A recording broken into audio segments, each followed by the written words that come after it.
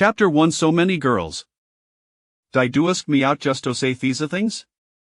You can't even look mine thigh whatever you want to say a strap it in your heart, isn't it? You're still a Kethis, it's truly disappointing.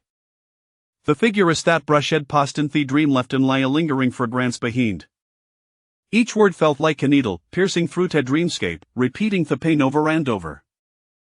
The dreamer was acutely aware of what the other person was.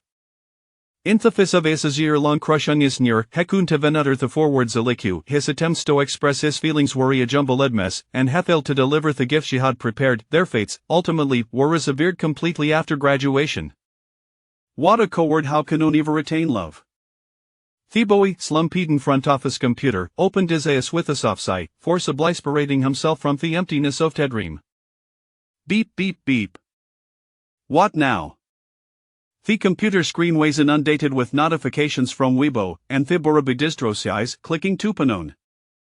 Trending renowned online Mulimang artist Lonely Sal mistakenly draws explicit content suspected to be flaunting gay otaku. Narrowing guises hedges to dis black framed glasses, striving to maintain a semblance of rationality delved into the comment section. Brother no way, a guy in his 20s doest know these? Little sailboat me brother just forgot to add the details. Singing gan dancing boy Lonely Sailus been drawing Joth comics for how many years, heifer gotta draw theta tales, even drew reflections, a mistake is a mistake. His femolet character seem rather flat, don't thee, hasha never seen a woman? Could it bethad Lonely Sailus salaful on saluto? Now under Hanover show his face or accepts interviews. Lonely Sail, stop drawing gon go de somion, after so many comics, it genuine lip pain smedosio like these. Oh come on, I always said Lonely Sail was a loser. Lonely Sail is a loser. This guy is a loser. Just a loser. Loser. The phrase ever berated from all directions, enveloping the boyciated before the computer. Goofan smiled. It turned out that people really do laugh when they are utterly speechless. In the next moment, Helly and back in Hesker, the weight of world pressing down on him. A living person, nearly dead. Click.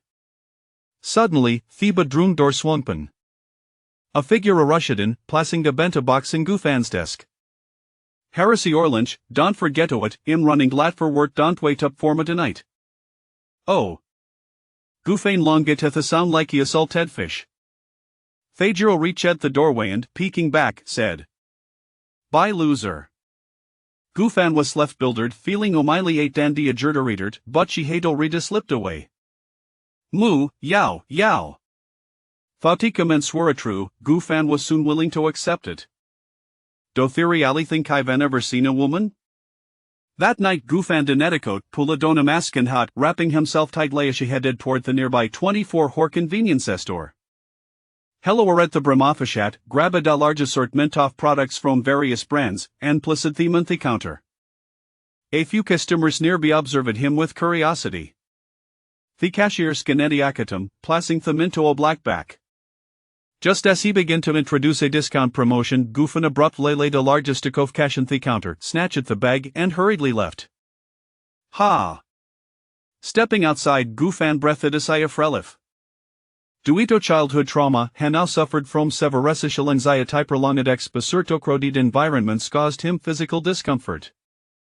Increased heart rate, rapid breathing, dizziness, trembling face had become the norm. The only onchefult comfortably around were his close familiar childhood friend, Mu Yao Yao. He'll just search for some evidence on my phone when I get back. Thanks to Mu Yao's incessant health checks in his computer, claiming it was for mental and physical well-being, the innocent Andun assuming Goofan found himself unable to his computer for anything remotely entertaining. Now, being berated by manga fans Saloser, how could he durathizasaman? Tonight, he must supplement this knowledge. Tap, tap, tap. Suddenly faint footsteps echoed behind him. Goofan thought he must have heard and continued walking. Unbeknownst to him, several figures were now walking in parallel behind him. Against the light of street lamps, they appeared as exquisite black silhouettes. Long hair, high ponytails, short curls, princess cuts, braided hair. Long coats, flowing skirts, princess dresses, sweaters, leather jackets. Suitcases, handbags, guitars, swonas, bamboo flutes. It's so quiet tight CMs we can stay here for a while. A clear, melodious female voice spoke, casual and languid. Goofan involuntariless low dispace. Ha, there a repiopal behind him. I really went to lay tonight's snack. A sweet, girlish voice could, as if in a playful pout. Girls, Marethanon. Sheeting gaziasi but hescalewently. Another voice, composed, chimed in. How about we together, after well gain weight, we can just say thescalize broken am I clever or what? The sweet voice rang out distinctly in the quiet night. Residents, how come I've never seen them before? Yunting wafaways a luxurious arahirivari inch was worth at Seaton Gold. The neighbors Goofan had encountered before worry lolder business mean it was his first time as seeing so many girls. The footsteps drew closer and Goofan, more afraid of people thang hosts, dared no turn around, his posture estifan ingashuot. Meow. Suddenly, Akit sleeping Bethirod Sidua startled awake of the footsteps, dartin gay crossed Hestreet in an instant. Goofan, lost in thought, Wastart led Bethessadine appearance of T-Cat, he quickly hit the brakes, Butin Hispanic, his left foot tripped over his right, causing him to stumble on the shopping badge in Hishans. Thud. There was no timatory act. Goofan, one loser, no became a sprawled out loser. The contents of the black bag scattered across the ground. Ignoring Festinge in his knees, Goofan hurriedly scrambled to collect the numerous small boxes that had fallen. Tap, tap, tap. Unbeknownst to him, the footsteps were now alarmingly close. Several pairs of flaunt legs and shoes surrounded him. Black stockings, nude tights, white socks, knee-highs and fishnets. High heels, marten boots, sneakers, little leather shoes. Need a hand? A voice dinged with a hint of Makura rang out. Goofan stood frozen for a moment, his tracing gun controllably, his breathing thrown into disarray, a familiar tightness in his chest making jither to breathe. Thajirl with the princess got held Esmal Bakshi had picked it up from the ground between her fingers, chewing in bubblegum Harius concealed behind sunglasses, clearly observing Goofan. Hey! The girl with braid hair, wearing a black mask, spoke coldly. Yun Ting no point 10. Which way's it? As soon as he finished speaking, Shanada said that the large Fedgorioff Goofan had already darted off several dozen meters. The 6 of them stood in place, gazing in confusion at Goofan's awkward retreat. Chapter 2 Colorful Affairs. Do he look like he ghost with his makeup today? The girl with the princess got dressed in alternative a fashion, pointed at her have a made-up face with a puzzled expression while chewing Gona-Cola-flavored lollipop. Not at all, Cianenio look absolutely stunning, the girl with short curls linked arms with Shinsianen giving her a thumb supen showering hair with compliments. Shinsianen, satisfied, patted Tanya's delicate face, you have such a sweeting. Alright, let Shariwa have rehearsal all day today, and a neat torcharge, the girl with the hypony tail bounced ahead.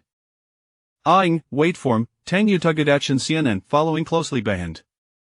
By that way, that strange Gawiza earlier he must bear sedent off Yunting, right, this place is Sharto Jetty.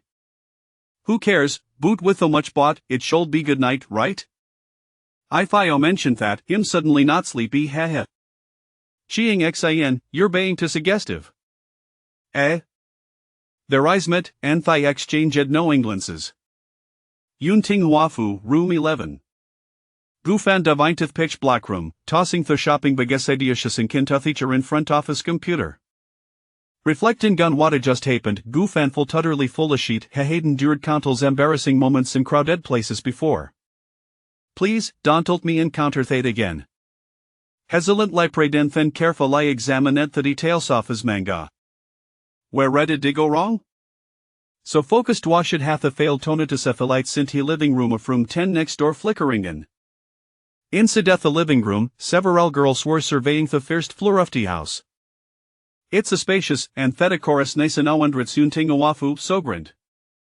Chiangzin walked around into living room before heading toward the bathroom, loosening her braid as he called out, I'm going to me hair first, Yu Sheng you want that milk. Okay. Yu Sheng, already visited in ga pluggage, smiled gently not pausing for a moment as you walked toward the near bickitchen, casually picking you pick up stick to twister to your grey long curls.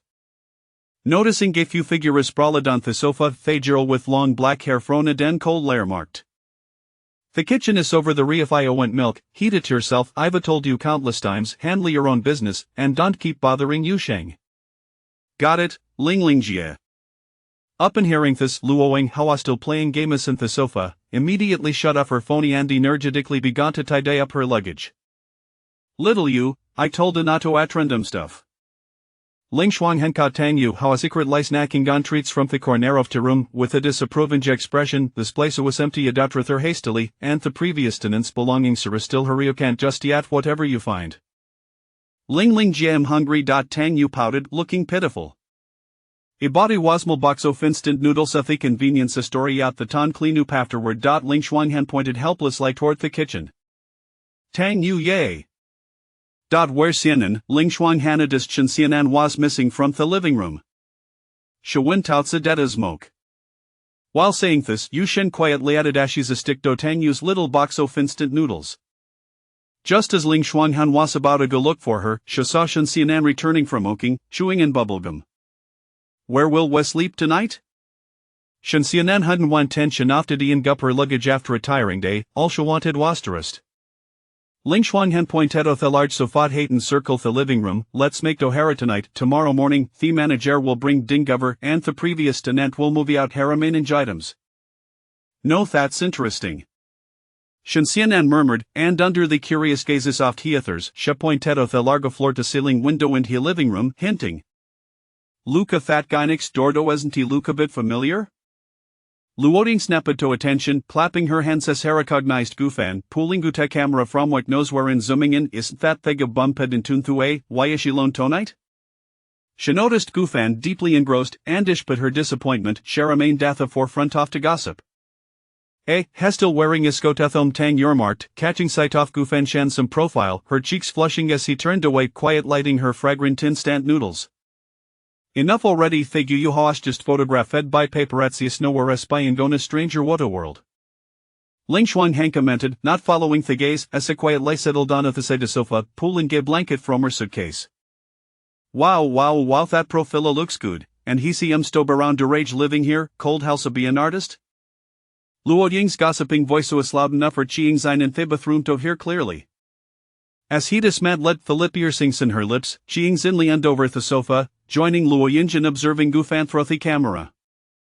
Thufway can see his face. I don't recall anyone like him in her circle has completely unfamiliar. Wait. You old Luke.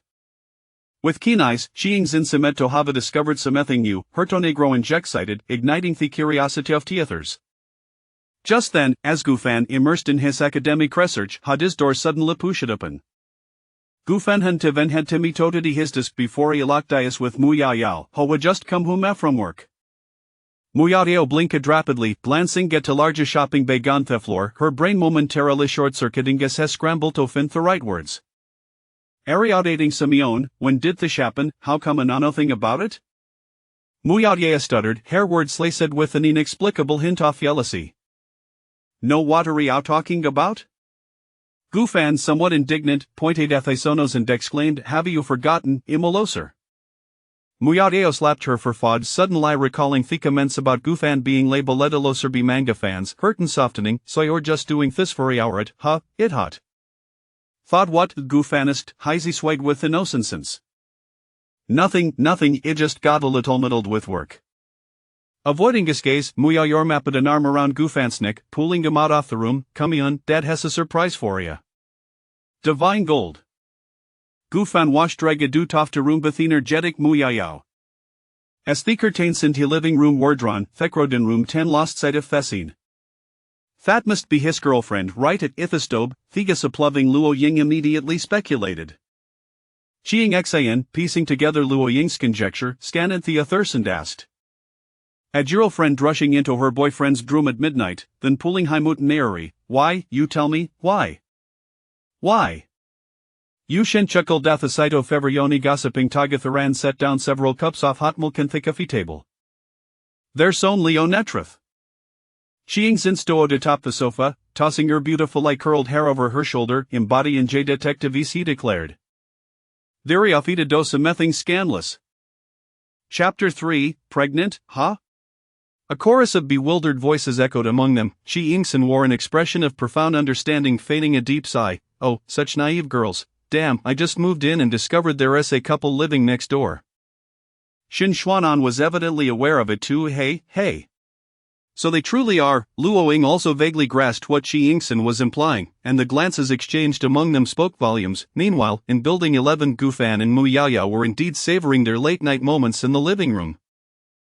Gu Fan sat contentedly on the sofa, cradling a semi-cooked tamago rice ball in his hands. The coffee table was laden with sweet and spicy stir-fried rice cakes, a bottle of taro milk, Longjing floating clouds rolls, a box of soy milk, a jar of caramel pudding, a cup of oden, and a small box of green grape jasmine yogurt. Take it easy, Big Bo. Mu Yaoyao looked at Gu Fan, who was indulging with a kindly expression, inquiring, "Where's egg yolk? I haven't seen it around while we are eating. It's in Unit 10. I took it over there while painting during the day. Let it sleep there tonight. After all, it has enough cat food and litter in its room. Egg yolk is a stray cat that Gu Fan adopted. By the way, did you forget to turn off the lights in Unit 10? When I returned just now, it seemed like the living room lights were still on." Mu Yaoyao remarked. That can't be. Gu Fan recalled that he hadn't turned on the lights at all while he was painting. Are you sure you weren't mistaken? He owns 2 apartments in Yunting Huafu because he requires a separate space for painting and gathering inspiration. He paints in Building 10 during the day and returns to Building 11 at night to rest. I'll go check again. Mu Yaoyao felt certain she couldn't have misseen, so she pulled back the living room curtains to glance towards Unit 10. Not just then, the occupants of Unit 10 had turned off the lights to rest due to the absence of visuals, plunging the living room into darkness. I must have really misseen. You enjoy your meal. I'm off to bed. I have work in the morning. After Mu Yaoyao finished speaking, she went upstairs to rest. Gu Fan, having eaten his fill, proceeded to open his spare phone as planned. And now, where does one find such things? The next day, in the early morning, ding-a-ling, the alarm clock rang punctually at 7. Gu Fan stepped out of his room, headed to the kitchen, and prepared steak and eggs for Mu Yaoyao, placing them on the dining table. Last night, he had searched for a long time on the internet, downloaded a slew of antivirus software, and ultimately fell asleep without any inspiration for depicting female characters. What a colossal failure. Good morning. Mu Yaoyao descended the stairs, sat at the dining table, picked up her knife and fork, and began eating the fried egg Gu Fan had prepared for her, her gaze inadvertently stealing glances at Gu Fan across the table. Although they had lived together for quite some time, she couldn't help but feel a surge of happiness over such small gestures, as if the scenes she had fantasized about for over a decade were gradually manifesting into reality. Meanwhile, the occupants of Building 10 were groggily waking up. Indeed, Chi Yingsen supported her waist, rising from the sofa, stretching lazily while lamenting. Aang kept kicking me while sleeping. I hardly got any rest last night, and I seem to hear cats meowing incessantly. I sleep restlessly. You know that. Besides, last night we were eavesdropping on that couple next door, and you happened to be sleeping right beside me. Luo Ying said, suddenly recalling the happenings next door, picking up her camera to observe, exclaiming, Hey, they're up early and having breakfast. What is so special about having breakfast? As Chi Yingsen spoke, she caught sight of the scene next door, and was momentarily taken aback, hastily calling the others to wake up. Get up, come quickly and see. Roused from their slumber, Tang Yu and Shen Xuanan leaned over the sofa's edge, peering through the camera towards the neighbors. They watched as Mu Yaoyao popped a piece of steak into her mouth, only to furrow her brows and cover her mouth moments later. The next instant, Mu Yaoyao dashed toward the nearby trash can, squatting down to vomit. Gu Fan, seemingly unfazed, simply forked the unfinished steak from Mu Yaoyao's plate onto his own. I've left you soy milk, yogurt, and fruits in the fridge. Take them to the office for breakfast. Fan Mu Yaoyao expressed her gratitude, wrapping her arms around Gu Fan, who was busy eating steak. You're so filial. Get off. Gu Fan pushed her aside with an expression of disdain. The moment Mu Yaoyao caught a whiff of the steak, she felt nauseous again. You should leave. Don't vomit on me, Gu Fan, on high alert, pushed Mu Yaoyao away to a safe distance. Due to Mu Yaoyao's profession, she watched various films daily, and prolonged exposure to pixelated images often led to physiological discomfort, causing her to frequently feel nauseous after eating. Gu Fan had long since grown accustomed to this, so he prepared a breakfast plan B for her in the fridge. By Big Bo. Mu Yaoyao grabbed her breakfast, covering her nose and quickly running outside. This scene was fully witnessed by the onlookers next door. The group fell into a prolonged silence. That odd fellow was going to be a dad, Chi Yingsen speculated. Tang Yu, scratching his messy hair upon waking, murmured, but they seem to be arguing. I got it. Luoing suddenly appeared as if she had seen through everything, standing amidst them. The situation next door was just like this. As she spoke, she turned toward the air, with eyes brimming with emotion, as if possessed by a dramatic spirit. Appa, I have the crystallization of our love. The next moment, Luoing switched directions, sat on the sofa, forcefully shoved the air, then placed her hand on the bridge of her nose, lowering her voice, coldly declaring, I want to keep this child, don't harbor any delusions. Luoing then embraced the air beside her, wearing a sorrowful expression. Please, Appa, let us keep this little baby. Impossible, I don't want to see you right now. She turned her head, mimicking Gufan, pushing the air away as far as she could. Then imitating Mu Yaoyao, covering her mouth and running sorrowfully to the door. After concluding her performance, Luoing snapped her fingers, spreading her little hand. This calls for applause. Shin Xuanan rolled her eyes, calling her a drama queen. Luoing replied earnestly, haven't you all watched dramas? The scene next door was clearly just like this. Click. Suddenly, the door to Unit 10 swung open. Ji Yufan, yawning, sauntered into Unit 10. The living room was deserted, leaving only the warmth of the sofa behind. The place was already a bit disheveled, and Gufan didn't notice. Egg yolk, Gufan called out, receiving no response, so he headed straight for the small room adjacent to the living room, which was Egg Yolk's room. Egg Yolk was inside, sharpening its claws, and upon seeing Gufan, it lazily strolled over, seemingly ignoring Gufan as it sauntered past his legs. So thirsty, Gufan had consumed 2 portions of steak in the morning, and feeling a bit parched, he made his way to the kitchen and opened the fridge. Since he usually didn't cook in Unit 10, the fridge was stocked with various beverages for him to enjoy while painting or taking breaks. You shall be the one. Soda water. Gufan pulled out a bottle of peach-flavored soda water, standing in front of the double-door fridge, tilting his head back and gulping down several large mouthfuls. He was completely oblivious to the figures cautiously approaching from the side. The others quietly watched Gufan drinking soda water. Ling Xuanhan's expression was clearly displeased, and she was the first to inquire, Who are you? Gufan, still with soda water in his mouth, paused upon hearing the voice and turned to look in the direction of the sound. The moment he turned, his pupils widened in shock, and they exchanged glances. Gufan sprayed a mouthful of soda water directly onto Ling Xuanhan's face. Chapter 4, D1 Melody. Ling Xuanhan, taken completely by surprise, found herself splattered with soda water. Gufan, feeling like a deer caught in headlights, was utterly stunned, his mind going blank. What in the world is happening? His household was filled with male cats. How could there be a woman here? That was quite a spray. Our captain's clothes are soaked. Shin Xuanan, amused by the spectacle, handed Ling Xuanhan a couple of tissue papers to wipe her face, a smirk playing on her lips. Hearing Shin Xuanan's words, Chi Yingxin seemed to recall something. Biting her lip tightly, nearly choking back her emotions, replaying all the sorrowful memories of her life, Luoing, on the other hand, had her lips slightly parted, staring in astonishment at Ling Xuanhan's damp, delicate face, internally cursing the situation, while Yu Shang was aware of Ling Xuanhan's notoriously bad temper, which made her feel somewhat anxious. Tang Yu's gaze wandered between the two, landing on the soda water in Gufan's hand.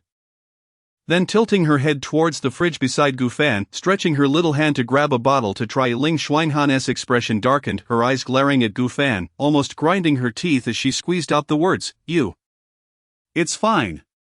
Before Ling Xuanhan could utter another word, Gufan, flustered and incoherent, made a hasty retreat, his speed rivaling that of Bolt. Ling Xuanhan was momentarily stunned, turning to glance at Gufan's fading silhouette.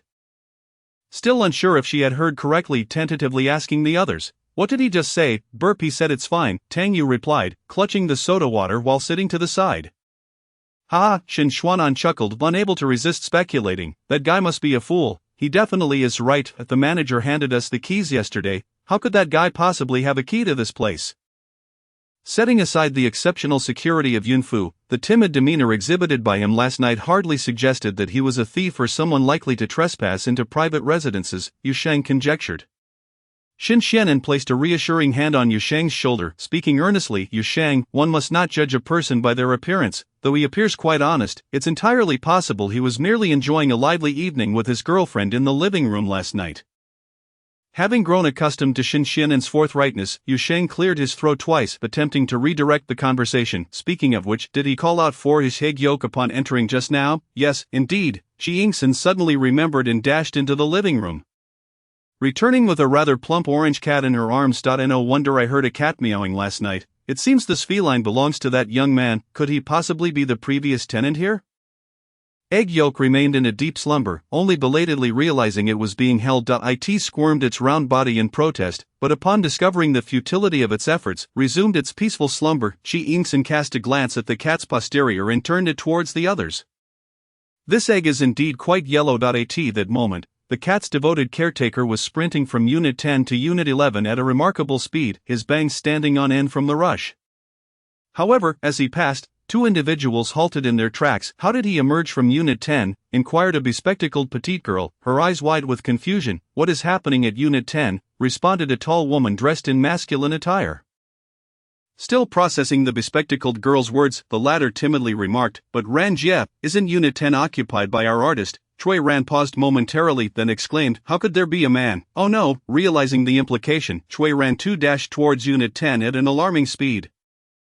After a series of hurried knocks accompanied by shouts, she entered the living room to find the group unscathed, with Tang Yu leisurely petting a cat on the sofa and Ling Xuanhan appearing nonchalant. "Where did this cat come from? What is going on? Who broke in? What do they want? A paparazzo? A reporter? Is anyone hurt?" Chui Ran was in a frenzy, fearing for the well-being of her charges. "Just a bit of spray to the face." "No need to panic," Shen Xianan recalled the earlier events with a hint of amusement. "What was used to spray? Is your face uncomfortable?" Upon hearing the mention of face, Chui Ran grew even more anxious. Inspecting Ling Xuanhan's cold visage closely, it's crucial to note that aside from their good health, their faces were their most treasured assets. Ran Jie, a neighbor, unexpectedly entered with a key and accidentally sprayed soda on Xuanhan's face. "It's already been cleaned, so there's nothing to worry about," Yu Sheng attempted to reassure Chui Ran. "Sprayed?"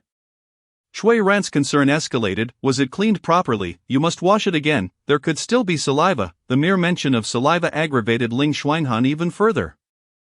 "Ran Jie, didn't you say the previous tenant of this house had already moved out? What is going on with that fellow in Unit 11? He just barged in without a second thought. How are we supposed to live here?" Ling Xuanhan voiced the collective doubts of the group. "Well, as you all know, it's rather difficult to gain access to Yunfu. After much effort, we finally had an available unit. And since you needed to relocate due to the paparazzi, and considering the other party is a prominent figure, I simply agreed," Chui Ran explained somewhat evasively, refraining from disclosing the other party's identity. "Today's events are likely a misunderstanding. As long as you're all fine, rest assured, I will clarify this matter with him immediately." With that, Chui Ran swiftly stepped outside to make a call. However, the line was busy. She could only opt to send a message, leaving the other party a note. Meanwhile, in Unit 11, Gu Fan had just dialed a number. A composed and mature male voice answered.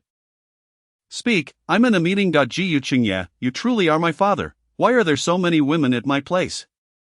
Gu Fan paced frantically in his room. "Is there any evidence to falsely accuse you?" "Old man," Gu Qingye responded with an air of nonchalance, "Unit 10 is your property. Aside from me, only you possess a key." "Not foolish," Gu Qingye chuckled lightly. "Yes, I rented that unit out." "Rented it out?" Gu Fan suppressed his anger. "Speaking with solemnity, that property belongs to you. I have no objections to you renting it, but you ought to inform me in advance." Besides, his father was not short on funds. Suddenly renting out the property was clearly an intentional attempt to make things difficult for him. "Listen to that tone, as if you're trying to teach me a lesson. Spending too long outside has made you develop a temper. You don't attend to family business, so naturally, I forget these trivial matters. If you were to come back, I won't return." Gu Fan anticipated Gu Qingye's incessant urging to come home. Ji Yu Qingye, who had initially spoken kindly, snorted dismissively and ceased his persuasion. Beep, a message notification chimed. Gu Qingye glanced at the text. D1M's manager Chui Ran. "Mr. Gu, I apologize for the interruption. Just now the young man from Unit 11 used a key to enter Unit 10. Is he the previous tenant?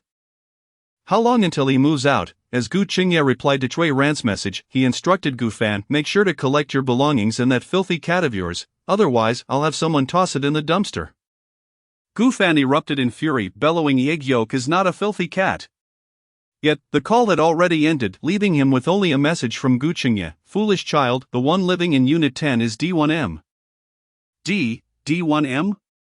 Having never been an avid fan, Gu Fan felt an odd sense of familiarity with the three letters and promptly opened his browser for a search. The screen immediately filled with familiar faces and detailed profiles. D1M, full in D1 Melody, a popular singing and dancing group in the country with millions of female fans. Team members include Ling Xuanhan, captain vocalist, Yu Sheng, vocalist, Chi Yingson, rap, Luo Ying, dance. Tangyu, Instrument, Shinshinin, Instrument, Chapter 5. To think a girl group and a scoundrel reside next door. Shui Ran in Unit 10 also received a reply from Gu Qingyi. Gu Qingye, the boy from Unit 11? He did indeed reside in Unit 10 previously. He was merely a tenant, and I am not well acquainted with him. I will ensure he vacates the premises promptly and retrieves the key. If he disturbs you again, please be sure to call the police. The group gathered around Shui Ran's phone, reading Gu Qingye's response, which only solidified their perception of Gu Fan's character. After all, he had abandoned both the child and the cat? Having perused the information, Gu Fan and the D1M group simultaneously exclaimed in astonishment. So, they actually lived next to a scoundrel and a girl group? Gu Fan, in a fit of frustration, tugged at his hair. What to do? Egg yolk is still over there, and the drawing supplies too. This trip was undoubtedly unavoidable. However, asking him to venture into that woman's kingdom to retrieve his belongings was a daunting task. If only he could sneak in.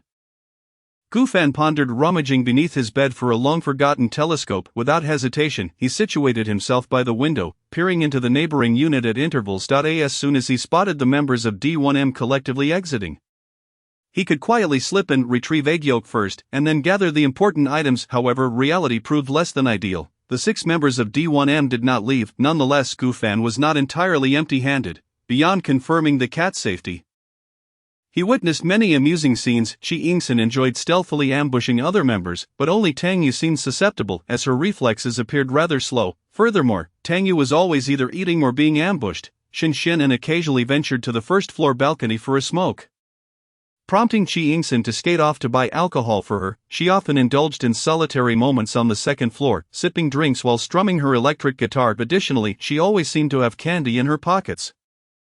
Luoying appeared to possess boundless energy, continuously practicing dance moves to enhance her flexibility. Yu Sheng, aside from vocal warm-ups, relished listening to music via Bluetooth while seated by the window, engrossed in reading. As for Ling Xuanhan, fitness. Beyond that, she engaged in serious discussions with her manager while gazing intently at her computer screen, the subject of their conversation remaining a mystery. No wonder she was the captain. Gu Fan suddenly recalled the strikingly cold face he had inadvertently sprayed earlier, Ling Xuanhan, and felt a twinge of regret. Gu Fan, you really hit the mark. You managed to wash the captain's face upon your first meeting? I hope I won't get beaten up next time. His mood increasingly gloomy. Gu Fan opted to open his computer and draw instead. Wait a moment. Donning his black-rimmed glasses, a thought struck him. Recalling the critiques from manga fans, he can't draw female characters at all. Has he ever seen a woman? All of them are flat-chested. How dull. Such a splendid pure love story needs the sacred embellishment of a 36D bust. Women. Gu Fan glanced towards Unit 10. It seemed he had ready-made inspiration at hand. After all, having observed all day, it was not without purpose. Gu Fan quickly transformed the myriad captivating scenes he had witnessed into creative inspiration, modifying each female character for the upcoming chapters, from outfits and hairstyles to accessories, body types, and facial expressions. Though merely superficial alterations, Gu Fan began to grasp. Until late at night, he had not even eaten dinner. Remaining at his computer to complete the final sequence of storyboards. Click, the sound of a door opening echoed from outside. Upon returning home from work, Mu Yaoyao entered Gu Fan's bedroom, her face immediately contorted in displeasure as she questioned. Have you not eaten dinner again? I was struck by inspiration today, so. Gu Fan's words were abruptly cut short as Mu Yaoyao seized his ear. You hopeless shut-in, you've let my words go in one ear and out the other. Why won't you listen when I tell you to eat properly? Is your art more important than your health? Will the world end if you delay your painting for a bit? Ouch, that hurts. Mu Yaoyao. Gu Fan was dragged out of the dimly lit room, his eyes momentarily blinded by the brightness of the living room. Spending all day in a dark room had made him rather morose. Yet when prompted to turn on the lights, he would insist on preferring natural illumination. And your hair, your bangs are covering your eyes. Why haven't you cut them? As she spoke, Mu Yaoyao retrieved her own hairband, swept aside Gu Fan's stray locks, and secured it in place. I don't want to cut it, Gu Fan retorted, accustomed to his rebellious ways. Upon seeing Gu Fan adorned with her pink bow hairband, Mu Yaoyao couldn't help but chuckle. In that intimate moment, Gu Fan raised his gaze, meeting her smiling face, the faint scent of her hair mingling with their shared breaths. Suddenly Gu Fan reached out and touched Mu Yaoyao's face. Startled, Mu Yaoyao gazed into Gu Fan's enchanting peach blossom eyes, her breath slowing and her heart racing uncontrollably. However, Gu Fan merely fixated on a particular spot on her face and remarked leisurely, Mu Yaoyao, you have a pimple. Mu Yaoyao froze momentarily, swiftly touching her face, her embarrassment quickly turning to irritation as she slapped Gufan lightly, exclaiming, "Focus on your own meal." Reluctantly, Gufan returned to his meal, utterly oblivious to the crimson hue blooming on Mu Yaoyao's cheeks. By the way, do you know who lives next door? He inquired. Next door? Mu Yaoyao shook her head vigorously. The Yunting Huafu complex comprised 18 buildings, teeming with people, but she had come solely for Gufan, showing no curiosity about anyone else. Gufan shook his head. My dad rented out Unit 10 without telling me in advance. I only discovered this morning that someone was living there when I went to find Dan Huang. What? Mu Yaoyao glanced towards Unit 10. So there's a new neighbor in 10 now. After washing her face, she settled onto the sofa across from him, her damp strands framing her face, her natural beauty appearing especially radiant under the light. You might know the neighbor in Unit 10, Gufan stated. After all, it was D1M, a girl group with millions of fans. Even those uninterested in celebrity culture would inevitably encounter content related to them while scrolling through short videos. Someone I know. Mu Yaoyao felt her CPU nearly overheating. As a child, she had been fortunate enough to attend the same kindergarten as Gufan, but apart from him, she couldn't fathom anyone she might know living in Yunting Huafu. You might not believe it when I tell you, the current resident of Unit 10 is D1M, Gufan declared bluntly. D1M, Mu Yaoyao was momentarily taken aback, then incredulously asked, "You must be joking, after all." Gufan was the type who spent all day holed up in his small room drawing youthful comics, and aside from her, his only companions were male cats. A girl group living next door? Surely, it must be an illusion. It's true. Gufan set down his chopsticks and pulled Mu Yaoyao into his bedroom, handing her a pair of binoculars and pointing towards the neighboring unit. "Take a look for yourself." Skeptically, Mu Yaoyao lifted the binoculars, and in the next moment, several youthful figures appeared in her line of sight. Oh my gosh, is that Ling Ling? And Xiao Yujiang too? Instantly, Mu Yaoyao transformed into an exuberant creature, her excitement causing her to energetically pat Gufan on the back. Jiu Jian Dan, they're real, alive stars. I told you not to call me by my nickname. Gufan grumbled, his expression darkening. His genius parents had named him with the character Fan, and cleverly used its antonym, Jian, for his nickname, completely disregarding the awkwardness of the homophone Jian Dan. I really want to ask for an autograph. It could be worth a fortune. Mu Yaoyao seemed to have discovered a path to wealth, her eyes sparkling at the prospect of D1M next door. Perhaps her gaze was too fervent as Ling Xuanhan, who was currently in front of the mirror applying skincare, caught sight of the two peeping toms through the reflection. "TSK, someone go close the curtains in the living room. We have onlookers." Ling Xuanhan discreetly pointed towards the floor-to-ceiling window. "Who the hell?" Xin Xuanan, who was reviewing the schedule, instinctively cursed, glancing toward the direction indicated by Ling Xuanhan's finger. The others also cast their eyes toward Unit 11. Is it that idiot again? Xin Xuanan stood up impatiently, intending to head upstairs. Yu Sheng caught sight of the pair of binocular lenses, unable to suppress a laugh. We were spying on them before. I guess it's our turn to be spied upon now. This little couple clearly has a penchant for this, watching us together. Shi Yingxin remarked, suddenly struck by an idea. She leaned forward and whispered, "Hey, I have a brilliant idea. Should we tease that scoundrel?" Chapter 6, Crystal Ball. Following Shi Yingxin's suggestion, only the gossip leader Luoying cast an approving glance her way. Their eyes met, a silent understanding passing between them, and they decided to proceed. Here I come. In the next moment, Shi Yingxin, fully engrossed in the act, pounced on Luoying, knocking her onto the sofa. Yame. Luoying played along, feigning shyness. Tang Yu watched, her face flushed with curiosity, her gaze unable to break away, until Yu Sheng covered her eyes. Meanwhile, in Building 11, Gufan was equally transfixed by the scene. He swallowed hard. Both he and Mu Yaoyao fell into a stunned silence. Although they were spying, they hadn't anticipated witnessing such juicy material.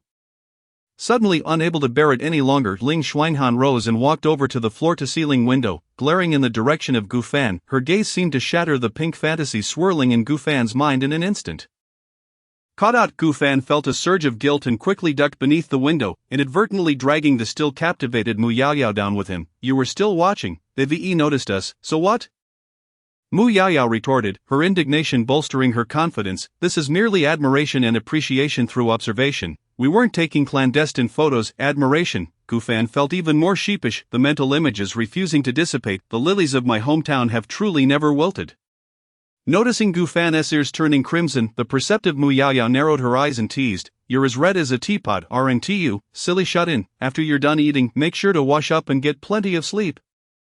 Or you'll risk losing your hair. With that, Mu Yaoyao retreated to her room, leaving Gu Fan stung by her words, feeling like a beehive had been unleashed upon him. I'll go next door tomorrow. I am not a shut-in. The next morning, Gu Fan bundled himself up tightly, slinging a black backpack over his shoulder, a determined expression adorning his face as he arrived at the entrance of Unit 10.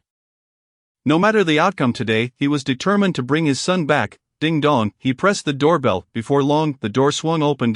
You're here. The one who answered was Shin Xuanan, clad in comfortable loungewear and fluffy slippers. Leisurely holding a cup of freshly brewed coffee that filled the air with its rich aroma. Ji Yufan met her gaze for a fleeting moment before quickly lowering his head, reciting the prepared lines. Sorry for the intrusion. I am here to collect my little cat. Your little cat. Shin Xuanan regarded Gu Fan with a knowing smile, teasingly asking, Is it me? Huh? The unexpected turn in their conversation caught Gu Fan off guard. And as he belatedly realized he had been playfully mocked, he stood at the door, utterly flustered. Please come in. Shin Xuanan refrained from further teasing Gu Fan, stepping aside to allow him entry. Thank you. Gu Fan entered what was once his home. A sense of nostalgia washing over him. In the living room, Yu Shang and Tang Yu sat on the sofa, enjoying fruit while engrossed in a conversation over a pad. Ji Yufan didn't ponder where the others had gone. Instead, he scanned the area for Dan Huang. At that moment, Yu Shang stood and approached Gu Fan, gently inquiring, Are you looking for that cat named Dan Huang? Yes. Gu Fan nodded vigorously. It just went upstairs. It is not afraid of people at all. It even jumped onto my bed last night. Yu Shang chuckled softly, her gentle tone undeniably putting Gu Fan at ease. I'm sorry to have troubled you about yesterday. I truly apologize. I won't disturb you again. Gu Fan's tone was sincere. While it was indeed his father who had put him in a bind, he was still aware that he had inadvertently splashed water on someone else's face. Unfortunately, Shuanghan isn't here today to hear your apology. She and the others left early with the manager for rehearsal. Only the three of us are home now. As Yu Shang spoke, she picked a washed apple from the fruit platter and handed it to Gu Fan. I bought it from the nearby convenience store. It's very sweet. You can eat it while you gather your things. Just, please refrain from taking pictures of our personal items. Ji Yufan was no fool. He understood the implication behind her words. Accepting the apple, he assured her, just an hour will suffice. I'll only take my essential belongings. I won't disturb anything else. With that, he swiftly ascended the stairs. Prior to coming, he had already prepared a list of items he intended to retrieve, writing down everything he needed while disregarding the rest. Why is he dressed so heavily? I can hardly see his face. Tang Yu remarked it was because Gu Fan was wearing a black cap and a mask, but through the frames of his glasses, they could catch a glimpse of his clear, bright eyes. Yu Shang reminisced about Gu Fan's previous demeanor. She surmised he always kept his head down while speaking, appearing somewhat fearful of others. He must possess a rather introverted nature, truly a brooding fellow. Shin Xuanan leaned closer to Tang Yu, observing the pad in Tang Yu's hands, and inquired, What were you two just watching that seemed so serious? Oh, it's a manga, Tang Yu replied, opening the electronic version's homepage to show Shin Xuanan, revealing the work of a popular manga artist.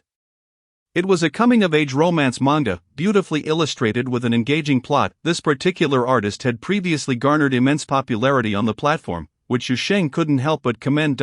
Such romantic narratives. Which artist is it?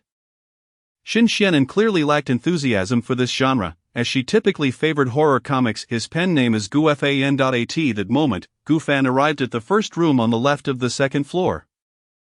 Upon opening the door, he was met with a complete transformation of the space. Not only were the bed linens and blankets entirely replaced, but the walls also adorned with uniquely styled artwork that bore a dark Gothic aesthetic. The desk was cluttered with an array of peculiar Cthulhu figurines. Ji Yufan immediately discerned that this was Shin Xuanan's room. Thankfully, his belongings had not been discarded but rather placed in a cardboard box in the corner.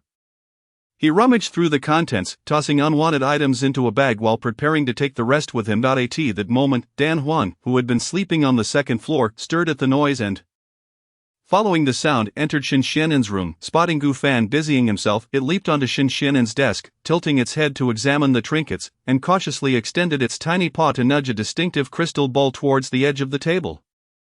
Upon hearing the noise, Gu Fan turned just in time to witness his unruly pet's familiar antics. Dan Huang, Gu Fan scolded, attempting to halt the cat's actions. However, Dan Huang, undeterred by Gu Fan's presence, brazenly pushed the crystal ball off the table with its paw. In a reflexive action, Gu Fan lunged forward to catch the crystal ball. Alas, he was a moment too late. A sharp sound rang out as the crystal ball shattered upon impact with the floor, its contents spilling everywhere. It's over, Gu Fan murmured just as he heard footsteps ascending the stairs. In a flurry, he scrambled to gather the pieces of the shattered crystal ball, trying to piece them back together. Yet his attention was drawn to its design, this crystal ball. It seemed oddly familiar. Suddenly he heard Shinxinen's voice as she reached the top of the stairs, and upon seeing the broken crystal ball on the floor, she stood frozen in shock. Gu Fan, in a state of panic, hurriedly held out the fragments of the crystal ball and stammered, I'm sorry, it was my cat that just went out. Leave, Shinxinen uttered softly. What did you say? Gu Fan failed to catch her words. Shinxinen shot him a piercing glare. Get out. Chapter 7, Initial Intentions and Wishes. Shinxinen's thunderous shout prompted Gu Fan to act without a moment's contemplation.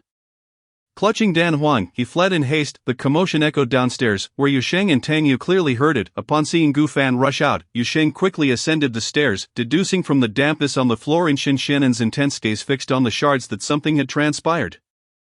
Silently, she gathered the remaining fragments and reassured her, it's not too badly shattered. We can fix it. I'll go buy some blue. No need, I wish to be alone for a while, Shinxinen replied, rising to usher Yusheng outside, adding, if that foolish creature dares to step foot in here again, I shall consider moving out. The door slammed shut with a resounding thud, clearly indicating Shinxinen's displeasure.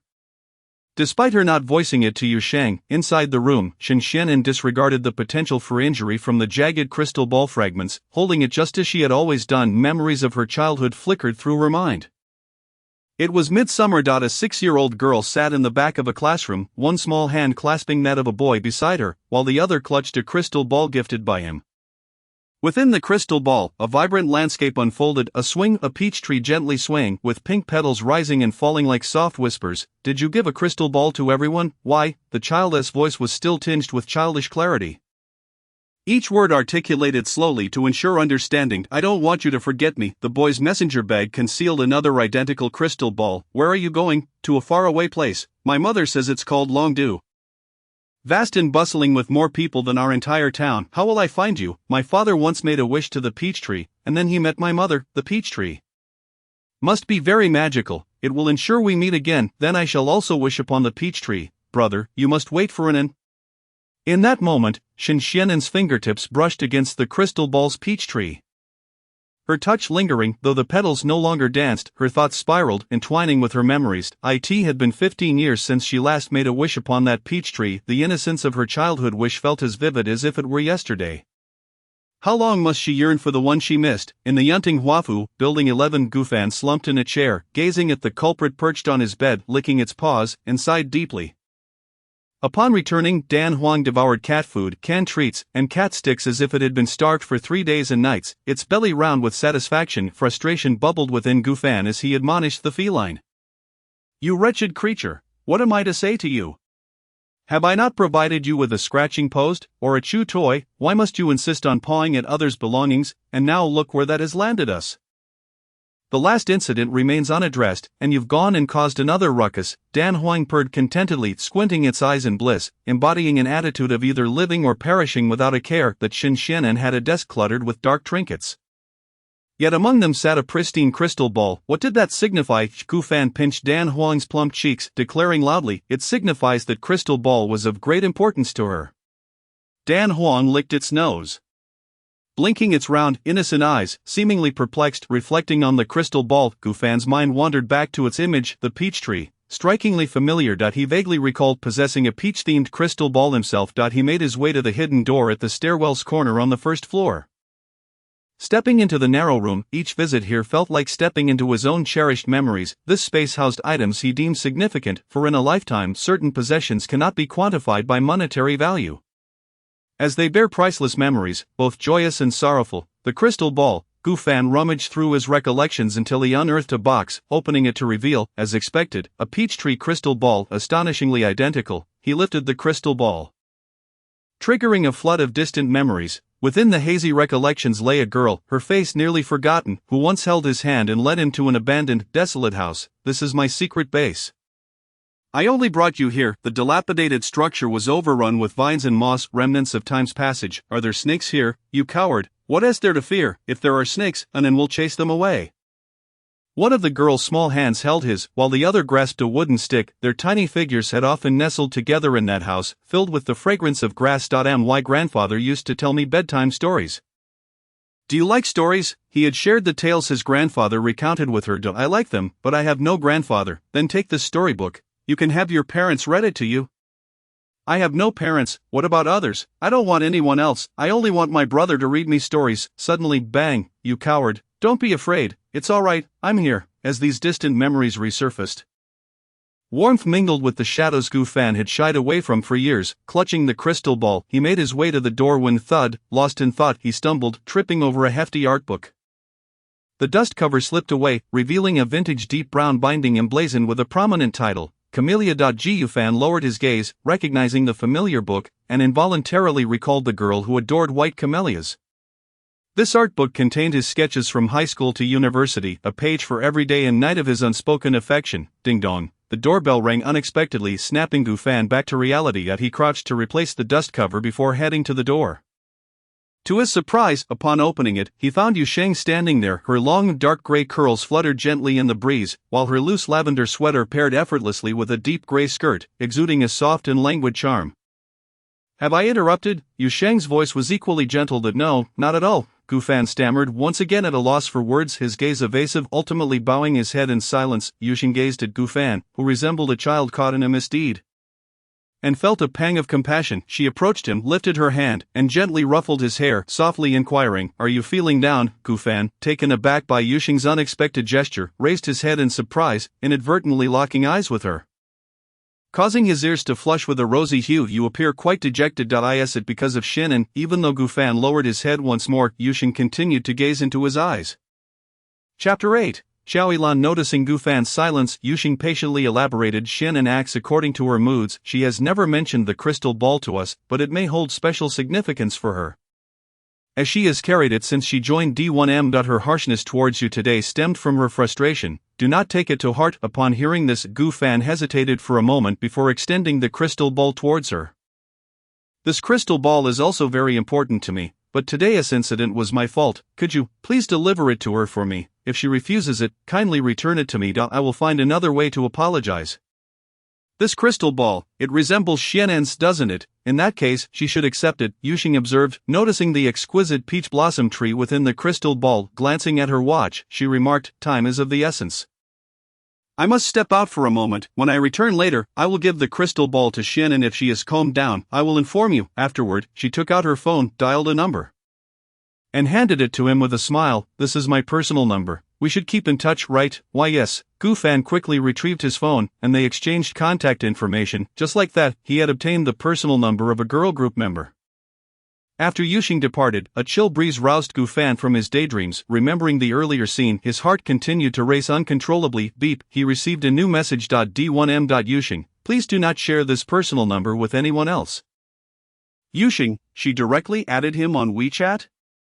Gufan instantly replied, "Got it." Those two brief words could hardly conceal the fluttering excitement stirred by her familiar warmth. The vibration of his phone interrupted Gufan's reverie. An unknown number. He answered the call, initially assuming it was a misdial, but was unexpectedly greeted by a familiar voice. Gufan, his heart skipped a beat. Xiaoyilan, Gufan ventured, his tone laced with curiosity.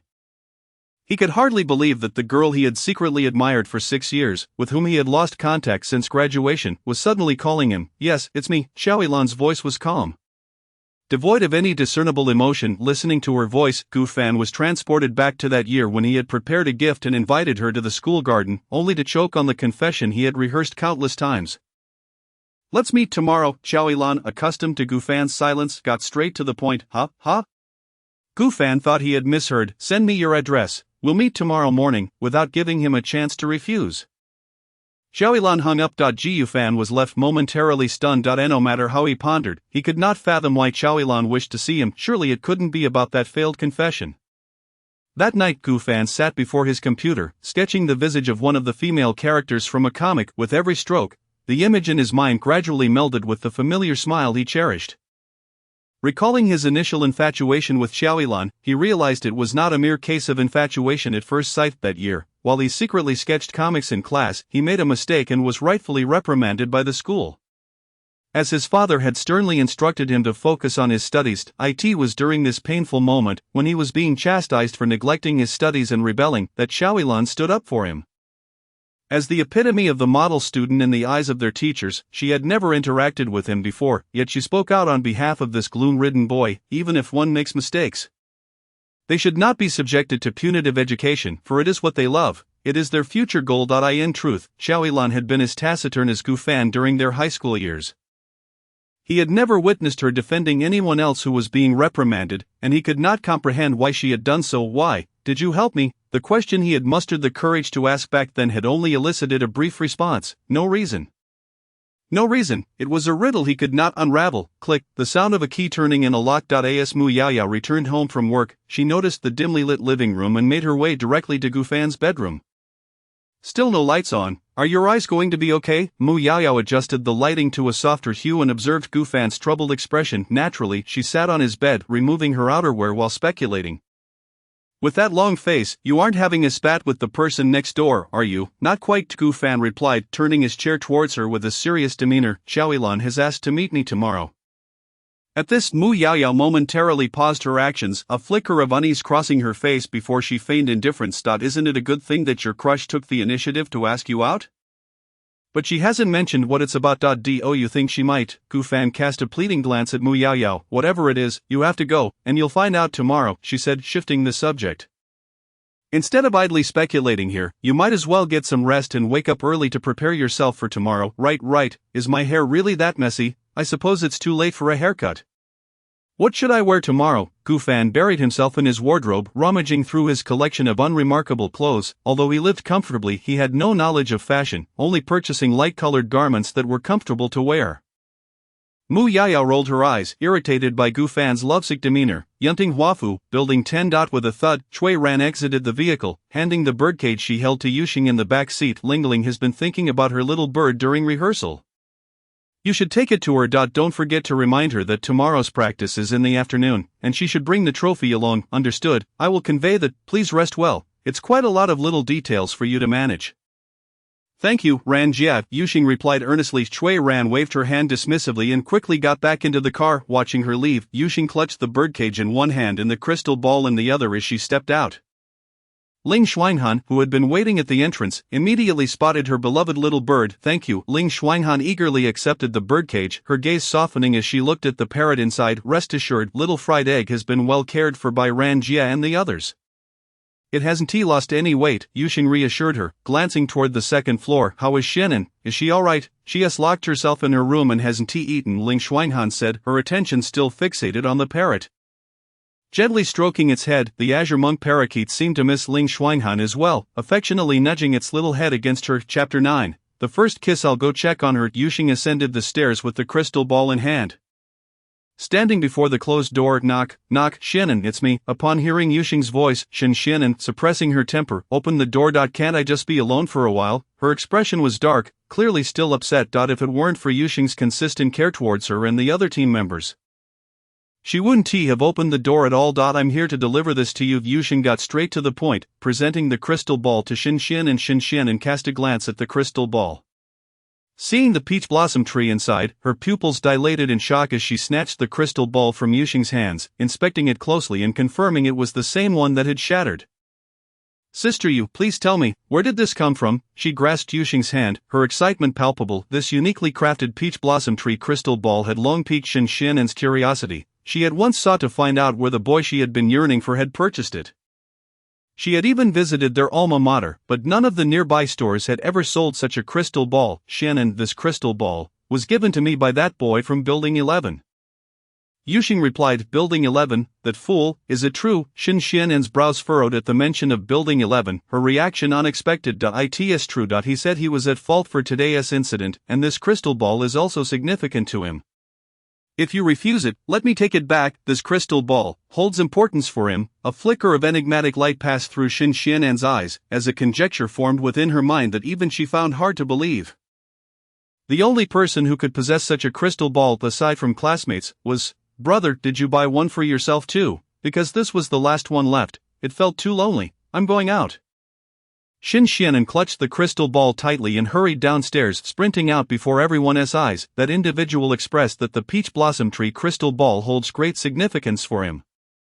Could it be That he cherishes that fleeting memory as much as she does? In the Yunting Huafu, Building 11, Mu Yao forcefully pulled Gu Fan out from the wardrobe he was rummaging through. Her irritation palpable. Stop searching, I have a day off tomorrow. I'll help you coordinate your outfit and ensure you'll dazzle your goddess. Really? Gu Fan instantly transformed into an enthusiastic admirer, excitedly hugging Mu Yao. Yao, I knew you were the best to me, you're the most reliable in critical moments. The sudden embrace caught Mu Yao off guard, her heart racing uncontrollably due to her profession. She had always despised the proximity of the opposite sex.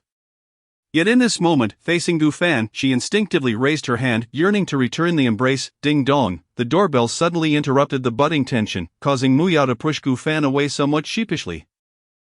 Don't cling to me, open the door. Hearing this, Gu Fan immediately dashed to the door. Upon seeing Shen Xianen's face on the display screen, he instinctively retreated 2 steps, fleeing back into the room. What's wrong?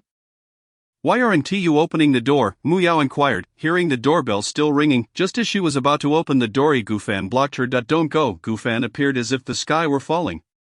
Pointing towards the door and whispering, it's Shen Xianen out there. Shen Xianen, the electric guitar player from D1M. What does she want? Mu Yao questioned, puzzled. You don't understand. I accidentally provoked her today. At this hour. She is probably at her wit's end and determined to beat me up. What's there to fear? Move aside, coward. Mu Yao pulled Gu Fan aside and opened the door directly. Their eyes met. Shen Xianen at the doorstep briefly glanced at Mu Yao's face before turning her gaze to Gu Fan. I need to speak with you. Shen Xianen attempted to push her way in, but Mu Yao blocked the door. It's quite late. Mu Yao smiled kindly, her implication unmistakable. She wanted Shen Xianen to leave.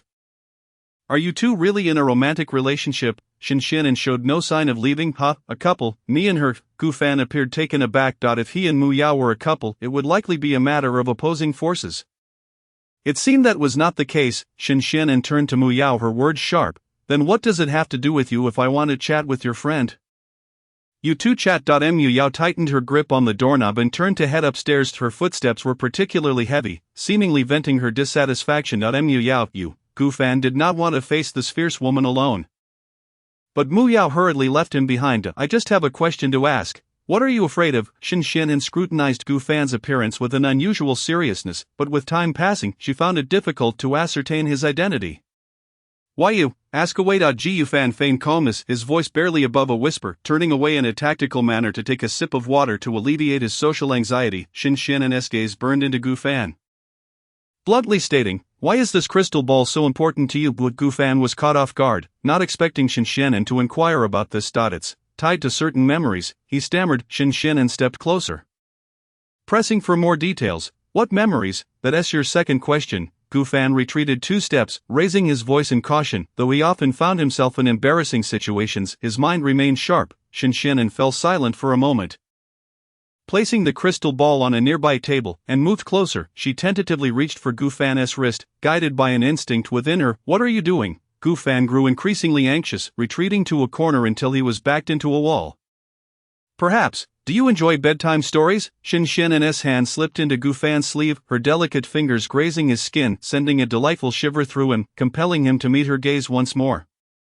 What bedtime stories? I don't understand what you're saying. Gu Fan's words trailed off as the barely noticeable scar on his wrist was caressed, causing Shen Xianen to pause momentarily. The peach blossom tree truly holds remarkable significance. Shen Xianen suddenly spoke, her voice trembling with an indescribable excitement. What? Gu Fan was utterly bewildered, but upon looking up, he met Shen Xianen's reddened eyes. In that instant, upon touching the scar, Shen Xianen had confirmed her suspicions. The boy from her memories was slowly converging with the Gu Fan before her. She gazed at Gu Fan, devoid of any hesitation, grasped his collar, and pulled him closer. Gu Fan was caught off guard, his words silenced. In utter chaos, Gu Fan struggled to comprehend the situation, only to see Shen Xianen's lips curve into a mischievous smile. Chapter 10, Little Fan Gitch Hey.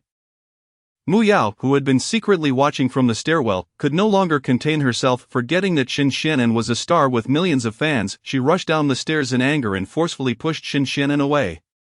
What are you doing? Mu Yao shouted, promptly pulling Gu Fan behind her. Shen Xianen responded with a condescending tone, unhurriedly saying, I was kissing him. Is that not allowed? He does not consent. Mu Yao gritted her teeth as she spat out those 4 words. You think he doesn't want to? I think he enjoys it just fine. perhaps even, Shinshinen replied, tilting her head, her gaze drifting past Mu Yao and landing on Gu Fan, her expression dropping lower. I am not some socially inept guy who has never seen a woman.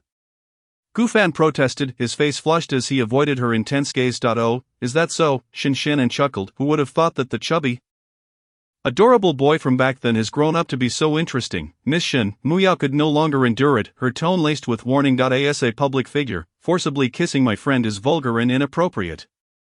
If this gets out, D1MS teen would be in a flurry, wouldn't they? Upon hearing this, the smile on Shinshinen's face faded. She stepped closer to Mu Yao, her exquisite features showing no fear. Such threats work on anyone from D1M, except for me. Having said that, she turned to Gu Fan, waved her hand, and smiled innocently. See you tomorrow, little Fan Gidge. The affectionate term felt oddly familiar to Gu Fan. But only vaguely so, for more than one person had addressed him as such. When did you attract peach blossoms? Compared to her earlier warning, Mu Yao maintained an unusual calm as she posed this question to Gu Fan. No, I'm not familiar with her. Shinshinen told me to get lost this morning. Who knew she would suddenly say all this? Gu Fan picked up the crystal ball that Shinshinen had returned. Still bewildered by her words, then why didn't you dodge when she kissed you? Mu Yao's tone suddenly turned slightly sour.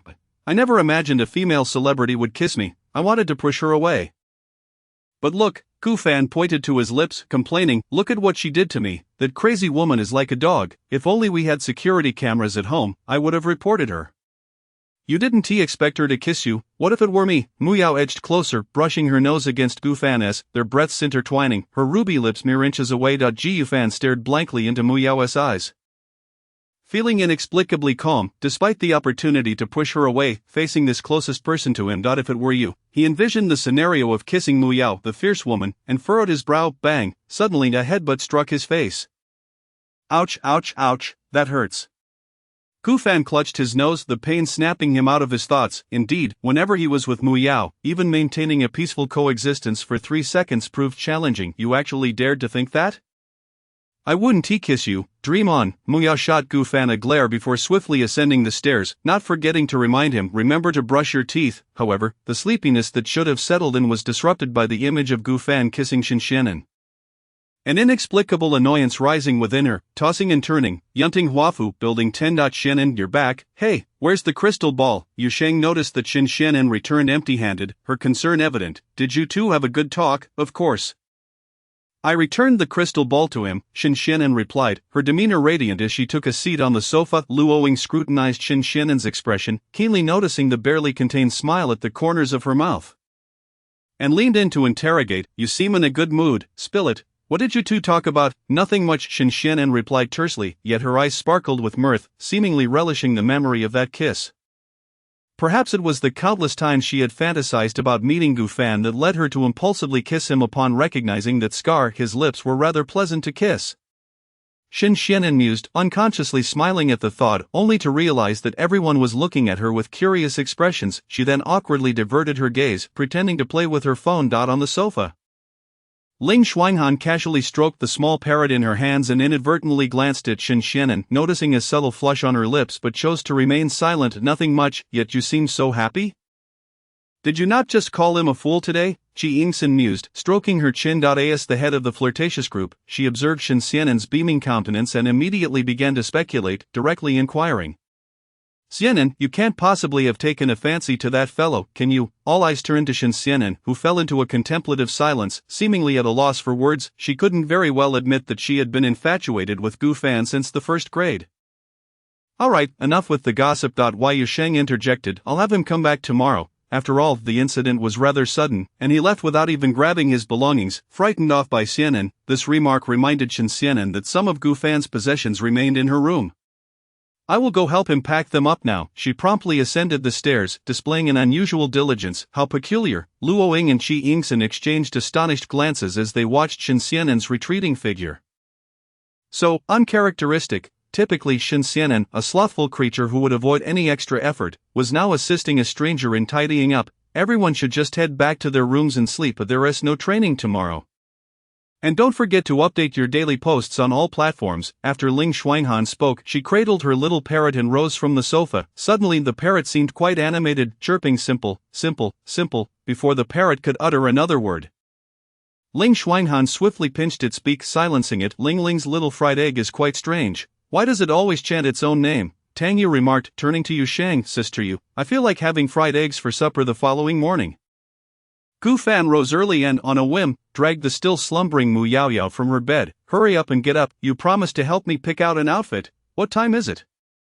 Mu Yaoyao mumbled, resembling a limp doll as Gu Fan tugged her back and forth without her eyes opening. Chapter 11. The invitation. Gu Fan took it upon herself to pry open Mu Yaoyao's eyelids, insisting, stop sleeping, and tell me if this white hoodie looks good. With great reluctance, Mu Yaoyao blinked her eyes open. The first thing she saw was Gu Fan's face, seemingly just washed, still a touch damp. With a headband pushing back the wisps of hair on her forehead, exuding a faint floral fragrance, clean and refreshing to it's not a date, Mu Yaoyao grumbled, her drowsy mind stirred awake by a hint of jealousy. She got out of bed, retrieved 2 outfits from the wardrobe, and handed them to Gu Fan, saying, Here, I've prepared these for you. Just wear this. Gu Fan picked up one of the garments, frowning. Mu Yaoyao, do I look that easy to please? A plain red hoodie is one thing, but what else with the floral patterns all over it? As a comic artist, Gu Fan found Mu Yaoyao's choice a blatant challenge to his aesthetic sensibilities. However, Mu Yaoyao, appearing as if she could see right through him, replied leisurely, My dear Fan, after all this time, do you still not understand why Xiaoyilan has no feelings for you? Gu Fan paused, genuinely taken aback. You know, of course, I'm not you. I can count the people I've met on one hand. Mu Yaoyao circled around Gu Fan and continued her analysis. Girls are drawn to boys who can constantly surprise them, which is the essence of novelty, and your attire is the most direct reflection of that. If you stick to your own style without any flexibility, a girl's attitude towards you likely won't change. Think about it, does my reasoning hold any merit? Perhaps there is some truth in that. But can this flamboyant outfit even be considered fresh? Gu Fan questioned, agreeing with Mu Yaoyao's perspective yet struggling to accept the vibrant floral hoodie. Fool, dressing is about coordination, Mu Yaoyao exclaimed, pulling out a pair of gray trousers and a set of yellow sneakers, measuring them against Gu Fan's frame with satisfaction. Perfect, you should wear this, gray trousers and yellow shoes. This color combination is too chaotic, Gu Fan exclaimed, unable to fathom how Mu Yaoyao, typically so well dressed, could have put together such an ensemble. The curious onlooker Hegyok shook its head at the sight. This outfit has its own significance. You clearly don't follow fashion bloggers, you wouldn't understand the charm of yellow, gray, and red. Any girl would be dazzled. What kind of charm is that? A master of the art, Gu Fan mused. Convinced that Mu Yaoyao's fashion sense was inferior to his own, he tossed the clothes aside, resolutely declaring, Gu Fan would rather go out bare today than wear this atrociously low ensemble of yellow, gray, and red. Chapter 12. Our boyfriend. Outside Yunting Huafu, Gu Fan stood early at the entrance, clad in his yellow-gray-red attire. He had not capitulated entirely to Mu Yaoyao's fashion philosophy. Over the floral hoodie, he donned a black vest to conceal the garish patterns and provide warmth.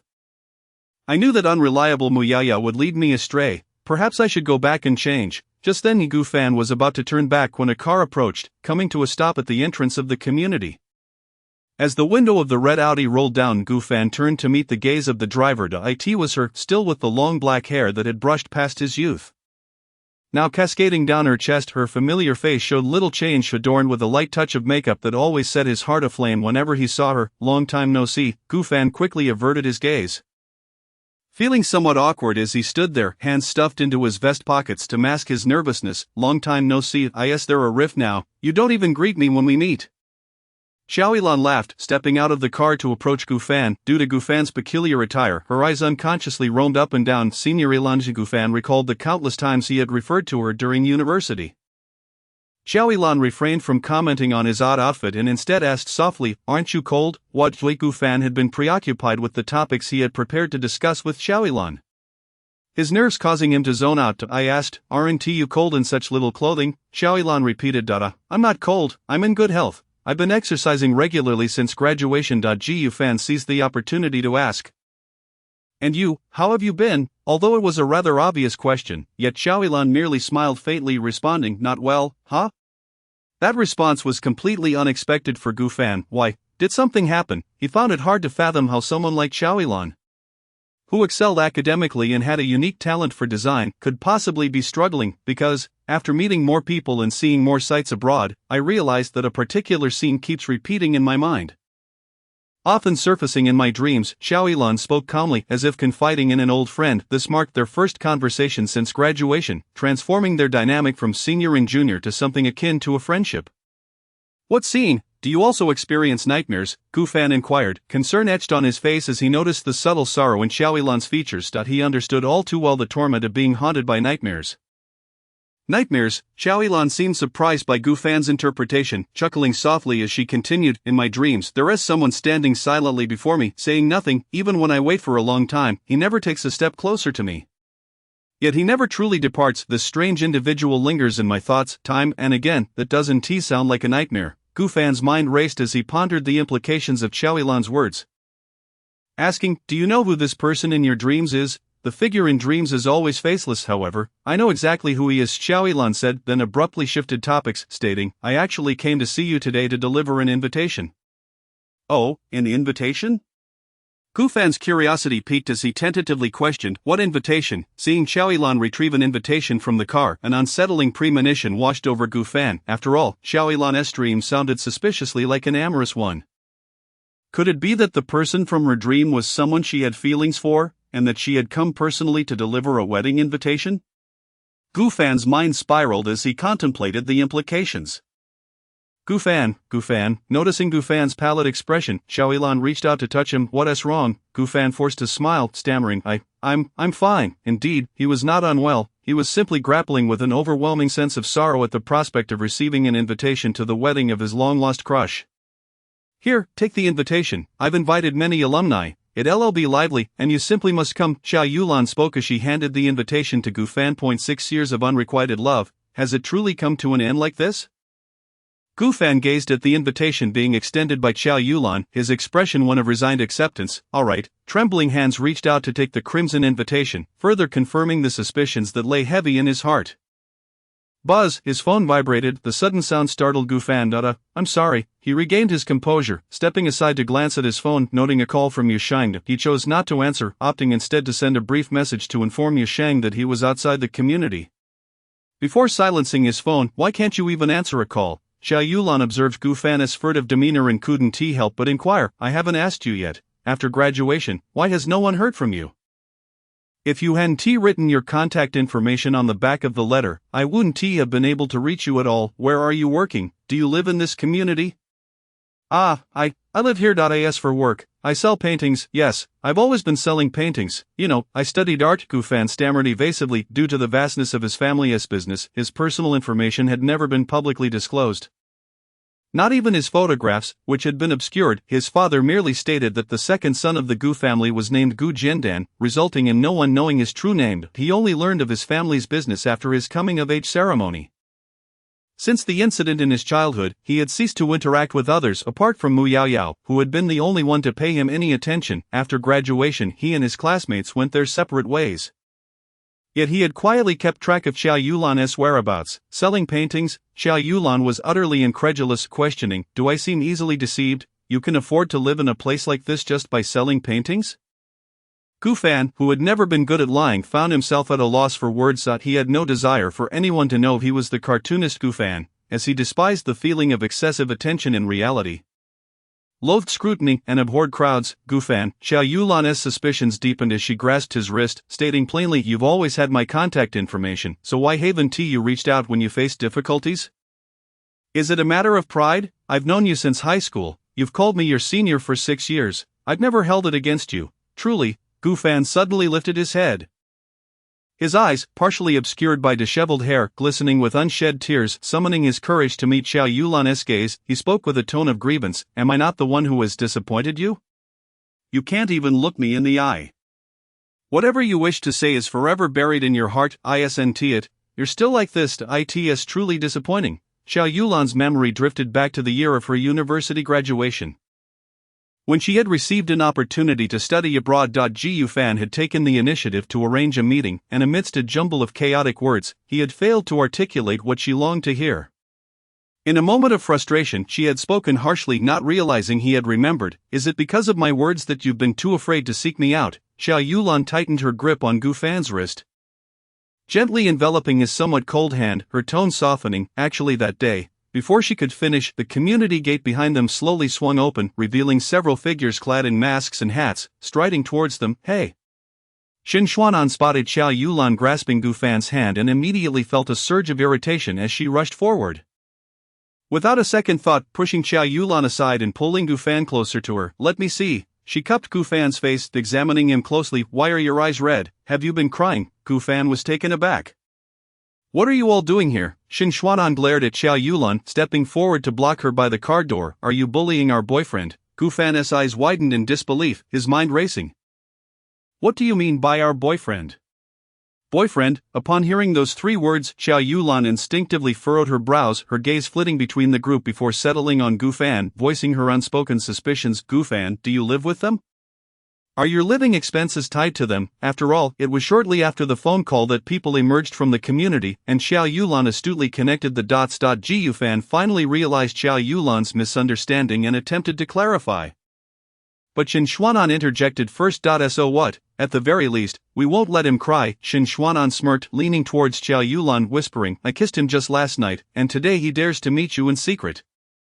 We'll be sure to discipline him when we get back. At her words, Xiao Yulan's displeasure deepened. Although Gu Fan was not particularly articulate, she did not believe he was a spineless pawn to be manipulated. As Shin Xuanan continued to escalate the situation, Ling Xuanhan pulled her mask up and approached Xiao Yulan, placing a hand on her shoulder while opening the car door. Sorry, we have some matters to discuss with him. You two can continue your conversation another time. He doesn't seem to be in good spirits, don't you think? Xiao Yulan's gaze swept across the group, glancing at Gu Fan before tossing the invitation onto the ground at the community entrance. Then getting into the car and driving away. Well, what do you think, boyfriend? Did we arrive just in time? Luoing teased, elbowing Gu Fan playfully. You've misunderstood. She is my senior, how could she bully me? Gu Fan mumbled. No bullying, then why were you crying? Shin Xuanan stepped in front of Gu Fan, raising a finger to gently touch the redness at the corner of his eyes. Fine, if you say there was no bullying. I'll take your word for it. Let us just say I was meddling out of concern for you. Alright. The memory of last night's stolen first kiss flooded Gu Fan's mind upon seeing Shin Xuanan. And he replied in a fluster, I don't need that, just don't cause me any trouble, and I'll be grateful. Oh, you're actually angry. Shin Xuanan leaned closer, scrutinizing Gu Fan's expression. You're quite different from what I remember. I like it. If you're really upset, why not scold me a bit? Gu Fan cast a sidelong glance at Shin Xuanan before bending down to pick up the invitation that Xiao Yulan had discarded. Your things are still with us. We mainly came to find you for this, Yu Sheng remarked. Gu Fan noticed Ling Xuanhan, who exuded an air of authority, and felt a twinge of apprehension, tentatively asking. Can I go get them now? Is it convenient? After all, he had yet to formally apologize to Ling Xuanhan for the incident involving the soda he had accidentally spilled on her, which had also damaged Shin Xuanan's crystal ball. Leaving him feeling rather nervous. Chapter 13. An important person. However, Ling Xuanhan merely remained silent, casting a brief glance at Gu Fan before turning to leave. Of course, it's convenient we're all free today. Tang Yu chimed in, sidling up to Gu Fan and whispering, Ling Ling is really nice. If she is not speaking, it means she is giving her approval, as Tang Yu leaned in to speak with Gu Fan. The sweet scent of fruit candy wafted from her plump lips, reminiscent of fruity soft candy. Is that so? Gu Fan looked down to find Tang Yu holding a bag of fruit candy. Noticing Gu Fan's gaze, Tang Yu plucked a piece from the bag and, before he could react, pressed it to his lips. Here's one for you. Gu Fan had no time to evade and found himself with a piece of candy in his mouth. His lips inadvertently brushing against Tang Yu's finger. Peach-flavored. Little you, how biased you are. What about our candy? Luoing seized the opportunity to snatch the bag of candy from Tang Yu's hands. Give it back to me, Tang Yu exclaimed, finally realizing her candy had vanished, and she chased after Luoing in a huff. Gu Fan, momentarily lost in thought, was jolted back to reality when Shi Yingxin began tugging at his vest. He quickly covered himself, adopting a defensive stance. What are you doing? Is it your zodiac year? Shi Yingxin scrutinized Gu Fan, finding his outfit rather amusing. He is a dragon, Shin Xuanan blurted out, then naturally took Gu Fan's hand, pulling him towards building 10. Let go of me, how do you know I'm a dragon? Gu Fan struggled to free himself from Shin Xuanan's grip, but she held on tightly as if afraid he might escape. Beg me, and I'll tell you, Shin Xuanan teased at Anin. Please, Gu Fan protested, defiant. Observing the playful interaction between the two, Shi Yingxin couldn't help but ask Yu Sheng, hey, Yu Jie, don't you think they seem inexplicably close?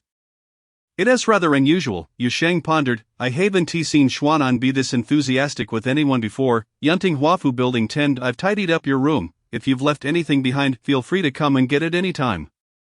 How thoughtful am I? Shin Xuanan lounged in her chair, propping her chin on her hand as she watched Gu Fan. Thank you. Gu Fan observed that most of his belongings were still there and bent down to lift a box. His back was conveniently turned towards Shin Xuanan. Shin Xuanan's gaze unconsciously lingered on Gu Fan's silhouette, a subtle smile gracing her lips as she rose from her chair. Little Fan Gu, Shin Xuanan whispered into Gu Fan's ear. Gu Fan froze for a few seconds, his face flushing to the tips of his ears. You, he stammered, rendered speechless by Shin Xuanan, who had cornered him against the wall. Weren't you curious as to how I knew you were born in the year of the dragon? In truth, my knowledge extends far beyond that. I am aware of your preferences, habits, and vulnerabilities, and I understand the fears that have long resided in your heart. After you return, contemplate the words I have shared with you while gazing at that crystal ball. Shin Xuanan grasped Gu Fan's wrist, gently tracing the scar along his sleeve once more. I refuse to believe you could forget me. I in such close proximity, meeting that familiar, fervent gaze. Gu Fan felt his heart race uncontrollably. He hastily picked up a cardboard box and fled the scene. It was bewildering how he could be so fierce one moment and then so soft the next. What a capricious character! Gu Fan muttered, wishing he could remain cold and distant throughout. Suddenly, he recalled Ling Shuanghan. His painting board was still in that room. Knock, knock. Gu Fan knocked softly on the door, after a few seconds of silence. He surmised that Ling Shuanghan was likely elsewhere in the house. Seizing the opportunity, he pushed the door open, intending to quickly retrieve his belongings and leave. However, upon entering the room, he stood frozen in place. The space, once serene and tidy, now lay in chaos, filled with instruments and equipment, sheets of music scattered across the floor. He cautiously stepped over the clutter, only to discover that the area designated for his art supplies had been transformed into a recording studio. Soundproofing panels affixed to the walls. The speed of this group's actions was astonishing. It was only then that he noticed Ling Shuanghan seated in the studio with headphones on, cradling a guitar, her back towards him. No wonder the door had remained shut. While Ling Shuanghan was busy, he stealthily rummaged for his missing art supplies. Perhaps his movements were too conspicuous, as Ling Shuanghan caught a glimpse of him. Bent over and rummaging under the table, she furrowed her brow, removed her headphones, and discreetly pushed the door to the recording studio ajar, propping it open with her foot before strumming her guitar. The moment the sound filled the air, Gu Fan turned to face the studio. He had intended to muster the courage to inquire about his supplies, but the familiar melody halted him. I have a slight infatuation with you. Yet I am so afraid to meet your gaze. Just a hint of affection, a touch of hesitation, unable to believe my feelings are beyond my control. You listen to this too, Gu Fan blurted out upon hearing the familiar tune. The strumming abruptly ceased, and realizing he might have interrupted Ling Shuanghan, he quickly covered his mouth and lowered his head, feeling a wave of anxiety wash over him. However, Ling Shuanghan merely walked out of the recording studio, leaning against the wall plastered with team posters, and did not directly answer Gu Fan's question, instead inquiring, "Do you know why our D1M came to Yunfu?" Gu Fan scratched his head, responding meekly, "Isn't it to stay here?" "No," Ling Shuanghan sighed, "to gain residence here. I leveraged all my connections and waited for a long time, all for my own selfish desires." "Selfish desires?" Gu Fan questioned, puzzled, yet sensing Ling Shuanghan did not wish to elaborate.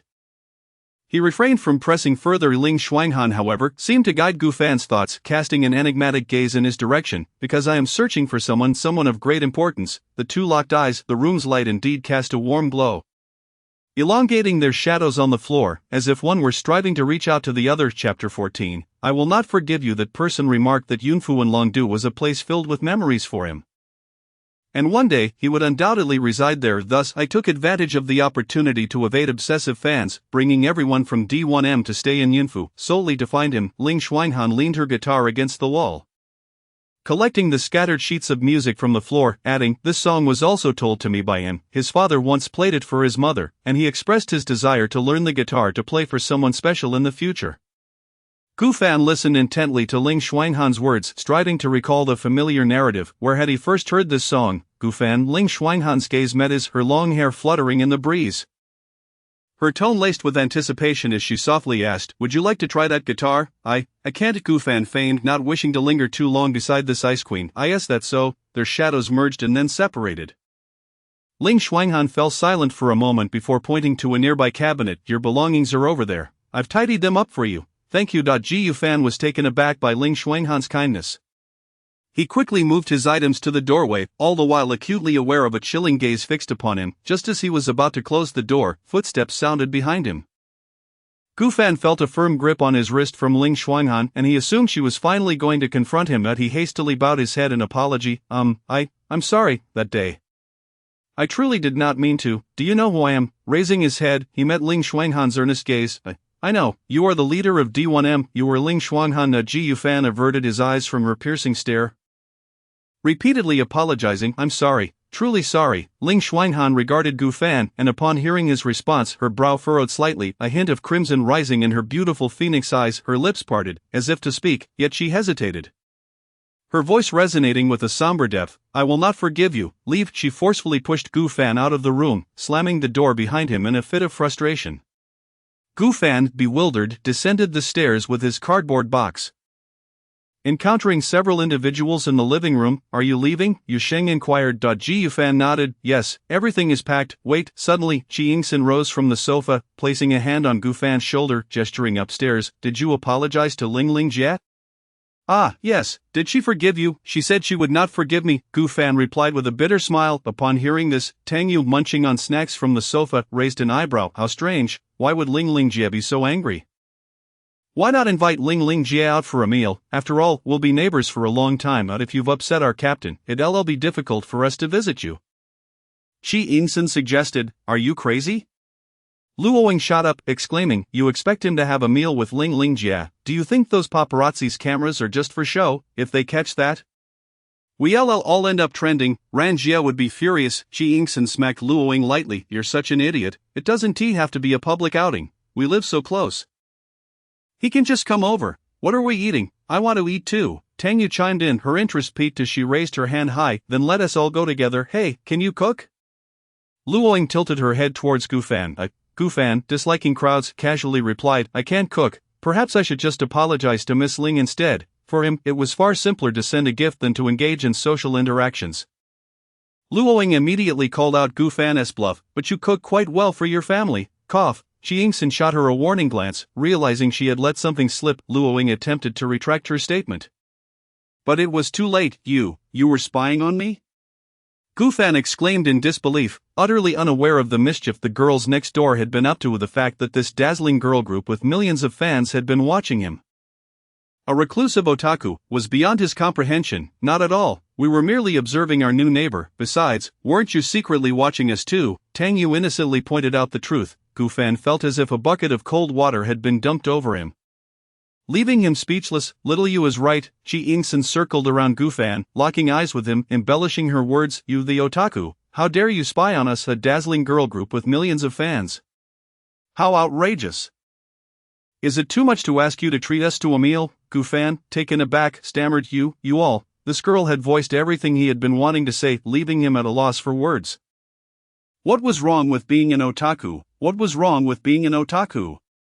Those accursed girl group members, this was utterly absurd. Was there no sense of justice left in the world? Was anyone going to intervene? Fine, if it's a meal, then let us eat. Gu Fan ultimately capitulated, disgruntled, as he clutched the box and stormed out. Just a few steps outside, he received a WeChat message from Yu Sheng. Why Yu Sheng? We have no plans on Saturday. We can go out to eat together. Today's events were a spur-of-the-moment decision on their part, and I'm afraid they may have disturbed you. If it's too much trouble, we can order in. Indeed, it seems that in the neighboring Fox Den, only Yu Sheng remains a virtuous soul. Gu Fan felt profoundly touched. It's alright, see you on Saturday, Sister Yu, although he was quite reluctant to cook for that group of miscreants. The gentleness of Yu Sheng somewhat alleviated his discomfort. Moreover, his father had previously ensured that he learned various cuisines from around the world. Preparing a single meal was merely a matter of investing a little time. At Yinting Huafu, Building 11, Gu Fan opened the door and placed the box in the yard. Upon raising his gaze, he caught a glimpse of a head peeking over the wall. Accompanied by the sound of cracking seeds from that individual, several sunflower seed shells fell into his garden. Today, he was dressed rather festively. It was that insufferable brat from Building 12. Your sunflower seed shells have fallen into my yard.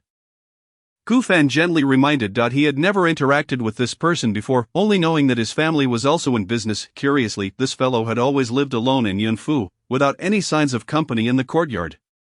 So what, I'm merely fertilizing your flowers, the man retorted, rummaging through his pocket to produce another handful of seeds, offering them to Gufan. Care for some. Gufan, rendered speechless by the absurdity, walked straight into the house. Sweet flavor, the fool on the wall continued to fervently promote his seeds. Having closed the door behind him, Gufan was greeted by Mu Yao, who approached him. What is that wall hanger from Building 12 shouting about now? She inquired. Don't mention it. He spat out sunflower seed shells into our home, claiming it was fertilizer, Gufan replied, an expression of exasperation on his face. Mu Yao frowned and rolled up her sleeves. I'll go prepare something warm in the restroom right now to give him some proper fertilizer. Chapter 15. The International Nightclub of Blossoms. Seeing that Mu Yao was not joking and was storming towards the restroom, Gufan quickly grabbed her. Never mind, that guy has always been like this. There's no need to stoop to his level. Gufan changed the subject to divert Mu Yao's attention from her fierce demeanor. By the way, I'm wearing this outfit to meet Xiaoyilan today. She asked me right away if I was cold. What does that mean? Mu Yao paused for a moment, then, suppressing her laughter, turned her face away, almost doubling over from the effort. Are you laughing? Gufan circled around to face her, noticing her flushed cheeks, and seemed to have guessed something. Look me in the eye, you little rascal. Ahem, I just wanted your beloved senior to chuckle a bit. Did she not laugh? Mu Yao added fuel to the fire. Gufan gritted his teeth, veins bulging, forcing a semblance of a smile. You little, he rarely cursed. He could count on one hand the number of people he had ever scolded, and Mu Yao was one of them, having reached the limit of his patience.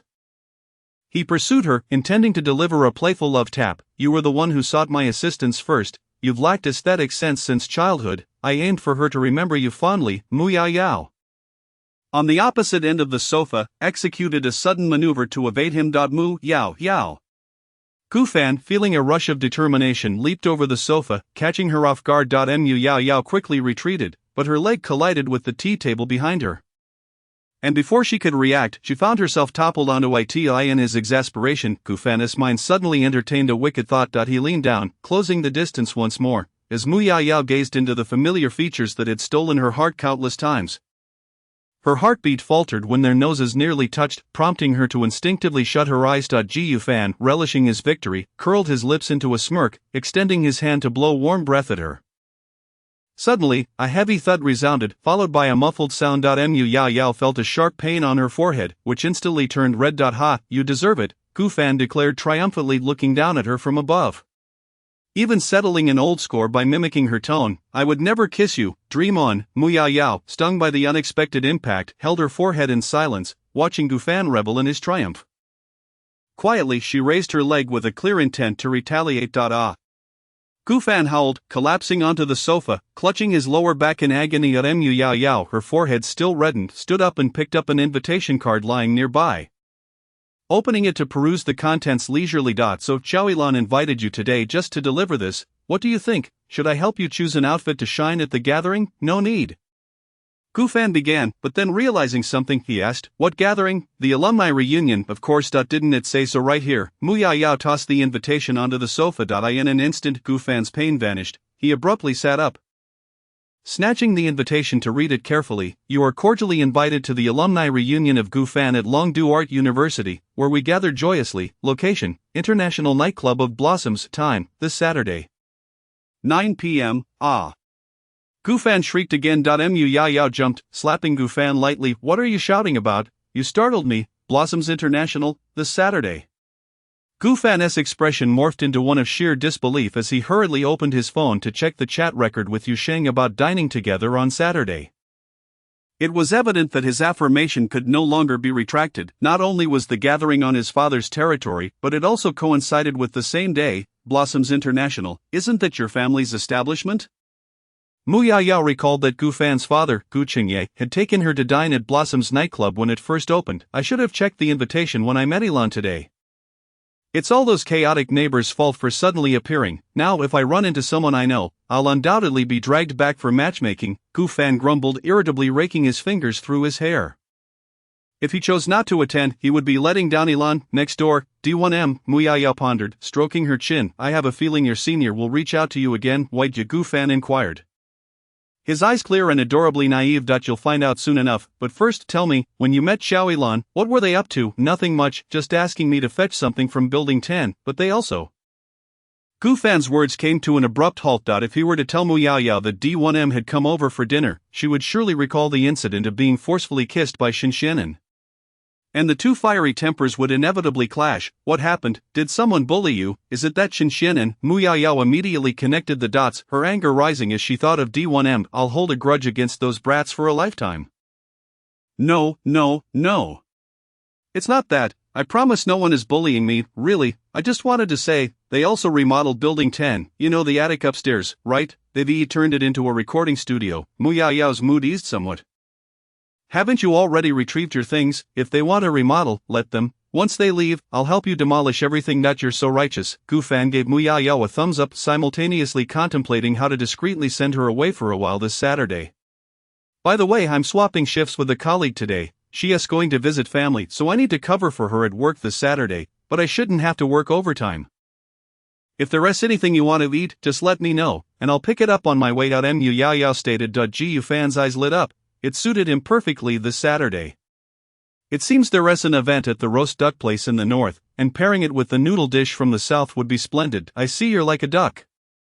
One in the north and one in the south, and I'll have to run around on my day off just to satisfy your insatiable appetite. Mu Yaoyao shot Gu Fan a glare before heading upstairs to sleep.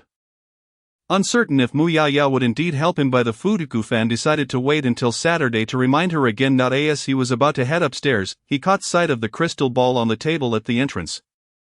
The words of a certain individual flashed through his mind. Perhaps. Do you enjoy bedtime stories? The peach blossom tree. It truly is miraculous. Little Fan Gu, think of what I told you. I don't believe you would forget me. The peach blossom tree. Suddenly vivid memories surged through Gu Fan's mind. It seemed there was once a girl clutching a crystal ball, tightly grasping his sleeve, her eyes filled with concern as she touched the wound on his arm.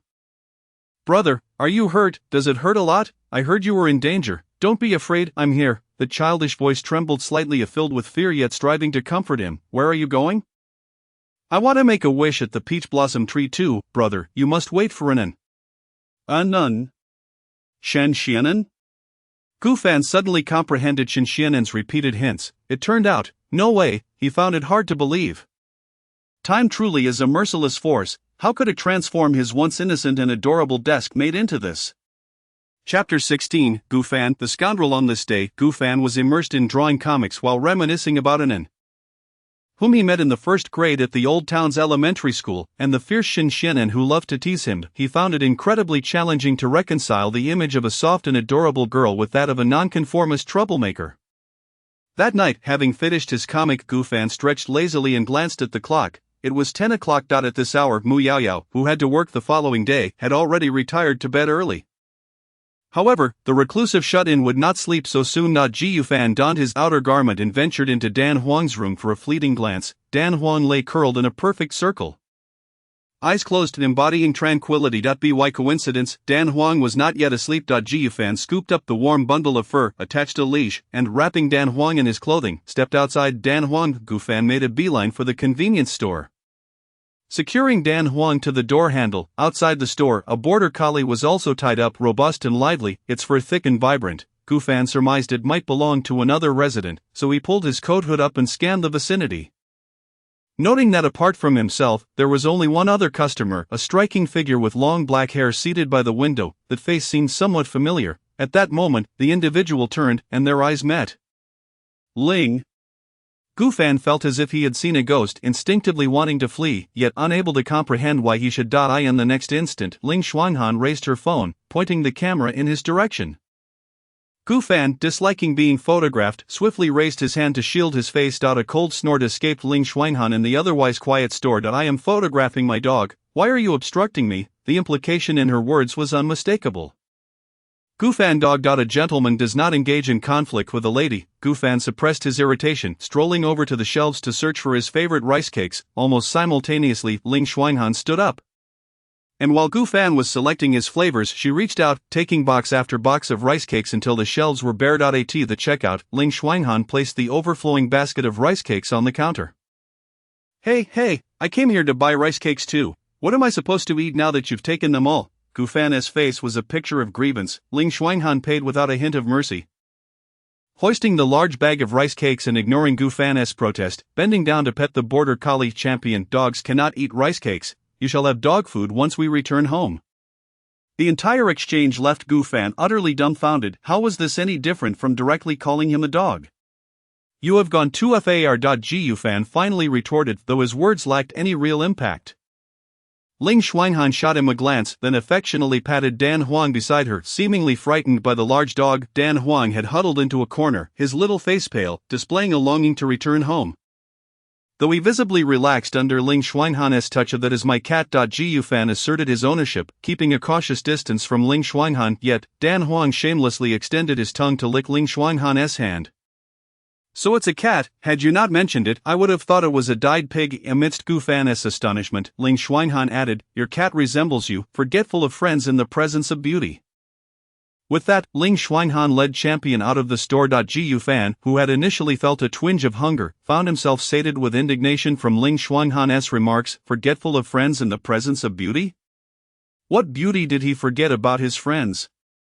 This is intolerable. Seething, he settled into a seat by the window, having missed out on the rice cakes, and instead grabbed a beef rice ball, munching while perusing recent comments on a comic. Ding dong, the convenience store door swung open once more. A figure rushed in, panting, heading straight for the rice cake shelf. Upon discovering it was bare, the person surveyed the area and noticed Gu Fan. Taking a seat beside him, Gu Fan turned to see the fool from Building 12 staring back at him. "I asked that your girlfriend outside?" the fool inquired. Gu Fan was taken aback. "There's a stunning girl outside. Walking a border collie and carrying rice cakes, loitering for quite some time. Isn't she your girlfriend?" Hearing this, Gu Fan shook his head, though he was puzzled as to why Ling Xuanhan had not left. "Did you two have a quarrel?" The fool from Building 12 had intended to buy rice cakes as well, but upon seeing Ling Xuanhan with a large bag of rice cakes waiting for someone, and then spotting Gu Fan in the store, he concluded they must be a couple fighting, with the girl sulking and taking all of Gu Fan's favorite rice cakes. Noticing Gu Fan's silence, he walked over to the counter and exchanged a few words with the dozing clerk. Soon, the clerk entered the back storage area and returned with 2 boxes of rice cakes, handing them over. "Honestly, if the rice cakes are gone, you could have at least mentioned it." The fool from Building 12 placed 1 box of rice cakes in front of Gu Fan. "Here, consider it, a peace offering for spitting sunflower seeds in your home." Gu Fan shook his head in refusal, silently continuing to eat his rice ball. "Hey, you grumpy gourd, if you don't want it, then forget it." The fool from Building 12 deliberately took a big bite of the fragrant rice cakes, reminding him, "Aren't you going to check on your girlfriend? You rich boys really don't know how to cherish the fairer sex. Which family do you belong to?" Gu Fan countered, "I am." The fool from Building 12 hesitated, then said, "My surname is Ji Yunhee." Gu Fan recalled, "Your father is Ji Xiao from Ji Films." He had heard of the Ji family while working at Gu Corporation. How do you? Ji Yunho was somewhat surprised that Gu Fan could name his father so readily. Rather than inquiring about Gu Fan's identity, he emphasized, "Let me tell you, I have no connection to Ji Xiao. Consider this conversation as if it never happened." With that, he left the counter without even taking his rice cakes, changing the subject. "Your cat is quite nice, very plump. I have some matters to attend to. I'll take my leave now. Enjoy your meal." Observing Ji Yunha depart briskly, Gu Fan felt a flicker of confusion. Unable to resist temptation, he took the unopened box of rice cakes and, cradling Dan Huang, exited the convenience store. And not having walked far, he spotted Ling Xuanhan's silhouette by the roadside. She truly hadn't tea left. Ling Xuanhan was crouched down, intently photographing Champion with her phone. Gu Fan tiptoed along the edge of the road, occasionally glancing in Ling Xuanhan's direction, feeling a strong urge to sneak away, only exhaling in relief once he had distanced himself. Behind him, Ling Xuanhan noticed Gu Fan moving away and quietly followed suit. She matched her pace with his, trailing him silently. The two moved in tandem, their shadows elongated by the moonlight. In a moment of nostalgia, it felt akin to that dusky evening, waiting along the path the boy frequently traversed, silently following in his wake after he passed. She had once listened to his heart's musings along that very road. My parents are very busy, always leaving me with my grandfather. The last time they came to see me was along this path. I miss them so much. Mother said, if our footsteps align, we will never lose each other in the crowd. From now on, I will accompany you here every day. Even if we get separated, you will still find me along this path. What a liar. Ling Xuanhan gazed at Gu Fan's back, which remained resolutely turned, deeply exhaling the pent-up frustration in her heart. Gu Fan, you scoundrel, how could you forget her? Chapter 17. Burn. This emotionless face is actually stalking me. Is she flaunting her rice cakes? Truly, back home Gu Fan continued to grumble and criticize Ling Shuanghan, angrily taking a large bite of rice cake. I have rice cakes too. Buzz, the phone vibrated. Caller ID, Gu Qingye. What time is it for a call? Gu Fan muttered, yet he answered the phone. However, the moment he did, an elderly voice came through. Xiao Fan, come over. Your father has had an accident. Gu Family Hospital. Young master, take it slow. Where is he?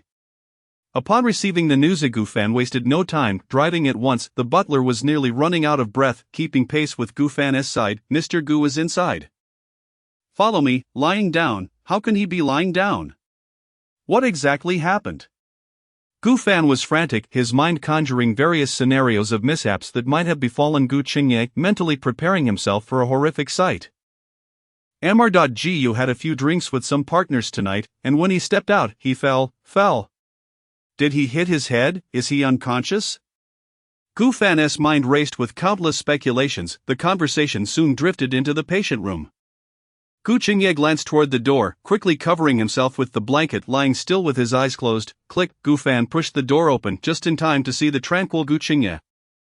Dad, he approached the bedside, noticing Gu Qingye's lack of response, and his voice caught in his throat as he looked toward the elder beside him. Grandpa, what happened to my dad? Wasn't he fine before? Gu Hungzong cleared his throat, explaining he had a few drinks with some partners, then fell while exiting, compounded by recent exhaustion and stress. He is currently in a deep slumber. Gu Fan remained silent for a moment, then suddenly knelt beside the bed. Dad, how could you have collapsed?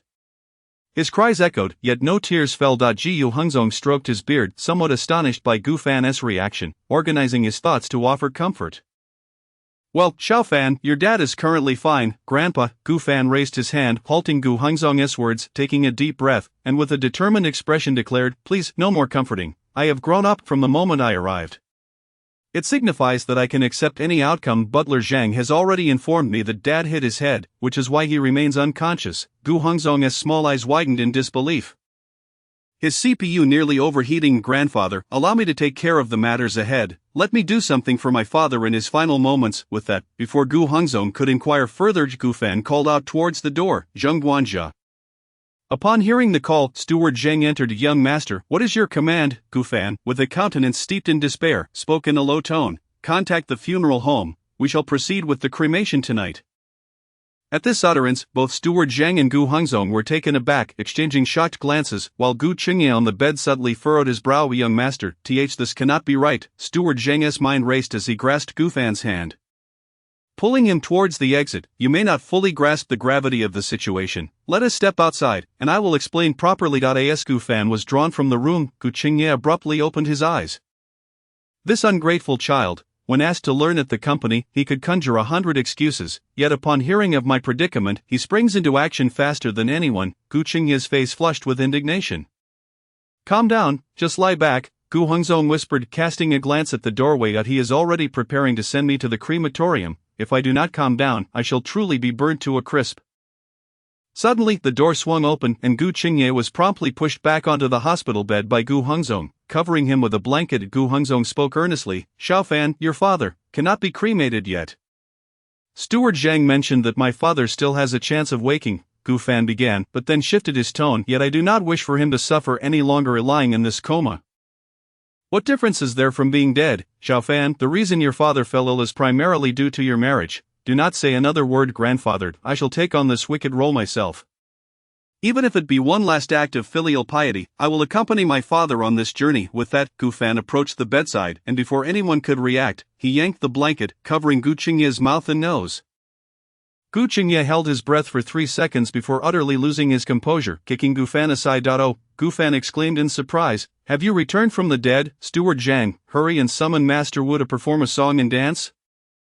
The one who held me as a child, Gu Fan, you ingrate. Gu Qingye swiftly got out of bed, searching for something to strike Gu Fan. What do you mean? Gu Fan, with a clear target, ducked behind Gu Hungzong, pointing at the clock on the wall with righteous indignation. Look at the time. I rushed over from Yunfu, the steering wheel nearly caught fire, and you feign illness to deceive me, even involving grandfather. At your age, do you not feel ashamed? From the moment he heard Gu Hungzong speaking to him about Gu Qingye's condition over the phone, he sensed something was amiss, that if it were truly a serious illness. How could this dutiful son not inform the elderly gentleman immediately? But furthermore, given the incident with the business partner, how could no one come to visit? It was evident that this was a ruse. Gu Qingye trembled with rage, pointing at Gu Fan through Gu Hongzong. You little bastard, if I mentioned the blind date, would you even come? No, I merely came to accompany grandfather today. I shall leave by morning. Gu Fan replied. Xiaofan, Gu Hongzong said, patting Gu Fan's hand gently. This matter was your father's idea, but I also agreed, simply wishing to discuss the blind date with you once more. Ji Fan half squatted by Gu Hongzong's side, playfully saying, grandfather, for such a significant event in life, I truly wish to make my own decision, especially since I am not in the right mindset at present. I promise, if I ever have a girlfriend in the future, I will certainly bring her home and seek your approval. Upon hearing this, Gu Qingye recalled something, his tone laced with sarcasm. Seek our approval? When have you ever sought our approval for anything? In a family of business people, you insist on pursuing the arts, and you expect our support. You ran away from home at the slightest discontent, bought a house, and moved out. Who would dare support you? This stubbornness is clearly inherited from your mother. With that, silence enveloped the room. Gu Fan fell silent, a cloud of sorrow shadowing his brow. Observing this, Gu Hongzong shot a warning glance at Gu Qingye. With a resigned sigh, Gu Qingye said nothing further. Crossing his arms and gazing out the window, Ji Hongzong quickly shifted the topic, his eyes filled with affection, coaxing Xiaofan, trust your grandfather just this once, meet this blind date. If you remain unsatisfied, we shall never meddle in your marital affairs again. How does that sound? Chapter 18, Jifenghat, majestic grandfather, do you mean, this will be the last blind date? Gu Fan asked uncertainly. After being compelled into blind dates so many times, hearing that this would be the last was a novel experience. What sort of woman had they found this time? I assure you, this time will indeed be the last. I speak truthfully, you will surely be pleased with this young lady, Gu Hongzong promised, affectionately ruffling Gu Fan's hair. Very well, grandfather, I will attend. With the matter thus settled, Gu Fan found it difficult to refuse. At worst, after the meeting, he could resort to some less gentlemanly tactics to diminish the young lady's impression of him as he had done before. Excellent, then let it be next week. I shall have someone inquire about when the young lady is available. Seeing Gu Fan nod in agreement, Gu Hongzong felt a wave of relief. Rest well tonight. And after breakfast tomorrow, you may depart. I shall have the chef prepare a delicious meal for you. By the way, let me tell you, your father initially wanted me to feign illness tonight. I thought that could not be right. What if he truly fell ill later? Then I would have to press him down. The grandfather and grandson shared laughter as they exited the hospital room, embodying a serene tranquility, leaving Gu Qingye to sigh and retreat to his own quarters. Such is the affection across generations. The following day, morning, take your time eating. Rushing will lead to poor digestion. Gu Hongzong gazed at Gu Fan with tender eyes. Grandfather, the rice cakes at home have become increasingly delectable. As a connoisseur of rice cakes, Gu Fan immediately noticed a distinct flavor. Ji Hongzong added another piece to Gu Fan's bowl, smiling. It is your stepmother who is increasingly fond of you. Stepmother, has she not gone to the branch office? Gu Fan asked. Though she may not be in long due, she thinks of you daily. Knowing your fondness for rice cakes, she specially invited 2 chefs to come to the house, instructing them to prepare a variety of flavors, so that you might remember this taste and return home often. Having not savored such exquisite rice cakes in a long while, Gu Fan resolved to visit home more frequently. When is stepmother returning? I must thank her in person. Just then, Gu Qingye descended the stairs and approached the dining table. What's the rush? Everything at the branch is proceeding smoothly. Calculating the days, your stepmother will return soon. He took a piece of rice cake from Gu Fan's bowl and popped it into his mouth. I miss your stepmother too. With her absence, it is only Aunt Zhao at home giving me foot massages. And her hands are far too strong. After one foot, she often forgets the other. Stepmother is not merely a servant. You should refrain from treating her like one, Gu Fan remarked disapprovingly. Ji Qingye scoffed, pointing at Gu Fan, saying to Gu Hongzong, look at your grandson, turning his elbow outward. I am full now, Gu Fan declared, setting down his chopsticks and sipping milk. Pack some rice cakes to take with you. You cook for yourself at Yunfu, heat them up whenever you wish to eat, Gu Hongzong instructed a father. You indulge him too much, Gu Qingye lamented, exasperated at the thought of the blind date being resolved. Insisting if he wants to eat, he should come over and eat. Why hide away in that far-off Yunfu? Had you not staged this illness, perhaps I would visit more often, Gu Fan retorted sarcastically. Ji Hongzong chuckled.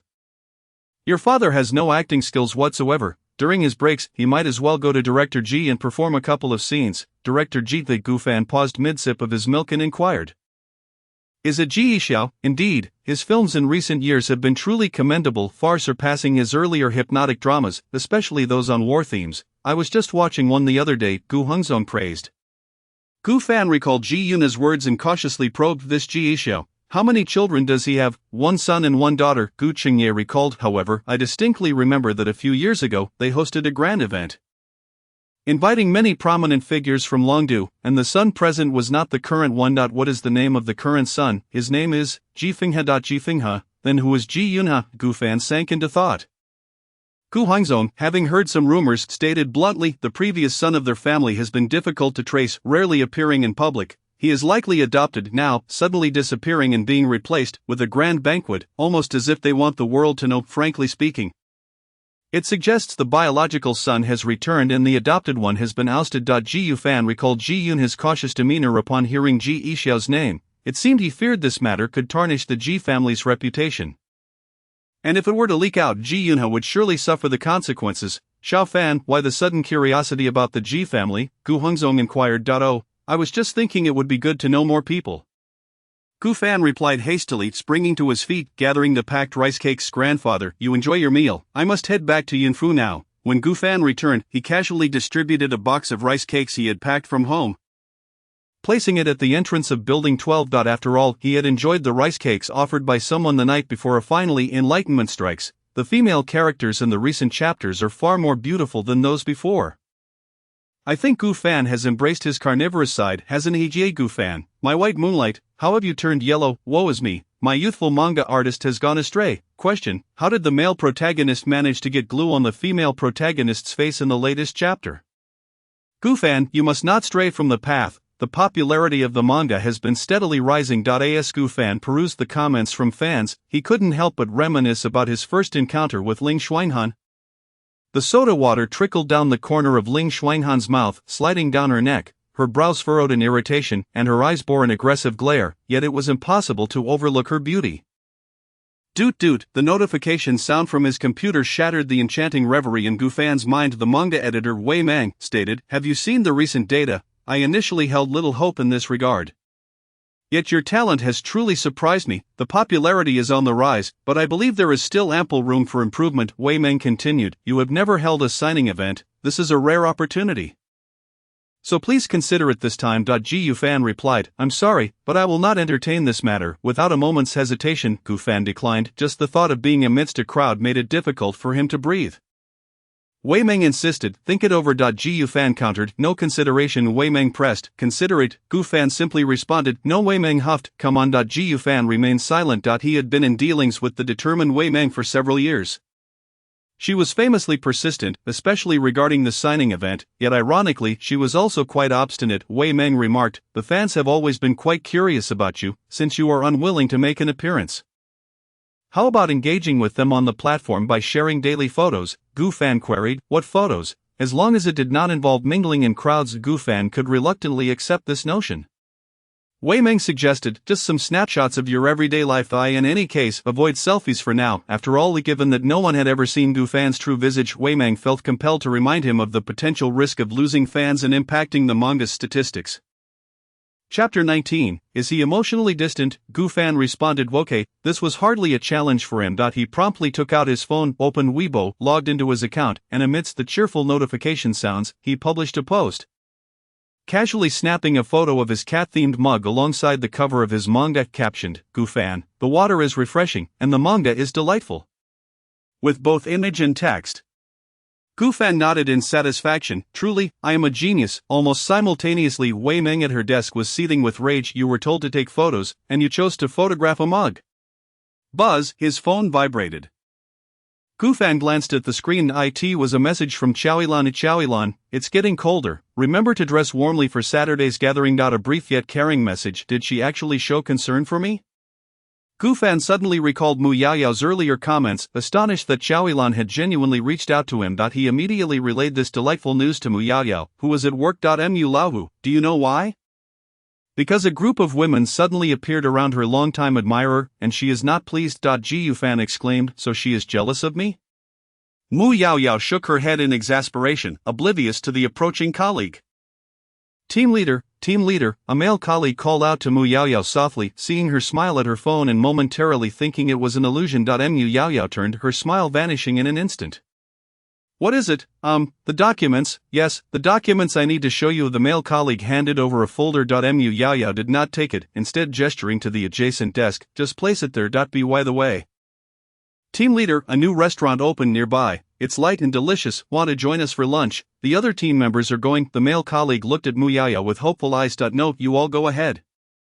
Mu Yao Yao did not lift her head. Truly, she is the perennial iceberg of the company. The male colleague walked away in disappointment, while others nearby could not help but whisper amongst themselves. Is Mu Yao Yao perhaps interested in women?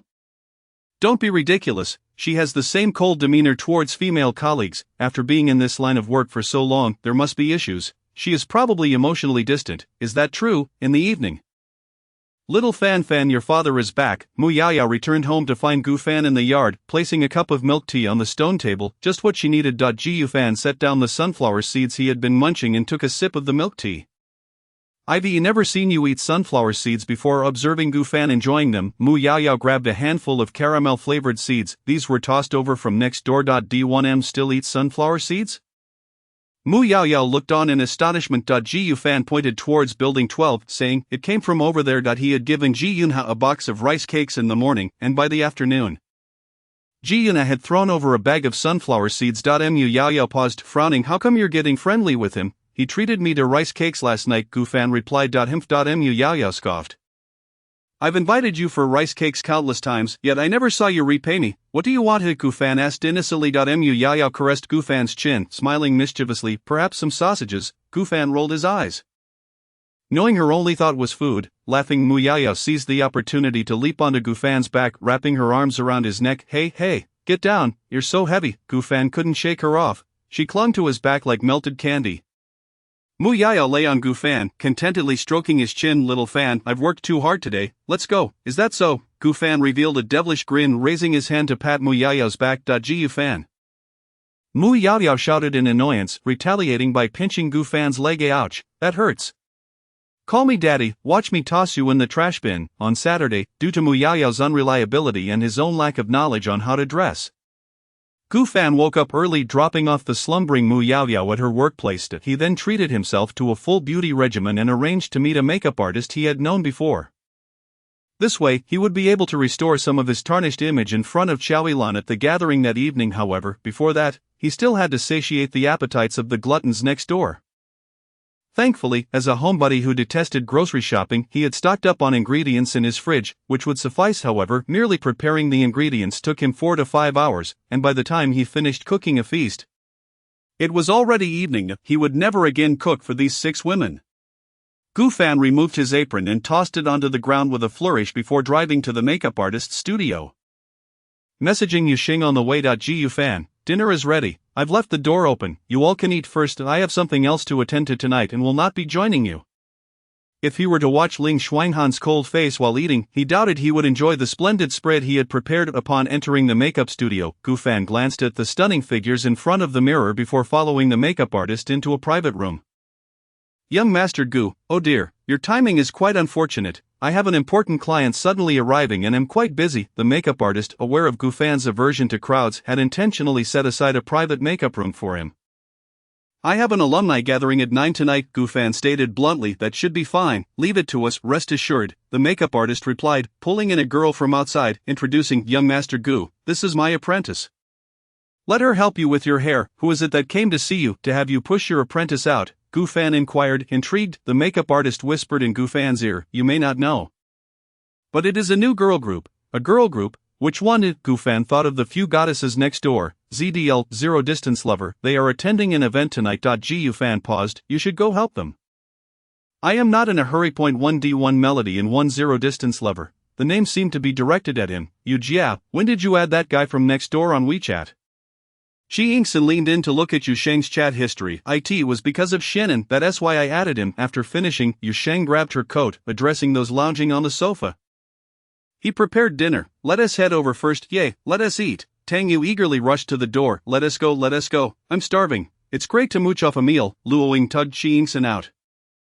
Wait, I'll bring the champion along. If that guy's cooking is terrible, let the champion help share some. No need, I can handle it. Shin Shin and wore an expression that suggested even if Gu Fan were engaged in history, He would still need to eat Ling Ling. Let's go. Yu Sheng gently called out to Ling Xuanhan, who was still seated on the sofa, toying with a fried egg. However, Ling Xuanhan merely shook her head with an indifferent demeanor, stating, "You all go ahead, I lack an appetite." Chapter 20, The Gathering, 1. He prepared this meal solely to apologize to you. How can you not attend? Yu Sheng urged, taking a seat beside Ling Xuanhan. Moreover, he just informed me that he has matters to attend to tonight and cannot dine with us. You won't even see him, so why not postpone the discussion of forgiveness until after the meal? Upon hearing that Gu Fan would not be home, Ling Xuanhan appeared contemplative. Let us go, Captain. While she remained silent, Luo Ying and Qi Yingxin pulled her out together. Except for Xin Xianan, the others were visiting Building 11 for the first time. It smells amazing, Tang Yu exclaimed as soon as she stepped inside, following the tantalizing aroma straight to the dining room. It has quite an artistic ambience, Luo Ying remarked, surveying the decor with mild surprise. Given how messy his place in Building 10 is, this Building 11 is surprisingly clean and tidy. Could it be that he wishes to showcase the battlefield he shares with his girlfriend? Qi Yingxin teased. Xin Xianan quickly interjected, I've told you, she is not his girlfriend. Alright, let's eat, I'm starving, Qi Yingxin said as she entered the dining room. Upon seeing the table laden with exquisite dishes, she froze in place. Luo Ying, following her gaze, was equally astonished. Are you certain that Sister Ran won't be joining us tonight? Her eyes widened as she joined the already feasting Tang Yu. I knew he was quite capable. Xin Xianan looked at Gu Fan with the pride of a partner. Could it be he has studied culinary arts? His mastery of various international cuisines is remarkable. As the one who cooked the most in their group, Yu Sheng confirmed after tasting. The quality of the ingredients is exceptional. The table was a feast for the eyes. Dragon soup, dompa pork, soft-shelled long fish, cheese souffle, white wine stewed mussels, French garlic bullfrog, Basque seafood soup, Lorraine quiche, Moscow borscht, creamy mixed roast, canned beef, Yorkshire pudding, American steak, orange duck, and sugar-glazed pancakes representing Chinese, French, Russian, British, and American cuisines in abundance. Ling Xuanhan sat silently at the edge, picked up her knife and fork, and cut a piece of beef tartare. As she parted her thin lips to savor it, a glimmer of astonishment flickered in her eyes. Seasoned with French mustard, marjoram, egg yolk, onions, and parsley, paired with pickles and Worcestershire sauce, the culinary technique was nothing short of superb. The previously chatty group fell into a hush, immersing themselves in the delightful experience of the meal. Only the ever-photogenic Luo Ying took out her phone, calling to the others, come on, it's showtime. Upon seeing the camera, they instinctively posed. Tang Yu lifted a small piece of vegetable to her mouth, propping her chin with one hand, tilting her head for the shot. After 5 rapid clicks, noticing Luo Ying posting to her social media, Tang Yu quickly resumed her hearty meal. D1M. Luo Ying, delicious food, best friends, double happiness. D1M. Ling Xuanhan, D1M. Yu Sheng, D1M. Xin Xianan, D1M. Tang Yu, D1M. Qi Yingxin, at 9:10 in the evening, at the Fengwa International Nightclub. Pulsating music played one track after another, mingling with the laughter of the crowd, creating a cacophony in her ears. Xiao Yilan gazed at the familiar faces, yet her mind was occupied by one she had never closely observed, always keeping her head down. Shrouded in a gloomy aura. Yes, it was because that person had such a low presence that she only now recalled how much they despised crowded places. But how could someone like that be surrounded by so many girls? Ilan, a loud call from a girl beside her brought Xiao Yilan back to reality. Everyone is here for the gathering. Why do you seem so disinterested? The girl inquired with concern. Oh, no, I was just a bit distracted. Xiao Yilan evasively replied. What? A nearby boy overheard her, slapping the table a few times, exclaiming, You lot, how could you let our campus flower Ilan be distracted at the gathering? It seems there is no face here to captivate her attention. How disappointing. A blonde boy stood up, proposing, How about we play some games, sister? Otherwise, if we drink any further, we might pass out before the gathering ends. The boys across from him readily agreed. Then if we lose, it's truth or dare, right? Come on, don't be cowardly. With the game rules established, the girls became intrigued. The blonde boy summoned a server for a deck of cards, skillfully shuffling and laying them on the table. Let us start with the seemingly sleepy campus flower sister. He arranged 20 pattern cards on the table for identical cards grouped together, with no scoring, just comparing the card values, relying solely on luck. Alright, I'll go first. Although Xiao Yilan did not fully comprehend the rules, she eagerly accepted since it was a game of chance. Then, sister, would you like to cut the deck? The blonde boy presented a stack of cards to Xiao Yilan. She cut a portion of the deck, and they each drew a card. The others in the room gathered around, watching intently. The blonde boy picked up the 2 cards in front of them, and they both revealed their cards simultaneously. Confirm hand. he asked. We can each have one chance to redo. Life offers no second chances. Why should we cheat in a game? Xiaolan flipped her card face down on the table, declaring, I confirm. She doubted these dullards could devise any punishment that would frighten her. As expected of the sister, so straightforward. Then I confirm as well. The blonde boy, unwilling to back down, flipped his card over with a flourish, exclaiming, I only have 2 points. What about you, sister? Xiaolan turned her card, her brow furrowed slightly. At the blonde boy's face lit up with a grin. 1 point, sister, you lost. Xiaolan did not anticipate her luck to be so poor. The blonde boy looked at her with a smirk, immediately adopting a gentlemanly demeanor, softly suggesting, how about we disregard this round and play again? I choose truth. Xiaolan was too lazy to move, not wanting to embarrass herself, so she decided on her punishment without even glancing at him. Okay, the blonde boy leaned in to whisper with several other boys, deliberating on a question for Xiaolan.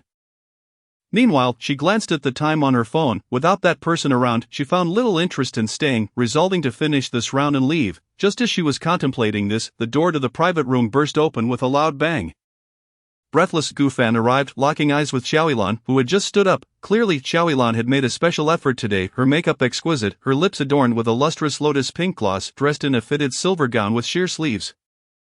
Her long hair slightly curled, embellished with a delicate pearl hairpin. The pearl necklace accentuated her collarbone's graceful contours, matching earrings swayed gently, and her slender wrist wore a tassel bracelet, radiating a luminous charm. Apologies, Gufan was momentarily taken aback, averting his gaze as he murmured, I'm late. Even though his voice was barely a whisper, the entire room fell silent the moment he entered, with the girls' gazes converging on him. The star makeup artist had indeed worked wonders, giving Gufan a look that would undoubtedly appeal to the ladies. Once unruly strands of hair that obscured his vision have been trimmed to a length that delicately brushes the brow. Soft waves of deep brown cascade in a subtle side parting, revealing a strikingly defined and delicate visage. With merely a hint of makeup, he appears utterly flawless. The once garish full-frame black glasses have finally been replaced with sleek half-framed ones, while a long, deep gray wool coat accentuates his tall stature. A black, high-neck sweater adorned with triangular patterns exudes a sense of calm and restraint, complemented by a silver snake chain necklace that strikes a balance between sensuality and simplicity.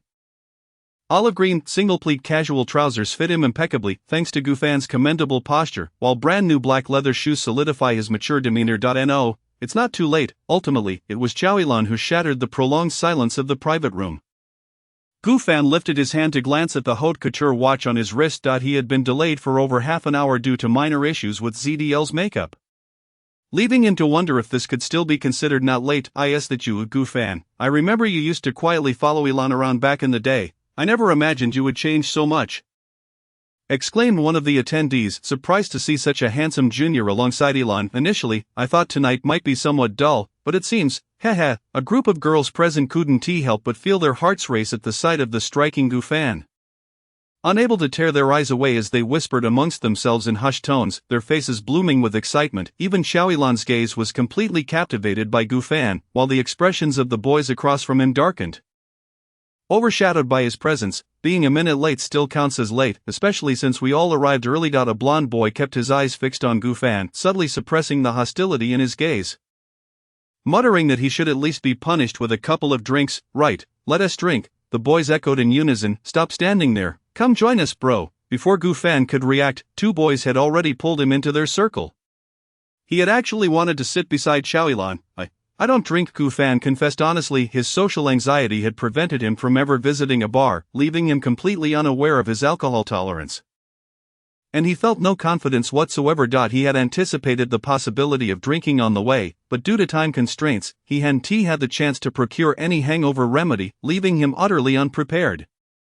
If you can't drink, just learn. We all graduated from the same school. It's rare for us to gather like this, and a real man can't dampen the mood, the blonde boy insisted, handing Gufan a drink, while the others chimed in supportively. Under the watchful gaze of countless eyes, Gufan found it difficult to breathe, even though he had mentally prepared himself. Does not drinking mean ruining the fun? Xiaolan stood up, seizing Gufan's drink. Since we're all alumni, we should be understanding. There is no need to put anyone on the spot during such a joyous occasion. Gufan lifted his gaze slightly, observing Xiaolan standing up for him once more, her silhouette reminiscent of the high school days when she defended his dreams. His senior Elon had never changed. Oh dear, we just lost a round of rock paper scissors and had to take so many shots. I didn't see Elon carrying it all, one boy remarked, expressing his discontent. How can that be the same when Gufan doesn't drink? You guys shouldn't force him. Yet before Chow Elon could respond, the girls began to speak up for Gufan. After all, Gufan sat among the boys, distinctly separate from the rest. I'm fine with drinking a little less, Gufan offered, not wanting to spoil the atmosphere. Damn, there's green tea. Someone behind him couldn't help but mutter a curse at Gufan. How about we continue playing games? We barely finished one round before, noticing the tension in the air. The blonde boy quickly shifted the topic, inviting Gufan Jr. Want to join us for a round? Gufan glanced at the cards, paused for a moment, and replied, I don't know how to play. I think I'll just watch you all for now. Alright, we'll play around first, and then you can join in next, with Chow Elon and the other girls advocating for Gufan. The blonde boy could not press him further. However, the gathering, which should have been enjoyable, had clearly shifted the spotlight entirely onto Gufan, much to the dissatisfaction of the boys. Elon, how about showing the junior how it's done? The blonde boy invited Chow Elon once more, deliberately changing her title from senior to Elon. Chapter 22 Gathering 3. Chow Elon looked at Gufan. The previous round had merely been a game for her to participate in. But for some reason, she suddenly felt an urge to win for Gufan's sake. Cut the cards, she gazed at Gufan, her words racing ahead of her thoughts. The notion of impulse emerged for the first time in her mind. Surprising even herself, the typically composed Elon, who rarely displayed her emotions, found herself wanting to stand out in an otherwise trivial game simply because Gufan was present. How could one become so childish so suddenly? Elon goes first. The blonde boy handed the shuffled cards to Chow Elon. She cut a portion of the deck and began distributing the cards to Gufan, although he only stole a few glances. Quickly understood the rules, not diving in directly but rather confirming his understanding, confirming that this was the game he had heard about in his youth. This is a flower card, there's a way to play called trump cards.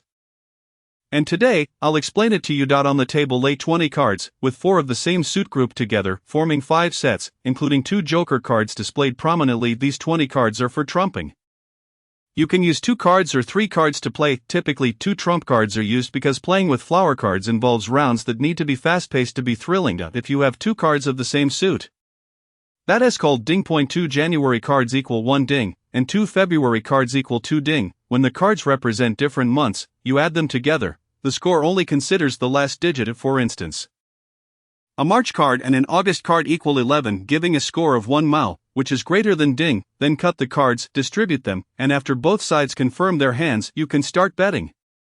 This is my favorite part, confirming hands. Elon, the blonde boy, placed his cards face down on the table. Chow Elon glanced at her cards, July and August, scoring 5 mao, confirmed. Unlike the previous round, she hesitated but did not believe she would remain unlucky.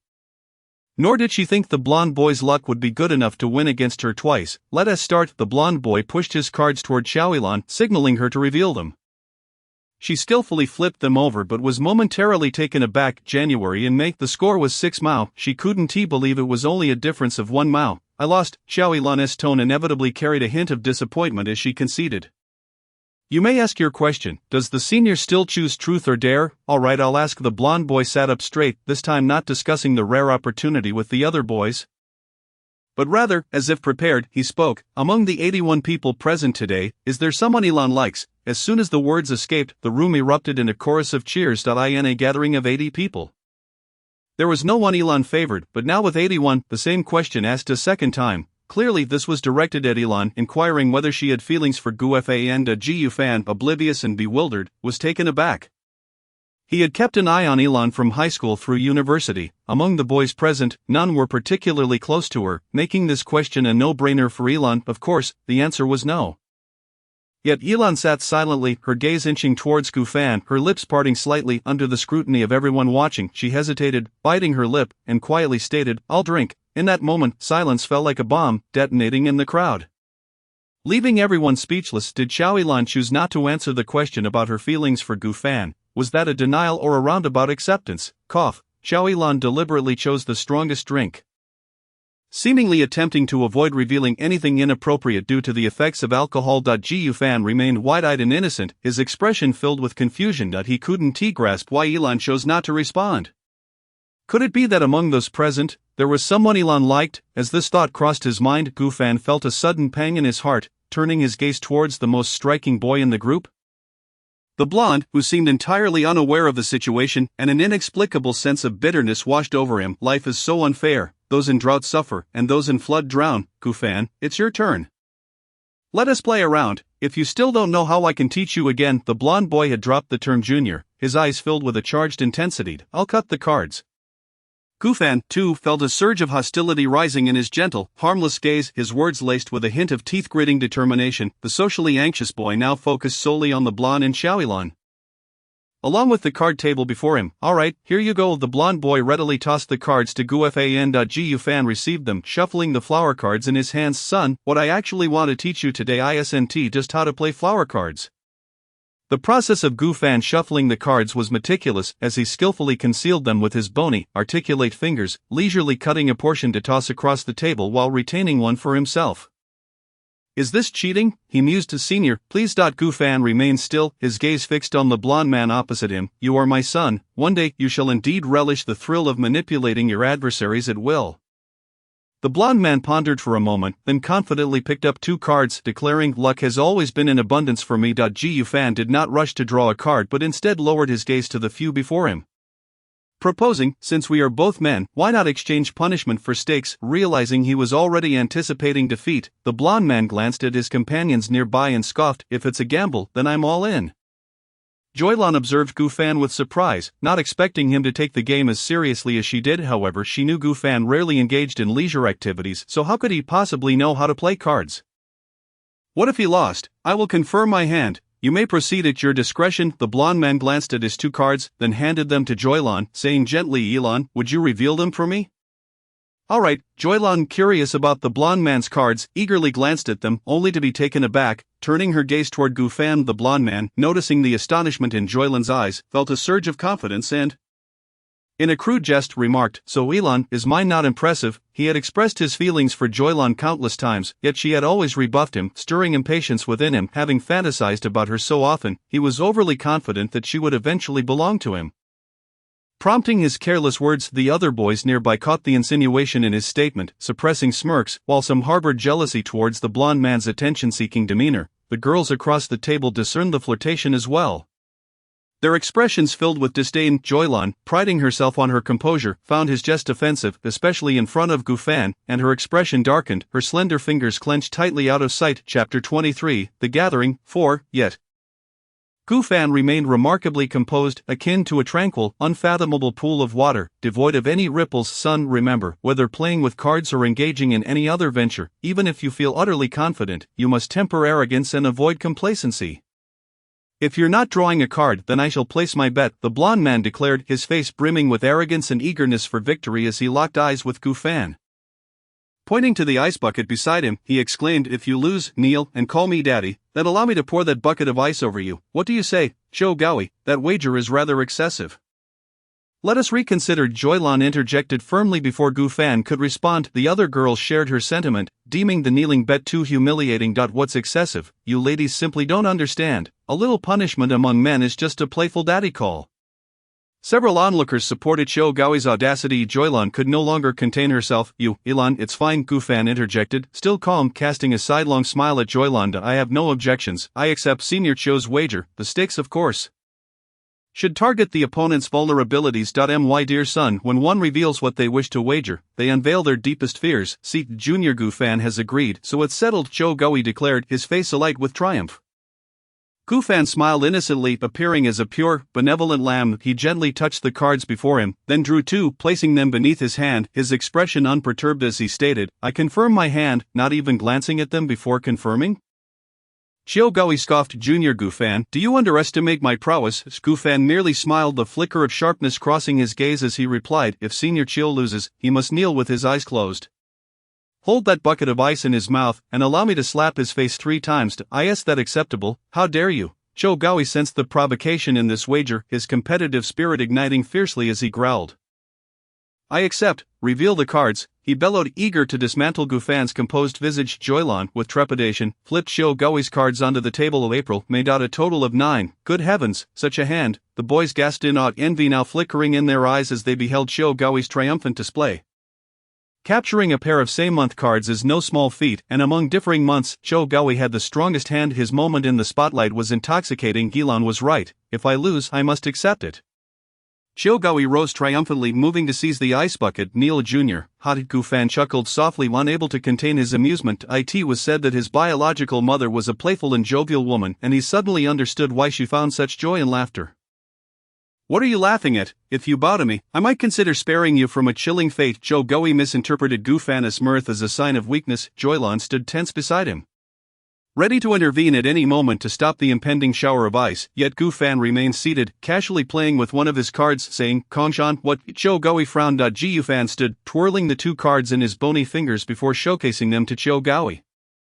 "Prepare for the cherry blossoms." He tossed the two cards into the air. Chogawi's gaze followed the floating cards until they landed. The designs depicted August Kongshan on March cherry blossoms, both adorned with the character light in the lower left corner.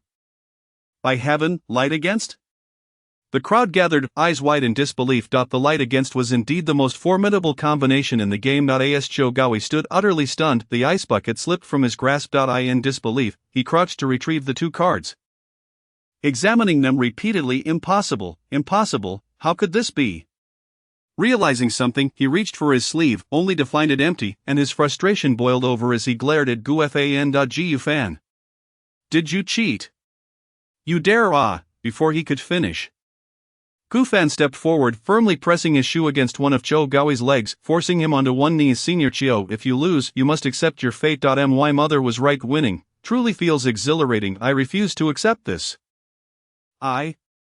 Before Chogawi could complete his protest, several girls who had long harbored disdain for him pressed him down to the ground. "If you lose, you must accept it." The furious assembly of girls left the boys too intimidated to assist Chogawi. Gufan silently grasped the ice bucket, taking a handful and leisurely stuffing it into Chogawi's mouth until his cheeks were filled to the brim. 3 times, Senior Chio. He casually picked up a lighter from the table, gripping it tightly in his right hand, ensuring his fist was solid and powerful, subtly slipping several bottle caps between his fingers as a makeshift weapon. 1. Bang. The sound resonated as Chogawi was knocked to the ground, the ice pressing against one side of his face, causing blood to seep forth, mingling with the melted ice in his mouth. 2. Bang.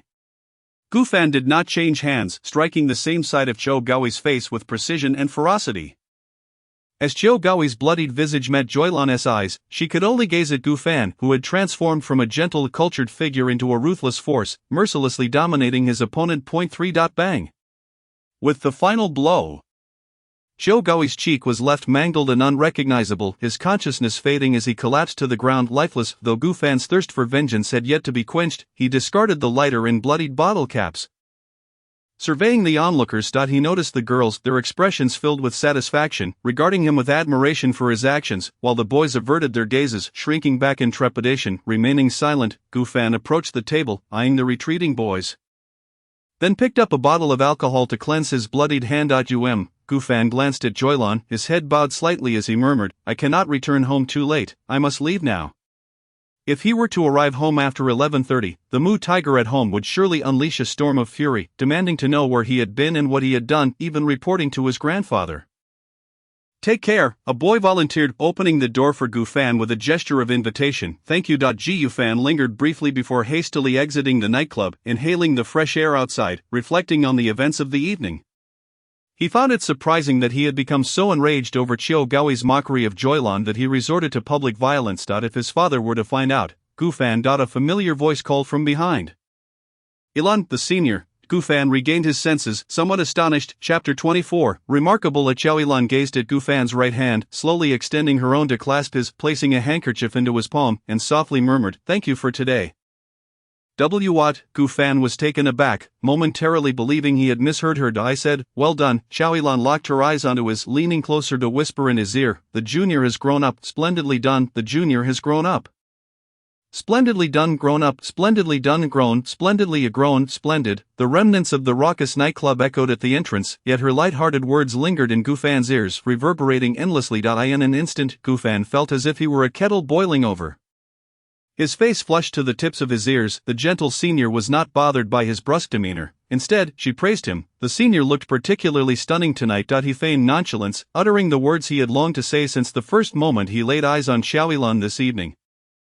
While discreetly wiping his alcohol-stained right hand with the handkerchief she had given him, smoothly slipping it into his coat pocket, Xiaoyilan observed him in silence, a faint smile gracing her lips.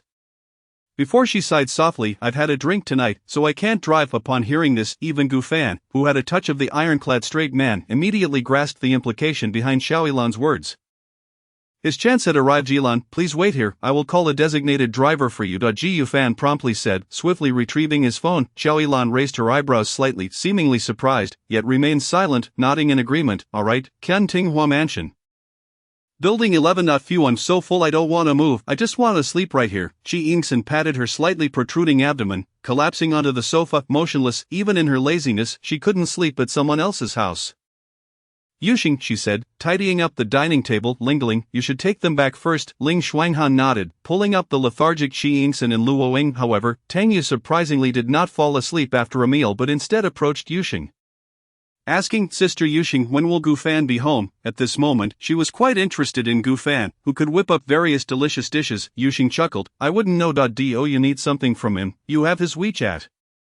Why not ask him yourself?" Tang Yu blushed slightly, pointing at her fingers. "I want to go pick him up and casually ask when he can cook for us again." "Alright, then I'll ask." Yuxing affectionately ruffled Tang Yu's hair, then took out her phone to message Gu Fan. Suddenly, with a click, the door swung open. Returning home, Mu Yaoyao unexpectedly crossed paths with the two. After a moment of silence, Mu Yaoyao walked in without a word, her gaze landing on the table laden with dishes. "Where's Gu Fan?" she calmly inquired, turning to the two. "He went to an alumni gathering and hasn't returned yet. He treated us to this meal."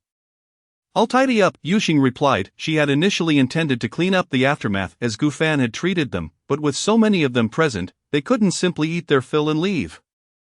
"No need." Mu Yaoyao decisively rejected, casually opening the door. "It's quite late, please leave." "Alright." Seeing her displeasure, Yuxing could only take Tang Yu's hand and leave Building 11. Inside the house, Mu Yaoyao silently approached the dining room, methodically clearing the plates and placing them in the dishwasher, wiping the table clean, tidying the sofa, and sweeping the floor. Xiaoyilan glanced at Gu Fan, who was absorbed in his phone, unable to resist asking, "Those girls from that day, you seem quite familiar with them." "No, it's not like that, I'm not close to them, they are merely my neighbors." Gu Fan stood upright, explaining earnestly, "I see." Xiaoyilan recalled the word boyfriend that she had overheard from one of the girls that day. Her expression clouded. At that moment, others from the nightclub began to emerge, groups of girls hailing cabs to leave, leaving behind a few boys who had indulged in drinks, waiting for their designated drivers.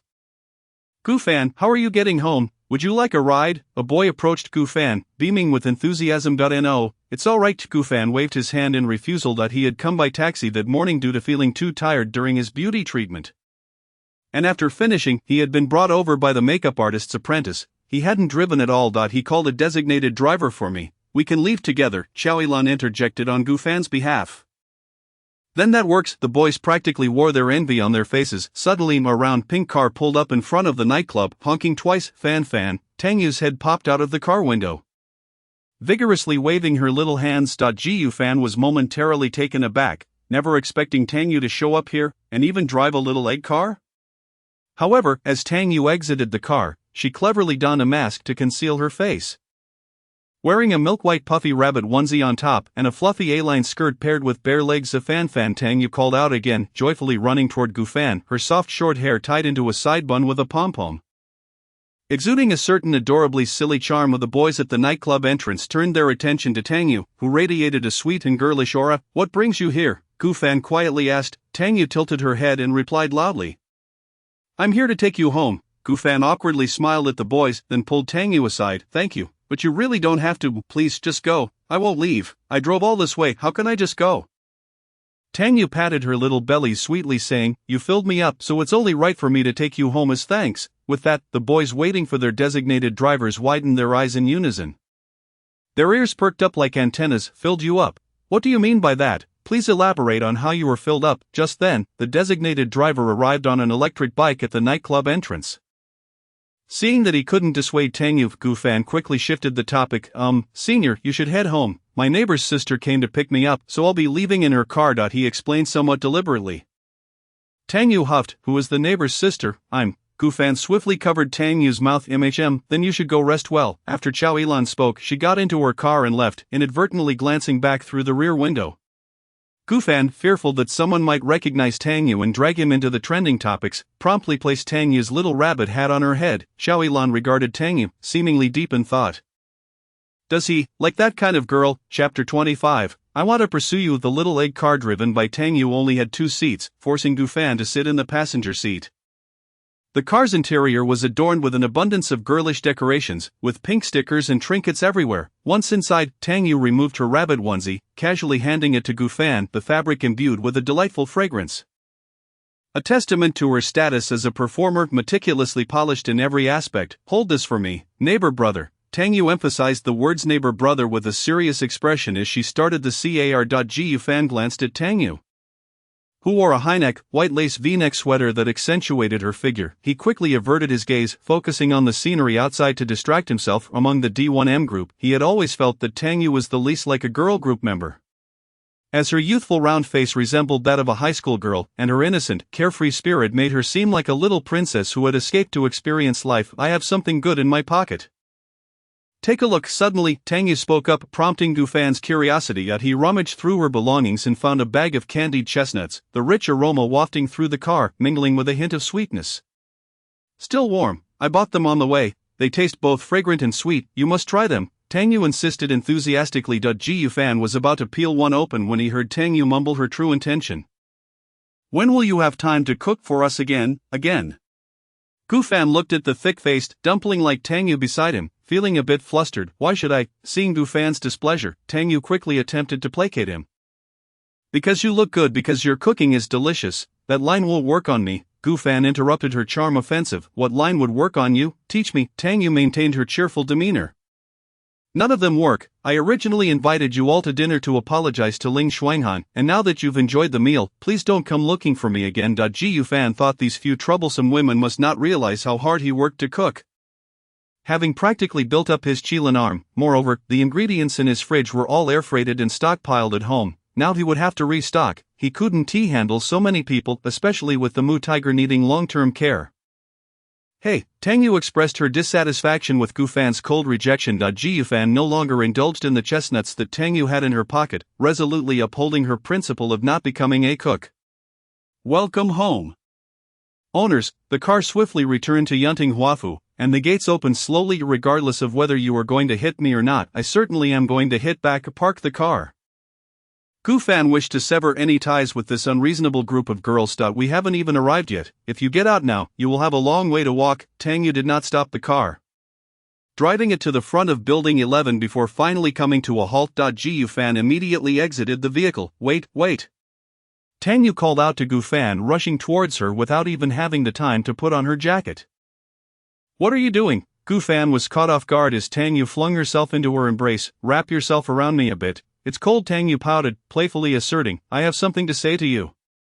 Gufan cleared his throat twice, feeling a stir in his heart, and urged, well, if you have something to say, just say it quickly. Tang Yu's height barely reached his chest. Your heartbeat is surprisingly different from others. Tang Yu noticed Gufan's rapid heartbeat and pressed her ear against him. What? We are all human. How can it be different? Gufan dared not move, even his breathing fell out of rhythm. It sounds so nice. Tang Yu giggled, gazing up at Gufan, her sparkling almond eyes resembling a fawn, irresistibly adorable. What kind of person describes another's heartbeat as pleasant, if you have nothing to say?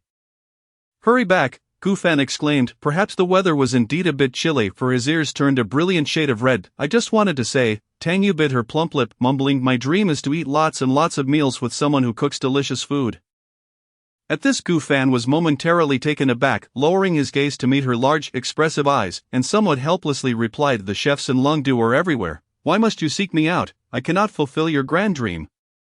Because that person has to be someone who cooks deliciously, Tang Yu proclaimed loudly, with righteous fervor. What? Gufan was taken aback, a myriad of questions swirling in his mind, nearly shouting, you can't possibly think I am suitable. Why would you think that? It's because you look so fair and delicate, with skin better than that of a girl, Tang Yu argued logically. I like good-looking people. Gufan withdrew a shared coat. Fine, I admit my fault, perhaps I might dare again next time. Tang Yu apologized with a pitiful expression, stepping closer, her demeanor earnest as she patted her chest, declaring, Tang Yu, will pursue you, huh? Gufan took 2 steps back. I refuse, I am just, Chu. Tanya seemed to be caught by the wind, letting out a loud sneeze, the bow atop her head shaking loose. She rubbed her nose and continued, no, after saying this. She quickly got into the car, driving her egg-shaped vehicle back to Building 10. Honestly, still going on about knowing, Gu Fan mimicked Tanyu's comical demeanor in a teasing manner before he was about to enter the house. Catching sight of a white pom-pom on the ground, it was the white fluffy hair tie that had fallen when Tanya sneezed. Why must she leave her belongings? He bent down to pick up the hair tie but ultimately did not discard it. Tucking it into his other pocket, perhaps there would be an opportunity for Yu Sheng to return it to Tanya later. Upon returning home, Gu Fan hung his coat at the door, rolled up his sleeves, and prepared to clean up the mess left by those hungry souls. However, upon reaching the dining area, he discovered that all the used dishes had been thoroughly cleaned and neatly arranged in the sterilizer. The trash had been emptied, and the kitchen was spotless. On the dining table lay a thermal bag with a note featuring a little bear. If it's cold, heat it up to avoid stomach aches. Silly. Gu Fan opened the thermal bag and warmth along with a delightful aroma wafted out. It was the braised noodles from the south and roasted duck from the north. Chapter 26, Be Our Boyfriend. He actually really bought it. After heating it up in the microwave, Gu Fan sat at the dining table, savoring the meal without wasting a single bite. Once finished, he tidied up the table and glanced into the refrigerator. Tonight, while cooking for D1M, he had set aside a portion of nearly every dish for Mu Yao Yao, but evidently she had not eaten any of it. Could it be that she ran into Shin Xuanan on her way back? He ascended the stairs, glancing towards Mu Yao Yao's room. At the corner of the staircase, a sign hung on her door reading, "Very recharging ZZZZ." Has she already fallen asleep? Gu Fan returned to his room downstairs to sleep. Meanwhile, in the bedroom, hearing footsteps receding, Mu Yao Yao slowly sat up in bed. Moonlight streamed through the window. She pulled aside half of the sheer curtain to gaze in the direction of Building 10. Those striking figures, mingling with the moonlight illuminating everyone, blurred her vision with shimmering reflections. Yunting Huafu Building 10. Is it true? That guy, is his taste really still stuck in the realm of opulence? Gossip monger Luoing listened with curiosity as Tanya spoke about Gu Fan. I agree, his fashion sense is truly despairing. After all, he is a homebody. It's somewhat understandable. Chi Yingsen leisurely applied night cream, not believing a word of Tangyu's claims. But you say he looked incredibly handsome tonight? Oh, I can't believe it. It's true. He smelled nice and felt soft today. I really liked it. As Tangyu spoke, a blush crept onto her cheeks. Everyone was taken aback. Liked? I'm tired. I am going to sleep. Shin Xuanan seemed uninterested, not wanting to hear another word, and headed upstairs to sleep. You like the food he makes, right? Yu Sheng teased, pinching Tangyu's nose. Oh, I like everything. Although he usually keeps his head down and his bangs cover his face, he is undeniably good-looking. Isn't Tangyu said, her gaze sweeping over the others, a thought flashing through her mind as she excitedly exclaimed, Lingling Jia. You Jia, Xin, I have a great idea. Yu Sheng chuckled. What kind of great idea? Tell us. The others turned their attention to the ever-spirited Tangyu. Tangyu raised her chin, her face brimming with self-satisfaction as she declared, let our sweet, soft little cake, Fan from Building 11, be our boyfriend. As soon as the words left her lips, it felt as if a stone had sunk into the ocean, plunging everyone into a shared silence. Ahem. Ultimately, it was Yu Sheng who broke the awkward atmosphere, saying to Tangyu, a boyfriend is a boyfriend. How can he be the boyfriend of so many of us, if this gets out? The trending topic will read, shocking, D1M members are allegedly involved in a polyamorous relationship with a flower butterfly man. Chi Yingsen's words were cut short as Luoing covered her mouth. Tangyu pondered for a moment. Perhaps he should just act as our lifestyle assistant. Upon hearing this, Ling Xuanhan placed a hand on her forehead, smiling helplessly. I didn't expect our little Yu to have such a knack for mischief. But I really like him. Tangyu spoke earnestly, looking at Ling Xuanhan. Ling Jia, don't you want him to cook delicious meals for us every day? Don't you like him? Ling Xuanhan paused, her smile slowly fading. I dislike him. After saying this, she closed the book in her hands and went upstairs. Sigh, the world is hard to please, only Ling Jia is. Luoing sighed and shook her head. Chi Yingsen remained silent for a moment before unable to suppress a mischievous grin. But the idea of a lifestyle assistant is really good. It seems we really need one. Enough nonsense. Gu Fan clearly has a stable source of income. Yu Sheng interrupted Chi Yingsen's mischievous thoughts. Speaking of which, he is a homebody. How could he afford to live in Yangfu and stay cooped up at home all day? Is it possible his little girlfriend is the one providing for him? Didn't you all say that girl works late? Luoing speculated. Could that girl be a wealthy lady? So Gu Fan is Chi Yingsen seemed to discover a new continent, exchanging glances with Luoying. They chorused, "A sugar baby." Yu Sheng couldn't help but find it absurd, laughing, although he indeed has the face suited for that line of work. He's certainly isn't that kind of person. It doesn't matter anyway. Chi Yingsen shrugged. It seems having that guy living next door is quite entertaining. Alright, let us all get some sleep. Don't forget, we have group training tomorrow morning. Yu Sheng reminded kindly. No. A prolonged wail echoed through the living room. The next day morning, groggy Gu Fan raised a hand to remove the handkerchief covering his face.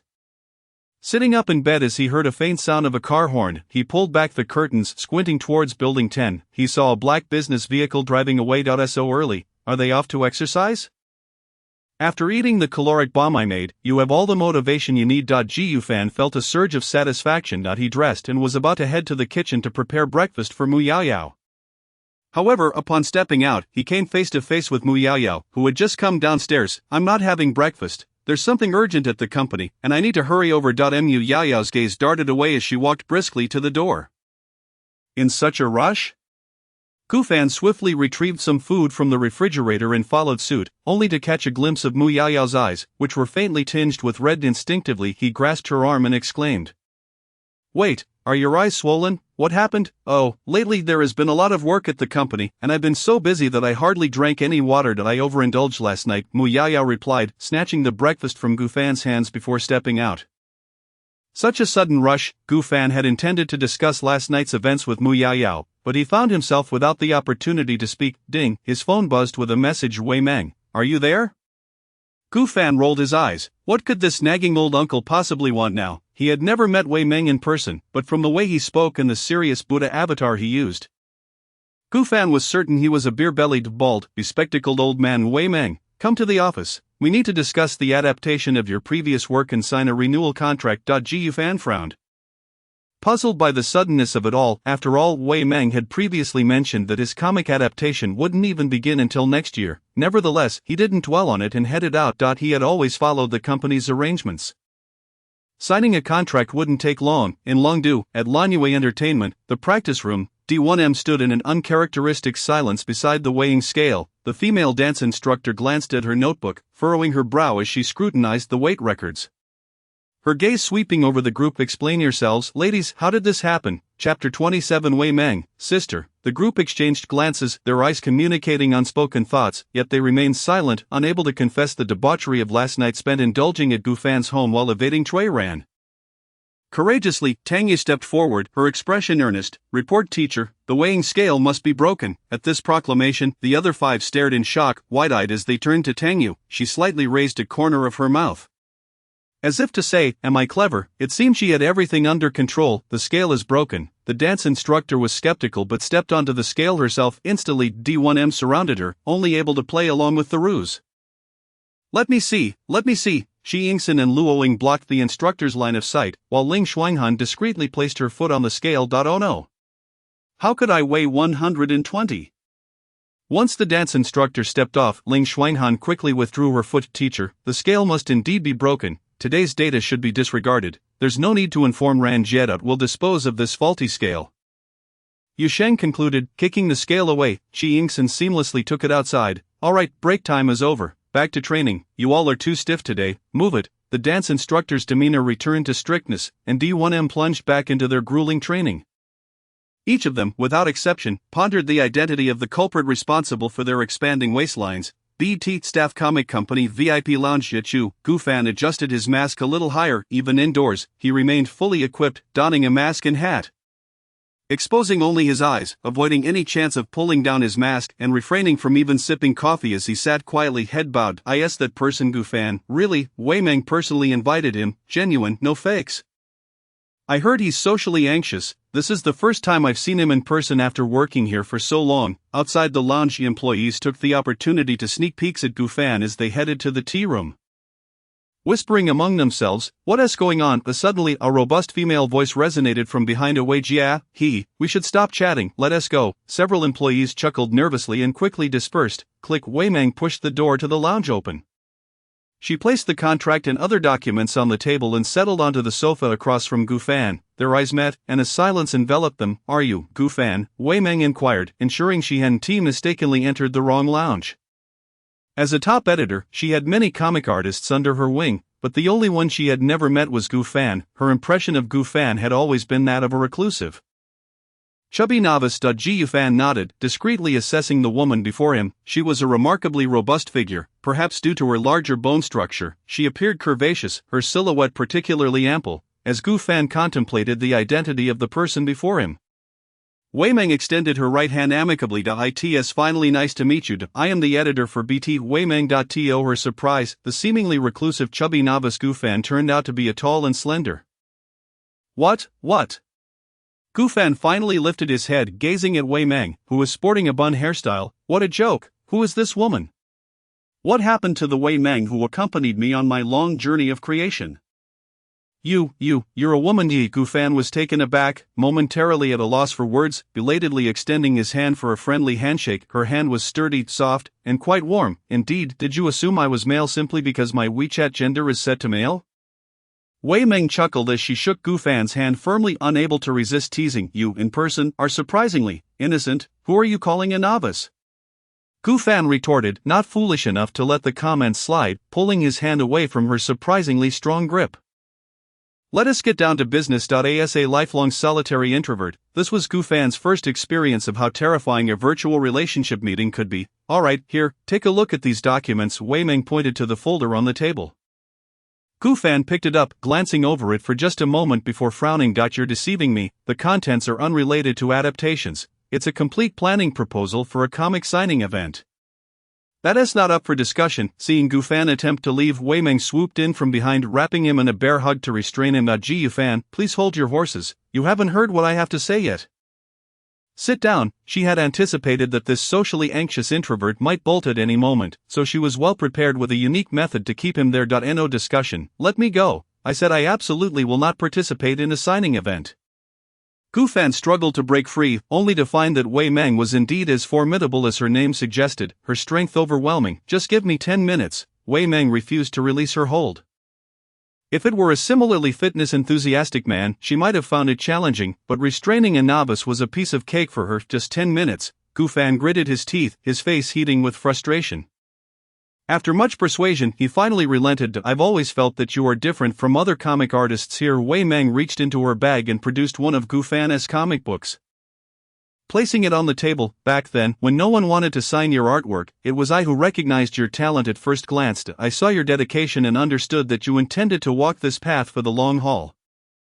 I genuinely believe you will succeed, and you have not disappointed. Your comic has gained immense popularity, and you have amassed millions of fans, elevating me to the position of a top editor. Throughout my journey, I have witnessed many artists change, yet you remain steadfast, your comics retaining their original essence." Wei Meng continued, shifting to sit beside Gu Fan on the sofa. "I recall you mentioning, almost by chance, that you have few friends in real life. But if you think about it, aside from the voices of doubt, aren't there countless comments cheering you on? Whenever you look back, all those fans who adore you are right behind you. Doesn't that count as kinship, as true friends? You have never been alone in your passion. I have said all I can. Neither I nor the company can force you to agree to participate in this signing event. But your fans have longed to meet you, to see the person they admire. Gu Fan, you have never let down your passion, but what about those fans who cherish what you love? Will you let them down?" Chapter 28. As her words settled, Wei Meng gazed at Gu Fan with eager anticipation. However, Gu Fan remained silent for a considerable time. "Let me contemplate this matter further." He had to admit that some of Wei Meng's words indeed stirred something within him. Yet he still refrained from giving her a definitive answer. "Alright, thank you for coming today. What I said was not just directed at you, as someone with year-end bonuses and performance metrics. This is also for my friend Gu Fan. Regardless of what decision you make, I will support you." Wei Meng stood, extending her right hand once more in a friendly gesture. "You are far more capable than I had imagined." Gu Fan grasped her remarkably warm hand again. "You are entirely different from what I had pictured. What did you think I was like? A rough man? Pretty much. How strange. It's even more disheartening than being called a muscular Barbie. Then let us just say you're a muscular Barbie." At Lanue Entertainment, in the cafeteria, Tang Yu, with her eyes dimmed, poked at the low-fat meal before her with a fork, as if the hungry spirit within her body would float away the moment she opened her mouth. I want something more indulgent. She had never spoken so sincerely, so earnestly, so wholeheartedly. Beside her, Chi Ying-sen recalled the sumptuous feast from the previous night, instinctively licking her lips and admitting, honestly, that she too felt a twinge of longing for it. You all are hopeless. Haven't we eaten low-fat meals often before? Haven't you gotten used to it yet? Luoying remarked, glancing at Yu Shang, and whispered, Yujia, what is Gufan's WeChat number? Yu Shang was momentarily taken aback, then chuckled and pushed her phone towards the most hopeless one among them. Instantly several heads leaned in closer. Luoying wanted to add the contact but frowned. This guy is using a default WeChat ID? It's quite a long string. Even my grandmother wouldn't use such a WeChat ID, Tang Yu stated frankly. Is it intentional to make it hard for others to add him? Chi Ying-sen speculated, stroking her chin rebelliously. Let's just add him. Shijidi 1 Judayamangnan. Luoying and Chi Ying-sen quickly searched for Gufan's WeChat and sent a verification request. Shin Xuanan glanced at her phone and uncertainly asked, by the way, can't we just copy it? Luoying and Chi Ying-sen were immediately dumbfounded, exchanging glances. How foolish! Shin Xuanan used Yu Sheng's phone to copy Gufan's WeChat ID and effortlessly sent it to his own, completing the task with ease. Almost simultaneously, a series of notification sounds chimed from Gufan's phone. D1M. Chi Ying-sen, D1M. Luoying, D1M. Shin Xuanan. Kacha requests to add you as a friend. Gufan, preparing to take the bus, sat on a bench at the station, bewildered by the verification messages that appeared behind him. A D1M poster at the bus stop showcased 6 vibrant young female leads glowing brightly. What are these guys up to now? Surely, they're not trying to mooch off a meal again, Gufan pondered, but he soon noticed the last name, Kacha. What on earth is that? The Gufan saw that this was also added through a precise search. Is it someone from BT Comics? You have added Kacha. You can now start chatting. However, when Gufan clicked into moments, he was taken aback. What greeted him was a series of high-definition photos of Tang Yu, her fluffy, smooth short curls, cuddling a rabbit plush, innocently exposing her shoulder to the sunlight, inadvertently curling her rounded jade feet. Each image unmistakably showcased Tang Yu's uniqueness. How could that childlike girl be so alluring? Wait, what am I thinking? Gufan stood up, forcing himself to regain composure. To hell with, she actually changed her name to add him, treating him like a muggle? His finger hovered over the delete option, but after a moment's thought, he hesitated and instead returned to the chat page to send a message to Tang Yu. Meanwhile, at Lanyue Entertainment, Luoying, Chi Ying-sen, and Shin Xuanan were all being coldly treated by Gufan. Only Tang Yu shook her phone. She had known all along that Gufan would be unwilling to add them, so she deliberately changed her name to add him. It's still you. Little you so clever, Luoying sighed in resignation, turning off her phone. Oh dear, Gufan has messaged. Chi Ying-sen pointed at Tang Yu's phone screen. Simple message, don't forget to come pick up your hair tie. Luoying feigned being struck by inspiration, imagining Gufan's unexpectedly domineering tone, mimicking in a deep voice, don't forget to come pick up your hair tie. Hey, the meat dishes at that table next door are less greasy than you. Tang Yu scrunched her little face. Little you, when did you lose your hair tie? Shin Xuanan inquired, somewhat intentionally. Just last night when I picked him up, the decorative hair tie was tied a bit loosely, and I didn't expect him to find it. Tang Yu spoke candidly. I'll help you get it tonight. Shin Xuanan, rarely proactive, offered to assist. Tang Yu did not refuse, replying, alright, thank you. Xuanan jied buzz. Her phone vibrated. Incoming call. Dad. You all eat first, I'll take this call. Tang Yu stepped outside the cafeteria, her voice sweet as she said, Dad, what's up? Oh my sweet Tang baby girl, hearing your voice makes Dad's heart melt. I heard you have a full schedule today, it must be tough, right? The middle-aged man on the other end of the line spoke with a tone typical of a doting father. Not tough, I enjoy rehearsing with my sisters. Tang Yu replied, Tang, the reason Dad called you today is to introduce you to someone. You two will have a meal together. A meal? What are we eating? Although Tang Yu's focus remained on eating, she had mostly guessed that her father was arranging a blind date for her. Of course, it's at your favorite restaurant. How about that? If you feel anything is off about the person, you can simply leave. Alright, the man's voice brimmed with affection. Sure, I'll listen to Dad. Tang Yu agreed without even asking for the other person's name. Throughout her life, her father had always fully supported her choices, including her decision to join a girl group as an artist. He even quietly helped her, considering her feelings, allowing her to throw a little tantrum and leave mid-date if she wished. Therefore, even if she wasn't keen on it and intended to be perfunctory, she wouldn't refuse her father's arrangements. So it will be next Wednesday evening at the Nostalgia CAF, and the person is a boy with the surname G. Dudu. After getting off the bus, Gufan received a message from Guqingye. Gooching ya, you little rascal. Next Wednesday evening is the blind date. Now that you've agreed, make sure you follow through with a girl's surname is Winnie. Chapter 29 Decision simple. Got it. I'll definitely be there since I promised. Goofan didn't take the blind date seriously. It was merely a way to appease his family, and he had no intention of preparing for it. Rarely going out, he wandered into a comic shop along the way. His otaku diary one was prominently displayed in the bestsellers section. Clearly visible upon entry, baby, this is the comic I told you about. I've been following it since my freshman year. Not far away, a boy and a girl conversed softly. I think I've heard of this. Is it a youth romance story? Yes, my favorite character is Senior Chuilian. She loves white camellias and is the male lead's first love. The boy adjusted his glasses, animatedly discussing the comic's plot as the girl smiled gently. Patiently listening in the quiet bookstore, even the faintest sounds were incredibly clear. Chuilian, Goofan approached the bestseller section where they stood, gently stroking the cover of Otaku Diary 1, recalling that the character Chuilian was based on the person who once told him, "There is no reason." Ilian, the first person he ever relied on, his first love. My goal is to get into the Art Academy of Longdu, just because he accidentally overheard that casual remark. Every moment of his high school life, every second, every instance of struggle, gained the strength to persevere. His sweat and tears flowed towards the distant place she spoke of. Bro, you read comics too? A voice interrupted Goofan's reverie. He lowered his hat brim and nodded.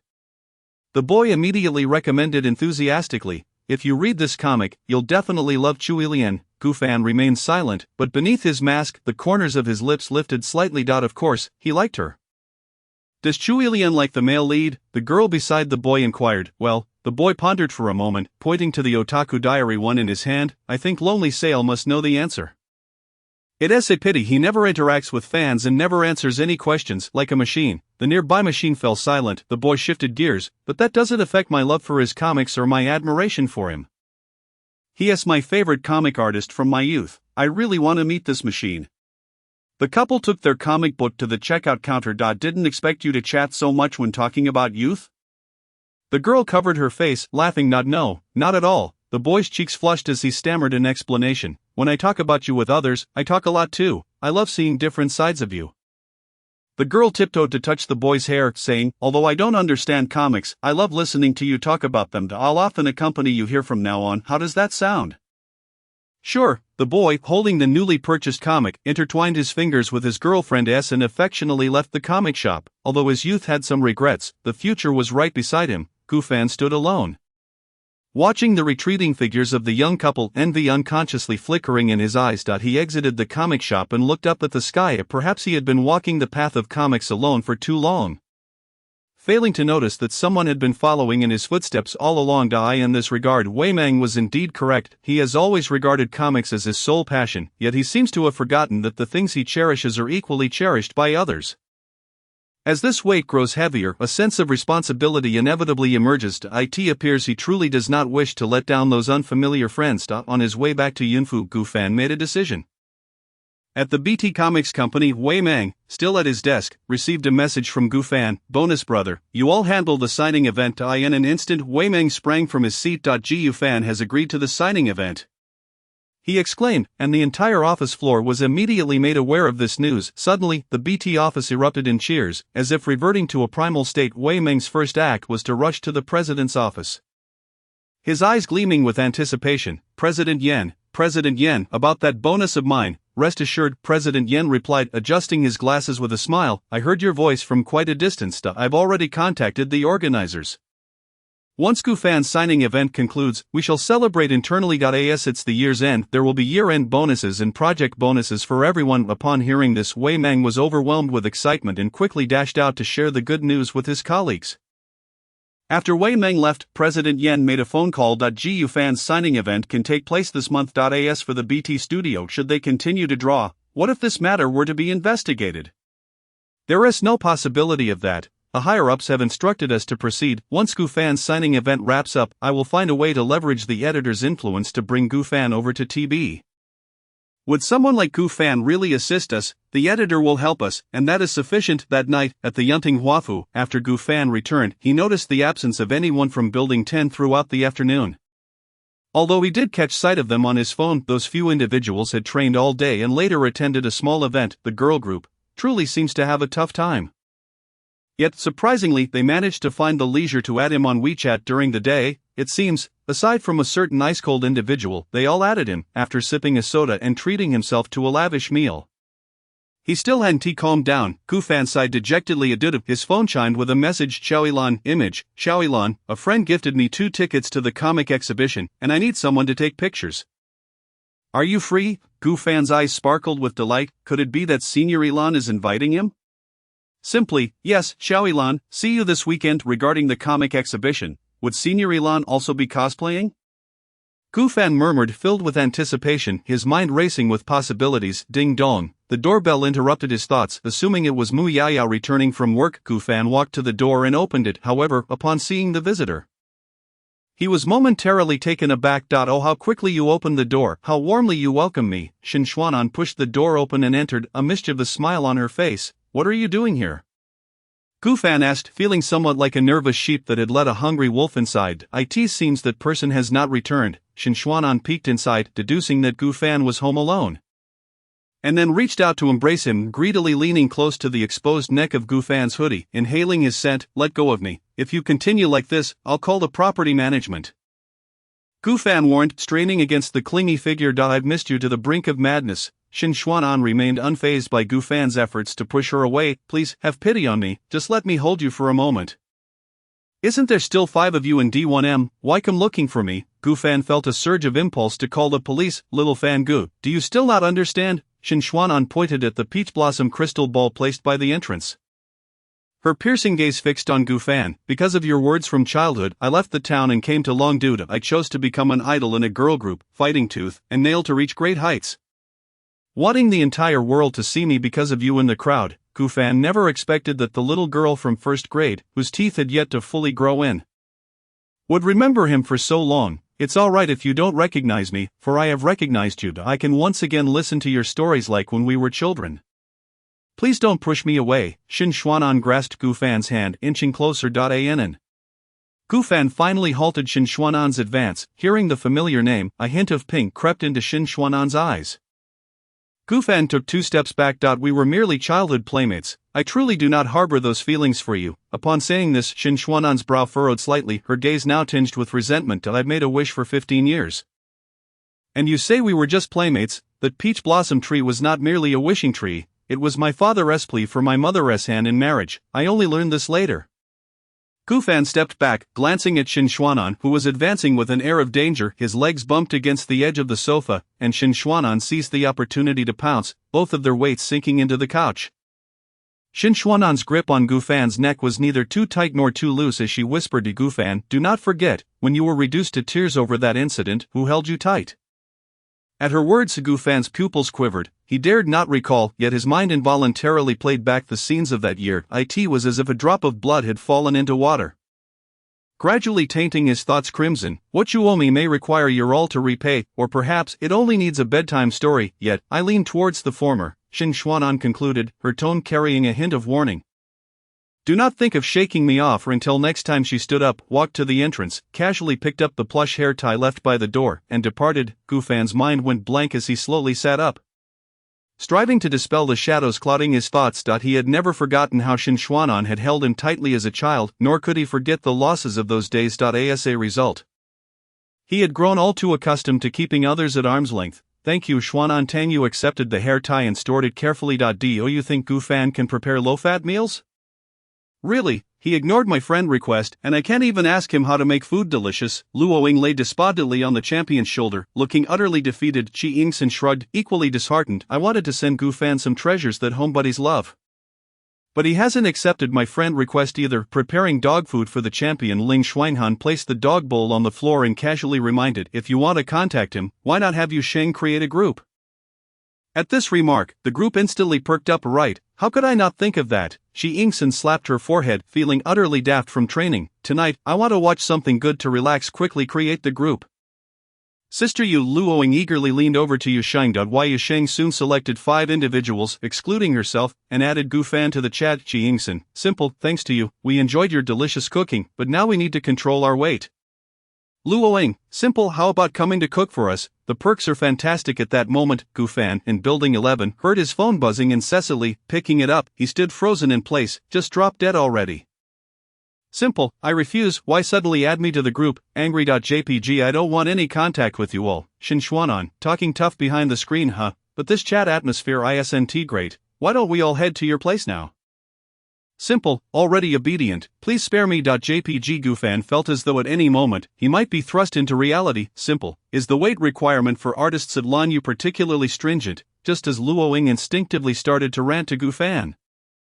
Her phone was snatched away by Ling Xuanhan and tossed onto the sofa. Don't say too much to a neighbor. Got it, Captain. If it weren't for that ZDL suddenly appearing, Lanyu wouldn't have raised the bar for us. Honestly, it's exhausting. Shi Yingxin reclined on the sofa, rubbing her sore legs. Ran Jie mentioned that ZDL will also participate in the competition on next year's program. As Ling Xuanhan spoke, she stood by the floor-to-ceiling window, unconsciously gazing towards Building 11, a complex light flickering in her eyes. I don't care whether you all have been slacking lately or if there are other matters weighing on your minds. It all must be set aside, because we D1M must be the best for all these years, regardless of whether we had enemies. Haven T, we've been striving relentlessly. Shin Xuanan stood up, somewhat displeased, and stared directly at Ling Xuanhan. If I'm not mistaken, what you initially desired wasn't merely greater fame, was it? Why apply pressure on us? What if we don't win the championship? What if we lose? After saying this, she headed straight upstairs, appearing indifferent to the outcome. In truth, from the moment she recognized Gufan, everything about D1M had become inconsequential to her. Perhaps it is exceedingly selfish to think this way. Yet she is unwilling to cunningly conceal her true sentiments. Ling Xuanhan remained silent, offering no explanation, her brows slightly furrowed, exuding a sense of melancholy as she spoke in a low voice. Regardless of your willingness to compete with ZDL, as your captain, I must adhere to the company's directives and bear the responsibility of urging you forward, although I do not possess an intense desire for victory, with you all by my side.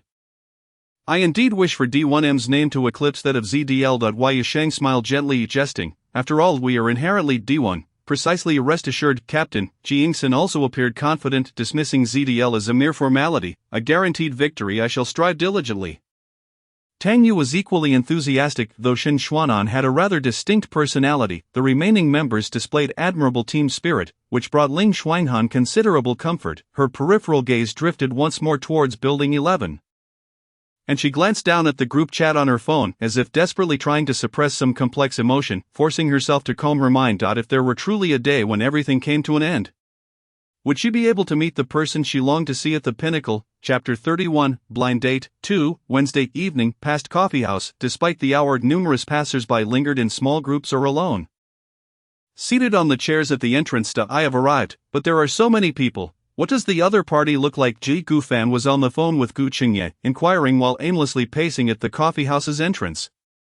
Her gaze sweeping across the crowd. Ji Qingye recalled the information gathered tonight, mentioning that it seems she was wearing a silver-gray silk scarf. A silver-gray silk scarf. Gufan hung up the call, turning her attention to a figure seated in the corner of the CAF, whose neck was indeed adorned with a silver-gray scarf. The IT must be her. She approached directly, asking, Miss One. Upon hearing the voice, the girl seated turned her head. Ji Yufan lowered her mask, feigning nonchalance as she greeted.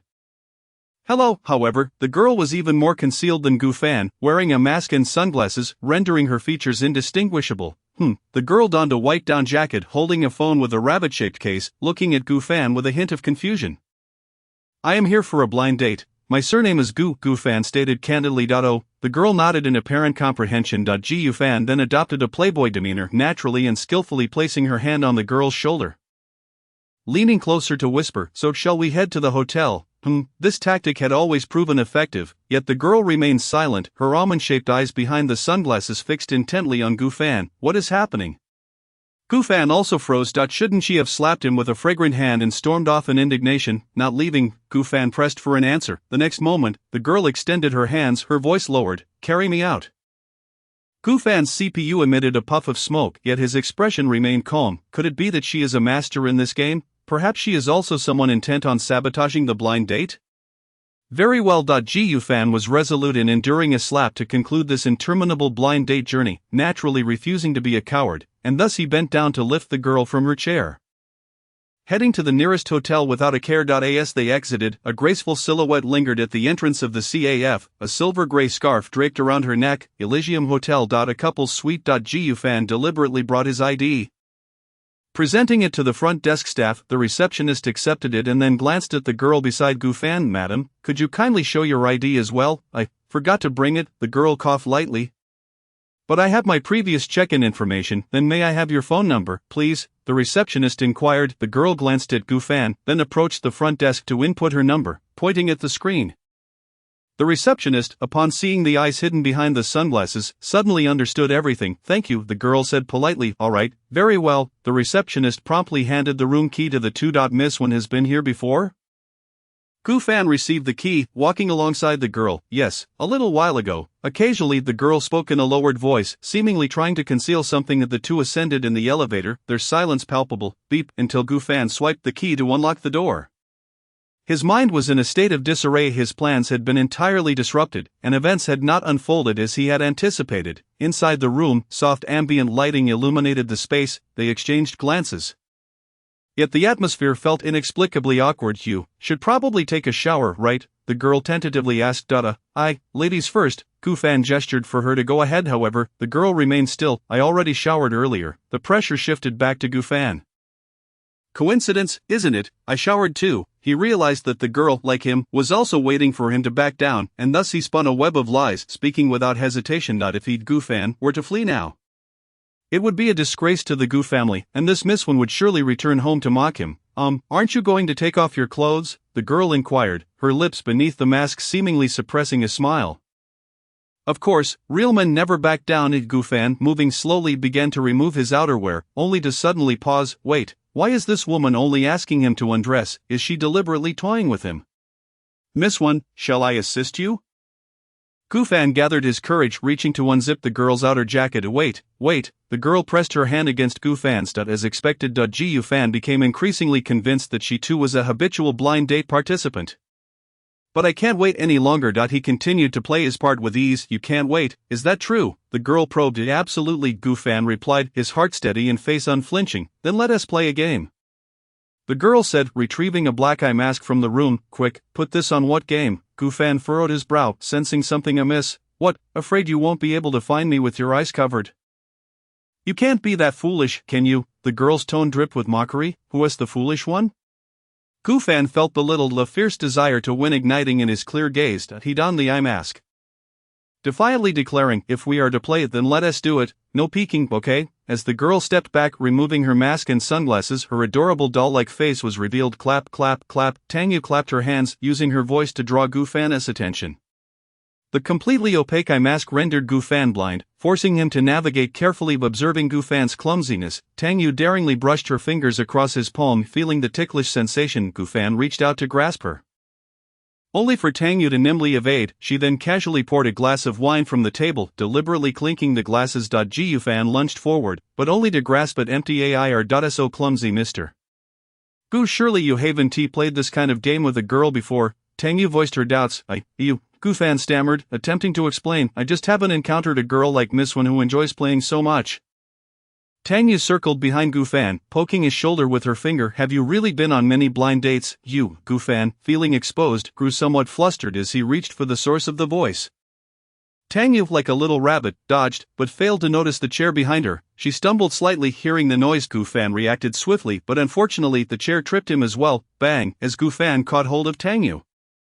He stumbled, and they both fell onto the large bed beside them. Chapter 32, Blind Date 3. Just as Gu Fan intended to remove the eye mask, Tangyu stopped his motion. Gu Fan, feeling around, brushed against Tangyu's face, which felt unusually warm. Why is this person's face so hot? Tangyu's mind was slightly hazy, as if the world were spinning, but her remaining consciousness compelled her to hold Gu Fan's face.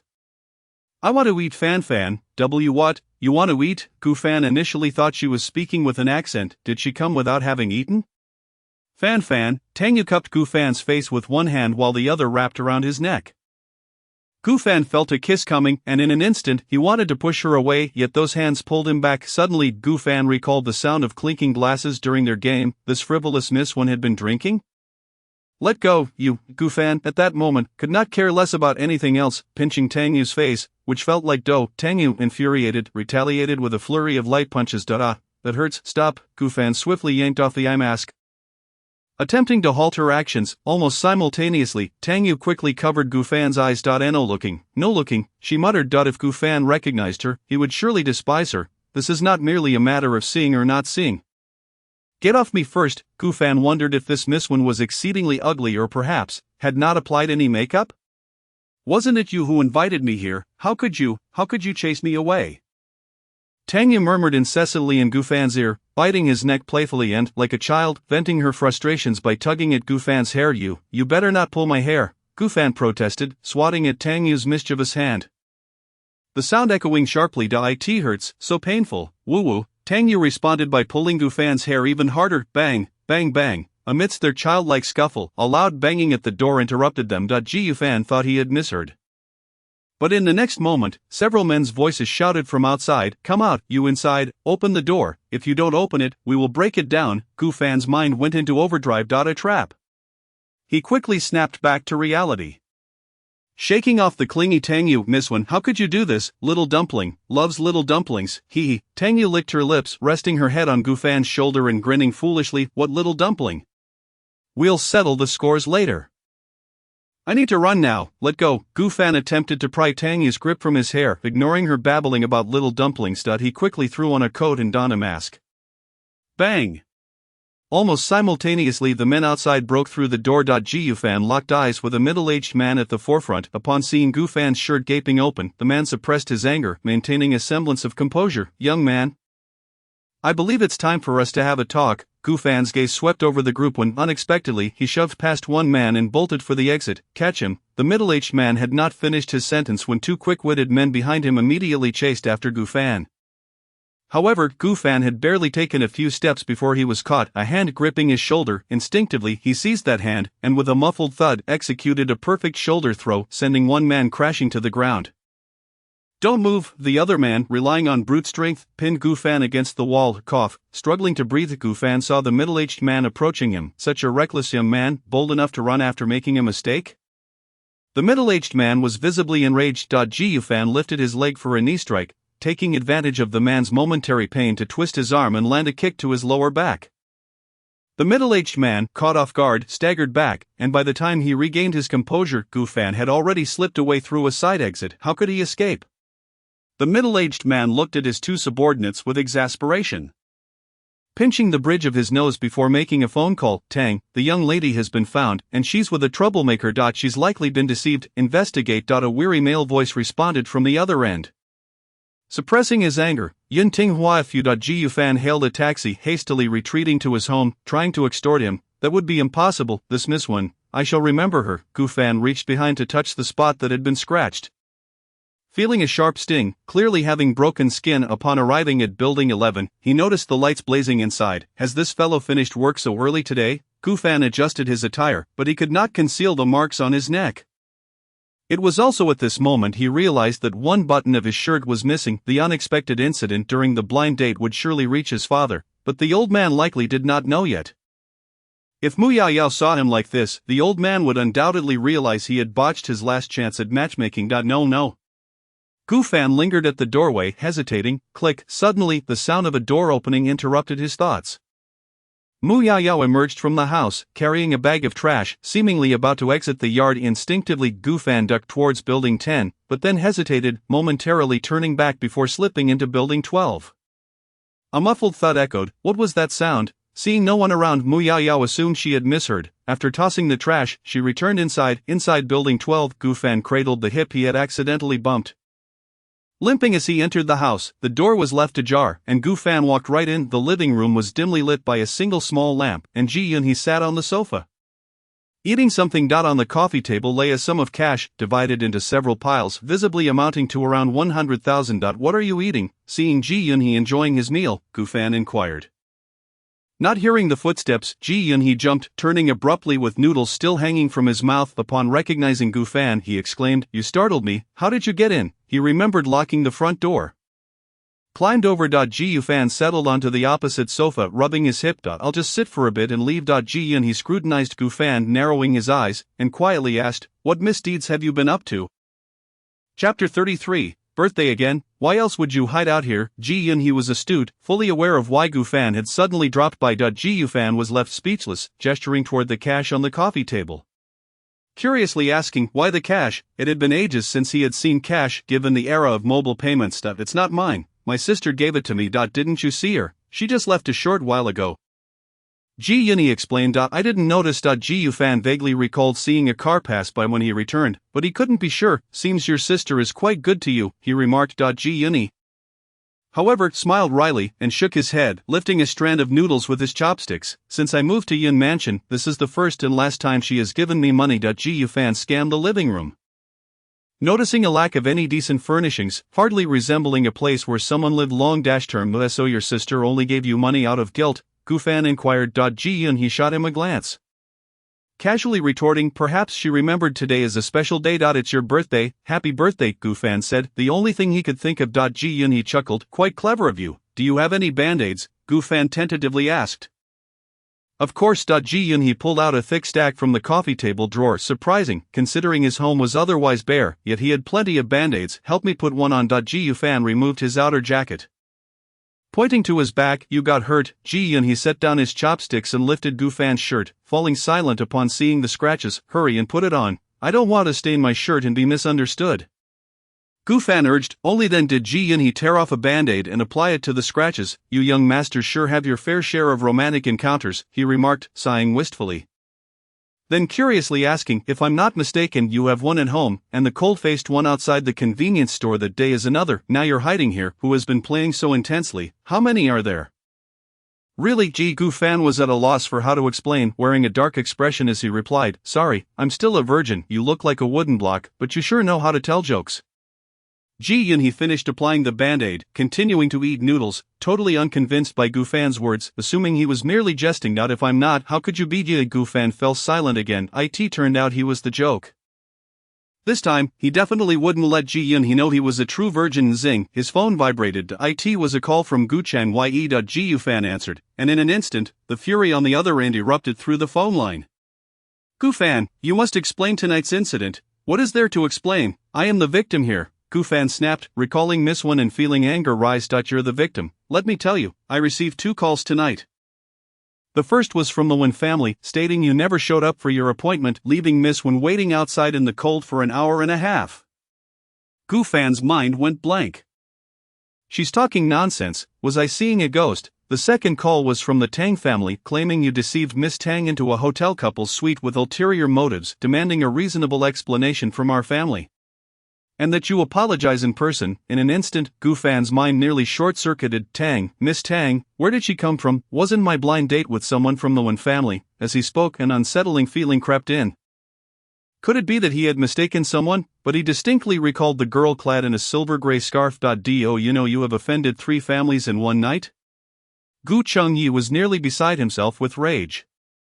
Gu Fan, I truly didn't expect you to cause such a huge mess. 3 families? Gu Fan's expression turned serious as he recalled his actions throughout the night. Who else did I offend, aside from the Wan family, who had been so intent on marrying off their daughter to him? Miss Tang had indeed been there for a blind date, but her intended fiancé was none other than Ji family as second young master. Ji Fenghe, you snatched away the daughter-in-law the Ji family had their eyes on. Gu Fan abruptly stood up, glancing at Ji Yunhe, who was engrossed in his noodles. In other words, the lady at the hotel is Miss Tang, the betrothed of Ji Yunhe's elder brother? Tomorrow, I shall invite the Tang father and daughter along with the Ji family to dinner. You must return home. There are matters to discuss with them. You have utterly tarnished my reputation. After Gu Qingye spoke, he furiously hung up the phone. It was merely a blind date, yet my own ungrateful child managed to offend 3 families overnight? Is that even reasonable? No way, Gu Fan muttered, recalling the pleasantly plump girl from tonight, yet he simply could not remember her face. It was only at this moment that he realized why Miss Tang had kept her eyes covered. She had evidently conspired to toy with him all along. What's wrong? Ji Yunhe vigorously shook the dazed Gu Fan, questioning why he appeared as if the sky were collapsing. Ji Fan snapped back to reality.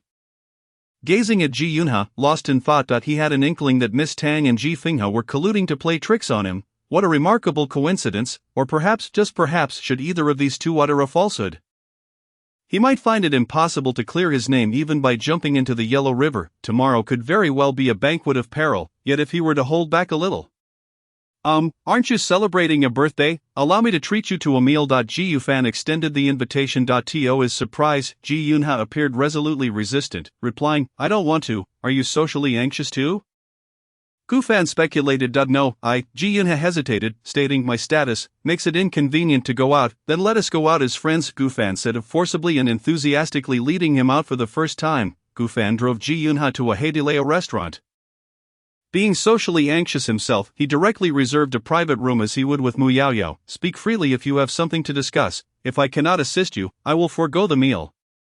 Ji Yunha stated, skeptical that any free dinner could befall him. You can eat even if you cannot help. I am not the type to be stingy, Gufan replied, sitting beside Ji Yunha and placing the first piece of cooked meat into Ji Yunha's bowl.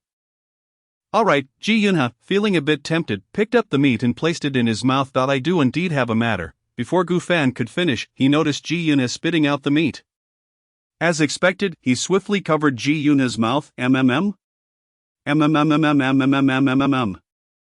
Ji Yunha seemed to utter something rather unseemly, yet the meat had already been swallowed. Ji Yufan smiled kindly, stating, now that you've eaten, you truly must assist me. Chapter 34, Birthday, 2, It's nothing serious. I merely wish for you to accompany me tomorrow to meet a few individuals. Ji Yufan released his grip and continued placing meat into Ji Yunha's bowl. Although Ji Yunha was an adopted son of the Ji family, he had been cast out from his home. If outsiders were to learn that the biological son of the Ji family had returned only to cast out the adopted son, the repercussions would be considerable. If the Ji family clung to tonight's events, having Ji Yunha as leverage would certainly be better than going alone. Moreover, should that frivolous young lady from the Tang family embellish tonight's incident at the dinner, he could counter her claims, as Ji Yunha could serve as a witness to shield him. After all, his father was entirely different from his mother. When confronted with issues, he would merely apologize and seek to avoid conflict. By bringing Ji Yunha along, the Gu family would mitigate risks and achieve a dual purpose. Who are these individuals? Ji Yunha asked, half in disbelief. Your elder brother, Ji Fingha. To Ji Yunha's dismay upon hearing Ji Fingha's name, he abruptly became agitated, asserting, you are my brother. I cannot eat this meal, I must leave. However, Gufan firmly pressed Ji Yunha back into his seat. Ji Yunha struggled in vain, unable to match Gufan's strength. Feeling utterly helpless, even if you wish to use me, this is too much. You are forcing me into a corner, and here I thought I was being generous with you. After this matter is resolved, I shall owe you a favor, Gufan stated. Since he needed to bring Ji Yunha along, he felt compelled to repay this debt, noting that Gufan showed no intentions of letting him leave. Ji Yunha attempted to reason with him in a gentle tone. I have had little contact with the business world and do not know your family, nor the nature of your dealings with the Ji family. However, you must be aware of my circumstances. My elder brother is the true heir. He has always harbored immense disdain for me. Do you truly expect me to present myself before him? I am aware. Gufan replied, retracting his hand from Ji Yunha, his expression earnest as he assured, since I have invited you to accompany me, I will ensure the Ji family does not harm you. Ji Yunha hesitated. Gritting his teeth, I have regarded every member of the Ji family as my kin since childhood, yet they see me merely as a substitute for Ji Fingha. If they could discard me after years of companionship, what hope do I have with you, a neighbor with whom I share little rapport? He stood up resolutely, pushing the door to leave. Ji Yufan did not intervene, yet the two service staff at the entrance blocked Ji Yunha's exit. Clearly, this restaurant was one of the establishments under the Gu family's catering business. You may doubt me now, but accompany me to the dinner tomorrow. I will prove that I am not like those from the Ji family. Gufan stated. He understood Ji Yunha's predicament and unease, unwilling to force him into a situation he was uncomfortable with. Yet if tomorrow's banquet were to go awry, it would undoubtedly tarnish the Gu family's interests and reputation. How am I different, Gufan? You are just like those wealthy scions, bullying the weak. Ji Yunha recalled his unfortunate experiences, feeling that he had been naive to trust Gufan's seemingly kind demeanor.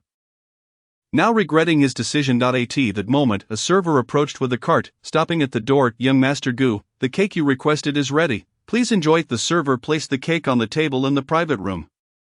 Prepared in haste, it may be lacking. I hope young Master Gu can forgive any shortcomings." After arranging the birthday hat, candles, and other items, the server closed the door and departed. The exquisite yet simple cake bore the words "Happy Birthday" elegantly written. Adorned with a crane decoration inside the room, Ji Yun had gazed at the crane atop the cake, seemingly moved yet remained standing by the door, unwilling to take a seat. Ji Yu Fan, feeling exasperated, spoke plainly, "My grandfather is Gu Hongzong.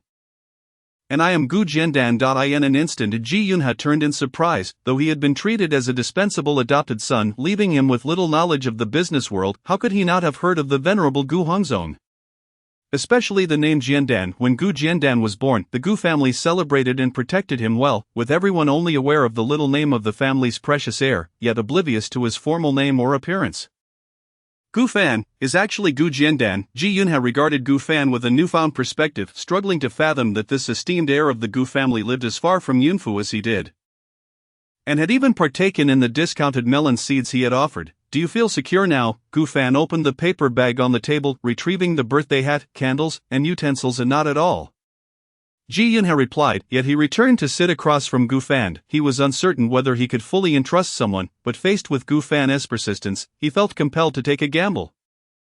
"No matter what I say tomorrow, you only need to agree. If they allow you to leave my sight for more than 5 minutes, regardless of what I am doing, I will come to find you," Gu Fan stated, handing Ji Yunha the birthday hat, helping him place the candles, lighting them. "Now make a wish." Ji Yunha donned the birthday hat, gazing at the flickering candlelight, closing his eyes. It felt as though he had returned to that sunny day when he was adopted.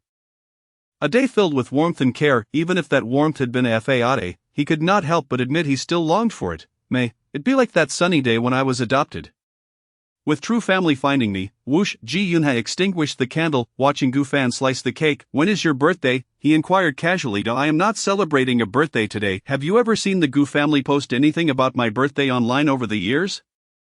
If they haven't posted, does that mean I don't celebrate?" Ji Yunha pondered how a beloved heir could possibly overlook celebrating his birthday. Ji Yu Fan recalled something, memories stirring within him, his hand slowing as he cut the cake.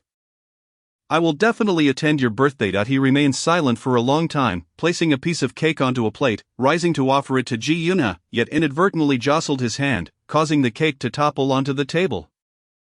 3 seconds, 3 seconds, Ji Yunha reacted swiftly, using the plate to scoop up most of it, ensuring nothing went to waste. "On my 5th birthday, I invited a girl from my kindergarten class to my home. She insisted on preparing a gift for me and took a ride with her parents to the city center. I stood by the roadside, watching her walk away," Gu Fan recounted, his memory drifting back to that evening.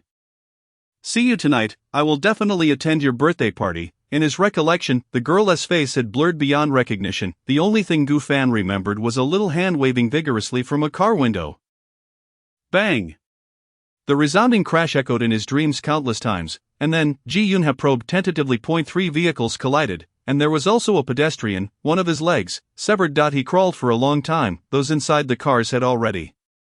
Gu Fan seemed to recall the scene of that one-legged pedestrian crawling towards him, pleading for help, his words fragmented, as if the metallic scent of blood and gasoline once again invaded his nostrils. His birthday coincided with the death anniversary of that girl. Chapter 35, Birthday 3. At the age of 5, Gu Fan was deeply frightened, and subsequently fell gravely ill. As a result, the Gu family took him away from that town and transferred him to another school. Even after many years, no one dared to mention his birthday, yet he had countless times recalled that incident. If he had refused the girl's offer to buy him a gift at that time, if he had insisted on taking her with him in their family car, she would undoubtedly have avoided such a calamity, and her entire family would not have perished on that road. "The meat is burnt." Ji Yunha noticed that Gu Fan was not in the right mood and loudly redirected his attention. "Why aren't you flipping it over?" Gu Fan came back to his senses and placed the charred meat from the grill onto an empty plate. "You asked me to help you, so you must act as the grill master." Ji Yunha remarked, picking at the burnt meat and taking a couple of bites of the unburnt parts. "Why are you being so frugal?" Gu Fan found it hard to believe that this fellow was once the young master of the Ji family. "Times have changed. I am now broke, without family or friends. This habit of thriftiness must be cultivated."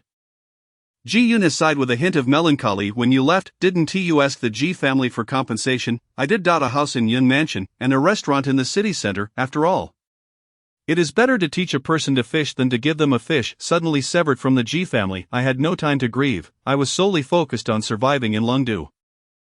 Ji Yun has seemed to have come to terms with it. Speaking in a light-hearted tone, the restaurant in the city center should be quite profitable. Why have you sold even the valuable items in the Yun mansion? It's Ji Finghe. He hired someone to cause trouble at the restaurant periodically. Over time, business dwindled. The restaurant in the city center is good, but the rent is exorbitant, and the 100,000 my sister provided was merely a drop in the bucket. I am nearing my breaking point. Oh, that makes sense. Although Ji Yunho was clever and had prepared a fallback plan, he could not withstand the ruthlessness of Ji Fengyi. I asked that all. I thought you might lend me some money.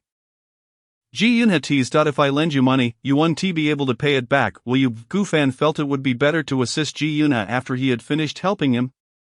As a way to repay a favor, that is true. Ji Yun had devoured a piece of cake. If I owe you money, it would be equivalent to owing the entire Gu family. In that case, I might as well become a duck.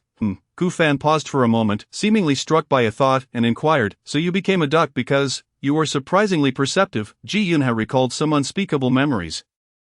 And no matter how Gu Fan probed, he avoided the topic. Yun Tinghua Mansion, Building 10. Shin Xuanan wandered back in a daze and plopped down on the sofa, lost in thought. Xuanan, where did you go just now? Yu Sheng casually asked. Shin Xuanan snapped back to reality, nonchalantly replying, next door. Did you go to find Gu Fan? He is not home. That woman at his place said he wouldn't be back tonight. Shin Xuanan found it somewhat strange, surveying the living room and noticing someone was missing. Where is Xiaoyu? She asked. Oh, Sister Ran sent a message saying Xiaoyu won't be back tonight. She inks inside. Who knows where that little girl has run off to have fun? Upon hearing this, Shin Xuanan snorted coldly. Xiaoyu isn't here, and neither is Gu Fan. Her tone inexplicably carried a sense of jealousy triggered by her sixth sense. Ling Xuanhan, whose mind was elsewhere, looked at Shin Xuanan. Are you that concerned about the person next door? Shin Xuanan, already in a foul mood, was further irritated by Ling Xuanhan's remark and boldly admitted. Yes, I like him to death. What about it? As soon as she spoke, the others in the living room cast astonished glances at Shin Xuanan. Shin Xuanan was known for speaking without thought when angry. But this was the first time she had blurted out such feelings. Her expression was unusually serious. Ling Xuanhan clenched the book in her hands, suppressing her emotions, and calmly reminded Shin Xuanan, there's a lot on the agenda at the end of the year. And we have to face ZDL next year. We are a team, responsibilities must be shouldered. Your team member is having relationship problems. As the captain, don't you have a responsibility to care for your team members? Tang Yu also likes Gu Fan, can't you see that? I can see it. So what? You all can't distinguish between priorities because of these childish and trivial feelings, before you ask me to take responsibility. You should first take responsibility for the path you have chosen. Ling Xuanhan slammed the book down on the coffee table, attempting to end the topic, seeing the two once again at odds. Yu Xing quickly interjected to ease the tension. Well, it's getting late, and we have training tomorrow. Why don't we just, Ling Xuanhan, instead of lecturing me here, why don't you help me sleep with that guy?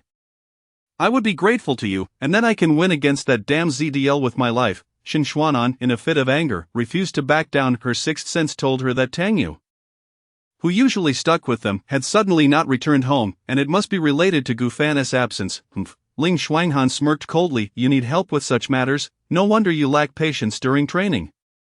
Perhaps in the end, you'll end up a mess, unable to pursue the one you like. Shin Xuanan rose in anger. Ling Xuanhan, stop provoking me here. Which of my skills have I performed poorly? Ling Xuanhan also stood up and calmly walked upstairs, leisurely saying, perhaps one day, I will be with that person at a higher standing, but you will never have a future with him. Watching Ling Xuanhan retreat into her room upstairs, Shin Xuanan suddenly fell silent. What does that mean? Is it easier to pursue someone when standing at a higher position? I'm tired. Good night. Shin Xuanan calmed down significantly and went straight upstairs to sleep. Back in her room, Ling Xuanhan quietly sat on the edge of her bed, her mind replaying Shin Xuanan's spontaneous declaration of affection. Indeed, those fervent two words, that beautiful emotion, only fit to be expressed by someone straightforward, could be spoken aloud. She took an old photograph from her drawer. The photo depicted four individuals, herself, her parents, and a young boy of the same age as the girl in the photograph. She gazed at the boy's face, recalling his innocent and adorable voice. I like Linlin the most. I gave Linlin the little flower I picked. When Linlin grows up, can she marry me? Because Linlin is the cutest child in kindergarten. I only let Linlin come to my birthday party. My dad said, when you meet a girl you like, you can't act like a fool, you must be clever and make the girl happy. But whenever I see Linlin, I turn into a fool. What should I do? Even if the kindergarten I dislike blows up, I will not leave Linlin. Tick-tock, tick-tock. Ling Xuanhan wiped the damp photograph with her wrist. But no matter how much she wiped, it remained wet, soaking her sleeves. A fool, liar. She pressed the photograph against her heart, lying on her side on the bed, quickly drifting into a drowsy state. The dream was still one she wished not to awaken from. Chapter 36, Dinner Party. 1. The dream was an unending nightmare. A brutal highway, a severed leg trapped beneath a vehicle. A faceless figure dragged itself along with only one leg, leaving a trail of blood behind. It hurts, my leg, please, please, save me, call an ambulance, hurry, call an ambulance, quick, my child, save my child first. Amid the desperate cries for help, 5-year-old Gufan stood before one of the overturned vehicles, vaguely catching a glimpse of a bloodied little hand from the back seat. He frantically tugged at the mangled door, his face a blur of fear and tears, indistinguishable from sweat. His strength was utterly insufficient. The resistance of the back seat caused his arm to scrape against the metal, and he fell into the filth of blood and gasoline. It's going to explode, young master. Forget about it. Hurry and leave, hurry. A strong hand pulled him away from danger. Boom. In an instant, a fireball erupted into the sky, extinguishing all seeds of hope. Gufan. What's wrong? Ji-Yun has shook Gufan with one hand while holding a phone in the other. Suddenly, Gufan opened his eyes, seeing Ji-Yun's face, and surveyed his surroundings, his thoughts finally detaching from the nightmare. You scared me to death. No matter how much I called, you wouldn't wake up. I almost called 120. Ji-Yun, still shaken, turned off his phone, as if afraid that the golden nugget of Gufan might hang on him. You had a nightmare, didn't you? He speculated. Upon hearing Gufan recount the accident last night, he realized that this incident might cast a considerable shadow over Gufan, especially since he was merely a 5-year-old child at the time. Such a scene would unsettle even an adult for days. However, he never anticipated the severity of Gufan's condition, plagued by nightmares to the point of sweating profusely and being unresponsive when called. What time is it? Gufan sat up, dazed. 7:30. Your family member just left not long ago, Ji-Yun remarked. Prepare yourself. We should. Gufan stood up, perhaps too abruptly, causing him to stumble unsteadily, nearly colliding with the coffee table. Damn, Ji-Yun cursed, swiftly catching Gufan, unable to refrain from scolding him. Hurry up and get out of my house. If you knock out your front teeth here, I can't afford to compensate for that. He grumbled as he dragged Gufan out of Building 12, and they arrived at the garage of Building 11. Can you drive? Gufan inquired. His mind was still in disarray, and he felt unwell. He had always refrained from driving when feeling even slightly off. I'll drive. An experienced driver. Ji-Yun confidently patted his chest. Gufan then opened the garage, revealing 2 luxury cars. Ji-Yun instantly hesitated, saying, I'm not sure about this. A scratch or a dent on the car is fine. As long as we get home alive, that's what matters. After speaking, Gufan handed one of the car keys to Ji-Yun. Ji-Yun eagerly took the driver's seat. Hey, I think you really need a driver. Why not hire me? I'm fine with a salary that's a bit lower than the market rate. Noticing Gufan, who was lost in thought in the passenger seat, Ji-Yun became more talkative. The former young master of the Ji family driving for me. Forget it. Gufan shook his head. You said former. Times have changed, and being your driver would surely earn me a fortune. I wouldn't feel wronged at all. I'm a homebody, rarely going out. You may not feel wronged, but I do, truly, the offspring of a businessman. His mind is entirely occupied with profit, right, and beautiful women. Drive your car properly. At the Gu family garden, after such an incident, ultimately, I bear responsibility. Having failed in raising my child, I shall first drink to that. Gu Qingye raised a glass towards a middle-aged man on one side, then glanced at the 3 members of the Ji family, nodding respectfully. General Tang, Boss Ji. He drained his glass and casually glanced at his watch.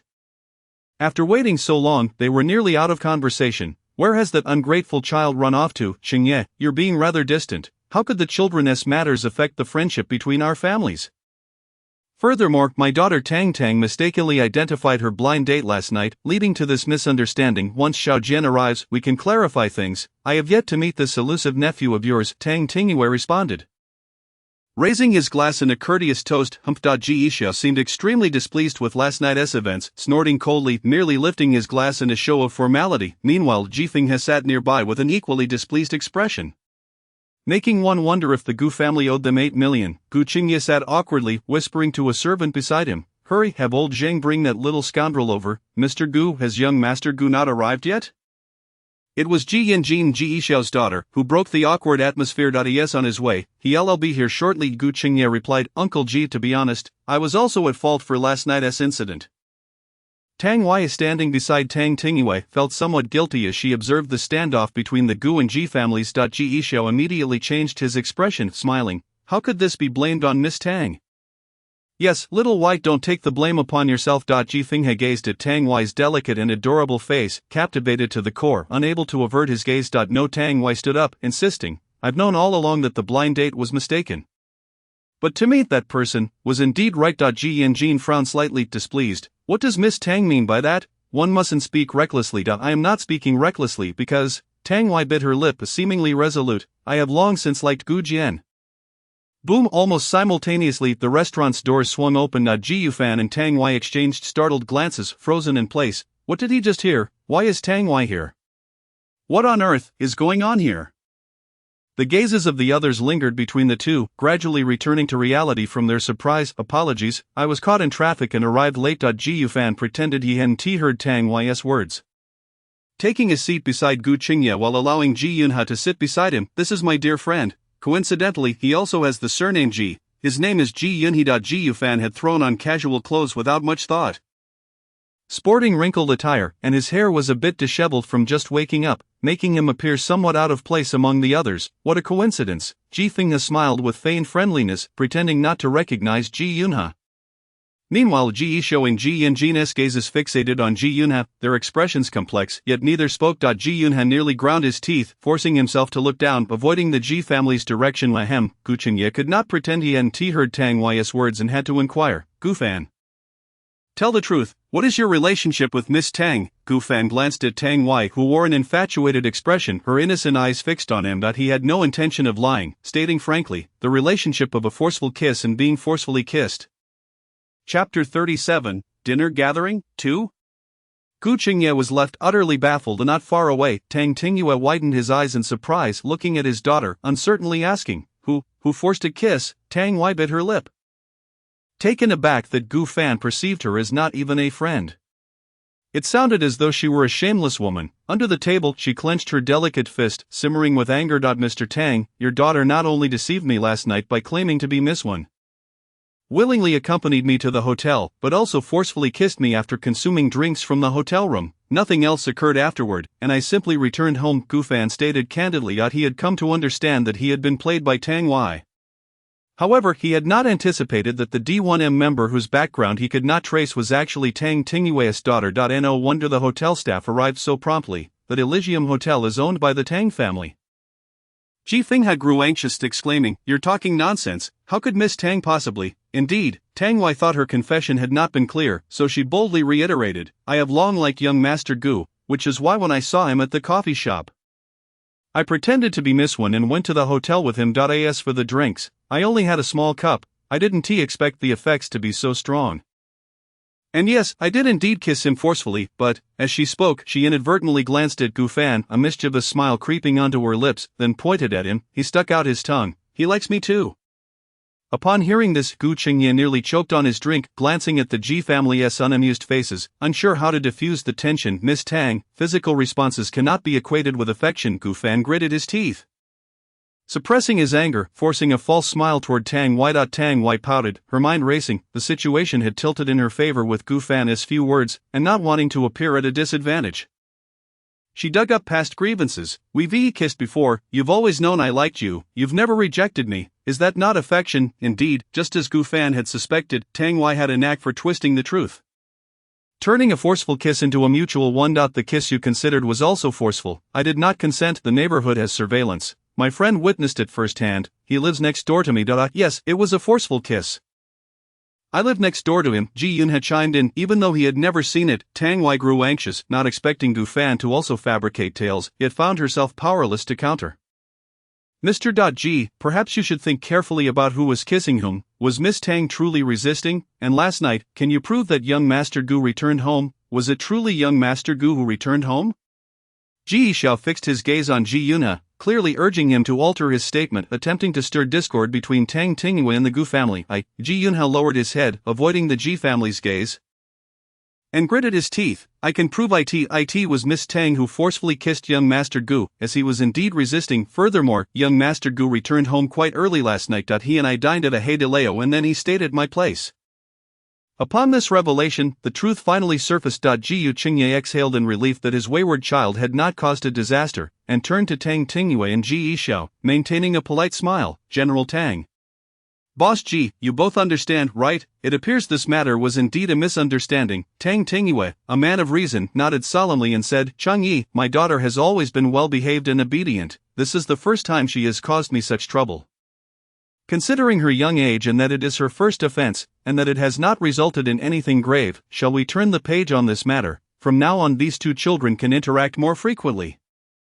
He had already discerned that his daughter gazed at Gu Fan with evident fondness. Compared to the Ji family, the Gu and Tang families were naturally more compatible, and he was quite willing to foster a closer relationship. Upon hearing interact more frequently, Gu Qingye could hardly conceal his delight. This was clearly Tang Tingyue expressing his admiration for his son, a precursor to a potential union. However, mindful of the Ji family's presence, he refrained from stating it outright, simply raising his glass, stating that it was merely a misunderstanding and that it was now in the past. Tang Tingyue nudged Tang Yu with his elbow and said sternly, Tang, stand up and apologize to Uncle Gu and Brother Jinjian. At these words, Gu Fan covered her face, glancing at the sullen Tang Yu, struggling to suppress a smile. Uncle Gu, Brother Jinjian, I'm sorry. Tang Yu stood up slowly, her head bowed, her voice filled with grievance, her small face drooping, lips tightly pressed, as if she were on the verge of tears. Why are you being so serious? It's not a big deal. Gu Qingye also recognized Tang Yu's dismay and felt a pang of sympathy. After all, compared to the Wen family, an alliance with the Tang family would be far more beneficial, and this could potentially be the future daughter-in-law.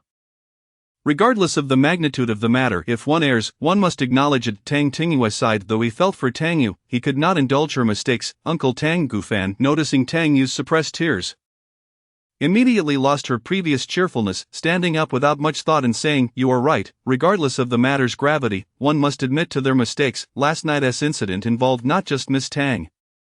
I too was at fault, my conduct was inappropriate. I apologize. Had he not mistaken identities or attempted to ruin the blind date with scandalous remarks, perhaps the ensuing events could have been avoided. He then turned to the Ji family trio, acknowledging that his interference in their blind date was unintentional, yet still owed them an apology. Upon hearing this, Tang Yu slightly lifted her head to look at Gu Fan, her tear-brimmed eyes now reflecting deeper emotions. Is an apology all that is required? Ji Finghe took a sip of wine, unable to contain himself, slamming his glass down heavily. Is this the way the Gu and Tang families conduct themselves? How could it be? Since there was an initial mistake, an apology is only natural. The Ji family may speak freely, Tang Tingyue remarked. With Gu Fan as a favorable comparison, he suddenly felt there was no need for his daughter to be matched with this Ji family lad.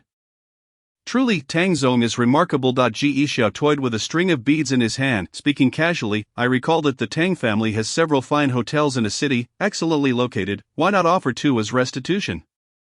After all, my Finghe still has to go on a blind date with Miss Tang. Who knows, they might become family. His words instantly darkened Tang Tingyue's expression. He had not anticipated that Ji Yishao, this uncouth nouveau riche, would have the audacity to make such a brazen demand. Ji Qingye found it hard to watch but refrained from speaking out, for unlike Tang Tingyue, he could feign ignorance and had no intention of conceding anything.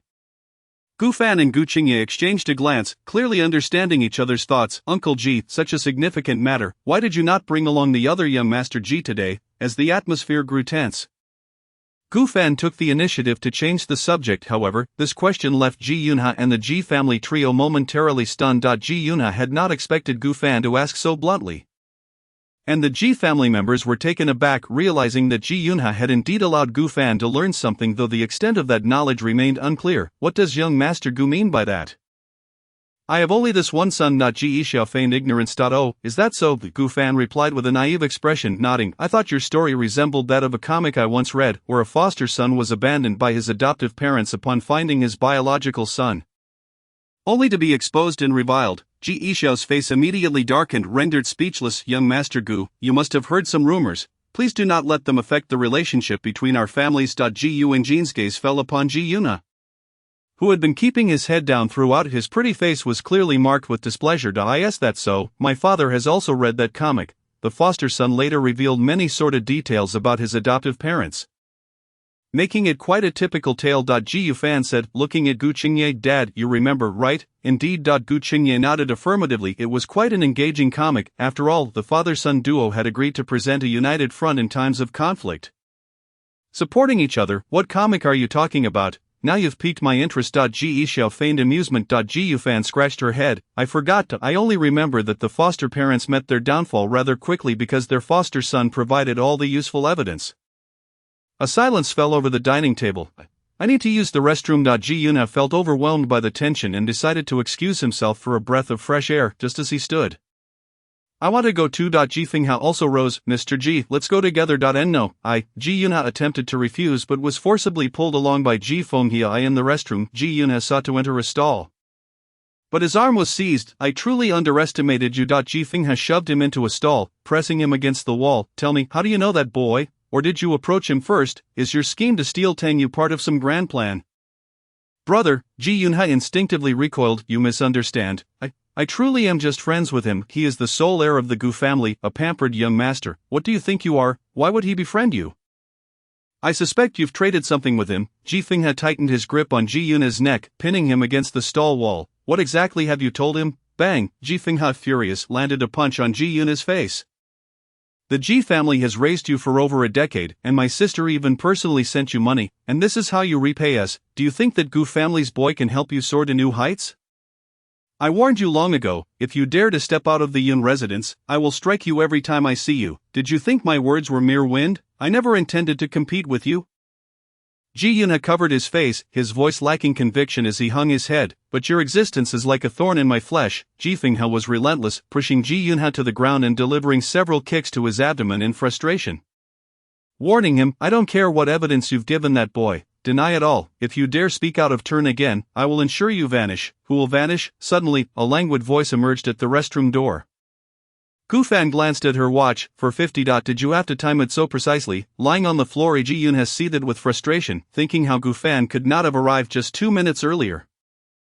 Young Master Gu needs to relieve himself too. Ji Fengha appeared to disregard Gu Fan entirely, brushing past her. However, Gu Fan seized his arm. What are you doing? Bang! Before Ji Fengha could finish his sentence, Gu Fan retaliated with a punch to his face. Ji Yu Jian, how dare you hit me? Ji Fengha intended to strike back, but Gu Fan denied him any opportunity, ruthlessly throwing him to the ground and returning the favor with several kicks. Stop hitting, stop it, Ji Xiao will find out. Ji Yun had desperately pulled at Gu Fan, which finally prompted her to relent. Did I hit him? Who saw me? Gu Fan asked innocently, smiling as she dragged Ji Yunha out of the restroom. She had not expected that Ji Yunha, the Ji family's own son, would be so foolish as to lay hands on her guest. Uncle Ji. Gu Fan returned with the injured Ji Yunha to the dining room. Let's call it a day. The restitution from the Gu and Tang families will soon be delivered to the Ji family. If Uncle Ji is still dissatisfied upon receipt, we can discuss it further. Seeing the injured Ji Yunha and the yet to emerge Ji Fengha, Ji Xiao had already begun to suspect the unfolding events. Without knowing the extent of Gu Fan's restitution, he could not afford to be overly aggressive. Very well, then we shall meet again another day. Distinguished nephew, Mr. Ji. Ji Xiao stood, almost grinding his teeth in frustration, his gaze fixed on Gu Fan and Ji Yunha as he stormed out. Young Master Gu is truly extraordinarily intelligent. Ji Yuanjin will remember you well. And we shall meet again. Ji Yuanjin's lovely face was also marked with displeasure, and after speaking she swiftly followed Ji Xiao out of the Gu residence. Qingye, we should be leaving as well, Tang Tingyue said, patting Gu Fan on the shoulder. Good nephew, do come over for a meal sometime. Behind him, Tang Yu held Tang Tingyue's hand, casting a reluctant glance back at Gu Fan, turning her head repeatedly. Ji Yu Fan turned away, avoiding her heated gaze. Honestly, we see each other often enough. Dad, let's keep today's events from Grandpa for now. Gu Fan nudged old Master Gu with his elbow. Ji Yu Qingye let out a cold snort, remarking that even if he remained silent, the old man would eventually find out, especially since that Miss Wen was still left waiting. How about we call off the blind date with the Wen family?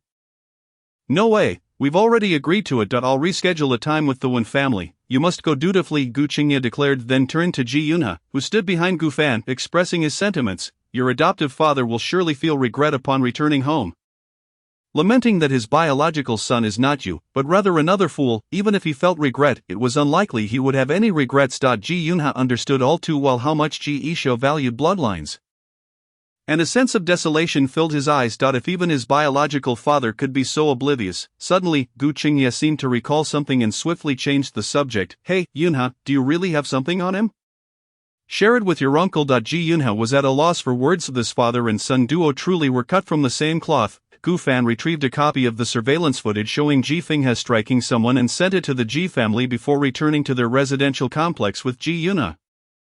You can go wherever you please from now on, the Ji family won't dare to trouble you for the time being, Gu Fan assured. I never expected you to be such a great help to me. Ji Yunha responded, suddenly pointing at the entrance of Building 11 and asking, Who is that girl of yours? Chapter 39, Sakura Island. Mike Majaudegi. Gu Fan glanced over and was taken aback to see a beautiful figure leaning against a car at the entrance. My sister? He leaned out of the car window and waved. Jiu Yenru, dressed in a sleek black suit, offered a faint smile in their direction. I should head back now. Ji Yunha was astounded and quickly returned to Building 12. What kind of genes does the Gu family possess? This girl has legs longer than my life, sister. Gu Fan instantly transformed into a doting younger brother, leaping into Gu Yenru's embrace, which was warm and soft. Fragrant with sandalwood. Where did you go so early this morning? Gu Yenru affectionately ruffled Gu Fan's hair. I messed up a blind date last night, and Dad scheduled a meal this morning for me to apologize. Gu Fan mumbled, feeling sleepy, clearly still in need of rest. It appeared he still hadn't found someone he liked. Gu Yenru naturally took Gu Fan's hand as they entered the house and settled on the sofa in the living room. Someone you like? Gu Fan's mind flashed with the image of Xiaoyilan, yet he refrained from voicing it. Noticing Gu Fan's secret thoughts, Gu Yenru smiled and said, You've truly grown up, keeping secrets from your sister. No, it's just, I haven't even gotten started yet. If I confirm it one day, I promise to tell you, sister. Gu Fan vowed, heading to the fridge to fetch a drink for Gu Yenru, recalling that she could have something cold during this period. Alright. Jiu Yenru gazed at Gu Fan tenderly, suddenly rising to her feet and approaching him from behind, grasping his wrist. I want something warm, she whispered in his ear. Okay. Jiu Fan immediately set about brewing coffee. Gu Yenru leaned against the wall, quietly watching him before casually remarking, Remember to return to the old residence for dinner at the end of the month. Stepmother will be back in long due. Stepmother is coming back. Gu Fan paused, elated. Why does hearing about stepmother make you happier than seeing me? Feigning displeasure, Gu Yenru crossed her arms over her chest. Not at all. In my heart, family members hold equal importance. All are equally dear to me. Jiu Fan earnestly placed the brewed coffee on the table. Jiu Yenru elegantly sipped her coffee, savoring the rich aroma, nodding in approval at the quality of the brew. She left half a cup on the table. Are you heading back to the company? Gu Fan inquired. Though Gu Yenru was not related to him by blood, the tragedy of a car accident that occurred when he was 5 had left him in a state of mourning. Plagued by nightmares and frequent illnesses, his family had sought out a master who had then adopted a sister whose fate aligned with his, and since then, they had lived together, enveloped in her care and protection. After more than a decade of companionship, their bond had deeply rooted itself in their hearts. Yes, there are many matters to handle at the company. Jiu Yenru opened her arms and embraced Gu Fan. You used to follow me everywhere when you were little, and now we see each other so infrequently. I truly miss you, sister. I will make a point to visit you often from now on. Gu Fan felt guilty for having remained ensconced in his comfort zone, neglecting to see people, and failing to reach out even to family. Alright, Fan has always listened to his sister. See you at the end of the month. After bidding farewell, Gu Yenru drove away from the complex. It seemed he needed to prepare a gift for stepmother. Jiu Fan pulled out his phone, browsing a shopping website while taking a sip of his coffee. Wednesday, long due, at a certain exhibition center. Senior, where are you? I can't see you, cried JPG. Socially anxious Gu Fan felt somewhat out of place amid the throng of cosplayers dressed in various anime outfits, unable to discern which one was Xiaoyilan. Dudu Elon Senior, I see you. Turn around. Upon receiving the message, Gu Fan immediately turned around. In an instant, his eyes widened. Xiaoyilan, adorned with black rabbit ears, was clad in a thick coat, yet the bunny girl outfit underneath was unmistakable. Resembling a character straight out of that anime. Jiu Fan stood frozen in awe. The senior actually cosplayed? This is my first time cosplaying. Is it strange? Xiaoyilan nervously touched her rabbit ears. No, not at all. I just think, your cosplay is amazing, so well executed. Gu Fan lavishly praised her. Seeing Gu Fan blush and unable to meet her gaze, Xiaoyilan couldn't help but smile. Your outfit is quite nice too. Gu Fan was taken aback. Senior, I'm not cosplaying. Having never been involved in the cosplay scene, he was merely there to help the senior take photos today, having only focused on brushing up on photography knowledge. Without considering whether he should also wear a cosplay outfit for the occasion. Oh, I thought you were cosplaying as Pig Head Boy. Suppressing her laughter, Xiaoyilan walked towards the interior of the exhibition center. Hey! Gu Fan, belatedly realizing something, looked down at his attire and thought, did he resemble Pig Head Boy? Did the senior mean they looked like a couple? In an instant, Gufan's heart began to race. Yamai-san, Xiaodoma dai wadaxi. He called out, chasing after the figure with the rabbit ears. Indeed, no matter how foolish a person might be, once ensnared in the throes of infatuation, escaping was nearly impossible. Even the most rational steel wire would melt into heart-shaped iron liquid. The indoor air conditioning is indeed warm. Xiaoyilan removed her coat and casually handed it to Gufan. They took the elevator to the dining area upstairs first. What do you want to eat? It's my treat, she inquired. After a lengthy silence without a response, Xiaoyilan turned around and found Gufan staring blankly at the bunny tail on her lower back. It was simply, unbelievably cute. Gufan could hardly fathom that in his lifetime, he would witness the high and aloof senior donning a bunny girl outfit right before his eyes. He had fallen in love with the comic exhibition. Absolutely, forever. It's just a white fluff ball. Why are you staring so intently? Xiaoyilan felt a bit uncomfortable under his gaze, a faint blush creeping onto her cheeks. In any case, the senior was incredibly adorable. Gufan looked at Xiaoyilan, his eyes brimming with determination, gathering his courage to speak. Please let me be your Jiaodai. Chapter 40. Holding hands. Please let me be your Jiaodai, Gufan exclaimed loudly. Only then realizing that the world did not revolve solely around him and Xiaoyilan, hastily covering his mouth in an attempt to become invisible. However, the group of cosplayers sharing the elevator had already silently raised their phones. Struggling to suppress their smiles, Gufan instantly felt like a kettle boiling over, meeting Xiaoyilan's calm gaze, and quickly lowered his head, stammering an explanation.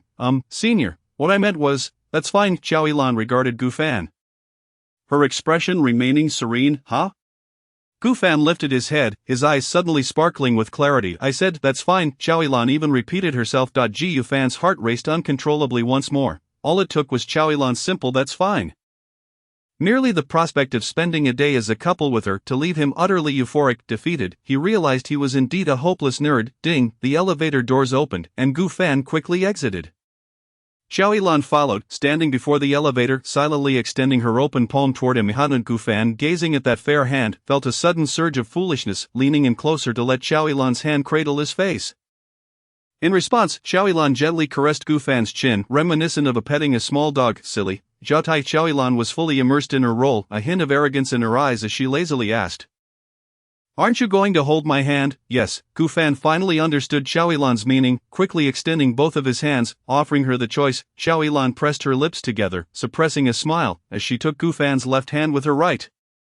Strolling through the various dining areas of the exhibition, holding hands, it was their first time. Gufan's gaze was fixated on the hand that Xiaoyilan held. He could feel his palm growing increasingly sweaty. Yet he had no desire to release that soft, delicate hand. This exhibition has numerous dining zones. Where should we eat? Xiaoyilan inquired. Let's try them all, Gufan replied, truly reluctant to leave this delightful event. While the food appeared delectable, he pondered, but I might gain weight, right? Senior, I am certain that Sakuta would never disdain you, Gufan asserted, his expression resolute. The straightforward fellow had emotions plainly written on his face. Indeed, Xiaoyilan noticed Gufan's fondness for the characters and found his earnestness endearing. They chose to sit at the nearest dining area. As Xiaoyilan perused the menu across from Gufan, their hands reluctantly parted. Gufan glanced at the empty seat next to Xiaoyilan, his heart racing. I could sit there, right? After all, today, Yilan-senpai is cosplaying as my Sakurada, and I've been granted the chance to be Sakuta for a day. Contemplating this, he suddenly rose to his feet. What? Xiaoyilan, still engrossed in the menu, looked at Gufan with confusion as he awkwardly made his way to the seat beside her. Sakuta would want to sit next to his senpai. Right, Gufan said earnestly, though internally he was anxious, struggling to control his breathing. Wazukawa Sakuta, master, help me. So does Sakuta know what I want to eat? Xiaoyilan pushed the menu towards Gufan. He glanced at it and confidently waved over a nearby waitress. Speaking with composure, one of everything. The waitress's eyes widened in disbelief. Xiaoyilan playfully poked Gufan's forehead, exclaiming, have you lost your mind, Sakuta? Since it's your first time at an exhibition, I want you to try everything. Gufan asserted, his romantic inclinations taking precedence. He retrieved his phone from his pocket to pay, looking at the waitress and adding, one of each, please. Before they could intervene, the payment went through successfully. Xiaoyilan stared at Gufan in astonishment. How can you do this? It's wasteful if we can't finish it. Besides, I said I would treat you to. I'll pack the leftovers. Senpai, enjoy yourself, and I'll handle the rest, but that is still a lot. Senpai, when you're with your Sakuta, there is no need to overthink. Gufan then glanced at the hand under the table. Do you want to hold hands again? Xiaoyilan asked. No, Gufan unexpectedly denied.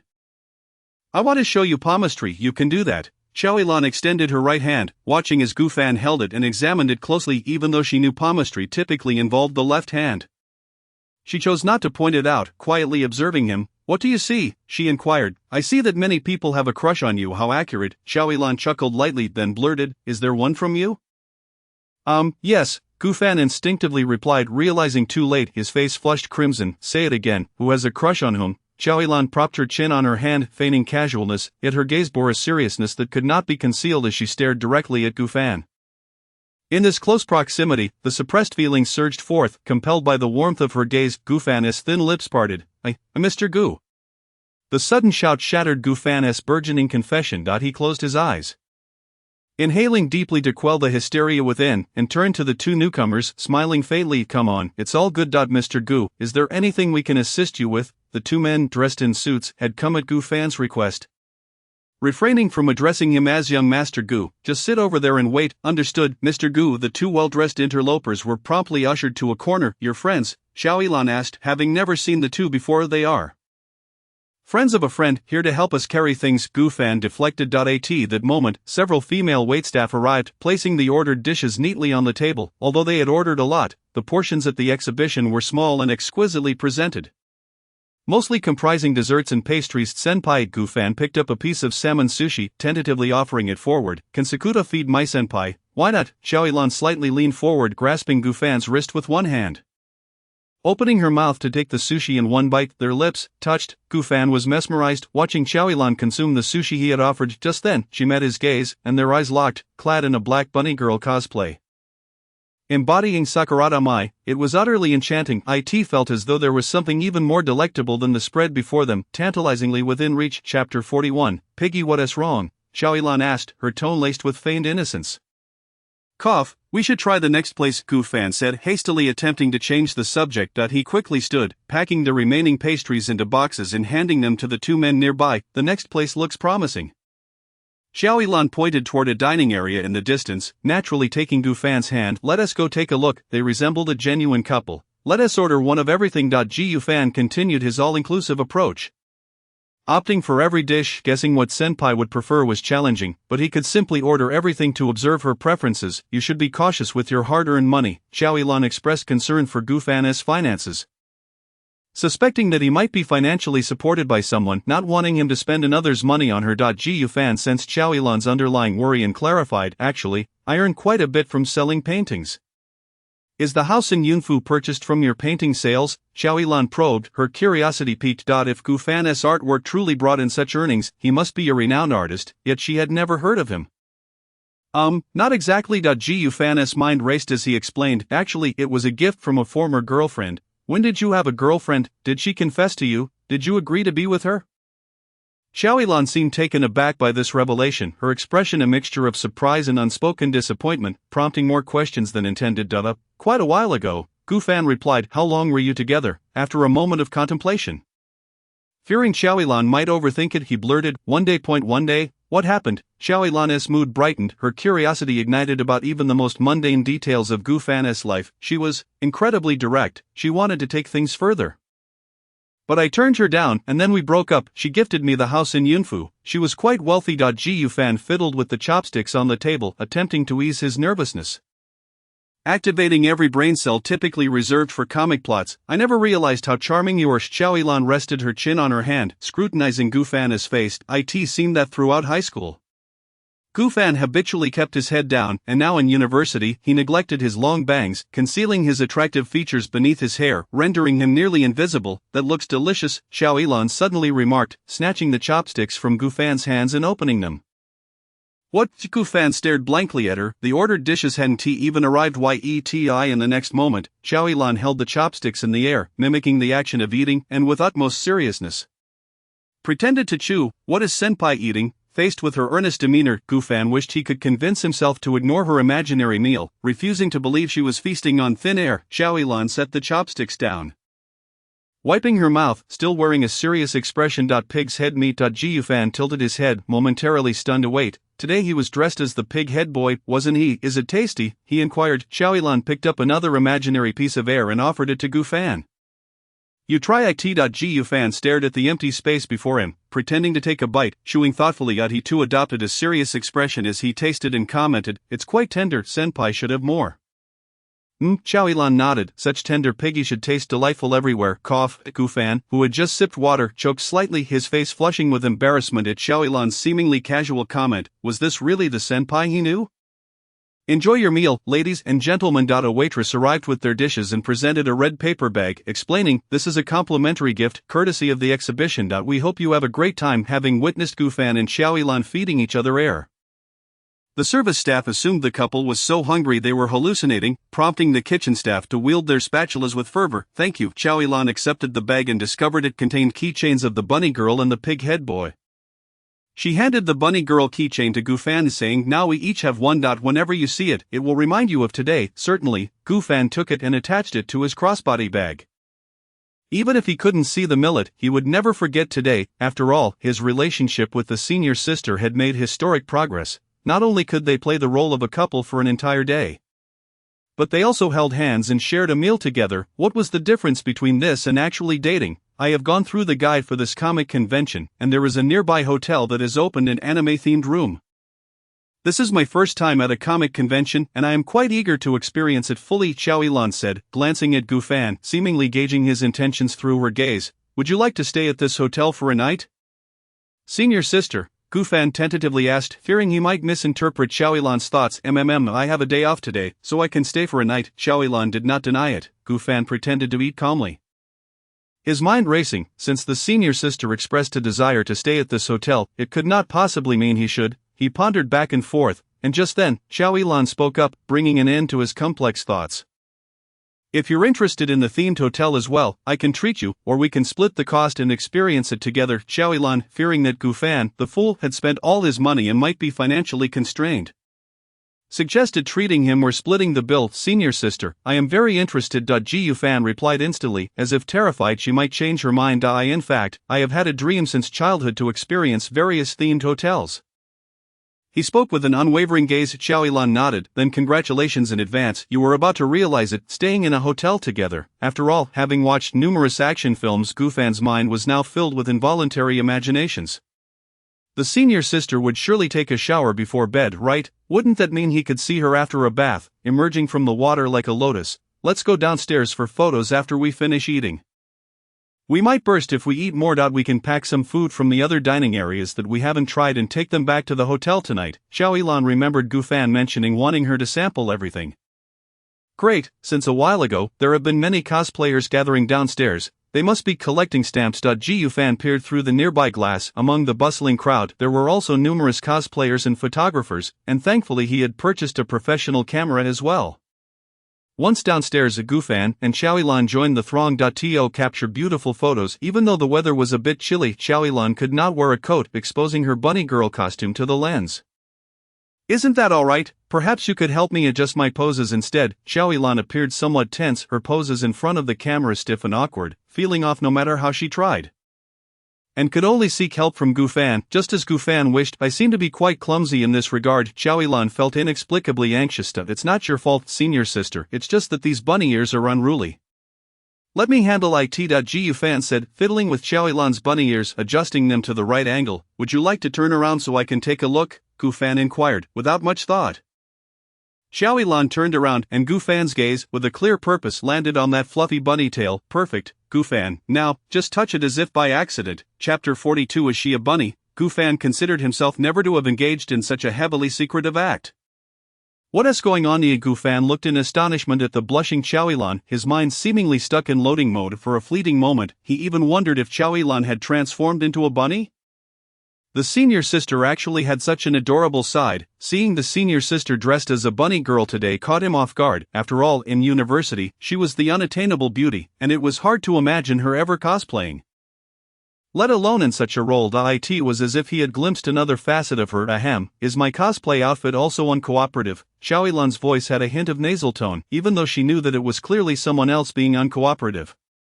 "Ah, it's all adjusted now." Gufan's mind was already racing through the comics he had read. He quickly returned to his senses and began taking photos of Chow-Elan. For some reason, Chow-Elan appeared more relaxed. As if straddling the line between dazed and awake, the two younger boys carrying her bag were munching on leftovers, their faces filled with satisfaction. The Gu family's ancestral grave has finally emitted green smoke. This homebody young master has finally consented to date a female, senior sister. Let us take one last photo. Gu fan raised his camera, swiftly adjusting the angle. With the chilly weather, he did not want the senior sister to be exposed to the cold for too long. Being too focused, he completely failed to notice a tall figure gradually approaching from behind. Suddenly, just as Gu fan was about to press the shutter, a slender hand covered the back of his hand. "Don't frame it like that," a lively girl's voice rang in his ear, accompanied by a strand of long hair cascading over his shoulder, bringing with it a refreshing scent. Gu fan turned to see a delicate profile. A girl with a light pink high ponytail. Click, the final shot was nothing short of perfect. Up close, from beneath those sunglasses, Gu fan instantly recognized her. "Luo, what are you doing here?" Due to her status as a public figure, Gu fan spoke softly, fearing that calling out Luo Ying's name would draw an overwhelming crowd at the entire convention center. Luo Ying waved her camera. "My hobby is photography, with so many models readily available. Of course, I had to come." "Have you met someone here?" Xiaoyilan tugged at Gu fan's sleeve, looking towards Luo Ying. As Gu fan contemplated how to explain to Xiaoyilan, Luo Ying had already warmly grasped Xiaoyilan's hand, exclaiming, "Lao Si, let's take some photos together." Sure, Xiaoyilan did not refuse, allowing Luo Ying to take a 9-square grid photo with her. "Wow, I have never seen such a well-executed bunny girl senior sister."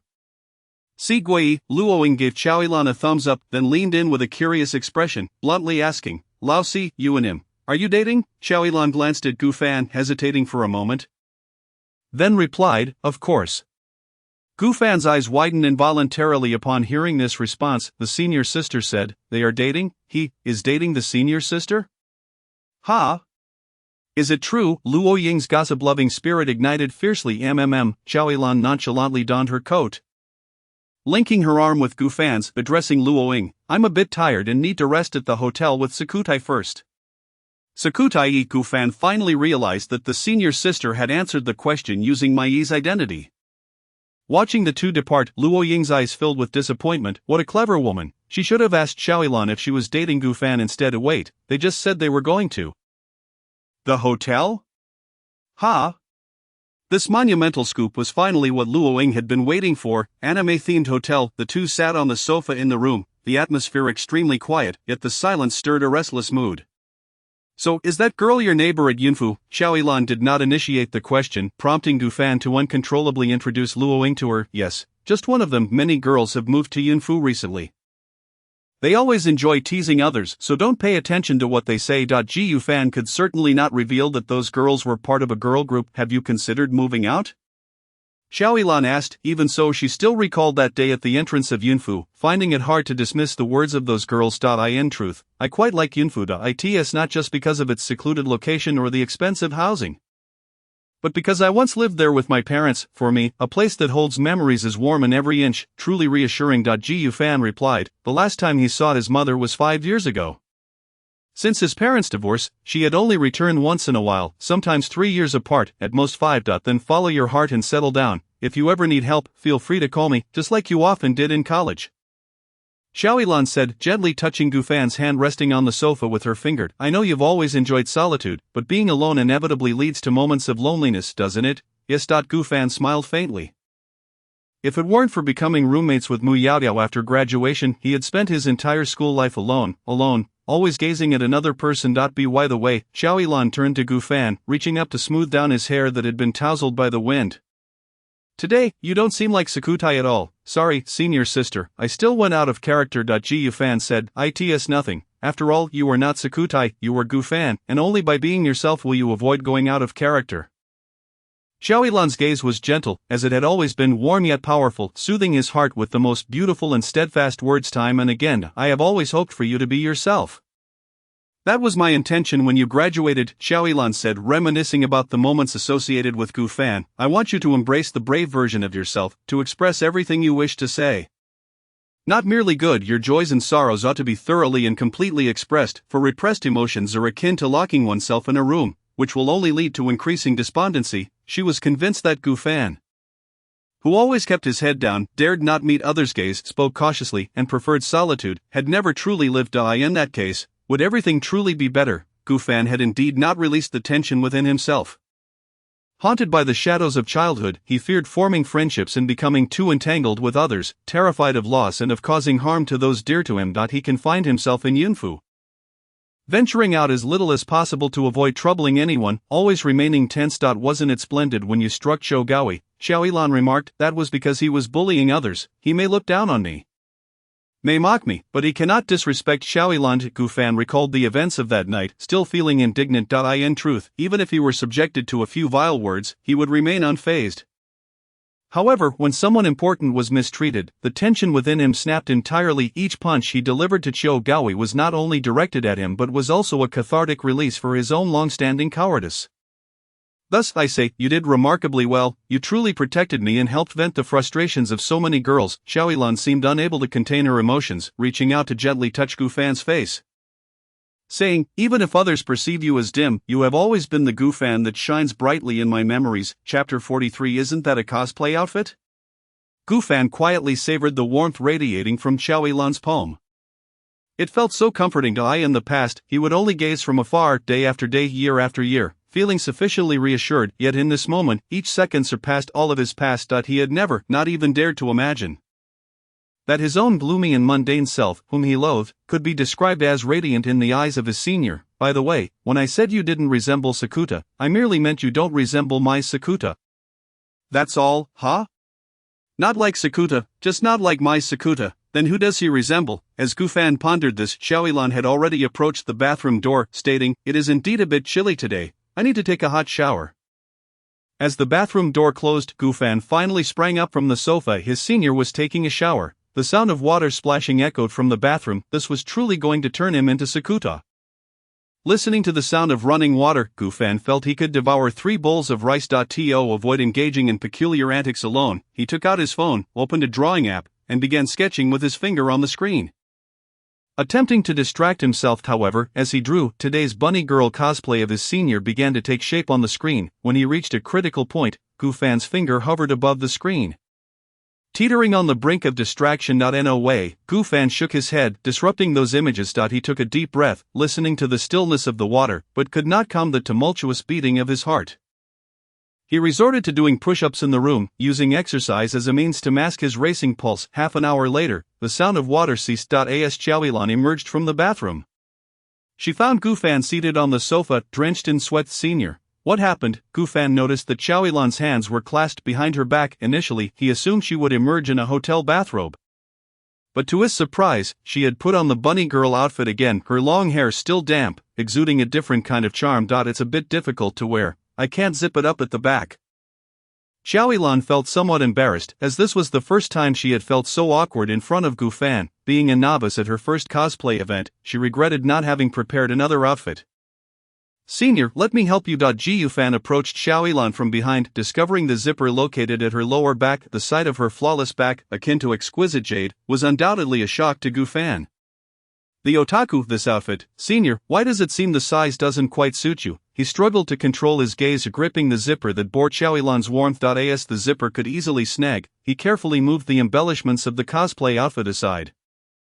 It's my size, it just seems that the store's sizing runs small. Xiaoyilan hesitated, stammering, if the zipper won't close, I might as well change into my backup cosplay outfit. She had prepared a contingency plan for such unexpected situations. Could it be that the senior truly was a bunny? Gu Fan's voice carried a hint of disbelief. What are you thinking about? It's just an ill-fitting outfit. Xiaoyilan chuckled, seemingly amused by the notion that she looked like a rabbit in Gu Fan's eyes. Perhaps that meant her debut at the cosplay event had been successful and closely resembled the character. It should have left Gu Fan with a favorable impression. Ahem, by the way, why didn't you return the outfit to the seller? Gu Fan tried to shift the topic, suspecting that Xiaoyilan's lack of experience in cosplay had led her to encounter a shameless seller. I only received it last night, and there wasn't enough time.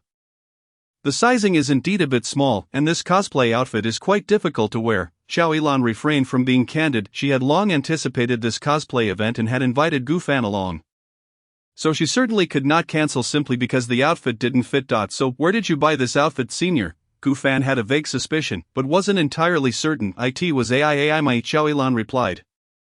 Ah, she bought it for you. Gu Fan recalled that during their university days, Xiaoyilan had a very close friend named Li Juai, who was academically outstanding and had a background as a child star. Frequently appearing in dramas and films, beloved by countless viewers as the nation's daughter, she had no major flaws, except for one thing: she was notoriously known for her wild-natured. I had no idea what character to portray for my first cosplay. And I wasn't sure how to choose an outfit, so I messaged her. She said she would help me buy one, and when I received the outfit she sent last night, I found it a bit strange. But there was no time to change it. Xiaoyilan recalled her first cosplay experience and felt that if things went awry it would be quite unfortunate, so she had mustered the courage to wear the slightly tight outfit. Senior, Gu Fan was both amused and exasperated, never imagining that Xiaoyilan would take Li Juai's words to heart, gently informing her, I personally think that outfit you received from her might not actually be a cosplay outfit. At that moment, he found it increasingly difficult to look directly at Xiaoyilan, considering the outfit she was wearing. She wouldn't deceive me, would she? I compared it to the anime. It closely resembles my. If this isn't a cosplay outfit, then what is it? Xiaoyilan seemed completely oblivious to the implications of Gu Fan's words, as if she had never considered that possibility. Gu Fan, at a loss for words, pulled out his phone and opened a shopping app, casually searching for a keyword before handing it to Xiaoyilan. She took the phone, and a multitude of words flooded her vision. Xiaoyilan was left utterly stunned. Chapter 44. Li Juai. Gu Fan quietly took back the phone and closed the shopping platform. Truly had no idea what this was. At that moment, Xiaoyilan felt an urge to strangle Li Juai. It's alright, senior. At least from an external perspective, it's challenging for others to discern. However, since you find it uncomfortable to wear, it would be prudent to address it. Gu Fan suggested, given that Xiaoyilan had emerged from the shower without donning the hotel's bathrobe.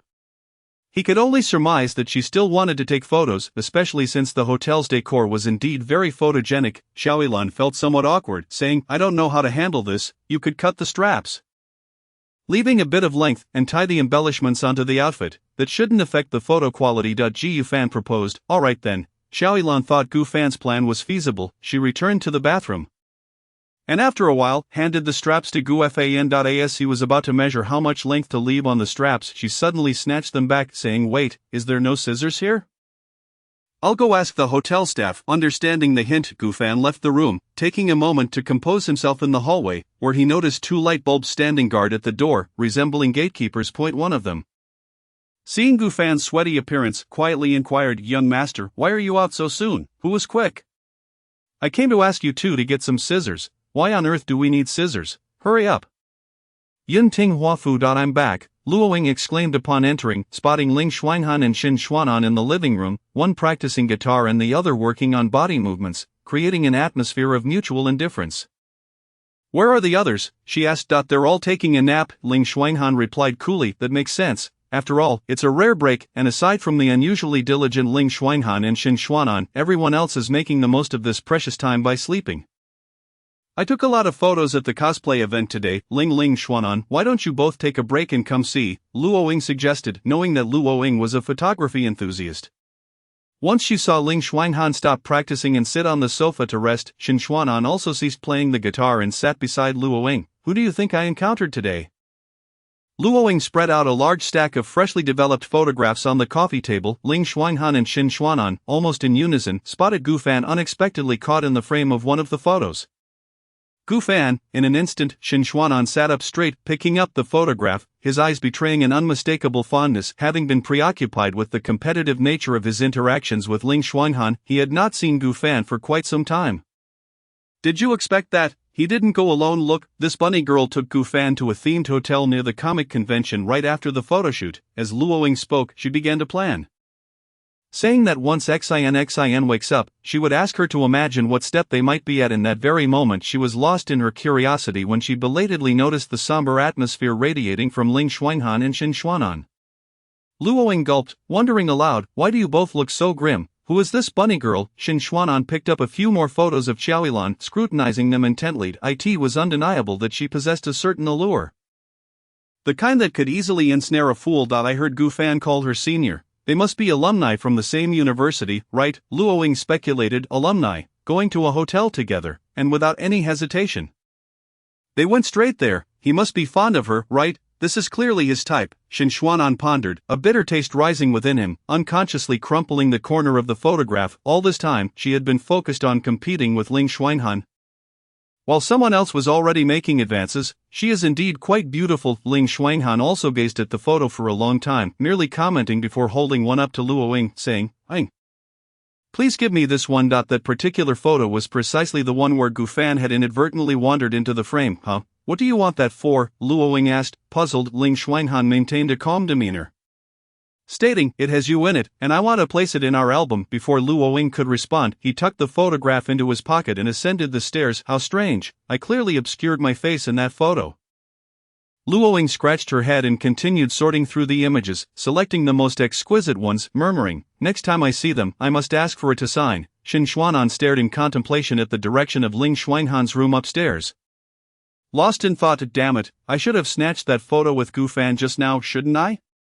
At the anime-themed hotel, after asking the staff for scissors, Gufan finally returned to the room. Xiaoyilan seemed a bit weary from the convention. Leaning back on the sofa with her eyes closed, appearing to be asleep. It made sense. Gufan had heard that Xiaoyilan was currently working at a promising clothing design company, even reaching the position of director. Given her busy workdays, it was no wonder she was exhausted after taking the time to attend the convention. Gufan gently wrapped a strap around Xiaoyilan's waist, carefully measuring the length he needed. His movements cautious, even his breathing slowed as much as possible. After estimating the appropriate length, Gufan used the scissors to trim the excess strap, ensuring that it wouldn't create bulk at her lower back. Completing this task, he looked at the sleeping Xiaoyilan on the sofa and, after much hesitation, bent down to lift her up and carry her into the bedroom. The distance from the living room to the bedroom was short. Yet he felt as though his senior had grown lighter. Although this was his first time carrying her, comparing it to the image etched in his mind, he noticed that her waist seemed even slimmer. His hands could feel the delicate bones beneath her fragile skin, and her arms had also become considerably thinner. Those days abroad had evidently been quite taxing for her. Gufan laid Xiaoyilan gently on the bed. Perhaps due to the jostling during the walk, she stirred slightly and soon opened her eyes.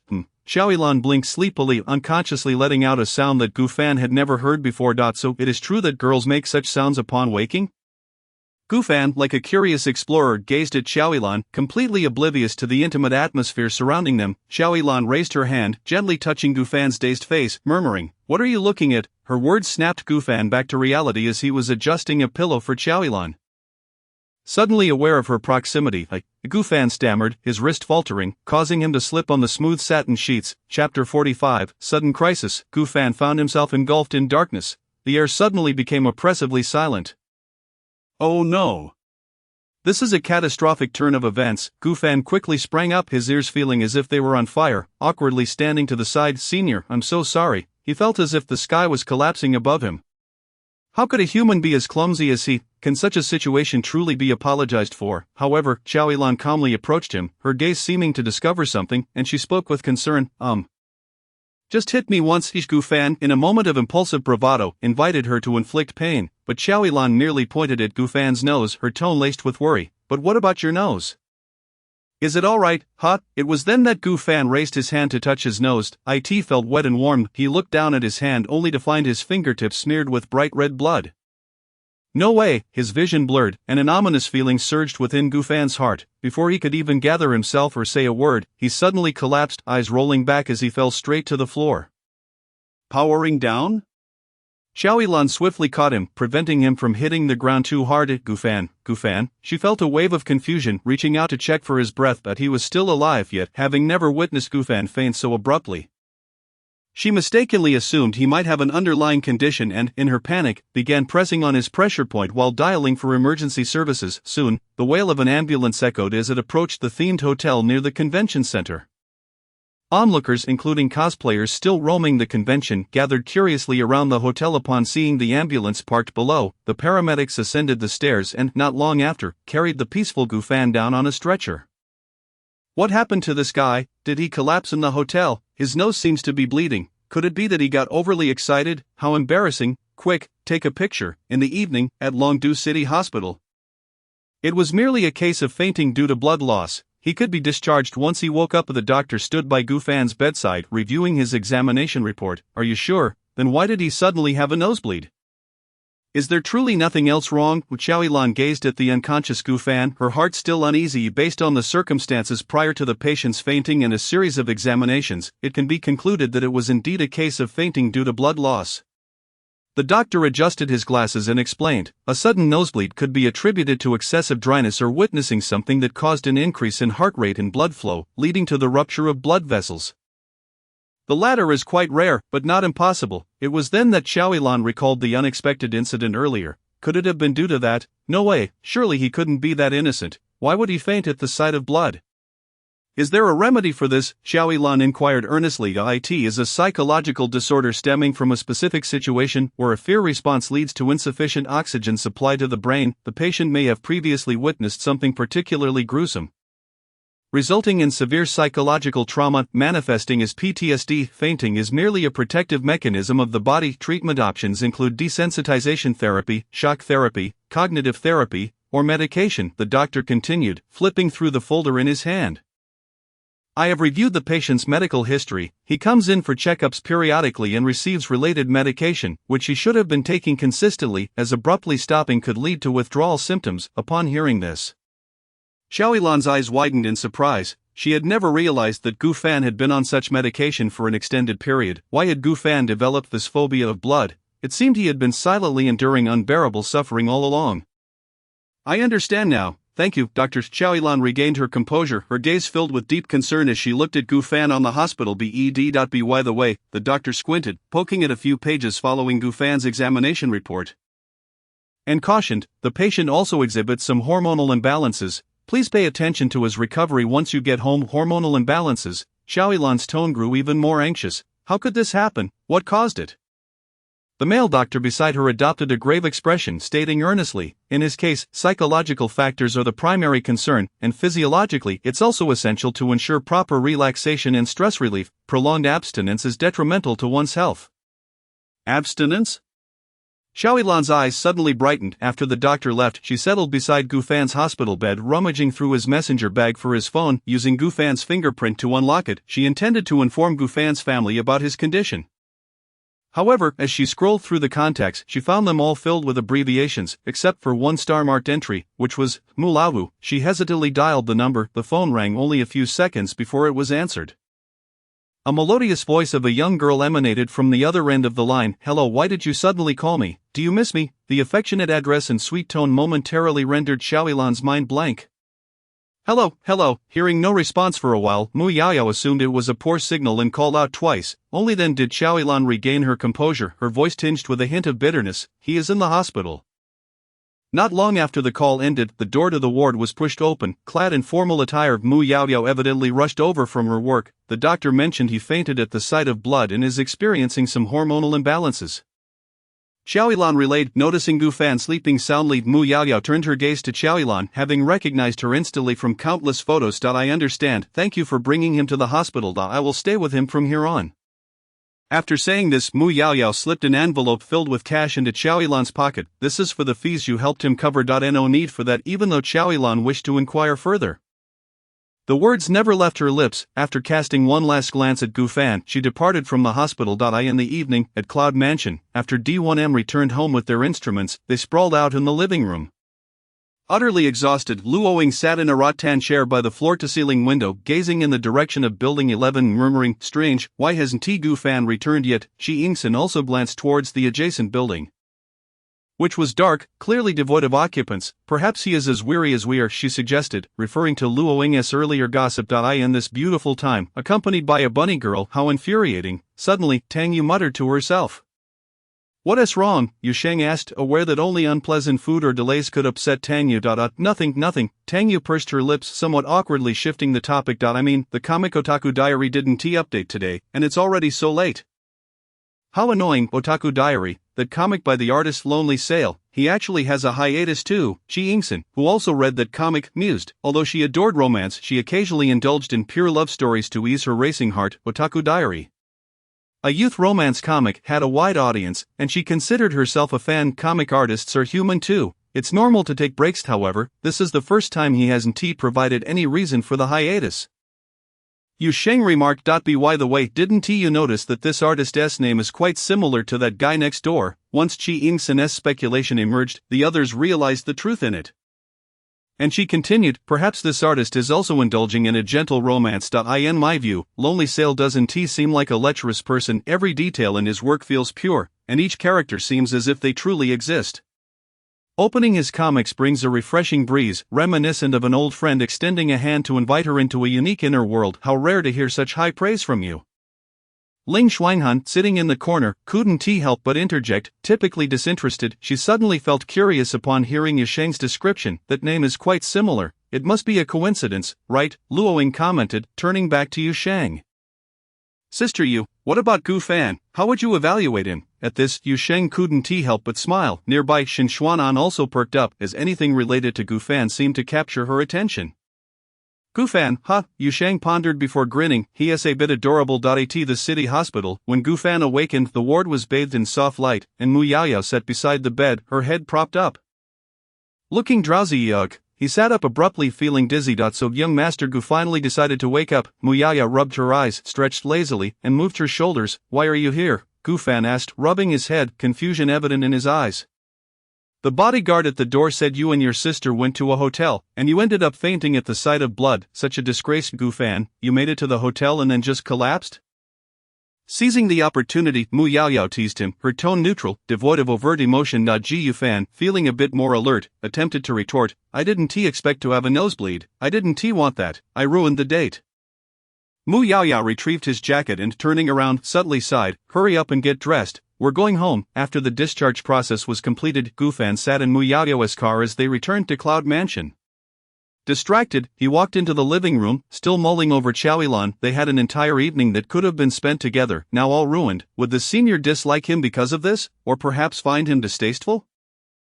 Let us eat some red dates to replenish your blood, Mu Yaoyao said, placing a small dish of dried red dates on the coffee table, her tone laced with sarcasm. I left work early to find you after receiving that call. And yet your mind is filled with Chaoyuan. Gu Fan snapped back to reality, feeling guilty. I never said I was thinking about the senior. It's all written in your eyes. Mu Yaoyao settled beside Gu Fan, draping her arm over his shoulder, smiling. Don't underestimate my understanding of you, my dear. Ji Yufan rolled his eyes but sincerely replied, thank you for coming to get me, but skipping work is rather foolish.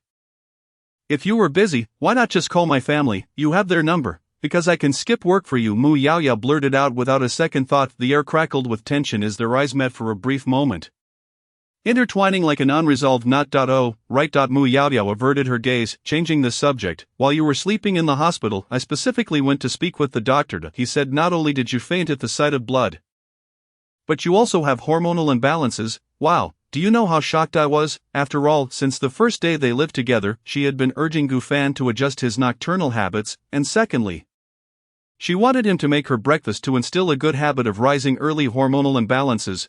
Gu Fan found it hard to believe. That must be a joke. Mu Yaoyao recalled the doctor's words and regarded Gu Fan with a serious expression. The doctor mentioned that one reason for your persistent low spirits is that you've been living like a monk, Buddha-like. Gu Fan widened his eyes, then, as if struck by an arrow, strategically took a sip of water. Mu Yaoyao observed Gu Fan and asked with genuine concern, there are no outsiders here. You must tell me honestly. Cough, cough. Gu Fan choked a bit. Mu Yaoyao, you must be kidding. Do I look like someone unwell? His dignity as a man surged forth as he vehemently protested. Mu Yaoyao truly pondered, although with some distance. Tiomi, just looking at your face, it seems like you would be bullied by girls.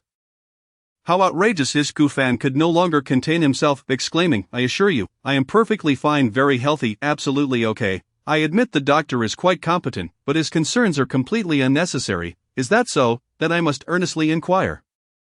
When was the last time? Mu Yaoyao fixed her gaze on Gu Fan. The last time. Gu Fan recalled the night he met D1M. After buying those things, he returned home, watched an action drama, found it uninteresting, and fell asleep. That seemed to be the last time.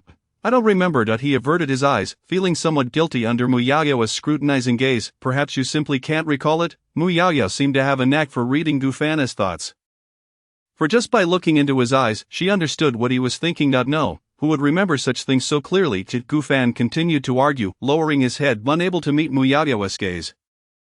Don't try to fool me. You're still the same as always. Since the age of 5, you've refused to make eye contact with others, always looking down, so no one can see your expressions. Hence they cannot comprehend your feelings, but I cannot. As Mu Yaoyao spoke, her gaze locked onto Gu Fan, her tone flat, because I have always been the one willing to bend down to look into your eyes. As she finished, she extended her right hand, clasping Gu Fan's hand tightly. When Gu Fan encountered unhappy moments as a child, she would unhesitatingly rush over to him. She yearned to uncover Gu Fan's innermost thoughts. Be they joyous or sorrowful, she desired to pour forth all her efforts to help Gu Fan unlock her heart, urging her not to dwell on the unpleasant memories. Thus, whenever Gu Fan's demeanor fell into despondency, she would crouch down to gaze upon Gu Fan's face, employing trivial and childish words to lift her spirits. Gu Fan's grandfather once confided in her that, following a particular incident, few could rekindle Gu Fan's happiness, and she was the first to do so. Now she aspired to be the sole one. Chapter 47, A solitary sail on a day of stagnation. Gu Fan was momentarily taken aback, instinctively attempting to rise, only to be restrained by Mu Yaoyao. The two faced each other, with Mu Yaoyao slightly bowing her head to observe Gu Fan. Is it because of me that you feel this way? Mu Yaoyao gently caressed Gu Fan's cheek with her left hand. No. Gu Fan grasped Mu Yaoyao's wrist, explaining, I simply, whenever I need to envision someone to please myself, I recall the disparaging remarks from the manga's critics, as if by doing so, I would become the very pathetic individual they described, an aspiring artist who only draws countless female characters yet possesses no real experience. Gu Fan vented her frustrations in one breath, her tone tinged with despondency. It's not like that. My manga is not what they claim it to be. Indeed, amidst the myriad of manga comments and bullet screens, malicious words were not in short supply. This was undeniably challenging for someone like her, who constantly battled self-doubt and possessed a sensitive and fragile psyche. Under such relentless pressure day and night, she feared losing herself, terrified that she would no longer be able to illustrate the pristine youth within her heart, and frightened of forgetting her original intentions. You are always unexpectedly sensitive. Mu Yaoyao murmured, leaning close to Gu Fan's ear, whispering, not just your heart. She understood why Gu Fan cherished drawing manga. Gu Fan had confided in her that through manga, she could express all the words she found impossible to articulate. More than a mere hobby, manga was akin to a form of spiritual salvation for Gu Fan. Gu Fan silently acquiesced. You tend to overcomplicate the simplest of matters. In truth, what seems significant to you may appear trivial to others. Why burden yourself with such tension? Mu Yaoyao pressed her forehead against Gu Fan's, attempting to synchronize their hearts, their heartbeats seemingly merging in a silent rhythm. Living is about relaxation. As she spoke, she ultimately refrained from drawing near to those lips so close at hand. Instead, gently caressing them, she reached in and felt one of Gu Fan's teeth. Is it here? I remember when you were little, you ran too fast and broke this tooth, leaving a gap. You cried, declaring you had become ugly, with snot and tears streaming down your face. I hadn't brought tissues, so I wiped your face with my hands, which you dirted, all the while trying to comfort you, assuring you that your tooth could be saved and restored to its former glory. Then you finally stopped crying, sniffling while asking me if it was true. I told you I would never lie to you, and so, you joyfully returned home for dinner, gnawing on a delicious bone, only to discover with a crunch that your tooth had ultimately succumbed, leaving only half behind him. Gu Fan listened quietly, seemingly having adapted considerably, while holding the hand of Mu Yaoyao that touched her teeth, recollecting that unfortunate incident from years past. At that time, when you found the remnants of your broken tooth, you must have cried heart-wrenchingly, believing that the loss of a tooth was a monumental catastrophe, right? But do you still feel that way now? It was merely you frightening yourself. Mu Yaoyao exhaled softly, whispering in Gu Fan's ear, in truth, even if the sky were to fall, even if something monumental were to occur, my dear Fan would never be alone.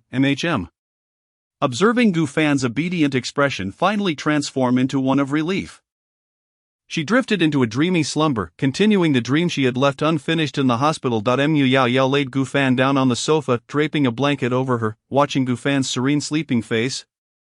She turned off the living room lights, ascended the stairs, and returned to her own room. The warmth on her cheeks had yet to dissipate, so she splashed her face with cold water, gazing at her reflection in the mirror. She focused on the hint of red around her eyes. She raised her hand, touching her gaze in the mirror, the water lingering on her fingers, cascading down the glass like tears. Why Mu Yaoyao? This path is one you chose yourself. The following morning, Gu Fan savored an exceptionally comfortable lie. As he stretched lazily in a daze, he turned over to thud. Ouch! Gu Fan rubbed his forehead, only then realizing he had fallen asleep on the sofa. It's all this sofa's fault for being too small. It really needs to be replaced. He thought, sitting up to sip some water while pondering how he ended up on the sofa, only to notice a sticky note on the coffee table. It was the familiar bear-shaped sticky note. To Super Moth and no need to thank me for last night, after all I am your godfather by the way, remember to eat breakfast and drink plenty of water since the weather is dry. I'm off to work, lightning, what on earth? Gufan was utterly bewildered, about to set the note down when he noticed a black ink mark from a pen on the back of his hand. It read, Zheng Ti. Gufan's brain momentarily stalled, then he boiled water, his head feeling as if it were steaming. In a fit of rage, he crumpled the sticky note and stomped on it in frustration, exclaiming hysterically, Mu Yao Yao, just you wait. Buzz, his phone vibrated, still feeling the effects of his morning grumpiness. The phone on the coffee table rang, the caller ID read, WM Wei Meng, why are you suddenly calling me? Gufan answered, and a somewhat suppressed yet irritable voice came through. Gufan, can you explain the contents of the leave request you sent last night? Leave request? What leave request? Gufan was utterly confused. Gradually recalling that he hadn't updated the previous night, Wei Meng continued, open your computer and see for yourself, you took a day off yesterday and sent a leave request. Gufan immediately dragged his somewhat sluggish legs back to his room. Opening his computer, he checked his notifications. Gu Fan, apologies to all fans, I just realized halfway through that I forgot to write a leave request. Taking a day off today, please be aware, I will resume updates tomorrow. So please look forward to it. Chapter 48, It's Gufan, we're doomed. Gufan was left stunned. What the hell does halfway through resting even mean? This is no different from walking a pet bird in public. Wait, listen to me, this isn't what I wrote, absolutely not. Gufan attempted to salvage Wei Meng's affections with sincere words. You don't mean to say you actually went out to enjoy yourself last night? Do you? Are you suggesting that this was actually written by your girlfriend? Wei Meng asked tenderly. If you think that way, I guess it's an option. The focus isn't on what I think but on what the fans think. Just take a look at the comments. I just got to the office and need to brew some herbal tea to cool down. Message me on WeChat. Wei Meng hung up the phone. Gufan had already deduced that this mischief must have been Mu Yao Yao's doing. Glancing at the comments beneath the leave request post, he saw, no justice, even the pathetic otaku must suffer. I don't believe you got the girl, no pictures, no truth, defaulting is just empty talk, halfway through resting, what do you mean by halfway? So you spent the entire day quietly only to find time to rest in the evening because you were.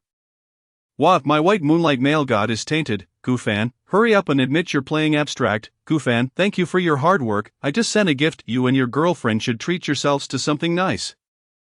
Could it be that Gufan was never a loser? Oh no, the clown was actually me. The number of comments had skyrocketed from last night until now, with shares multiplying exponentially. Gufan couldn't bear to look any longer and directly messaged the culprit. Simply, woman, you have ruined me. Angry.jpg Mulavu, sorry, I have ruined the generations of the Gu family. You may report it. Killshot 1, simply, why did you use my account to send a leave request? Angry.jpg Mulavu, unless you used your right hand. Killshot 2, simply, do you even realize the impact of that post you casually sent out? Mulavu, no idea, but I know yours. Killshot 3, simply, I am serious, just look at how many people are discussing me online now.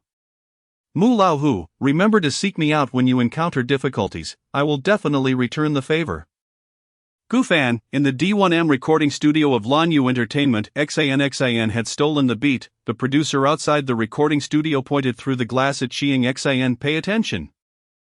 Do it again. Inside, Chiang XAN signaled an okay with her hand, twirling her drumsticks. After everyone was ready, the song's accompaniment began to play in their headphones. Tangyu took a deep breath and lifted the swana.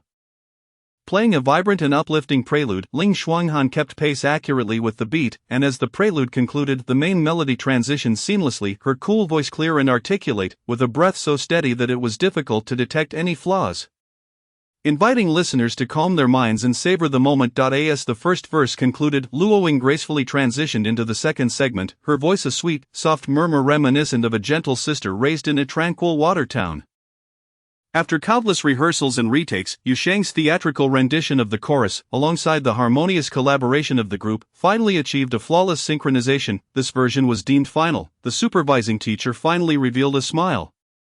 And I exchanged a few words with the post-production team, instructing them that they could wrap up. The group emerged from the recording studio, relief washing over them as they clutched their instruments. Exhausted, a morning filled with intense focus had left them mentally drained. In this R&B national trend, even a moment's distraction was unacceptable. Luoing leaned against the corridor wall of the company, and his relaxation set in. Drowsiness swiftly followed, prompting an involuntary yawn. Don't fall asleep now, Ling Schweinhan urged. Sister Ran mentioned that the promotional team is waiting for us. Once we're done here, we need to immediately follow up on the new song's promotion and then take a group photo for social media. Ling Schweinhan patted Luo Ying's shoulder, attempting to lift her spirits. So troublesome, Xin and muttered impatiently, let's hurry up. The promotional photos will be quick, and I want to rest for lunch sooner. With that, she tugged at the slower-moving Luo Ying and Tang Yu. The group soon arrived at the promotional office. Upon opening the door, they were met with silence, the atmosphere heavy with seriousness. Chui Ran, seated among them, wore a furrowed brow. Sister Ran, is there an issue with the promotion? Ling Schweinhan asked as she approached, glancing at the statistical data displayed on the computer screen. How could it be so low? It can't be, can it? This promotion feels utterly futile. Luo Ying leaned in to take a look. And the others gathered around as well. As they speculated on where things had gone awry, Chui Ran interjected candidly. Haven't you all paid attention to Weibo these past 2 days, just last night? The buzz surrounding our new album was suddenly overshadowed by someone else. Thankfully, we didn't leak news about the concert at the end of the year at this critical juncture. Overshadowed, it couldn't possibly be ZDL, could it? Yusheng conjectured. The others shared the same suspicion. Currently, the only entity they could think of that was competing against them was ZDL. No, Ling Schweinhan interjected, opening Weibo with a serious expression. It's Gufan. We are doomed. The 5 of them exchanged incredulous glances, synchronously pulling out their phones to check Weibo. One famous comic artist Gufan publicly flaunts his romance late at night. Is he a late bloomer or a seasoned lover? 2. The comic artist Gufan's content in Otaku Diary appears to be autobiographical. 3. Known as the White Moonlight comic artist, Gufan is set to appear live for his first signing event. 4. D1 Melody's new album goes on sale. 5. Li Juai takes on the role of the most unfortunate daughter in her new drama, facing frequent injuries on set. 6. Shua High Entertainment's Zero Distance Lover Idol column makes its debut. The 6 of them fell silent, utterly stunned. It truly was Gufan. They were beyond salvation. What a joke! How could an artist wield such influence? Xin was visibly incredulous, deducing, it must be that the comic company is buying him popularity. Tang Yu widened her eyes in astonishment, grasping Yusheng's hand and lamenting, Sister Yu, we've been overshadowed by the comic artist we admire. I don't want to be his rival. It was said that Gufan's earliest published comic was 12 years ago. Though his early style was rather juvenile compared to now, within the subsequent 5 years, his skills had skyrocketed, earning him the title of a comic genius due to his consistently intricate and stable storytelling. Chui Ran sighed as she spoke, reminding them, don't underestimate his 6 million followers. They are a loyal fanbase that has watched him grow for over a decade. Now it's 7 million. Ling Schweinhan observed Gufan's ever-increasing follower count on Weibo. As the trending topic continued to draw in new fans, the group fell into a profound silence. Even Xin found herself begrudgingly acknowledging Gufan's fanbase's strength. Is the news about his signing event reliable? Ling Schweinhan inquired of Chui Ran, based on her observations, whether old fans who had never seen Gufan or new fans eager to catch a glimpse of his true self. Everyone held the highest expectations for the signing event, which clearly was of utmost importance. Currently ranking 3rd on the trending list, Chui Ran nodded, adding, while you were recording this morning, I specifically sent someone to inquire with BT about the signing event. They've been preparing for it for quite a while now. The ITS said that Gufan himself visited BT and has verbally agreed to the signing, so it's definitely true. Chapter 49, Miss When We Are Indeed Doomed. After all, even I am part of the second dimension. Shi Yingsen slumped onto the couch, appearing to have lost all strength and means. However, as for the signing event, Gufan had not confirmed it via a post, nor had BT made an official announcement. They had chosen to leak the information through unofficial channels at this critical moment, likely intentionally. Xin accurately deduced the motives of the BT comic company, stating, but that no longer matters. Now, we have 2 options, either D1M follows the trend and challenges Gufan head-on, or we consider collaboration. Ling Schweinhan grasped Xinxian's intent. Exactly the outcome of our discussion just now aligns with that. Chui Ran affirmed their conjecture, addressing the team in the office, and made the decision, taking all factors into account, we have decided to collaborate with BT Comics. What? Is this for real? Chi Yingsen exclaimed in shock. Sitting upright from the couch. We are a girl group, and he is an artist. How could we possibly collaborate? The only thing about their BT comic company that appeals to me is its name. Such mutually beneficial arrangements can be forged as long as both parties reach a consensus. Chui Ran continued, calling over several team members in the office. I have already arranged a meeting with BT to discuss collaboration. I heard they haven't finalized the signing venue yet, so we cannot miss this opportunity. Once you finish shooting the promotional posters, head back to Yunfu. Chui Ran's efficiency was remarkable as she led the group out in a flurry. The D1M members exchanged glances. Tang Yu had indeed always been curious about Gu Fan himself. Her gaze swept across the others as she timidly asked, when an idol meets their own idol, doesn't that, in a way, fulfill a dream? Yun Ting Huafu, building 11. Gu Fan sat before his computer, watching the incessantly growing comments beneath his post, wanting to clarify something but unsure how to articulate it. With just one post, his long-standing image as an underdog had been shaken. It seemed that Mu Yaoyao had indeed assisted him, although her methods were somewhat difficult to articulate. Wait, this trending topic. Gu Fan straightened in his chair. Finally noticing the content of the trending searches, the top 3 spots were completely occupied by him. D1M had been pushed down, the competitors next door were in 4th. As Gu Fan pondered, he couldn't help but smile with a sense of schadenfreude. Ding ding, a message arrived on his phone. Gu Qingye, Miss Wen has requested to meet with you again to prevent your low intelligence from causing you to mistake her identity. I shared your address at Yunfu with her. Simply?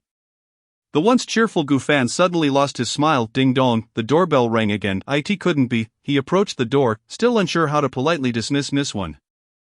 Ding dong, the doorbell rang once more. Finally Gu Fan opened the door and was immediately greeted by the sight of a creamy-colored long dress and a deep brown handbag. Her soft lotus-pink woolen coat and golden long curls, styled with a crescent hairpin, radiated warmth under the midday sun. Mr. Gu, it's a pleasure to meet you. I am Wen Jishu. Her voice was steady as a gentle spring breeze, sweet and melodious. The hand she extended was slender and delicate, with slightly reddened knuckles, as if she had been standing for too long in the cold. Gu Fan lightly grasped her pink fingertips. May I come in? Wen Jishu inquired tentatively. Gu Fan withdrew his hand and stepped aside to let Wen Jishu enter. Thank you. Wen Jishu walked straight into the house. Her delicate oval face bore unexpectedly light makeup, giving her an overall appearance of simplicity and elegance. Her attire, though not expensive, was tasteful, with no jewelry adorning her. It suddenly dawned on Gu Fan that the Wen family had encountered business setbacks recently, facing financial difficulties. It was no wonder they were so eager to send their daughter over, leveraging their past connections with his family. He adjusted his glasses and followed her into the house. By chance, he caught a whiff of the understated jasmine fragrance lingering on his hand from their handshake earlier. In the living room, when Jishu removed her coat and held it in her hands before gracefully sitting on the couch. Her posture was poised and ladylike. Miss Wen, I have no intention of settling down. Gu Fan stated directly as he took a seat on the opposite couch, avoiding any pretense to I understand, but there will come a day when you must heed your family's arrangements. Until then, I will do my utmost to pursue you, as Uncle Gu has promised my father that if you express your affections for me, he can assist the Wen family through this crisis. Unexpectedly straightforward, when Jishu unabashedly revealed her intentions, Gu Fan was equally taken aback by Wen Jishu's directness. You are not my type, so do not waste your time. At that moment, he merely wished to dismiss her. Was it true that anyone who fit Mr. Gu's preferences would garner his affection? Indeed, thus you stand no chance. Gu had yet to articulate his exact preferences. What if I could fulfill all of them?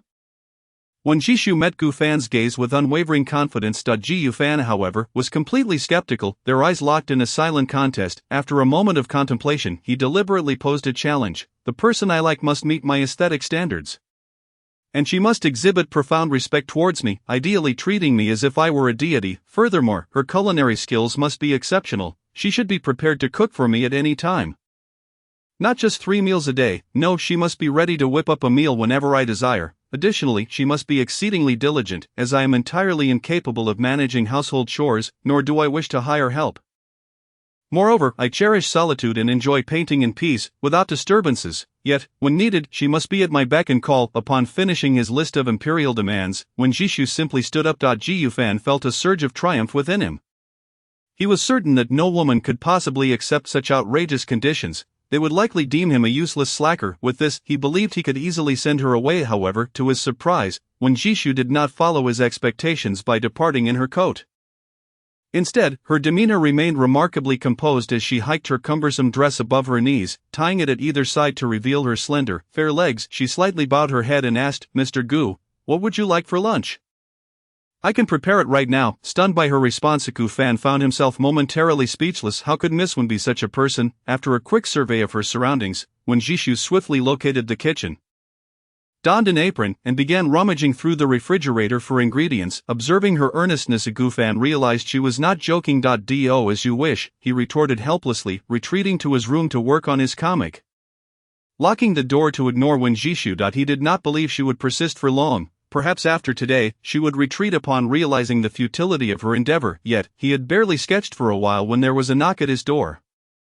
Upon opening it, he found Wen Jishu standing there with a tray in hand. Just leave it after you eat. I will take care of it, she informed him as she handed over the tray and returned to the kitchen to dispose of the scraps. Gufan glanced at the seafood noodle soup and thought to himself that Wen Jishu's culinary skills were hardly impressive. She had merely made a bowl of noodles from the ingredients in his fridge. Leaning against the desk, he indifferently took a bite. In an instant, Gufan's eyes widened in surprise. Quickly, however, he masked his astonishment, attributing the dish's deliciousness solely to the seafood. Before long, he had polished off the still-warm bowl of noodles. When Wen Jishu re-entered to collect the dishes, she noticed that he had finished every last bit, even the broth. Mr. Gu, are you satisfied with my cooking? A hint of a restrained smile graced her features. Not even close, Gufan replied, his words betraying his true feelings. Wen Jishu, unfazed, responded obediently, then I shall continue to improve. She gathered the tray and utensils before returning once more. What are you doing now? Gufan inquired, as he preferred solitude while painting. I am diligent, so naturally, I must tidy up the room, she replied, seemingly recalling his earlier words, and began energetically organizing the clutter around the room. Gufan turned off his computer screen and swiveled his chair to remind her.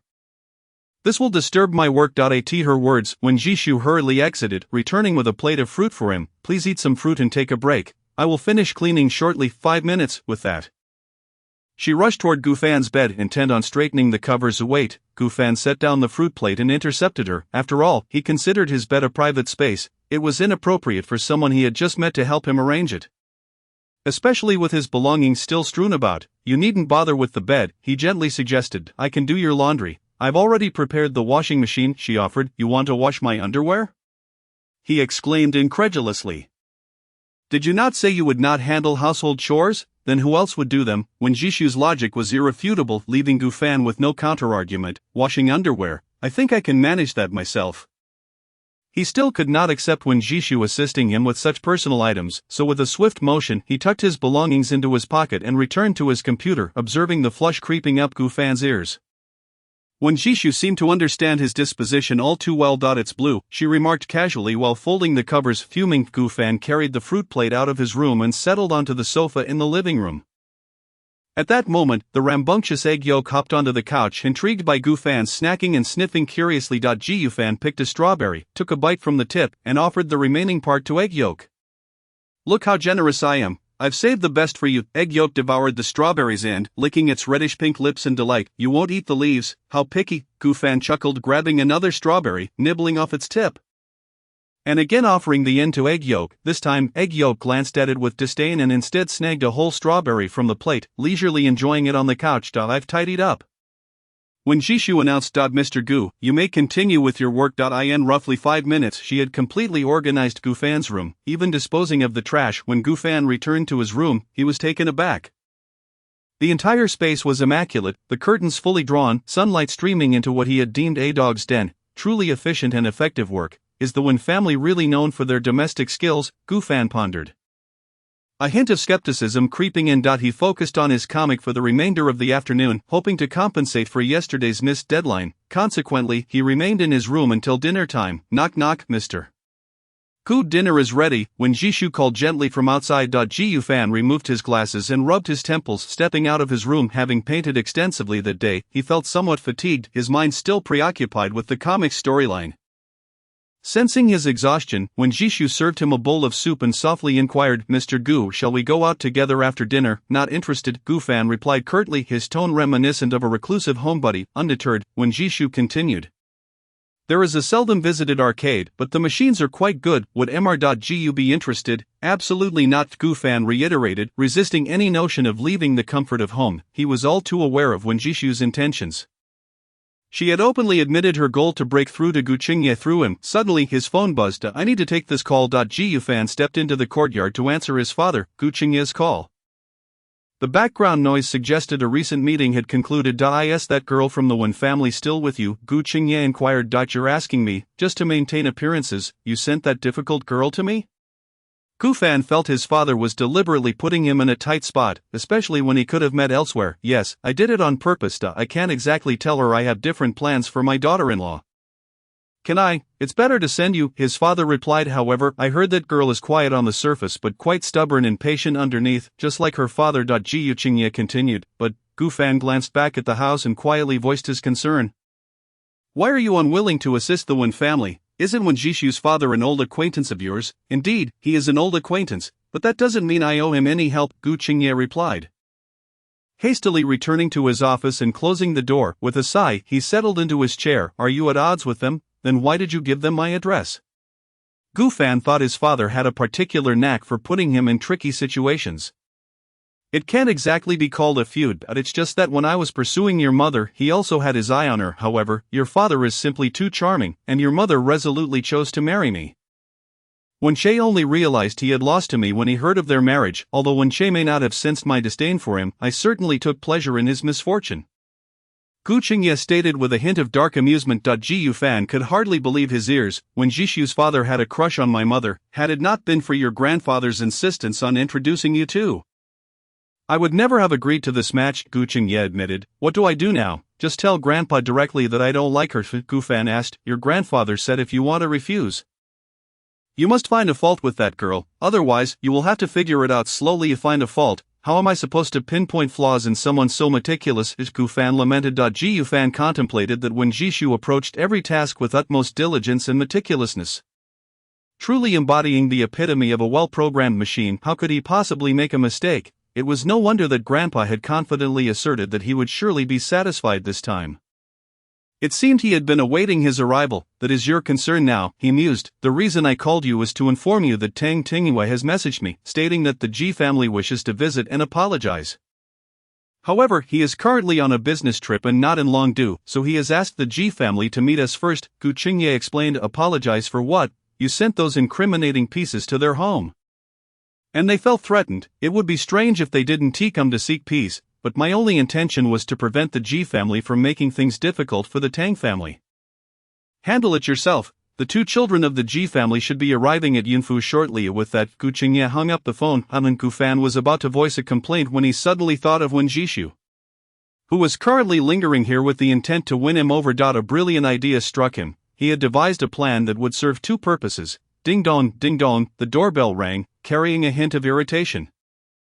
Gufan opened the door to find Ji Fenghe and Ji Yuanjin standing at the threshold, their faces darkened, clearly coerced by their father to come. The mark of injury on Ji Fenghe's face had not fully healed, revealing faint traces. What is it? He inquired, peering through the door, feigning ignorance. Regarding the previous matter, let us settle it between our two families. Recently, the Ji family acquired a splendid set of jewelry, crafted from the finest jade and stone. We hope you will accept it. Ji Yuanjin spoke on behalf of Ji Fenghe, handing over an exquisite jewelry box, her pretty face barely concealing an eye roll. Very well, I refused. Ji Yufan promptly rejected the offering and closed the door. This ungrateful, Ji Fenghe, already irked by being forced to apologize, completely erupted after being met with a closed door, rolling up his sleeves to pound on the door for a confrontation. Ji Yuanjin swiftly restrained him, whispering, don't forget, father said we must ensure the Gu family accepts the apology. Do not confront him head-on. Seeing her sister speak up, Ji Fenghe had no choice but to swallow his anger. Ding dong, Ji Yuanjin pressed the doorbell once more. Gufan, having anticipated their arrival, opened the door after a moment. Ji Yushao, we are here to apologize, please accept this gift. Our two families have no enmity, and some matters are better left unsaid. Ji Yuanjin's words, delivered with a veneer of politeness, carried an undertone of silencing. Naturally, Gufan would not acquiesce easily. He pointed towards building 12. You should go apologize to Ji Yunhe over there. I will consider accepting the gift. Why should it concern me? This has nothing to do with him. Ji Fenghe could barely contain his frustration, yet Gufan ignored him, shutting the door once more. For Ji Fenghe to bow to his most detested adversary would be the most gratifying outcome for Gufan. Fenghe, we are here to apologize. It is irrelevant to whom we do so. Let us go. Ji Yuanjin forcibly dragged Ji Fenghe away, and the two swiftly headed for building 12. Inside, Ji Yunhe was counting his meager savings when he heard the doorbell. Upon opening the door, he was startled to see Ji Fenghe's face, instinctively taking a step back, fearing that Ji Fenghe had come seeking revenge after healing. However, Ji Fenghe wore an expression of fury. nearly grinding his teeth as he articulated, "I apologize, why the sudden change? Aren't you and that Gu family's young master quite close? Come with us." Ji Fingha yanked Ji Yunha out and returned to the entrance of Building 11. "Hurry, have him open the door," Ji Fingha insisted. Ji Yunha had no choice but to ring the doorbell again. Ji Yufan leisurely finished his meal before coming out, after waiting for a considerable time.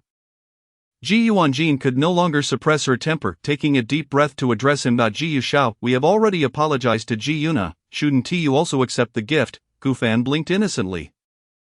I said I would consider it. I never stated I would definitely accept you. Ji Fingha could not restrain himself from cursing, his fists clenched, yet he understood the consequences of acting out of impulse and ultimately held back. How about this? If you agree to one condition, I will immediately accept the gift, and we shall consider this matter resolved. I will also convey your situation to the Tang family. What do you say?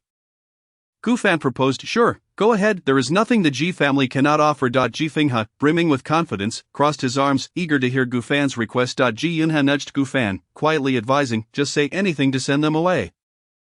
I do not wish to see them anymore. After all, thanks to Gufan's previous assistance, he had finally enjoyed a few peaceful days. Ji Yufan pondered for a moment, then nodded, his expression turning serious as he looked at Ji Fingha. I want your sister to be my girlfriend for 2 days. The moment the words left his lips, confusion spread across the faces of the three. Ji Fingha's veins bulged with indignation, and he could no longer contain himself. Seizing Gufan by the collar, first, you snatched Tang Yu from me, and now you have your sights set on my sister? Are you courting death? He bellowed. Ji Yunha was utterly taken aback. He had never anticipated that Gufan harbored intentions of becoming a brother-in-law. Ji Yuanjin's expression soured. She had anticipated Gufan would exploit the Gu family's influence, yet she never imagined he would seek personal gain at her expense. Ji Yufan feigned innocence. I am not coveting her. In truth, he was not genuinely interested in Ji Yuanjin, but rather aimed to utilize her presence to distance himself from Wen Jishu. This way, both issues would be resolved, achieving 2 goals with 1 action. And perhaps even avenging Ji Yunha in the process. Ji Yuanjin's slender brows furrowed in humiliation, yet she valiantly suppressed her indignation, her fingertips turning crimson beneath her outer garment. Seeing his sister insulted only fueled Ji Fingha's rage further. Although he dared not strike Gufan, he threatened. Gufan, let me warn you, you may desire riches and jewels, but my sister is off limits. Chapter 52, Girlfriend? Then there is nothing to discuss. Ji Yufan feigned intent to walk away. At that moment, Ji Yuanjin stepped forward to stop him. Wait, her elegantly arched brows nearly formed a reverse V, and the grip she had on Gufan's wrist was particularly firm, her eyes brimming with suppressed fury as if she could crush him with her gaze. Did you just say, you want me to be your girlfriend, for 2 days? That will erase the past, and you will explain this situation to the Tang family. Ji Yuanjin sought confirmation from Gufan. She had already sent someone to inquire about Gufan. Although the Gu family enjoyed great prestige, he had rebelliously distanced himself from them, now merely a reclusive man dedicated to painting daily. The crucial point was that he had never had a girlfriend. In plain terms, he was a loser, easy to understand and susceptible to provocation. With a little manipulation, she could easily tame him like a wild stallion, making him comply with her wishes. As long as you can accompany me for 2 days like my previous girlfriend did, I will keep my word. Ji Yufan's statement caught Ji Yuanjin off guard. Previous girlfriend? Ji Yuanjin immediately countered. I have heard that you never had a girlfriend. Are you attempting to fabricate a story to deliberately make things difficult for me? I recently started dating someone. Gufan remarked, nudging Ji Yunha beside him. That you've seen her, right? Yes, right. Ji Yunha had grown accustomed to smoothing things over for Gufan. No way, you two are clearly in cahoots, Ji Fingha accused, convinced that Gufan and Ji Yunha were merely concocting a scheme. She is right inside the house. Whether you believe it or not is up to you. Ji Yufan pointed toward the building behind him, his expression earnest, not resembling that of a liar. Moreover, such a lie would be easily dismantled. It was plausible that he indeed harbored a delicate flower within his abode. Instantly, Ji Yuanjin and Ji Fingha exchanged glances, and even Ji Yunha widened his eyes in disbelief. No way, bro. You really do have someone? Then, if your ex-girlfriend is indeed inside the house, I will accept your condition. 2 days, and I, Ji Yuanjin, will keep my word. Ji Yuanjin readily agreed. Ji, you can't agree to this, Ji Fingha protested vehemently, trying to dissuade her. He clearly looks like a lecher. Calm down. And Ji Yuanjin pulled Ji Fingha aside, whispering, I am certain that even if Gufan truly has a girlfriend, given this nerd's preferences, she must be a mere pretty face without any brains. I simply need to visit for 2 days, and there is no cause for concern evidently in her eyes. Gu Fan, who made such demands, was utterly foolish. Really, that sounds wonderful. Ji Fenghe looked into Gu Fan's clear eyes, convinced that he would not engage in any indecent act that he could imagine. So is it a deal? Gu Fan extended his hand to take the jewelry box from Ji Fenghe. I accept. Ji Yunhan noticed a fleeting smile in the corner of Gu Fan's eye, one that did not bode well. If he were Ji Yuanjin's biological brother, he would never agree to such a request. Fortunately, there were no such ifs. He currently had no ties to Ji Yuanjin. Once he was near Gu Fan, whether he became a decorative vase or a cup, it was of no concern to him. Ji Yuanjin shot Gu Fan a disdainful glance before turning her attention back to Ji Fenghe, adopting a gentler tone of brother. You should return and inform father that we have resolved the matter. Upon hearing the word brother that he had listened to for over a decade, Ji Yunha instinctively looked up, only to find the scene of the genuine siblings together, quickly diverting his gaze, his departing figure tinged with melancholy. Take care, little brother, I want to see you off. Ji Yufan was quick to seize the opportunity. Due to the incident at the last dinner party, Ji Fenghe now feels an urgent need to perform in front of Ji Yishao. Essentially to return and report back. Thus she could only glare at Gu Fan with indignation before driving away a girlfriend. Please come in. Ji Yufan pushed open the courtyard gate and stepped aside to allow Ji Yuanjin to enter. Upon seeing Gu Fan and Ji Yuanjin's demeanor instantly transformed into one of utmost respect, this further solidified her belief that Gu Fan was indeed a loser. In 2 days, you won't have the chance to act this way again. Cherish it. Ji Yuanjin remarked, striding in confidently in her high heels. During Gu Fan's absence, when Shi Su had not been idle, she was not curious about Gu Fan's personal affairs and focused on her own tasks diligently. The entire living room was rejuvenated, filled with the fragrance of cleanliness, truly capable. Even Gu Fan couldn't help but marvel at Wen Jisu's stamina. She appeared delicate, yet had worked tirelessly for so long. Your housekeeper is so young. Ji Yuanjin also noticed Wen Jisu, who was still laboring diligently in her apron, and instinctively assumed she was a maid. However, upon seeing her pure and fair complexion, she casually inquired, "She is my girlfriend," Gu Fan replied. "What?"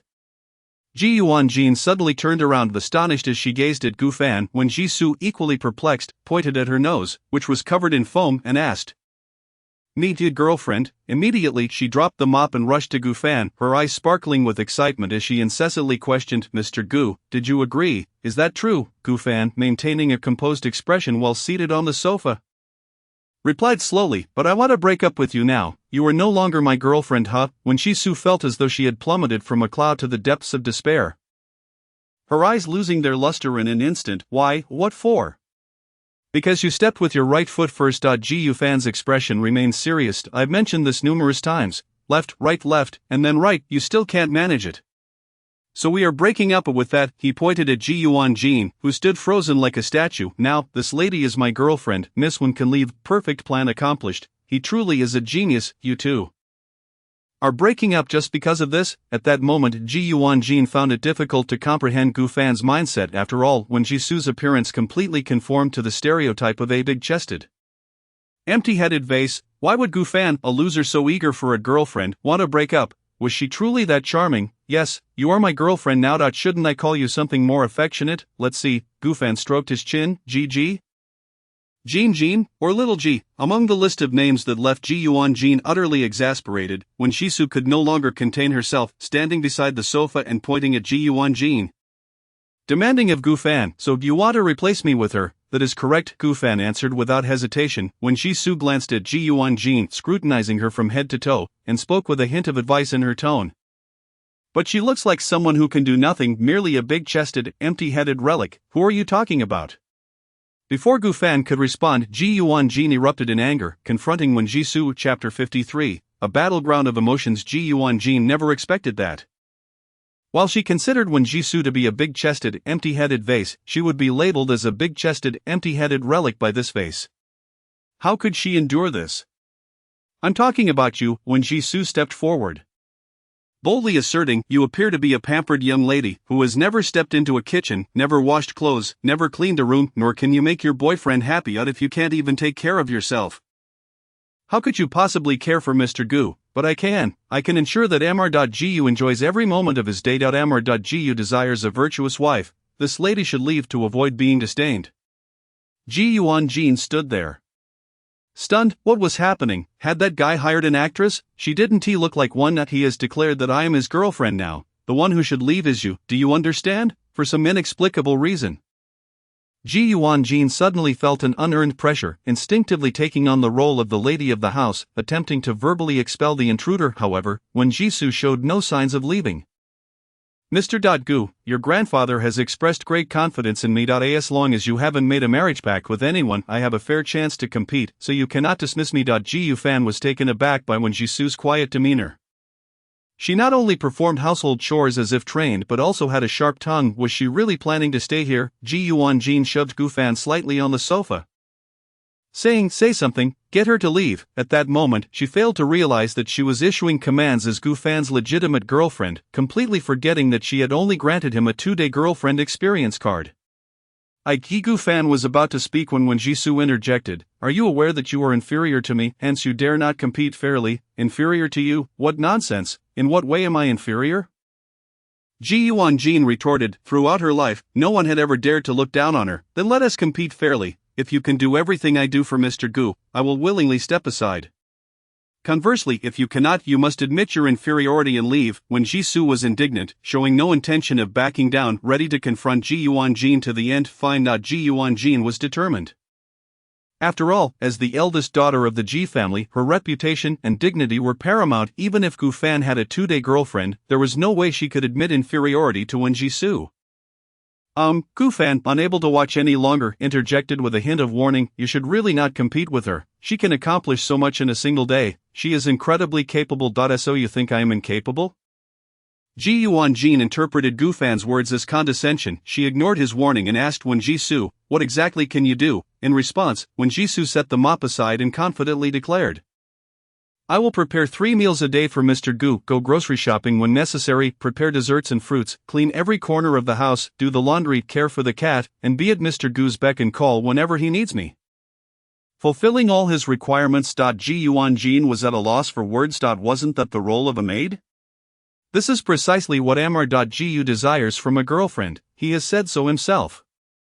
"I can do all of it, can you?" When Jisoo pressed, leaning in closely, Ji Yuan-jin gritted her teeth, the competitive spirit within her compelling her to respond without hesitation, "I can too." The tension between the two women sparked like electricity, radiating an intense atmosphere. Meanwhile, the egg yolk shrank into a corner, overwhelmed, while the clams and the snipe contended the fisherman. The fisherman decided to retreat to his room to paint. You two carry on, I'm going to paint." Gu-fan, unable to endure the completely unexpected battleground of emotions, swiftly retreated to his room. "Excuse me, I need to continue mopping the floor. I am the living room," when Jisoo intentionally nudged Ji Yuan-jin's feet with the mop. Watching Jisoo's industriousness, Ji Yuan-jin couldn't help but ponder, why exactly, how could Gu-fan manage to make such an attractive girl willingly act as a maid here? Did that guy possess such charisma? Mopping the floor was not difficult. Ji Yuan-jin mimicked Jisoo's actions, taking a mop and vigorously dragging it across the floor, as if venting her frustrations. For the rest of the time, whenever Jisoo did something, Ji Yuan-jin would stubbornly follow suit, determined to surpass her. That night, as Mu Yao returned home from work, she greeted with a beaming smile, "I'm back. Did you miss me?" Before she could finish, she found herself staring at Jisoo and Ji Yuan-jin, their gazes locked in a six-eyed confrontation. She instinctively thought she had returned to the wrong house. "Who are you?" Ji Yuan-jin was the first to inquire. "I am Gu-fan's roommate." Mu Yao scrutinized the two of them. She had anticipated that Gu-fan would eventually bring a girl home, but the situation before her was bewildering. "Oh, you live upstairs, right? He mentioned not to clean the room upstairs," Jisoo said. "And you are?" Mu Yao felt that Jisoo resembled a housekeeper but wasn't entirely sure, as her face was too young and beautiful. Ji Yu-fan's grandfather is very supportive of my pursuit of him, so I came here. Until Gu-fan expresses his feelings for me, I will not leave." When Jisoo stated, Mu Yao took a deep breath. Her brain felt like it was about to overheat. She then turned to Ji Yuan-jin, "And, this lady, I am Gu-fan's." Ji Yuan-jin hesitated, glancing at Jisoo, and pronounced each word deliberately, "Girlfriend." It was as if she were staking her claim. "Girlfriend." Mu Yao managed to squeeze the words out, initially believing she had misheard, but Ji Yuan-jin emphatically reiterated, "That's right, I am his girlfriend. We just got together today." Even though it was merely a 2-day experience card, she would not allow herself to be overshadowed. Mu Yao glanced at the tightly shut door of Gu-fan. A strong urge to rush in and inquire about something surged within her, however, she refrained from doing so, held back by what she deemed to be outsiders, and hastily ascended the stairs. No sooner had she reached the upper floor than Gu Fan opened the door. You're still here." He was somewhat taken aback to see Wen Jishu still lingering. "I still need to prepare breakfast for you tomorrow morning, so of course, I want tea leave." Understanding Gu Fan's thoughts, Wen Jishu gestured towards the sofa. "I'll sleep on the sofa." Chapter 54, Collaboration. Gu Fan had initially believed that he would certainly manage to send Wen Jishu away today, yet to his astonishment, she had resolutely decided to remain. "I'm not leaving either." Ji Yuanjin walked directly to Gu Fan's side and clasped his arm tightly. "I'm staying at my boyfriend's house." "Is that a problem?" Gu Fan promptly reminded her. "There aren't any extra rooms here. You two should just return to your own homes." "Absolutely not." Both Wen Jishu and Ji Yuanjin replied simultaneously. Leaving Gu Fan momentarily stunned, the situation was spiraling out of control. "Time for bed." Ji Yuanjin firmly tugged Gu Fan back into the room, when Jishu lay down obediently on the sofa, wrapping herself in a blanket. Wait a moment." Gu Fan freed himself from Ji Yuanjin's grasp. "Actually, all you need to do is make Wen Jishu realize she has no chance and let her get upset enough to leave." He attempted to guide Ji Yuanjin to assist him in persuading Wen Jishu to abandon her intentions. "Hey, she looks down on me. I can't just let her walk away." Ji Yuanjin seemed steadfast in her determination to prove herself against Wen Jishu. "But you can't sleep in my room, can you?" Gu Fan asked weakly. A woman in a fit of anger was truly terrifying. "I am your girlfriend now, I can't even visit your bedroom?" Ji Yuanjin inched closer to Gu Fan but then brushed past him to sit on his bed. "Good night." She casually reclined on Gu Fan's bed, making herself at home. What an audacious visit, caught between anger and helplessness. Gu Fan chose the latter. It was hard to believe that he had intended to use Ji Yuanjin, only to find himself embroiled in trouble instead. He fetched his folding bed and made do beside it for the night. The following morning, buzz, his phone vibrated. Groggy and barely awake, Gu Fan heard the sound, slowly becoming aware, though his eyes remained closed. In days, he felt an overwhelming heaviness, as if pinned down. Squinting, he noticed, to his horror, that Ji Yuanjin had somehow fallen from the bed. What kind of rich young lady sleeps like this? Gu Fan pushed her aside with disdain and got up to answer the call. "Hey," came a voice like that of a salted fish. "Ji Fan, did you just wake up? Get it together, I have good news." The boisterous voice resonated loudly. "What is it?" Gu Fan scratched his ear. "Still half asleep. This was finalized yesterday. I didn't want to disturb you while you were working on your manuscript. Our BT company has signed a contract with Lanyue, and your book signing event will coincide with their artists' concert." Ji Fan yawned, feeling little stir within him. "That's your only reaction?" Wei Meng felt as if he had doused her with cold water. "I've already agreed to the signing. As for the specifics, of course, I'll follow the arrangements made by the company and the organizers. Aren't you curious who the artist is that will be performing on the same day?" The Gu Fan sensed that Wei Meng was seeking some emotional response and obligingly asked. "It's the popular girl group under Lanyue, D1 Melody." "Oh, what?" Gu Fan's eyes widened in shock, instantly alert, hearing the commotion from the room, when Jishu rushed in, concerned. "Mr. Gu, what is going on? Are you alright?" She scrutinized Gu Fan, whom she perceived as the foolish son of a wealthy family. Her voice echoed through the phone, prompting Wei Meng to glance at her screen with the expression of an elderly man on the subway. The sudden noise awakened Ji Yuanjin, who exclaimed, "What are you shouting about? You scared me to death." She seemed genuinely startled, her hair standing on end, her face clearly displaying her confusion. Another female voice chimed in on the call, and Wei Meng's expression grew even more animated as she covered the phone and glanced around, fearing eavesdroppers, before scurrying into the restroom. "Hello? What is happening on your end?" Wei Meng lowered her voice to remind Gu Fan. "I can't interfere with your private matters, but we are in the same boat, so please don't capsize it at this critical moment. I'm begging you, let me have a peaceful New Year." On the other end, Wei Meng whispered urgently from the restroom. Ji Fan, however, was lost in thought, replaying Wei Meng's earlier words. "You just said that. Who am I collaborating with?" he asked hopefully, repeating the question. D1 Melody, D1M, the 6-member girl group that just released a new album. "Are you really that out of touch?" Wei Meng had repeatedly thought that Gu Fan was an elderly person using a smartphone. Upon hearing D1M, Gu Fan's mouth dropped in astonishment, and he froze in place. Gu Fan looked at the two women in the room, who quickly dashed into the restroom, and lowered his voice to ask, "Is this already set in stone? What was the company's reasoning behind this?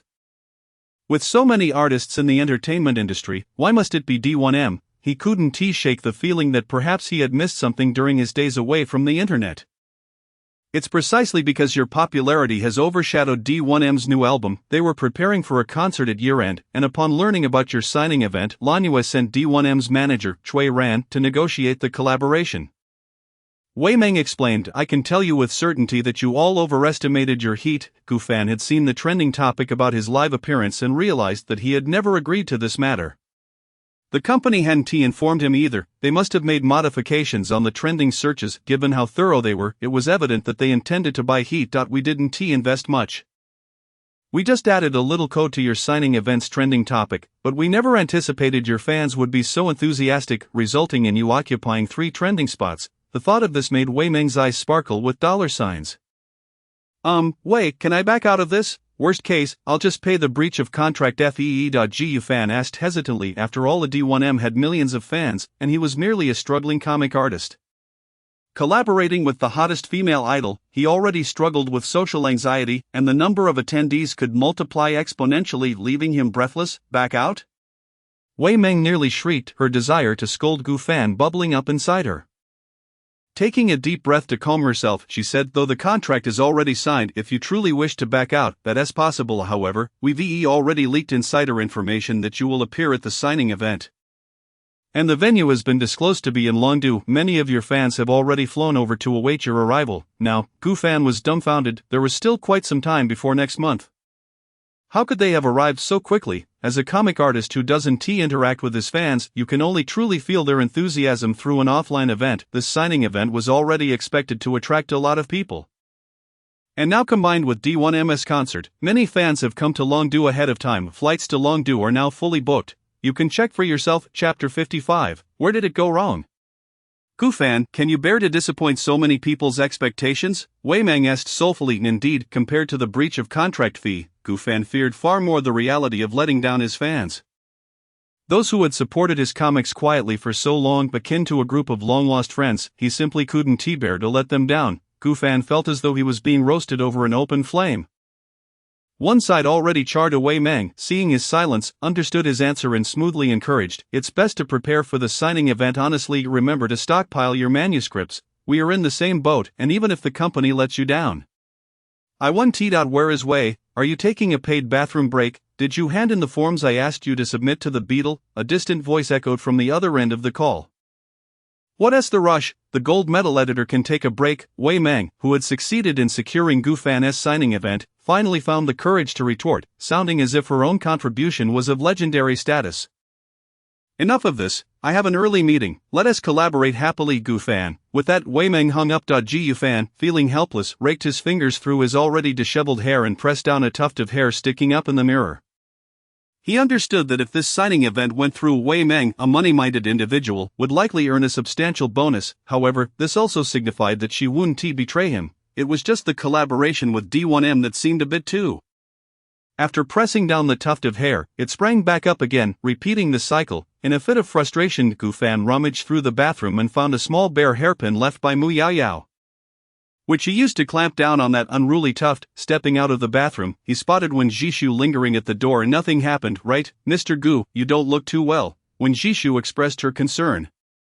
Nothing's wrong. Gu Fan shrugged, forcing a smile. Thankfully, the neighboring individuals were unaware that he was Gu Fan. Otherwise, he truly couldn't ascertain whether someone would excitedly leap onto him in public. In that case, his tranquil and uneventful career as a cartoonist would come to a definitive game over. Well then, Mr. Gu, please join us for breakfast. It has already been prepared. When Jishu, resembling a little chef, donned the scarf from yesterday and busily tidied the house to perfection. Has the one upstairs had breakfast? Gu Fan inquired. On today's dining table, a white vase adorned with 2 fresh flowers added a touch of fragrance. Clearly, this was the handiwork of Wen Jishu, as Mu Yaoyao would never engage in such romantic gestures. Miss Mu mentioned she would dine at the company and insisted that I need not prepare her portion. I see, Gu Fan mused, noting that Mu Yaoyao seemed to be busy with work again. After all, she had once told him that breakfast was the most important meal of the day and must be enjoyed thoroughly. Typically, unless Mu Yaoyao was feeling nauseous, if he missed breakfast, she would undoubtedly scold him like a fierce tigress. Where's my breakfast? Ji Yuanjin queried, approaching, having followed the delicious aroma, her gaze falling on the solitary breakfast set for Gu Fan. I only cater to one person, and that is Mr. Gu. the rest are of no concern to me.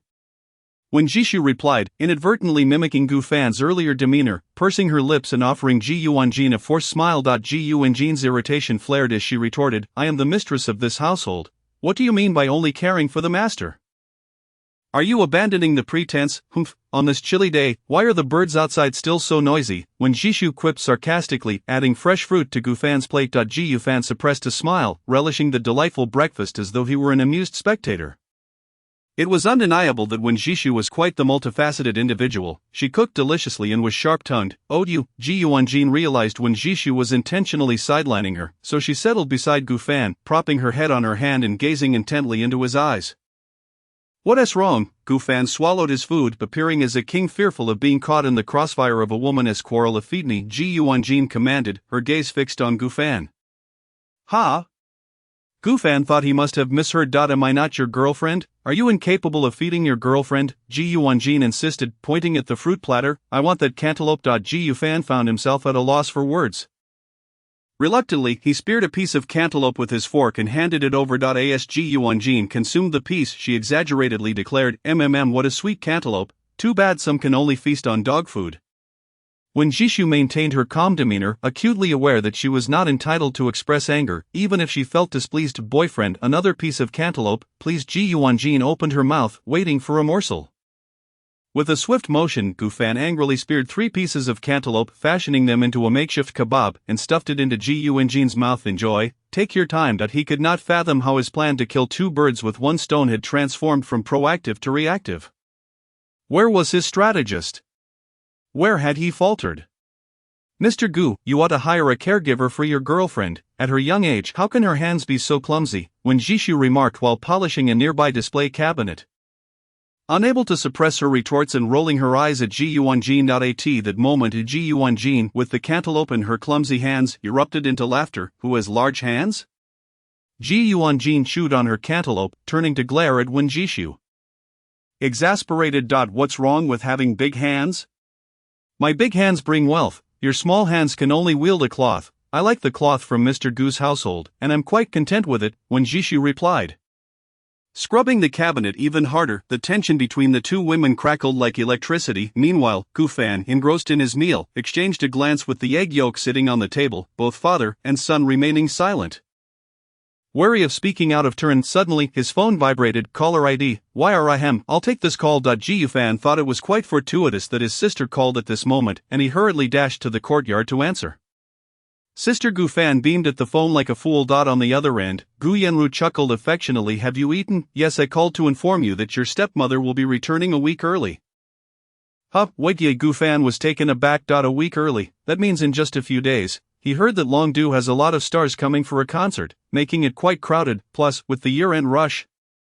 Your stepmother has been unable to secure a flight, and my father has sent a private plane to fetch her. Chapter 56, Preparing a Gift. I see. Ji Yufan finally grasped the situation. What day is it set for? Has it been finalized? She mentioned she would wrap up her work the day after tomorrow and take an evening flight. Alright, I understand. After hanging up, Gu Fan returned to the house, only to find the 2 still embroiled in their earlier tension. I have to step out for a bit. Bye, today, Mr. Gu. Wait. When Jishu recalled the weather forecast she had seen that morning and attempted to call out to Gu Fan, but he dashed off so quickly that she could not finish her sentence.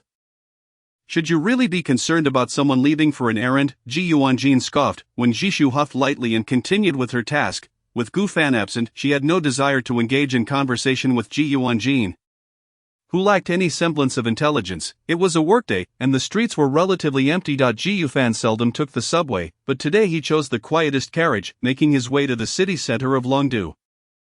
It had been some time since he last saw his stepmother. His stepmother had entered his life only after his biological parents' divorce and was not some scandalous third party ever since she arrived.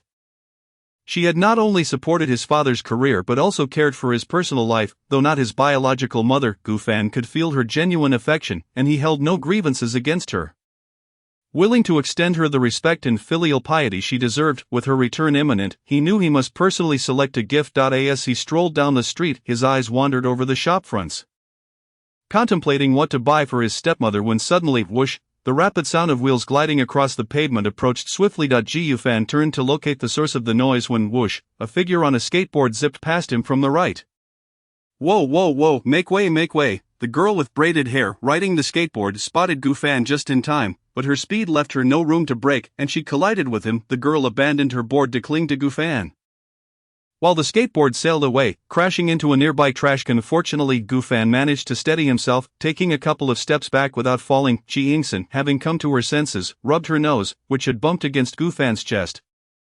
Feeling a bit sore. So hard, she muttered. Chi Yingsen. Gu Fan recognized her distinctive braid, astonished. Is it you? Chi Yingsen, surprised, lowered her mask and smiled, revealing two charmingly prominent tiger teeth. Gu Fan, with a swift motion, pulled her mask back up. He had no desire to be seen with a trendy female artist. What brings you here alone? Chi Yingsen glanced around and quietly asked, how was that bunny girl night? Her sparkling eyes, adorned with exquisite eyeshadow and glimmering sequins, resembled someone who had just snuck out after a performance. Visually captivating, though unfortunately she came across as quite the flirt. What are you talking about? That never happened. Gu Fan knew that Luo Ying's big mouth would spill the beans to the rest of D1M. But he certainly wouldn't disclose the embarrassing events of that night. I'm just here to buy a gift for my elders, he stated. Where do you plan to buy it? I haven't decided yet. You're out shopping, right? I'll be on my way. Gu Fan attempted to escape, however, the next moment, Chi Yingsen grabbed him. The shopping district is so vast, you have no idea what to buy, and you plan to wander around all day?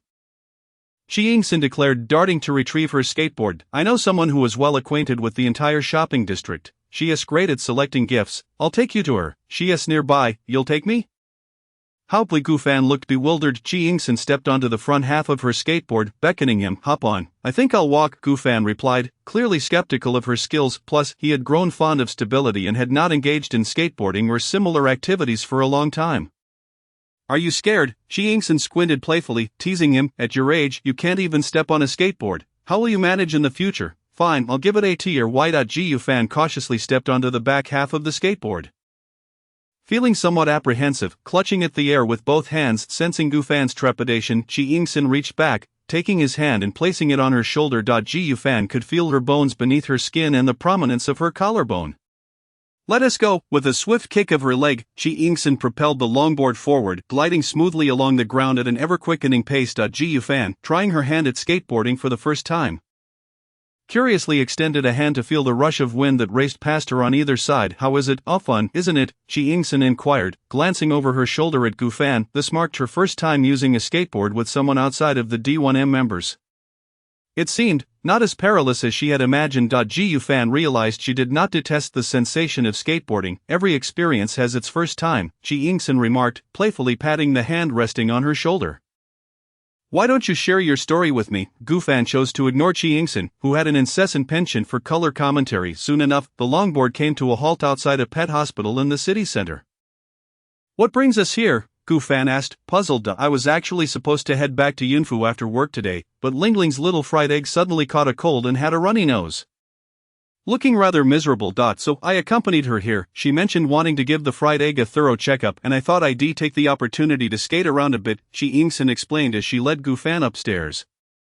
Fried egg, is that a pet's name? So the person you mention is her? Gu Fan was taken aback. Had she known it was Ling Xuanhan, she might have chosen to avoid this awkward situation, considering Ling Xuanhan always regarded her with hostility. Indeed, Chi Yingsen said, opening the door to a room. Inside, Ling Xuanhan sat beside the examination table, her long black hair casually pinned up with a claw clip, a few stray strands framing her face perfectly. With her arms crossed and dressed in a form-fitting, yet modest black turtleneck sweater paired with a delicate silver necklace, she had a serious demeanor as she observed the larger examination table where a small parakeet was being examined by two doctors. Lingling, Chi Yingsen called out, leaning her longboard against the doorframe. How is the fried egg doing? Ling Xuanhan, noticing Gu Fan who had followed her in, paused momentarily, a flicker of surprise crossing her eyes. Her fingers ceased their fidgeting with the prayer beads, only to return to their previous rhythm. There are no immediate concerns. I'll buy some snacks for it later, she replied curtly, her gaze shifting away from Gu Fan. What is he doing here? Oh, I ran into him while I was out shopping. He mentioned wanting to buy a gift but wasn't sure which stores were best, so I thought you might be able to lend him some guidance. Chi Yingsen said. Gu Fan met Ling Xuanhan's piercing gaze and felt as though he had plunged into an unfathomable icy pool, instinctively averting his eyes. He sensed that she would be of little help, and a retreat was already forming in his mind as his feet shuffled towards the door. I think I'll just not disturb you two. I'll wander around by myself, he muttered weakly. Just as he was about to step outside, Ling Shuanghan's striking and memorable voice rang out once more. "Who are you buying a gift for?" Gu Fan couldn't shake the feeling that her tone carried an imperceptible hint of inquiry. "For an elder," he replied, his foot already halfway out the door when he hesitated. Ling Shuanghan stood up and approached him, unlocking her phone and presenting the screen to him. "Add me on WeChat. And I'll send you the locations of the stores." Her casual tone belied an assertive aura that left no room for refusal. "All right." Gu Fan quickly retrieved his phone to scan the code. Marveling at Ling Shuanghan's height, she was nearly as tall as him despite not wearing heels. The phone beeped. Scanning the QR code revealed a payment page. Payment to individual, D1M. Ling Shuanghan, Han, amount. Gu Fan's eyes widened in disbelief. "What does this mean? I have to pay to add Ling Shuanghan on WeChat. Can V50 cover this? How much is it?" he asked cautiously, clearly bewildered by Ling Shuanghan's money-grabbing expression. Ling Shuanghan mirrored Gu Fan's confusion, glancing at her phone screen and realizing she had inadvertently opened the payment code page after making a payment at the pet store. In her preoccupation with adding Gu Fan on WeChat, she had mindlessly tapped the collection codes below. "Go ahead and scan," she said, handing him her WeChat code once more. Gu Fan scanned the code and added her as a friend. He quickly received several store locations from Ling Shuanghan. "Miss Ling, I will send you the fried eggs' other test results later. You can take it home for now." The doctor handed the examined parakeet back to Ling Shuanghan, along with several selected snacks. "Thank you," Ling Shuanghan said, donning her coat and placing the small parakeet in the warmest pocket of her jacket. The three of them departed from the pet hospital. "It's going to rain today, you should head back early," Ling Shuanghan remarked, glancing up at the increasingly cloudy sky, her words seemingly directed at no one in particular. After saying this, she and Chi Yingxin entered the underground parking lot. "Will it rain?" Gu Fan wondered aloud, looking up before opening the store locations Ling Shuanghan had sent him. D1M. Ling Shuanghan, if it's a birthday gift, visit the first 3 shops. If it's for everyday filial piety, go to the last 3. The 6 stores were all conveniently located in a nearby area, as if to ensure Gu Fan wouldn't take a longer route or waste too much time. To be honest, with Ling Shuanghan's guidance, he was relieved to save considerable effort as a man who struggled with gift selection, yet he pondered why she had initially asked him who he was buying a gift for. After all, she hadn't inquired about the recipient's age or the meaning behind the gift, only asking who it was for. Gu Fan ruminated on this but could not deduce a reason, so he shrugged it off as a casual question from Ling Shuanghan. He visited each of the last 3 shops, a clothing store for both men and women, a jewelry store, and a skincare store for both genders. Indeed, Ling Shuanghan hadn't specified whether Gu Fan was buying for a man or a woman. He dismissed the first and third stores, knowing that his stepmother already had plenty of clothing and that Gu Qingye regularly bought her the latest styles, leaving him with no need to worry. The same went for skincare, as Gu Qingye would never skimp on his stepmother. Thus, he decided on jewelry. Gu Fan entered the opulently decorated jewelry store, which boasted a comprehensive selection of accessories for both men and women.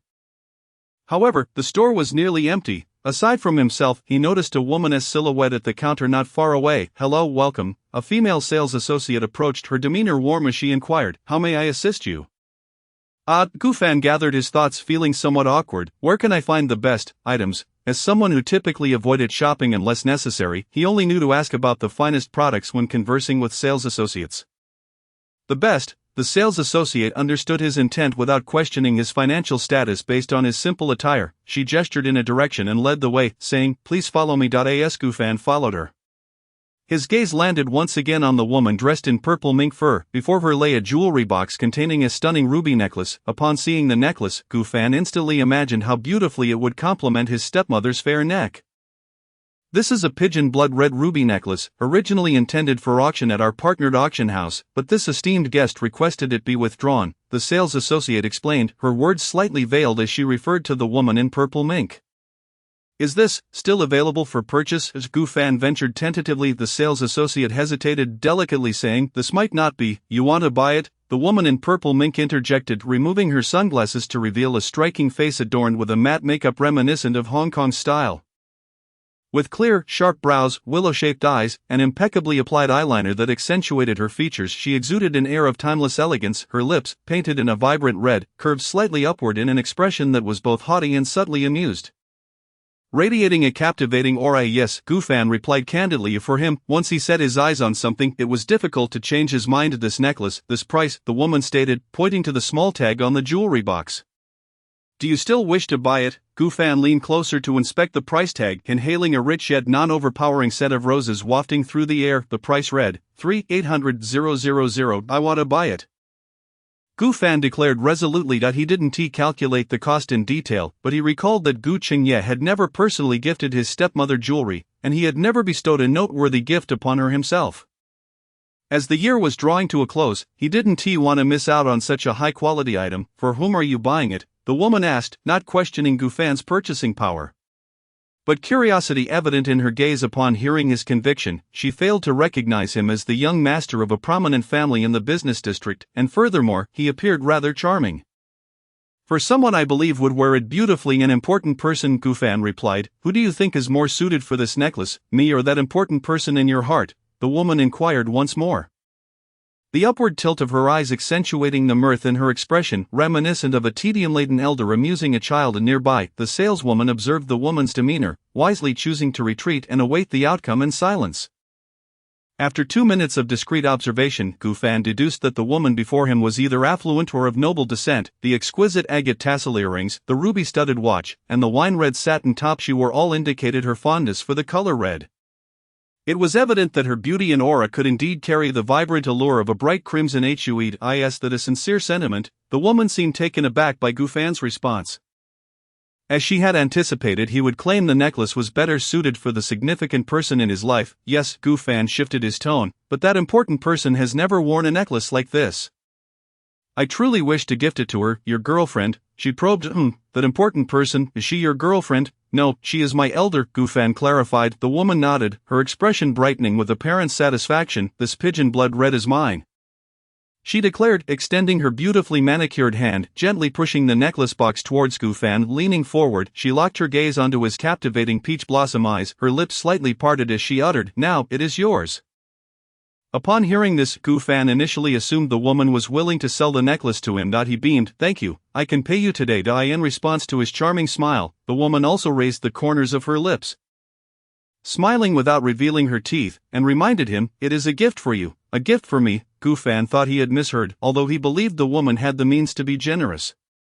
He could not fathom why she would choose to do this. No, I must pay you, he insisted, never one to be swayed by such grand gestures. Attempting to return the necklace box, unexpectedly, the woman placed her hand over his, her fingers exhibiting a deliberate caress, her gaze akin to a conqueror claiming territory, as if both the necklace and Gu Fan himself belonged to her. Gu Fan instinctively tried to retract his hand, yet she firmly pressed down, her grip surprisingly strong. She stepped closer, slightly leaning in, and whispered in his ear, consider it a welcome gift for a little friend. Her voice, rich with mature allure, sent a tickling sensation through his ears.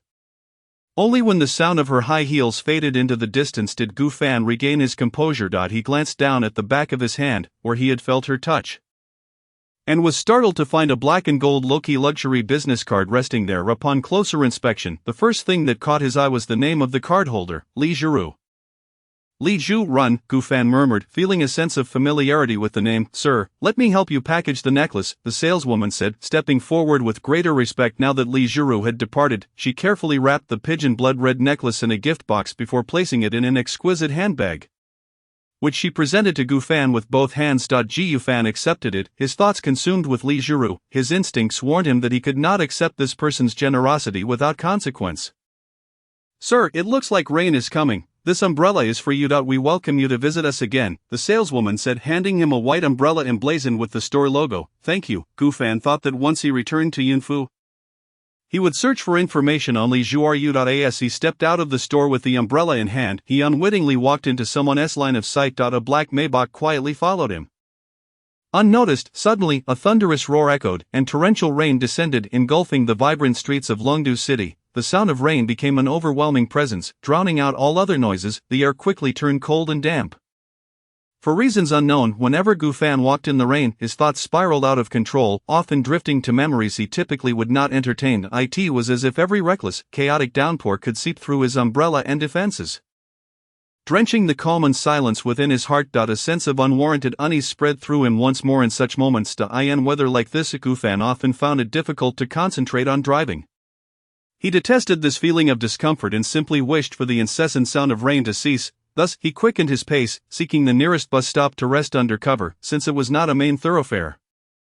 There were few people and cars. He was the only one waiting for the bus. He opened his phone's browser, attempting to search for Lee Giroux's name. Meanwhile, the black Maybach sat quietly at the roadside. Inside, the impeccably dressed female assistant glanced at Lee Giroux through the rearview mirror. Lee Giroux, peering through the rear window, observed Gu Fan at the bus stop as though he were a captivating sight she had never encountered before. "President, should I bring him into the car?" the assistant inquired, noticing Lee Giroux's intense gaze. "That would be rather impolite." Lee Giroux contemplated for a moment before replying, "First, find out who this young man belongs to." The assistant quickly snapped a photo of Gu Fan's face through the car window. Observing the high-definition image captured even in the rain, she adjusted her glasses and remarked, "Impressive, truly remarkable," from the back seat.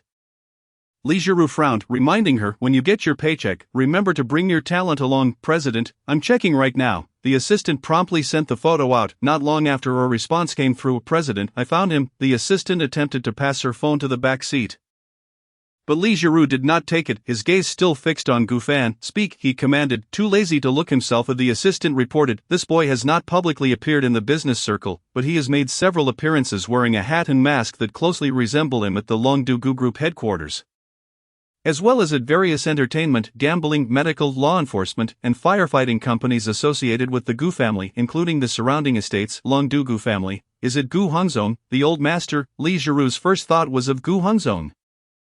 "Yes, President, this boy seems to be very likely the old master's grandson, that elusive Gu Jianan. Most of the Gu family's enterprises bear his name. So his father is Gu Qingye." Upon hearing Gu Qingye's name, Lee Giroux appeared to recall something. Furrowing his brow, "You must be mistaken, that Gu Qingye looks like a bronze mask unearthed from the ground. Even if given 3,000 beauties, he could not possibly produce such a delicate child." Having once seen the infamous unflattering photo of Gu Qingye circulating online, Lee Giroux had a lasting impression of how carelessly the goddess en Wat had crafted some figures. Notably, Gu Qingye had not even requested the removal of that photo. Seemingly exuding confidence in his looks, which baffled Lee Giroux, the assistant reminded him, "President, don't forget, Gu Qingye's ex-wife is He Xianqing from G City, a supermodel. Her genes are impeccable." Upon hearing this, Lee Giroux merely sighed, as if he felt pity for He Xianqing, a fine young lady from G City, who had ended up with that bronze mask. "If you look closely, this boy does bear a resemblance to He Xianqing. It should be correct, there is no one else who resembles him," the assistant confirmed. At that moment, Gu Fan at the bus stop had also discovered information about Lee Giroux. Lee Giroux, born in 1993. President of the Longdu Auction Association, current chairman of Diqing Jewelry Group, vice chairman of Shua High Entertainment, president of Shanhang Tang Chamber of Commerce, holder of a 6th-degree black belt in martial arts, and of the mainland actress known as National Daughter, Li Juai, often referred to as Aunt Ju Run. No wonder such fine items exist. Ji Yufan had heard of the esteemed reputation of Diqing Jewelry and was astonished to find himself in the presence of its chairman today. Meow, a faint cat's meow, barely distinguishable amidst the rain, caught Gu Fan's attention. He listened intently and scanned the area but found nothing, yet the cat's cries persisted, indicating it was not a figment of his imagination. Gu Fan raised his umbrella and stepped out from the bus stop, following the sound until he stopped in front of a tree, where the sorrowful meows grew more distinct. The relentless rain battered the already withered leaves, which fluttered to the ground like candles in the wind. Ji Yufan cautiously peeked, and indeed, a pair of white cat ears emerged from behind the tree. However, he quickly averted his gaze, fearing the sight of blood. At that moment, a bus approached, and the driver seemed to notice Gu Fan, gradually slowing down to open the door. Ji Yufan glanced at the bus but hesitated to board, distracted by the incessant cries of the cat. Inside the black Maybach, the assistant observed that Gu Fan was obscured by the bus and assumed he had boarded. "President, should we follow him?" she asked. Lee Giroux opened his laptop in the back seat, seemingly trying to manage work while also keeping an eye on where Gu Fan would go. However, the bus soon departed, and Gu Fan remained standing at the stop of the Maybach, which had just started. Turned off the engine once more. Li Juyan lifted her gaze towards the direction of the bus station, noticing Gu Fan still standing there, a look of puzzlement crossing her face. She watched as Gu Fan moved behind a nearby tree. Crouching down to place the umbrella on the ground to shield himself from the rain, with his eyes nearly shut, he extended his sleeve and gently touched a cat. As he fumbled about, Gu Fan discovered that beside the cat were several small warm kittens. Remembering the pet hospital he had visited earlier that day, he resolved to take these kittens there. Despite the rain, he believed any bloodstains would have been washed away, and he felt capable of bearing the burden. Thus, he opened his eyes, removed his coat, and carefully gathered the kittens into it for warmth. the larger white cat seemed to have injured its hind legs. Its snowy fur stain red, the wound still oozing blood, untouched by the rain. Jiufan forced himself to disregard the blood, clutching the kittens tightly to his chest, biting his lip to keep himself alert through the pain. He remained oblivious to the tremors coursing through his body, and the world around him began to blur. A sudden ringing in his ears interrupted his thoughts. He halted, striking his wrist against his head twice. But when he looked ahead again, his vision froze. A little girl, appearing around 4 or 5 years old with braided hair, stood not far away, offering him a gentle smile. Lin Rin, that's my name. That tiny hand had once dipped in water to scribble the character for Lin on a table. Its strokes haphazard and incorrect. The second character is difficult. I can't write it. When I learn, maybe you can marry me. Drip drop, like countless droplets of blood falling like rain, clouding the remnants of beauty, leaving only the clearest final image.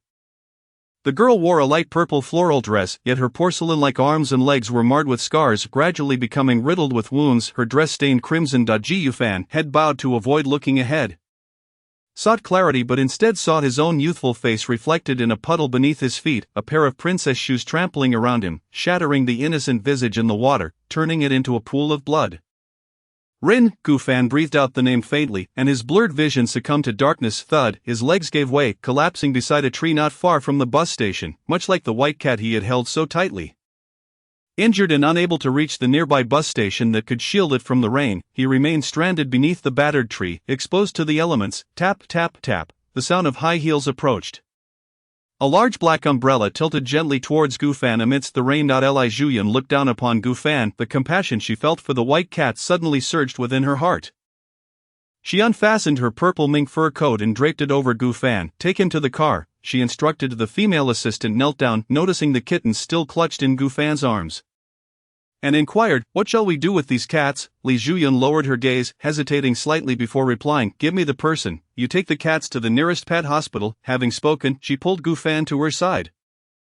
Returning to the car and placing him in the back seat, behind them, the bus station remained, the white umbrella shielding the kittens from the rain. Chapter 60, Jade Cooling Villa. Li Zhuyan settled into the driver's seat, fastening her seatbelt, and glanced at the slumbering figure in the rearview mirror before dialing a number. "Tonight's schedule is cancelled." "What happened, President? Is there something wrong?" The secretary on the other end sounded worried, concerned that a grave incident had transpired. After all, their president was a strong woman devoid of a husband and children, or scandals, making it hard to imagine such words escaping her lips. "It's nothing." Li Zhuyan started the car and looked back at the cold, curled up Gufan, increasing the warmth of the car's heater. "I just found a cat." Upon hanging up, the car drove towards a nearby upscale villa community. The entrance's decorative stone displayed 4 prominent characters: Jade Cooling Villa. With a swift motion, the black ballpoint pen glided across the thick notebook, the flowing script revealing the author's inherent brilliance. November 21, overcast rain. The weather is quite cold. Jin Dan caught a cold. I took Jin Dan to the pet hospital and ran into Gufan. It seems Gufan didn't notice the uniqueness of the name. Jin Dan Xinshin mentioned Gufan was buying a gift. I initially thought it was for a girlfriend, but it turned out to be for an elder. I assisted Gufan, finally giving me a reason to add him on WeChat. I could have added him from the group chat, but I didn't remind him, seizing the opportunity to steal a few more glances at him. It was a trivial matter, yet I mistakenly scanned the wrong QR code. Thankfully, Gufan didn't sense my anxiety. Jiufan is still as oblivious as ever. The scattered and casual sentences flowed as Ling Shuanghan concluded her entry. The notebook, nearly 2 centimeters thick, was already half filled. Ling Shuanghan casually flipped through the pages she had written before, her thoughts from each day flooding her mind. She turned to the first page of her diary, gazing at her initial entry point. 2007, January 8, TT. The handwriting was crooked like a child's drawing, lacking complete sentences. At that time, Ling Shuanghan had only learned a few simple characters from her parents and couldn't even grasp pinyin. Beneath the date, there were only 2 stick figures holding hands and a drawing of a birthday cake. Although she couldn't express her emotions back then, the current Ling Shuanghan vividly recalled that January 8 was the day she awoke in the hospital. After 3 days of unconsciousness, much had transpired. Her parents had passed away. In her naivety, she couldn't comprehend death, facing instead 2 cold urns and black armbands on her arms. Her grandparents fell ill from the shocking news and soon passed away as well. The home she was meant to return to transformed into an orphanage. She missed the boy's birthday by 3 days. Back then, she believed her absence had caused him to leave the town. She couldn't find any trace of him, thinking he was angry with her. Everything felt like a nightmare, devoid of substance. Everyone regarded her with pity and compassion, while the one person who remembered all her cherished moments vanished. Leaving her alone in a nightmare from which she could never awaken, Ling Shuanghan fell silent, closing the diary. In the time that followed, even though she couldn't find the boy, she often thought about giving him a belated birthday gift. Thus, no matter where she went, she would visit malls, pondering whether the items would please him. She became well acquainted with every shopping center yet remained unaware of what the boy truly desired. Gu Jiandan.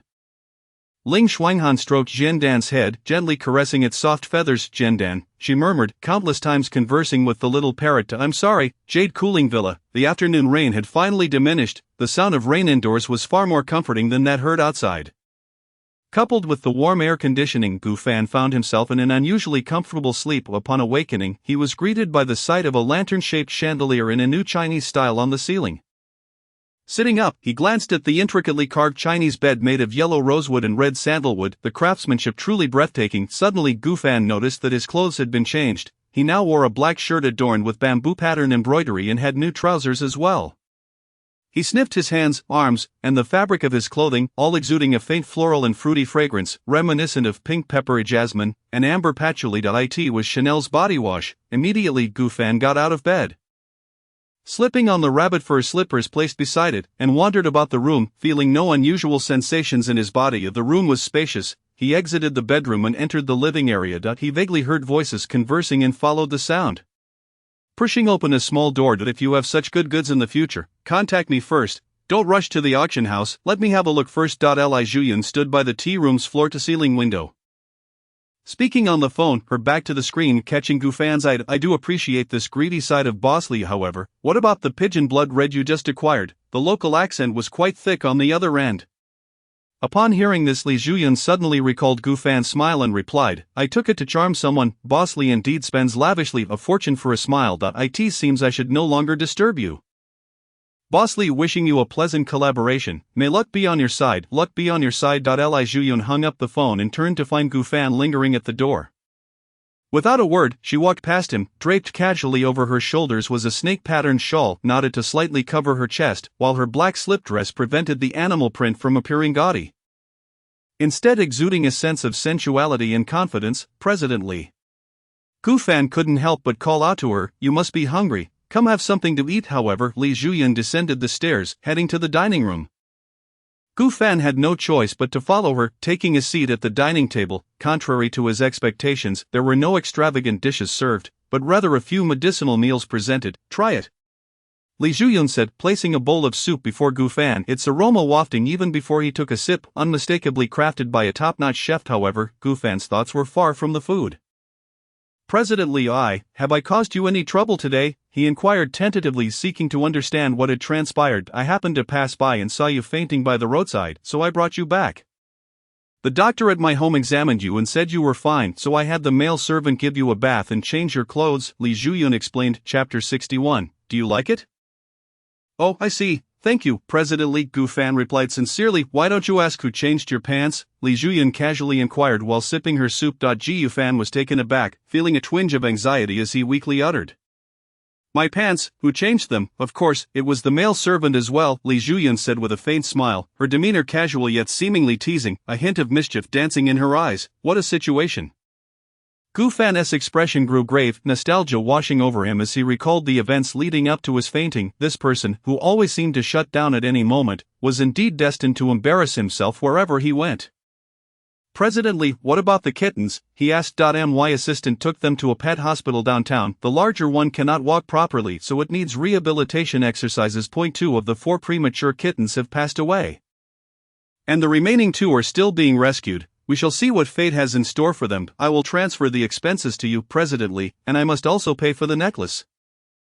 Gu Fan insisted, feeling indebted for the many favors he had asked of Li Zhuyan, a person of such stature. The Benevolence Hall has always been involved in charitable work concerning stray animals, so there is no need for you to cover the medical expenses. As for the necklace, simply keep it and convey my regards to Old Master Gu, Li Zhuyan replied. Upon hearing Old Master Gu, Gu Fan was taken aback. You know my grandfather, Li Zhuyan confirmed with a gentle smile. Of course. So you need not be so formal with me, you can drop the title of President Li until just now. She had not dared to believe that Gu Fan was the son of the one who wore the bronze mask. Then, may I call you Anju? Gu Fan pondered. Li Zhuyan relished the sound of his melodious voice. Yet reminded him, indeed, many younger ones call me that, but you may simply address me with those two words. After a moment of contemplation, the usually astute Gu Fan realized that Li Zhuyan, due to her connection with his grandfather, intended to treat him as someone close. Seizing this golden opportunity, he respectfully declared, "Aunt." Li Zhuyan was momentarily stunned before breaking into laughter, exasperately placing a hand on her forehead. All right then, she had hoped Gu Fan would call her by the first two characters. Who could tell her whose peculiar thought processes this child had inherited? "Is the medicinal cuisine delicious?" she asked. "Delicious, thank you, Aunt," Gu Fan replied obediently. Hearing him call her aunt repeatedly was unexpectedly delightful to Li Zhuyan. "You should stay here tonight," she suggested tentatively. "No, Aunt, I have already troubled you enough," Gu Fan stated, wanting to leave while the going was good. "Having already benefited greatly from her kindness, I have a sauna and a skilled therapist here. You've caught a chill from the rain. Allow me to warm you up before sending you back," Li Zhuyan countered, her words subtly encouraging Gu Fan to relent. "Well then, thank you, Aunt," Gu Fan conceded.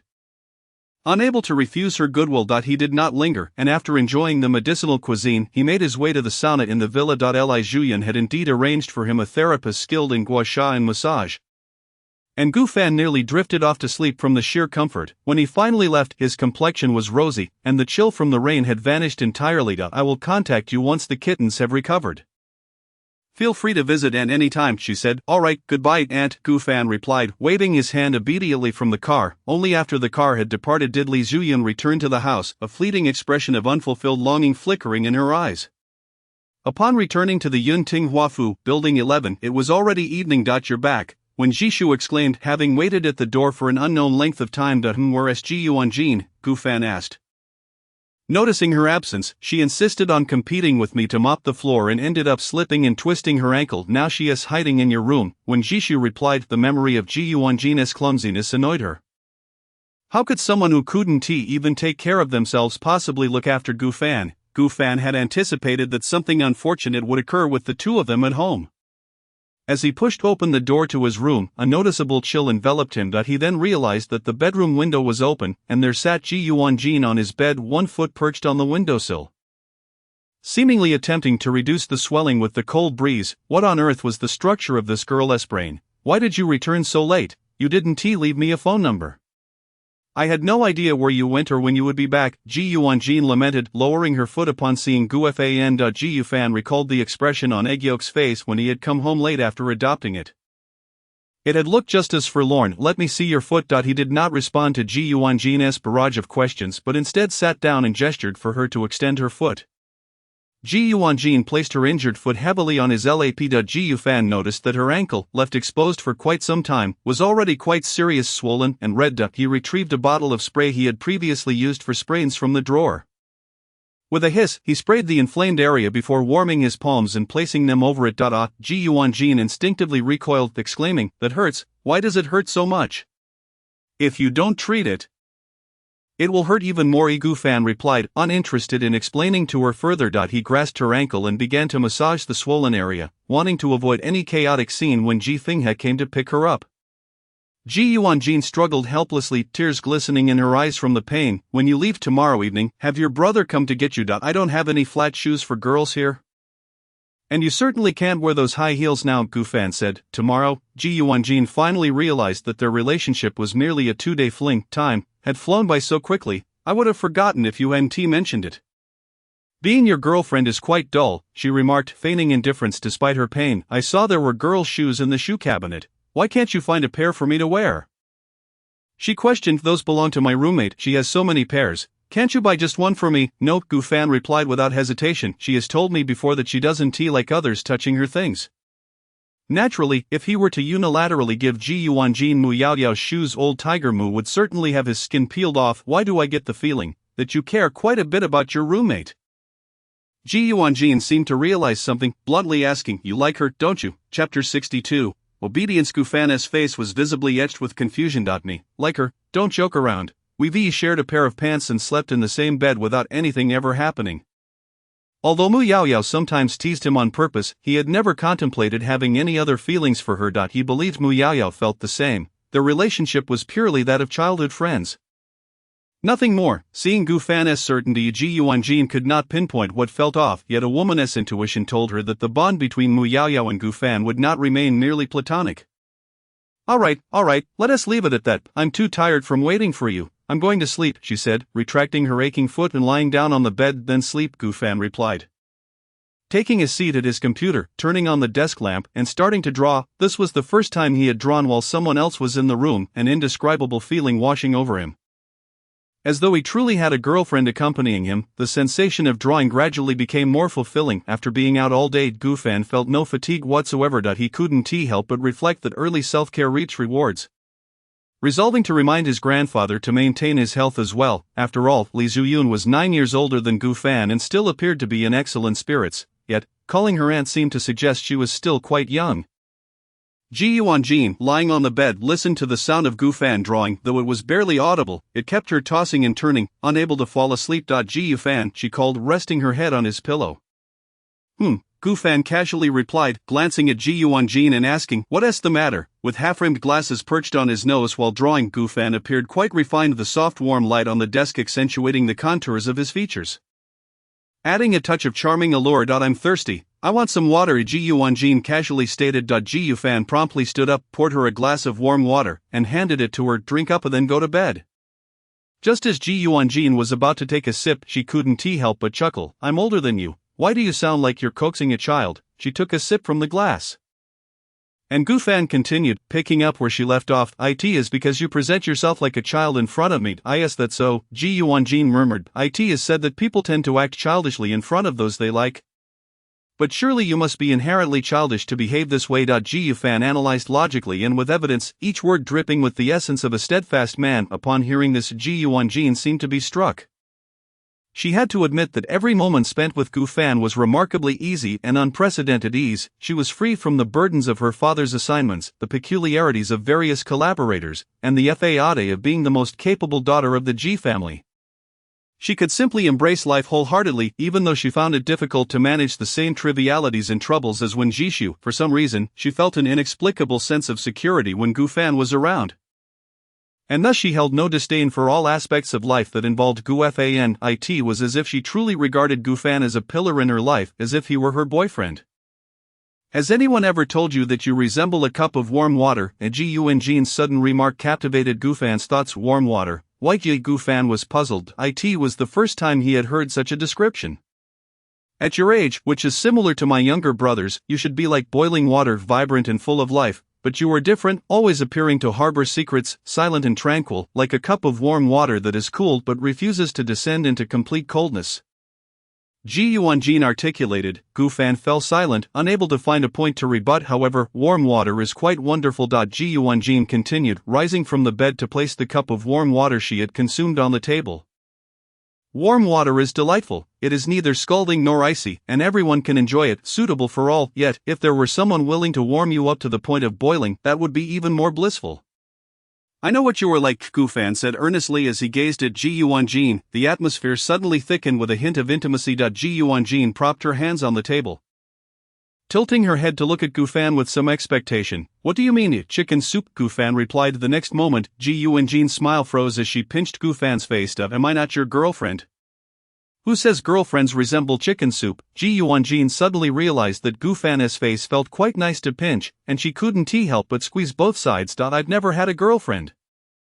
"How would I know?" Gu Fan, too weary to retaliate, allowed Ji Yuanjin to play with his face. Ji Yuanjin, rarely so close to Gu Fan, was momentarily taken aback by the depth of emotion reflected in his eyes. She suddenly sat in Gu Fan's chair and feigned nonchalance, saying, "Tonight marks our last night together. I want to see you draw." "What do you want to see me draw?" Gu Fan asked nervously. Putting away the previous sketches and taking out a blank sheet. "Of course, draw us." Ji Yuanjin leaned against Gu Fan, gesturing on the drawing board. "Here is the room, and over here is the table. The chairs, let us leave the other areas blank. It will feel very warm. You have quite a talent." Ji Yufan was surprised that Ji Yuanjin understood the technique of leaving blank space. "Of course. Hurry and draw." Ji Yuanjin watched as Gu Fan skillfully made his initial strokes, unable to resist touching Gu Fan's slender fingers. "What are you doing?" Gu Fan wiped away a crooked line. "I want to draw too." hold my hand and teach me how to draw. Gu Onjin proposed. Gu Fan had never attempted to teach anyone to draw. He tentatively placed the charcoal pencil into Gu Onjin's hand and then held her hand. You need to relax your hand so I can draw well. Gu Fan guided Gu Onjin's hand gently across the paper. Wow, Gu Onjin marveled at Gu Fan's adeptness, the lines clean and steady. With a perfect balance of tension and release. You draw so well, I feel as though I might be able to draw too. As the words hung in the air, the room was filled only with the sound of the pencil gliding against the paper. Both were acutely aware that the artificiality would eventually fade, just as Gu Fan's hand drawing with Gu Onjin's was not truly her creation. The artist was Gu Fan, and it would never be Gu Onjin. Your girlfriend wants to enjoy the breakfast you make tomorrow. Gu Onjin shifted the topic. Alright. Gu Fan was uncertain about what felt off, yet he could confirm that he did not dislike this feeling of companionship. Gu Onjin would occasionally ask what each incomprehensible line represented or pose questions he deemed utterly trivial and devoid of substance, yet he found no annoyance in it. The solitude of painting alone at night had become a habit. But suddenly the warmth of her presence left him pleasantly astonished. Your girlfriend wants to sleep with you tonight, okay? No way. Gu Fan unhesitatingly rejected it. The thought of sleeping alongside someone else had never crossed his mind. I just don't want you to sleep on the folding bed, Gu Onjin said, poking Gu Fan's cheek with her hand. Be obedient. A boy who listens to his girlfriend is bound to have good fortune. Chapter 63 Endless Horizons. My luck has never been bad. Gu Fan clearly was not swayed by this, yet, wasn't he your initial request driven by selfish motives? Don't you wish to experience what it feels like to have a girlfriend?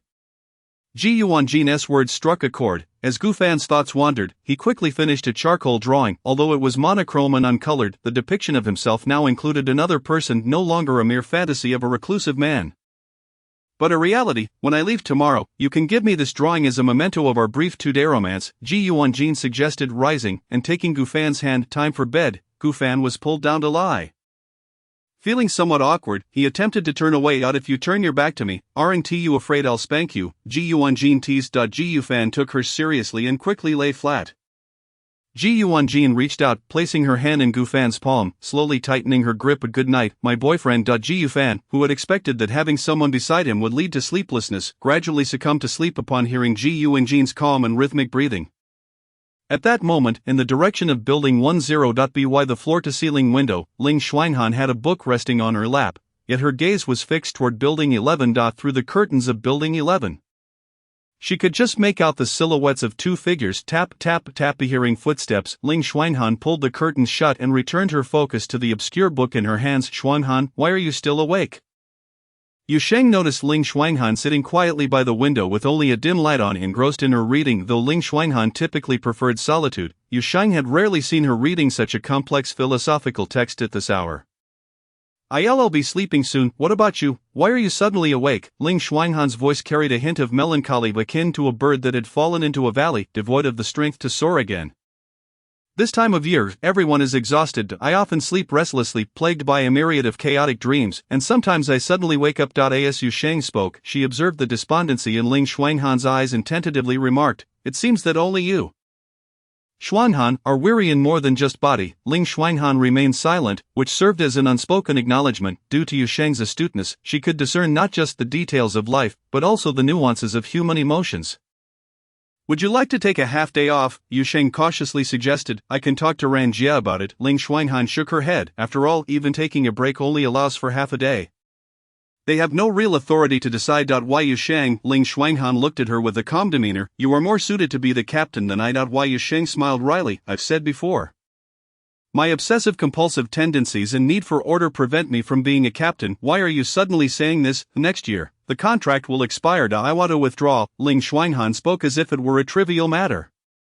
Yu Sheng stood frozen, holding her cup of water, unable to comprehend for several seconds. Why? She inquired. Ling Xuanhan raised her hand to touch the curtain, her tone betraying an indescribable pain as she spoke softly. It feels as though there is no end in sight. Everything, all of it, feels boundless. She was oblivious to why that person had chosen to forget her, why her hints went unnoticed. Was it forgetfulness or resistance? She did not know how to earn that person's forgiveness. She loathed this directionless state, not knowing what to do, and just when she managed to kindle a flicker of hope, it was extinguished, leaving her to watch helplessly as someone important drifted further away. Please do not share what I said tonight with them. I wouldn't want to distract them. Ling Xuanhan returned to her room with the book, leaving behind a solitary figure in Yishang's view. Perhaps it was her approach that was flawed. The next morning, "You were also such a good cook. Did Uncle Gu teach you many things?" Ji Yuanjin had intended to wake early to watch Gu Fan cook. But after a long week of exhausting work, she naturally indulged in a leisurely sleep. It wasn't too late. Ji Yufan placed breakfast in front of Ji Yuanjin, and he prepared a portion for Wen Jishu as well. The breakfast originally prepared for Mu Yaoyao remained untouched, as she had anticipated the morning and arose even earlier than Gu Fan, who had risen early himself. By the time he began making breakfast, Mu Yaoyao had already departed. The three of them, however, shared a rare moment of peace over breakfast. Ji Yufan, from the time he could barely remember, had been subjected to his father's strict upbringing following his parents' divorce. His father was relentless in ensuring he developed comprehensively. He instilled in Gu Fan the importance of writing with integrity and being a person of principle, prioritizing his education above all else. Even at the expense of his own work. As Gu Fan grew, his father insisted he learn a myriad of skills, from culinary arts to musical instruments, martial arts, calligraphy, and painting, an exhaustive repertoire designed to cultivate both his character and capabilities. Unless Gu Fan displayed a complete lack of aptitude, he was made to pursue every endeavor his father deemed beneficial. During his rebellious phase, Gu Fan once questioned his father, "Why must I learn so many things?" The response from Gu Qingye, his father, remained etched in his memory. "Your mother said, her son Yishinqing must not fall short. If I cannot raise you properly, she will take you away. You are the sole connection between her and me." Thus Gu Qingye, fearing his mother might remarry someone else after taking Gu Fan, vowed to cultivate him into an exceptional individual. He had posed numerous inquiries about his mother, and Gu Qingye answered them all. Except for one: "Why did you divorce my mother?" The only reply he received was the heavy silence of Gu Qingye, who chose not to discuss it. Neither his grandfather nor any relatives from the Gu family, nor the Yi family, possessed any knowledge of the circumstances surrounding his parents' separation. What Gu Fan knew was that his parents had entered into a whirlwind marriage, soon followed by his birth, and that his mother had divorced his father shortly after, ultimately leaving Longdu. Gu Fan, Ji Yuanjin, noticing Gu Fan lost in thought, shook his hand vigorously. "What's wrong?" Gu Fan finally snapped back to reality. "I propose we go on a date today." Ji Yuanjin's gaze was filled with eager anticipation. "A date?" Gu Fan exclaimed in disbelief. "What is there to date about? Aren't you leaving tonight?" Before he could finish, Ji Yuanjin's expression darkened. "I've realized that you, my annoying younger brother, truly need a beating. How dare you refuse a date proposed by your girlfriend?" Gu Fan hesitated and tentatively asked, "Just the two of us?" Of course, Ji Yuanjin shot a warning glance at Wen Jishu, adding, "The third wheel is not allowed." With a calm demeanor, Wen Jishu stated, "If Mr.Ji wishes to go on a date, I shall assist him by carrying his bag." Is there a problem with that? Chapter 64, A Date. 1. This is a significant issue. I do not agree. Ji Yuanjin grinned mischievously. I only heed Mr. Gu's words, with a clear objective. Wen Jishu turned to Gu Fan, asking, "Mr. Gu, may I accompany you?" Gu Fan met Wen Jishu's innocent gaze and then glanced at Ji Yuanjin, who was practically seething. He thought to himself that since Ji Yuanjin would be leaving that night, perhaps having Wen Jishu as a third wheel could provide an opportunity to persuade her to leave. "I see there are no pressing household chores left. It wouldn't hurt for us all to go together." Gu Fan replied, "Then I shall prepare." Wen Jishu cheerfully went to the restroom to freshen up. Ji Yuanjin, however, wore an unhappy expression, akin to a jealous main wife, questioning, "Why are you doing this? This is supposed to be our date. Why bring her along? Do you not know who your girlfriend is?" "Of course I do," Gu Fan declared with righteous conviction. "Just consider it a date between us. She is merely here to carry the bags." Very well. Ji Yuanjin did not want to waste their last day on such matters. If Wen Jishu is just here to carry bags, then let her carry to her heart's content. Gu Fan drove out of the garage and waited for half an hour until Ji Yuanjin, fully made up, and Wen Jishu, in light makeup, emerged from the house. Ji Yuanjin hurriedly took her place in the front passenger seat, while Wen Jishu obediently settled in the back. As the car started, Ji Yuanjin truly resembled Gu Fan's girlfriend, casually adjusting the passenger mirror to check her makeup while occasionally rummaging through the storage compartment. Ji Yufan, do you smoke? Ji Yuanjin inquired curiously. "Not at all." Gu Fan replied without hesitation. His family maintained a strict no-smoking policy established by his grandfather, Gu Hengzong, which even applied to the most distinguished guests. Moreover, Gu Qingye had enforced strict rules against smoking and drinking until Gu Fan completed university. And since he had no interest in smoking, he had never touched it. This car was seldom used, and the items inside were merely kept as spares. I see, Ji Yuanjin remarked, noting Gu Fan's meticulousness. You're quite thoughtful. It's nothing, Gu Fan admitted, simply disliking a dirty car. So where are we headed today? Ji Yuanjin, dressed impeccably, wore only a pair of Gu Fan's slippers due to her injured foot, recalling Wen Jishu's earlier suggestion. Gu Fan casually suggested, I heard there's an arcade nearby, though it's not crowded, the equipment is decent. Shall we play a bit? Upon hearing this, Wen Jishu glanced at Gu Fan's reflection in the rearview mirror. A subtle smile gracing her lips, she felt elated that Gu Fan remembered every word she had said. Sounds good. After that, we can go to the mall. As your boyfriend accompanying you shopping is a must. Ji Yuanjin thought little of it. The car soon arrived at an arcade tucked away in an alley, where the sounds of various gaming machines filled the air. A few scattered patrons were engaged in their games, and one individual was intently pushing coins. Ji Yufan was seeing an arcade for the first time. Is this what an arcade looks like? Ji Yuanjin remarked, her curiosity piqued as she surveyed her surroundings. Due to Ji Yixiao's strict upbringing, she had never visited such an entertainment venue, and it was vastly different from her expectations. Oh no, there's someone who has never even seen an arcade before.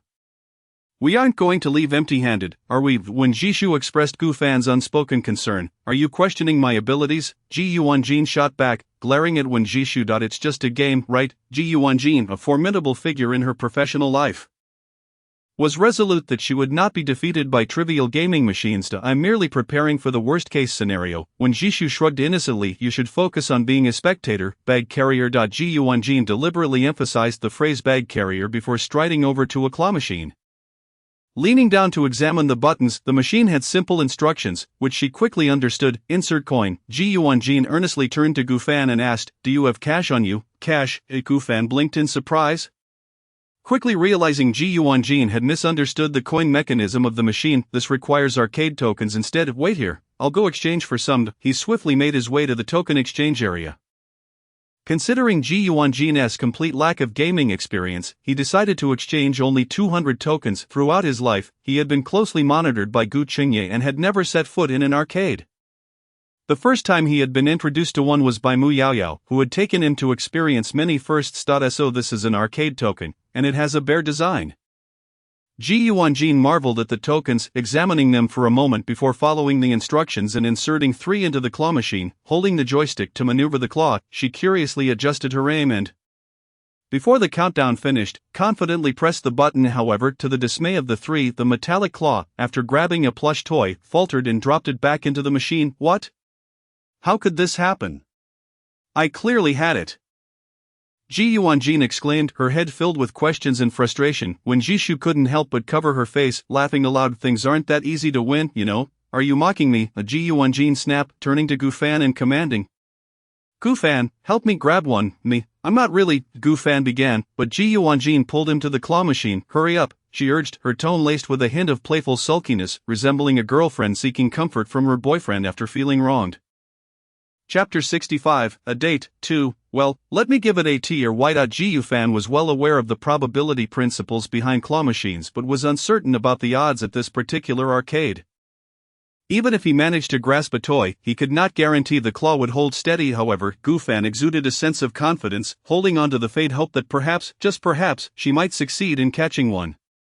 She yearned to discover which toy Ji Yuanjin favored. Among all the adorable figures present, please select the second most charming doll, Gu Fan deliberately remarked to Ji Yuanjin. Her intention today was to leverage Ji Yuanjin's presence to make Wen Jishu acutely aware that he could never harbor feelings for her.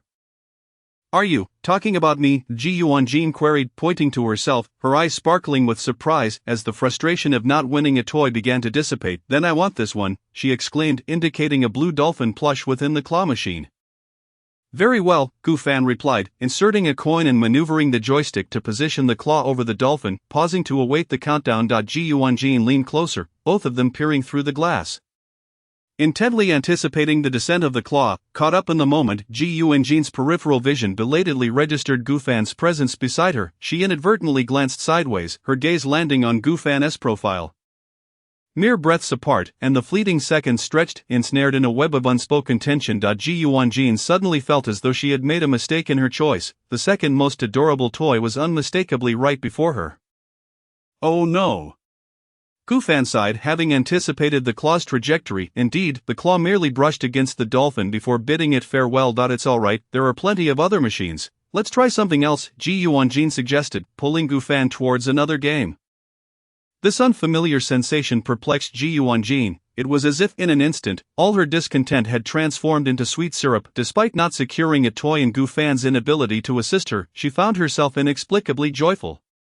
Radiating happiness, noticing their hands had naturally intertwined, Gufan paused, seemingly struck by a thought, and handed the small basket containing game tokens to Ji Yuanjin. Why don't you play for a bit? I'll go get some more tokens. After speaking, he briskly walked towards the token exchange area, glancing back at Ji Yuanjin, who was playing in the distance, and when Jishu, who was surreptitiously pilfering tokens from Ji Yuanjin's grasp, he turned to the staff member and inquired. Could you possibly adjust the guaranteed win count? Pardon, the staff member, unable to hear clearly amidst the noise, asked again. Adjust the guaranteed win count on that machine over there. Ji Yufan was aware that all arcade machines had preset guarantees, and he was uncertain how many attempts remained for the dolphin machine. Not wishing to squander time, I'm afraid that might be rather inconvenient, the staff member politely declined. Ji Yufan surveyed the arcade's interior, then insisted, please fetch the owner. Having encountered numerous similar situations, the staff member was accustomed to boys attempting to use underhanded means to secure toys when they failed to win. And though he feigned reluctance, he summoned the owner. Soon, a middle-aged man emerged from the staff room. Ji Yufan removed his phone case and produced a check from within, casually filling it out with a pen from the token exchange area. To prepare for such eventualities, he had several checks pre-signed with the Gu Corporation's official seals tucked behind his phone case, allowing for convenient access whenever needed. $1 million. Consider it the purchase of everything here. Please adjust the machine accordingly. Ji Yufan handed the check to the middle-aged man, estimating that $1 million would be more than sufficient to cover the establishment and its equipment. The man initially suspected it was a forgery. But upon closer inspection of the check, he discerned the clearly printed date, the Gu Corporation seal, and the financial and legal stamps on the reverse side, confirming its authenticity. The token exchange staff member, eyes wide in disbelief, had never seen a check before and leaned in for a closer look. Mr. Gu, I'll adjust it right away. The middle-aged man beckoned two staff members over, brandishing a key to operate the machine. Make sure those two girls don't see. Start with the blue dolphin claw machine and get me some tokens. Ji Yufan reminded him. No problem. I'll handle it personally, rest assured. The middle-aged man filled a bucket with tokens and handed it to Gufan. Then swiftly led the two staff members to the blue dolphin claw machine. With the staff members shielding him, he crouched down, unlocking the machine, pulling out the drawer, and entering setup mode by holding down a button. He adjusted the claw's strength to the maximum, changing the original guarantee from 90 attempts to just 1. This time, even a blind person could win a toy with ease. After completing the adjustments, he signaled an OK gesture to Gufan from a distance, then stationed himself nearby to prevent other customers from using the machine. Don't you like that little dolphin? Shall we give it another go?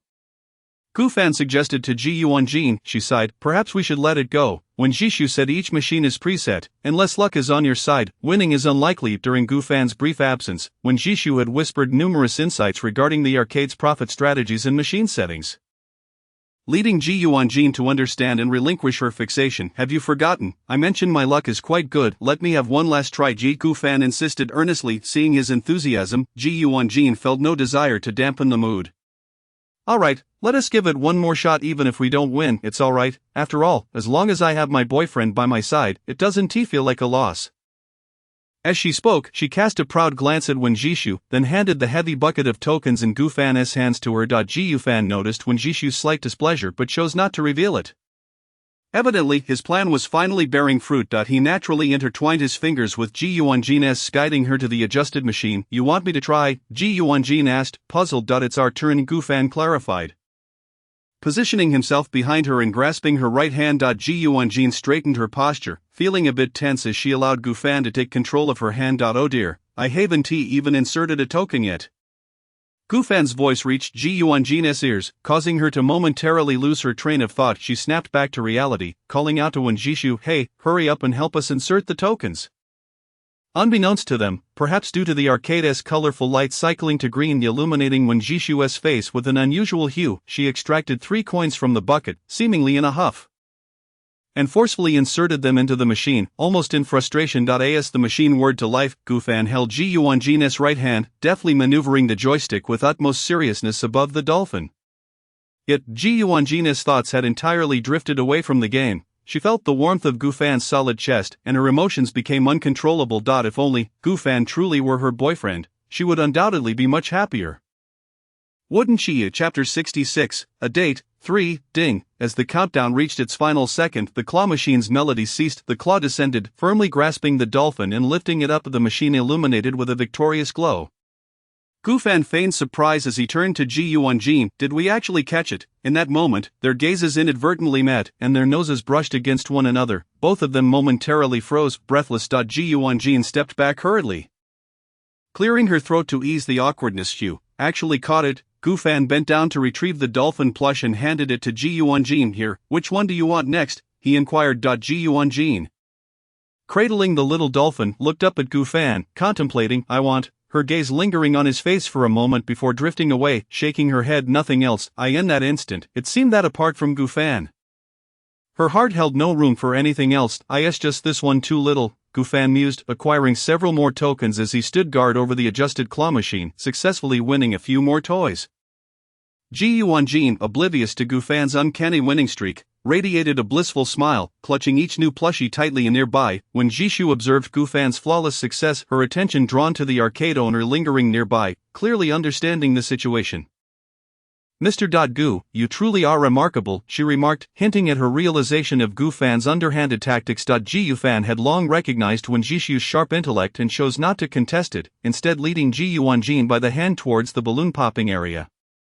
Do you like that big plushie? He pointed at the grand prize, a pink bear dressed in a wedding gown. It's so beautiful. Ji Yuanjin found herself captivated as well. The grand prize was not only large, nearly life-sized, but also exquisitely crafted, likely valued at 700 to 800. Though this price was quite trivial for Ji Yuanjin, she had never owned such toys, as her elder brother Ji Yishao forbade her from playing, insisting she focus on her studies. Thus, her youthful heart was ignited in that moment, and the bear transformed into a priceless treasure in her eyes. Ahem, sir. The middle-aged man noticed Gufan approaching and quickly rushed over, whispering, you need to pop 30 balloons to win the grand prize, but the distance is considerable, and the balloons are small. It's quite challenging. Perhaps you should choose another game, though a single coin may suffice. The distance is great, and the balloons are small. Only with precise aim can they be burst. Many have given up after just 2 attempts, resulting in the wedding bear becoming the long-standing employee of the arcade, remaining unclaimed to this day. My girlfriend enjoys this game, so we decided to play it. After Gufan spoke, he placed 30 game coins on the table. Well, the middle-aged man had no choice but to hand the toy gun and bullets to Gufan, pondering how he might offer Gufan an escape later. I'm here to cheer you on. It doesn't matter if you don't win. Ji Yuanjin, having grasped the arcade's rules, quickly discerned the trick of popping balloons and encouraged Gufan with her words. For today, she had received something far more precious than anything else. Mr. Gu, why not simply buy a bear from the mall? This could take who knows how long, which is hardly different from purchasing it outright. When Jishu advised, it was only then that the arcade owner noticed when Jishu standing behind them, his eyes lighting up in surprise. Could it be that when Jishu was not Gufan's girlfriend? She was certainly as lovely as Ji Yuanjin. Click. Gufan stood still, fumbling with the toy gun before swiftly loading the bullets. He took his position, adopting a standard shooting stance, and aimed carefully. Due to Gu Corporation's involvement with various law enforcement equipment companies, he had developed an interest in firearms during a certain period of his schooling. Ji Yuqingye had wholeheartedly supported this hobby, promptly sending him to large shooting ranges to learn and experience the real thing. He had already mastered handguns and rifles, achieving commendable results. The weapon in hand was a replica rifle, and he was well versed in its use. Bang! With the sound of a shot, a balloon was hit with precision, bursting spectacularly. Ji Yuanjin looked at Gufan in astonishment. She had heard that Gu Jian from the Gu family was well trained since childhood, excelling in morality, intelligence, physical fitness, and aesthetics. Initially, she thought it was merely the Gu family praising their young master with their wealth, but little did she know, the scene before her revealed that Gufan possessed genuine skill. Even when Jishu, watching from behind, was left speechless. In that moment, as in countless others, she felt that had it not been for her family's misfortune, she could have remained the dignified Miss One, even disregarding family background. She felt she could hardly match up to Gufan. Before anyone could react, Gufan took aim once more. Bang, bang, bang, 10 shots, 20 shots, 30 shots, all hits? The arcade owner stared in disbelief at the 30 balloons that had been blasted apart on the wall. Realizing he could not keep the long-standing employee bear any longer, wiping away reluctant tears, he waved for the staff to remove the employee. "Gu Fan, how could you shoot so well?" Ji Yuanjin exclaimed, delight sparkling in her eyes as she linked her arm with Gu Fan's. "It has been a while since I've shot," Gu Fan humbly replied. In truth, even after a long hiatus, his grip felt as natural as ever, no less than in his youth. "Sir, here is your prize." Two staff members lifted the large bear and presented it to Gu Fan. Ji Yufan had never been particularly interested in such toys, often failing to understand their appeal, yet he handed it to Ji Yuanjin. She accepted the bear, her joy uncontainable, hugging it tightly as if it were a treasure. "Why are you holding it so tightly? The dull one to run away," Gu Fan remarked, feeling as though he was facing a little sister who had never seen anything like this before. Ji Yuanjin looked at Gu Fan earnestly, stating, "I'm hinting that the other lovely dolls in the shop should come out for a hug as well." "The other ones?" Gu Fan asked with a serious expression. "Are there any you desire?" "Which one? I'll help you." Before he could finish, Ji Yuanjin, scented with fragrance, leaped into Gu Fan's embrace. Similarly, she held him tightly. "This one," Ji Yuanjin whispered softly in Gu Fan's ear. Uttering just those 3 words, Gu Fan stood there, at a loss. While experiencing the warmth of the embrace, he inadvertently met Wen Jishu's gentle, light brown eyes. Wen Jishu moved closer to Gu Fan, who was still holding Ji Yuanjin, and gently grasped his hand. As she noticed the faint blush rising in Wen Jishu's eyes, Gu Fan was taken aback, uncertain if it was merely his imagination. But he could sense that Wen Jishu was genuinely feeling disheartened due to his relationship with Ji Yuanjin. In a place where Ji Yuanjin could not see, Wen Jishu lightly held Gu Fan's hand. Simply gazing into his eyes, after what felt like an eternity, she slowly released her grip, taking the car keys from Gu Fan's jacket pocket. "I'll wait for you in the car," Wen Jishu softly stated before exiting the arcade. Ji Yufan looked down at the hand that Wen Jishu had held, falling into silence. "What is wrong?" Unaware of the situation, Ji Yuanjin gently took hold of Gu Fan's hand, the same one recently grasped by Wen Jishu. Loaded with prizes, they could head to the mall. Ji Yufan intertwined his fingers with Ji Yuanjin's as they departed the arcade. Once they returned to the car, the bear was too large, so Gu Fan placed it in the trunk. In the back seat, Wen Jishu quietly gazed out the window, unusually silent. Ji Yufan arranged the smaller toys on the back seat. As Wen Jishu observed Gu Fan's reflection in the window, she reached out and brushed her hand against it. When Gu Fan inadvertently glanced at Wen Jishu, she leaned in, deliberately kissing Gu Fan's reflection on the window. Gu Fan was momentarily stunned, swallowing hard and pretending he hadn't seen it. He hadn't expected such a bold move from the usually obedient Wen Jishu. Ji Yufan, why are you taking so long?" Ji Yuanjin urged when she noticed Gu Fan lingering in the back seat. "I'm coming," Gu Fan replied quickly, settling into the driver's seat. He saw Ji Yuanjin in the passenger seat offering him a lipstick. "What are you doing, helping your girlfriend touch up her lipstick?" Ji Yuanjin said, a slight smile playing on her lips. "I wouldn't know how," Gu Fan admitted without deceit, despite his father having taught him many things. Makeup was one area where he was utterly clueless. No worries, it's just like painting, you just need to be bold with it. Ji Yuanjin entrusted her lips completely to Gu Fan. He twisted the lipstick out, tentatively applying it according to her lip shape. Perhaps due to his nerves or the awareness of Wen Jishu's gaze from the back seat, he applied too much pressure, resulting in an overly thick layer of lipstick. "It seems a bit heavy," Gu Fan remarked. Ji Yuanjin checked with the passenger mirror and confirmed it was indeed too much. In the next moment, she grabbed Gu Fan's hand, pushed his sleeve up, and leaned down to place a kiss on the back of his hand. "That's much better, let us go." Ji Yuanjin's lips indeed appeared lighter in color. Ji Yufan observed the kiss mark on the back of his hand. Feeling the atmosphere grow increasingly intimate, he snapped back to reality and swiftly drove to the mall. Upon seeing the luxury stores, Ji Yuanjin playfully asked, "Do you have a spending limit for your girlfriend?" Without hesitation, Gu Fan produced several cards from his pocket. None, though he and Ji Yuanjin did not share genuine love, he would ensure she was well taken care of during their 2 days together. Especially since it was merely spending a little pocket money on his girlfriend. After all, one of the family's principles was, "Those who shortchange their wives will see no fortune." "Well, thank you, young master Gu." Ji Yuanjin, even while shopping, kept her fingers intertwined with Gu Fan's, displaying a familiarity that was hard to miss. Numerous luxury stores had new arrivals, and any item her father had yet to purchase for her, she would eagerly pick up to examine. Ji Yufan took the bag from Ji Yuanjin's hands and placed it at the front counter. "If you liked it at first sight, then it's yours." He swiped his card without hesitation, watching Ji Yuanjin joyfully try on clothes and bags, feeling himself swept up in the contagious excitement. If it were senior sister, would she like these? Gu Fan couldn't help but think of Xiaoyilan. Losing track of time as they browsed the entire mall, all the shopping bags were handed over to Wen Jishu, who quietly accepted them without complaint, despite the weight becoming somewhat burdensome. Ji Yufan offered to help carry some. But when Jishu declined, "No need, Mr. Gu, I can manage." When Jishu maintained her usual calm, gentle smile, revealing little emotion, the back seat of the car was nearly packed full when they soon returned to Yunfu. At the entrance of Yunfu No. 11 Ji Fengha's car was parked, evidently there to pick up Ji Yuanjin, his sister. Ji Fengha approached Ji Yuanjin with eyes full of longing. "You're here so early, get in the car first, I have something to discuss with Gu Fan." Ji Yuanjin, clutching her toy, exited the car, uncertain of when it began. She had started to count the minutes, cherishing every second, so when Ji Fengha arrived early to pick her up, a hint of melancholy was evident in her eyes. "Alright." Ji Fengha cast a sidelong glance at Gu Fan before obediently getting into the car. He noticed when Jishu disembarking from Gu Fan's vehicle, and his disdain for Gu Fan deepened. Convinced that Gu Fan had deliberately interfered with the marriage between the Ji and Tang families, "Miss Wen, you should head inside first," Gu Fan suggested, intending for Wen Jishu to step away. She asked no further questions and quickly returned to the house. "This 2-day affair will conclude here, Miss Ji. Before you leave, I have a few words I wish to share with you." Ji Yufanwei lowered his head and let out a soft sigh, speaking earnestly. "I threatened the Ji family during the dinner for 2 reasons.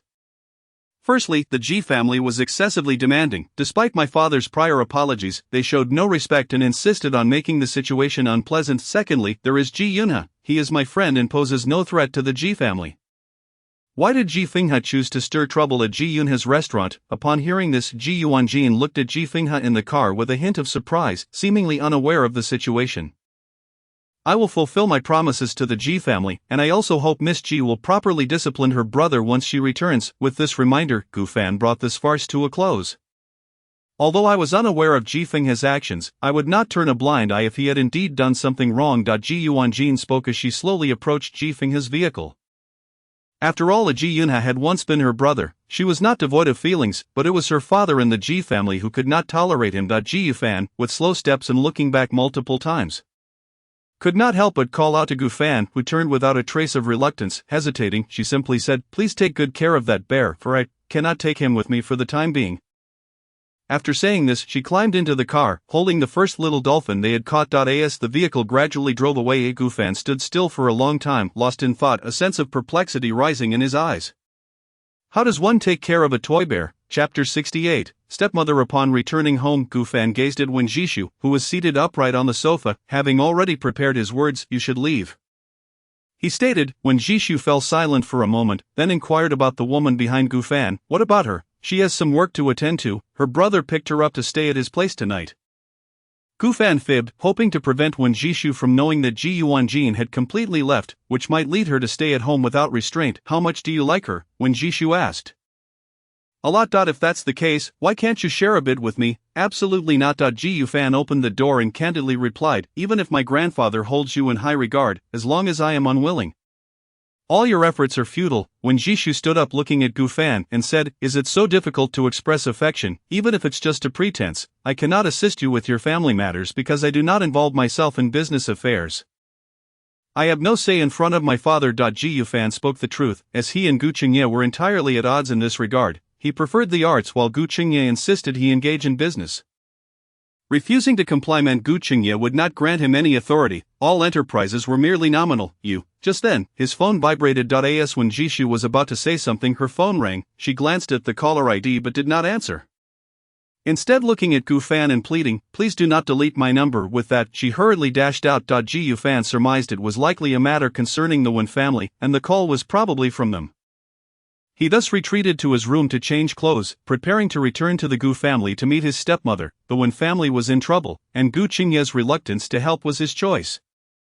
He could not influence that. After all, the Gu family's business relied heavily on Gu Hongzong, Gu Qingye, and Gu Yenrua. Without contributing, he had no grounds to speak up. Gu Fan parked his car at the entrance, too apathetic to drive into the garage, and hurried into the courtyard, clutching the gift he had prepared for his stepmother. He took the elevator upstairs, ignoring the greetings from the servants, and quickened his pace.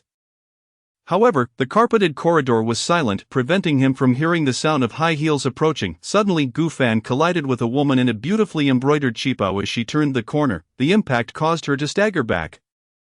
But he quickly steadied her, his eyes lighting up. A stepmother. Oh, Xiao Wuqing responded, seemingly unperturbed by the collision, and gently patted Gu Fan's waist, asking with concern, "It's only been a short time since we last met.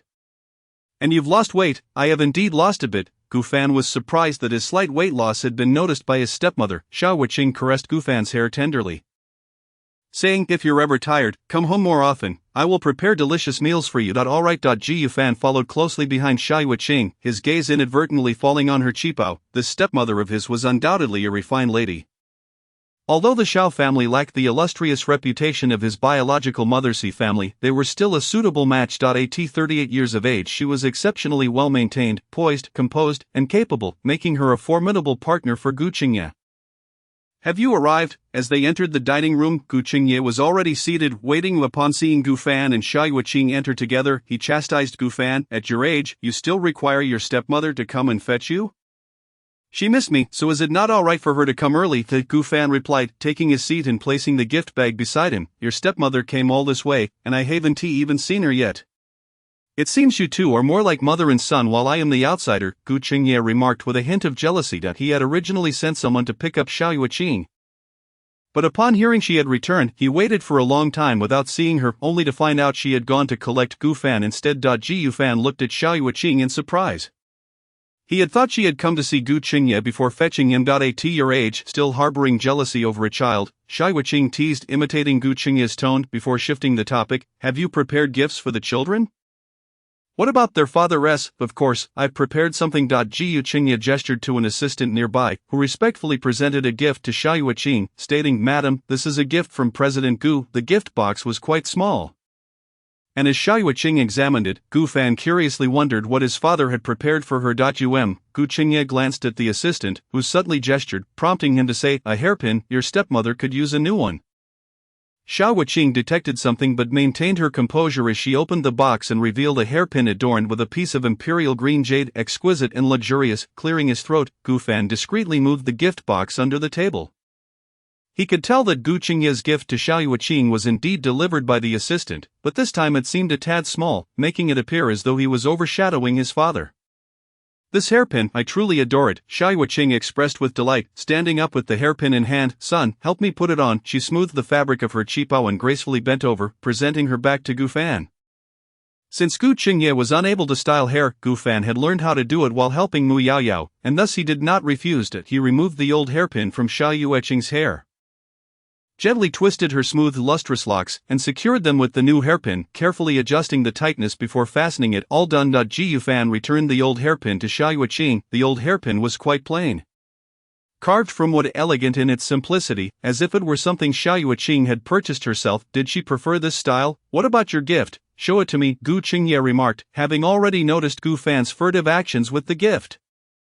"Mine, let's wait until after dinner. I'm starving." Gu Fan quickly changed the subject. "Where is Grandpa? What time is it? Is he trying to exhaust himself?" "He'll be coming over tomorrow," Gu Qingye replied, somewhat irritably. His attention still on the gift Gu Fan had prepared. By the way, Dad, what business does Wen Jishu's family engage in? Have they encountered any issues? Gu Fan inquired. Gu Qingye replied without hesitation, "Food? Gu Fan was taken aback. Although he was not well versed in the food industry, he knew that among the various businesses under the Gu family, very few dealt with food, and Gu Qingye did not own any. Only certain relatives of the Gu family did. It served Wen Che right. He should have kept a closer watch on his own factory instead of getting caught up in superficial matters. Now that a problem had suddenly arisen, food safety was a significant issue. Instead of seeking solutions, he was running around looking for someone to smooth things over, and he deserved to learn a lesson. Gu Qingye snorted coldly, showing no intention of offering assistance, especially since the other party had once tried to poach him. However, Gu Qingye had already picked up on his son's hidden intentions and bluntly stated, "Are you perhaps infatuated with Wen Che's daughter and want to help their family?" Chapter 69, Peculiarity. Absolutely not. Gu Fan retorted, "Wen Jishu has already sent me back. Besides, even if I wanted to help her, I wouldn't be able to do much with such a significant issue. Not just you, I can't do anything either." This matter is too complicated, it would be better to advise their family to change careers, Gu Qingye remarked, reminding him, from now on avoid buying their food. After all, the food safety was of utmost importance, and Gu Fan could easily imagine the chaos now enveloping the Wen family. At the Wen family villa, the phone vibrated. Hello, didn't I say, prioritize resolving the consumer's issues, have them remove the videos online. When Che hung up in frustration, the phone vibrated again before he could even put it down. What now? Get them out, all of them, regardless of which newspaper's reporter it may be, keep them all at bay, no more phone calls. When Che sat on the sofa, irritably tugging at his hair. When Che, is this your solution? Is this how you intend to resolve matters? The woman seated beside him slammed the ledger onto the table, pointing at the numerous substantial expenditures, and taunted, you've squandered so much money. And what is the result? In the end, you still couldn't settle the situation. Where are those so-called friends you've made over the years, with such meager capabilities, who would ever regard you with esteem? When the walls crumble, the crowd pushes. I've told you time and again to engage in more tangible work, yet you insist on mere superficial efforts. Which of my words have you truly absorbed? If it weren't for your insistence on focusing all my efforts on the New Year merchandise, would anyone have exploited this weakness? When Che rose, inhaling deeply as he paced the living room. Unable to suppress the simmering anger within him, finally unleashing years of pent-up frustration, a housewife who only knows how to spend money insists on meddling in company affairs, and now, when problems arise, she casts the blame upon me. So is all of this my fault alone? You bear no responsibility at all, do you? The woman, bracing her pregnant belly, stood up, her reddened eyes, even noticing the recently returned Wen Jisoo, showed no sign of yielding. In a fit of rage, when Che pointed at Tao Man and blurted, what have I done wrong? My greatest mistake was marrying you. With a crash, he knocked over an item from the nearby cabinet.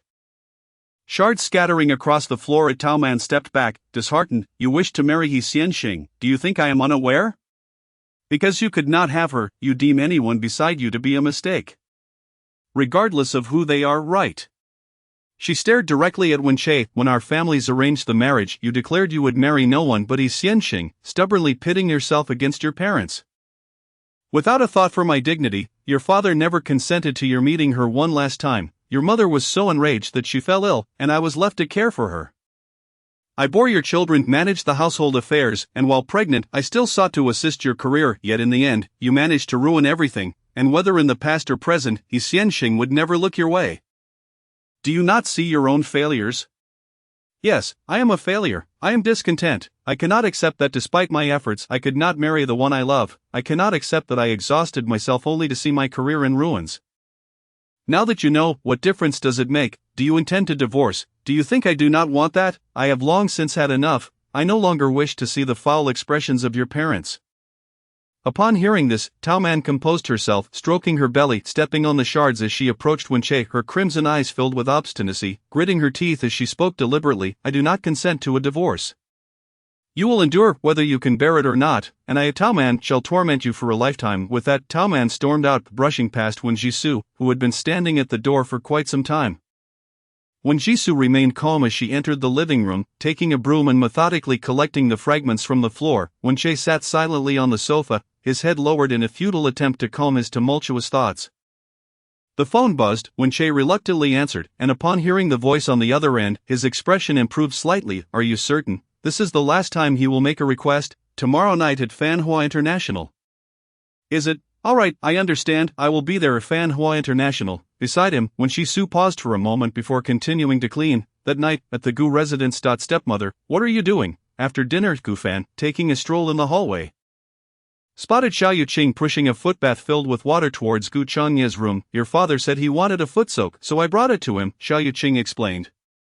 Why not let the servants handle such tasks? I've only just returned, and your father would surely prefer my attendance. Upon hearing this, Gu Fan snatched the cart from Xiao Yuqing's hands. Let me do it. Stepmother, you've already had a long day, you should return to your room early to rest. He said, pushing the bucket of water into Gu Changye's bedroom. Typically, Gu Changye and Xiao Yuqing slept in separate rooms, and the household servants had been in the Gu family for years, so even if they found the situation odd, they wouldn't speak out of turn. Why is it you? Where is your stepmother? Gu Changye leaned against the sofa, immediately adopting a haughty demeanor upon returning home. Gu Fan rolled his eyes, exasperatedly replying, with so many servants in the house, why would you choose to bother the one who just returned from a long journey?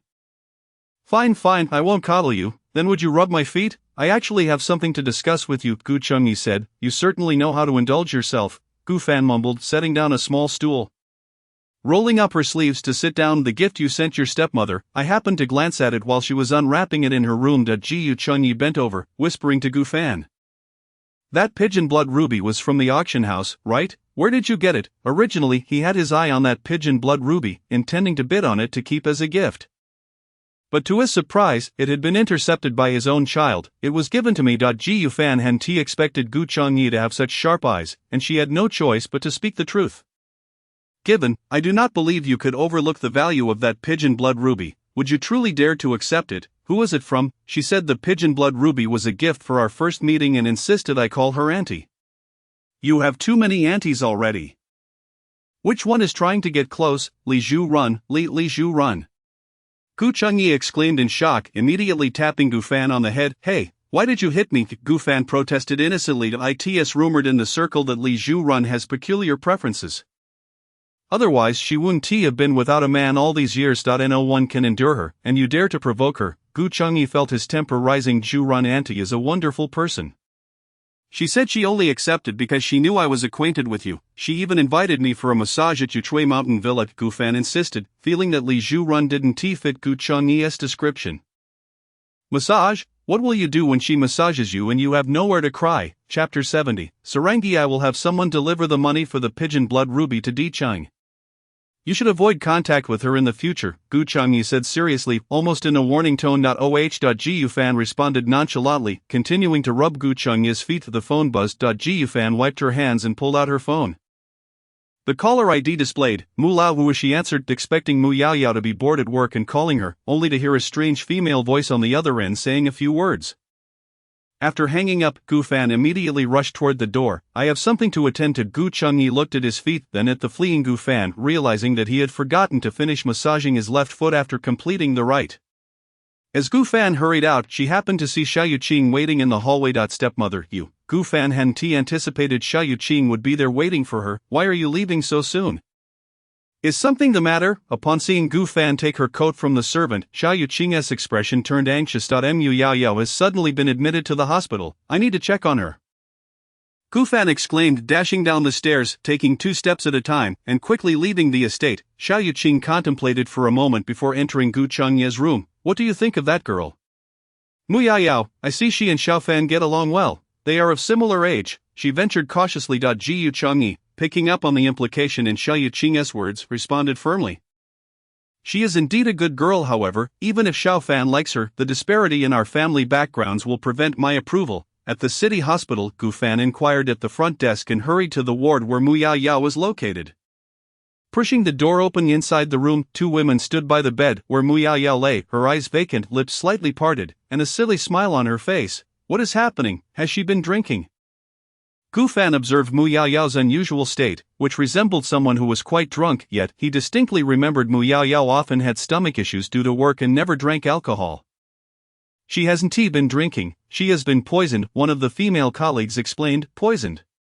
Gu Fan's eyes widened in alarm. What poison? Where did it come from? Tonight, we had a company dinner. Our team leader has been in a bad mood lately, and we insisted she join us at a newly opened hot pot restaurant near the company. We were chatting animatedly, but suddenly the leader seemed to space out. She took some mushrooms from the pot before they were cooked, and we didn't notice until it was too late, the female colleague recounted. Another girl chimed in, on the way, she even tried to pull down a utility pole. It was quite a struggle to get her to the hospital.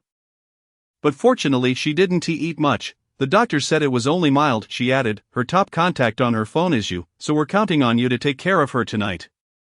Gu Fan was at a loss for words. This truly seemed like something Mu Yao Yao would do. Thank you both. I will take good care of her. After thanking the 2 women, Gu Fan sat down beside Mu Yao Yao's hospital bed. On the hospital bed, Mu Yao Yao wore a blissful smile, seemingly entranced by some unseen delight, as she endeavored to embrace the air around her. Gu Fan gently restrained the hand of Mu Yao Yao that was connected to the fore, preventing her from moving about wildly, while he rested his chin on his hand, gazing at her silly demeanor. Though he recognized the pitiable state she was in, he couldn't suppress the smile that crept upon his lips. With a soft sigh, Gu Fan retrieved his phone and captured a video selfie with the delirious Mu Yaoyao. Ordinarily, he was not fond of photographs, let alone videos, but certain moments were too precious to let slip away unrecorded. Mu Yaoyao, call me daddy, he said with an innocent smile, attempting to coax her into misrecognizing him as a paternal figure. In a moment of distraction, Mu Yaoyao's flailing hand accidentally struck Gu Fan's nose. Startled, he quickly shut off his phone and rubbed his nose, wincing at the sharp pain. Ouch, my poor nose, he exclaimed. In a fit of frustration, he poked Mu Yaoyao's soft, smiling face, which was as tender as ever.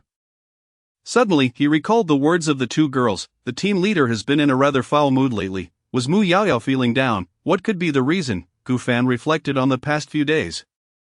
Noting how he had waited for her return each night, only to catch a fleeting glimpse of her hurried departure in the mornings, it seemed as though she was intentionally avoiding him. Or perhaps he was overthinking it. He exhaled into his palm, then placed it over the foreline, warming the medication closest to the needle in her hand, uncertain how long he had been watching her in her stupor. Gu Fan eventually dozed off at the bedside. In a haze, Mu Yaoyao regained a measure of awareness. Feeling the weight on her hand, she turned her head to see a vague figure, instantly recognizing Gu Fan. Gu Fan, she murmured, brushing her fingers through his hair. The gentle touch stirred him awake, and he met her gaze directly, their eyes locking. Gu Fan waved his hand in front of her face, uncertainly murmuring, "Are you awake, or are you seeing things again? Mu Yaoyao, look here, how many fingers am I holding up?" He extended 2 fingers, then reconsidered, realizing it might be too difficult for her at the moment, and instead held up 1 finger, instructing, "Answer loudly." Mu Yaoyao stared at him intently, then broke into a smile, appearing as blissfully daft as ever. Gu Fan sighed, clearly seeing that she had not yet fully regained her consciousness. And it seemed unlikely she would do so that night. Just as he was about to drift back to sleep, he noticed a hand reaching out in his peripheral vision. Suddenly, Mu Yaoyao pinched one of his ears.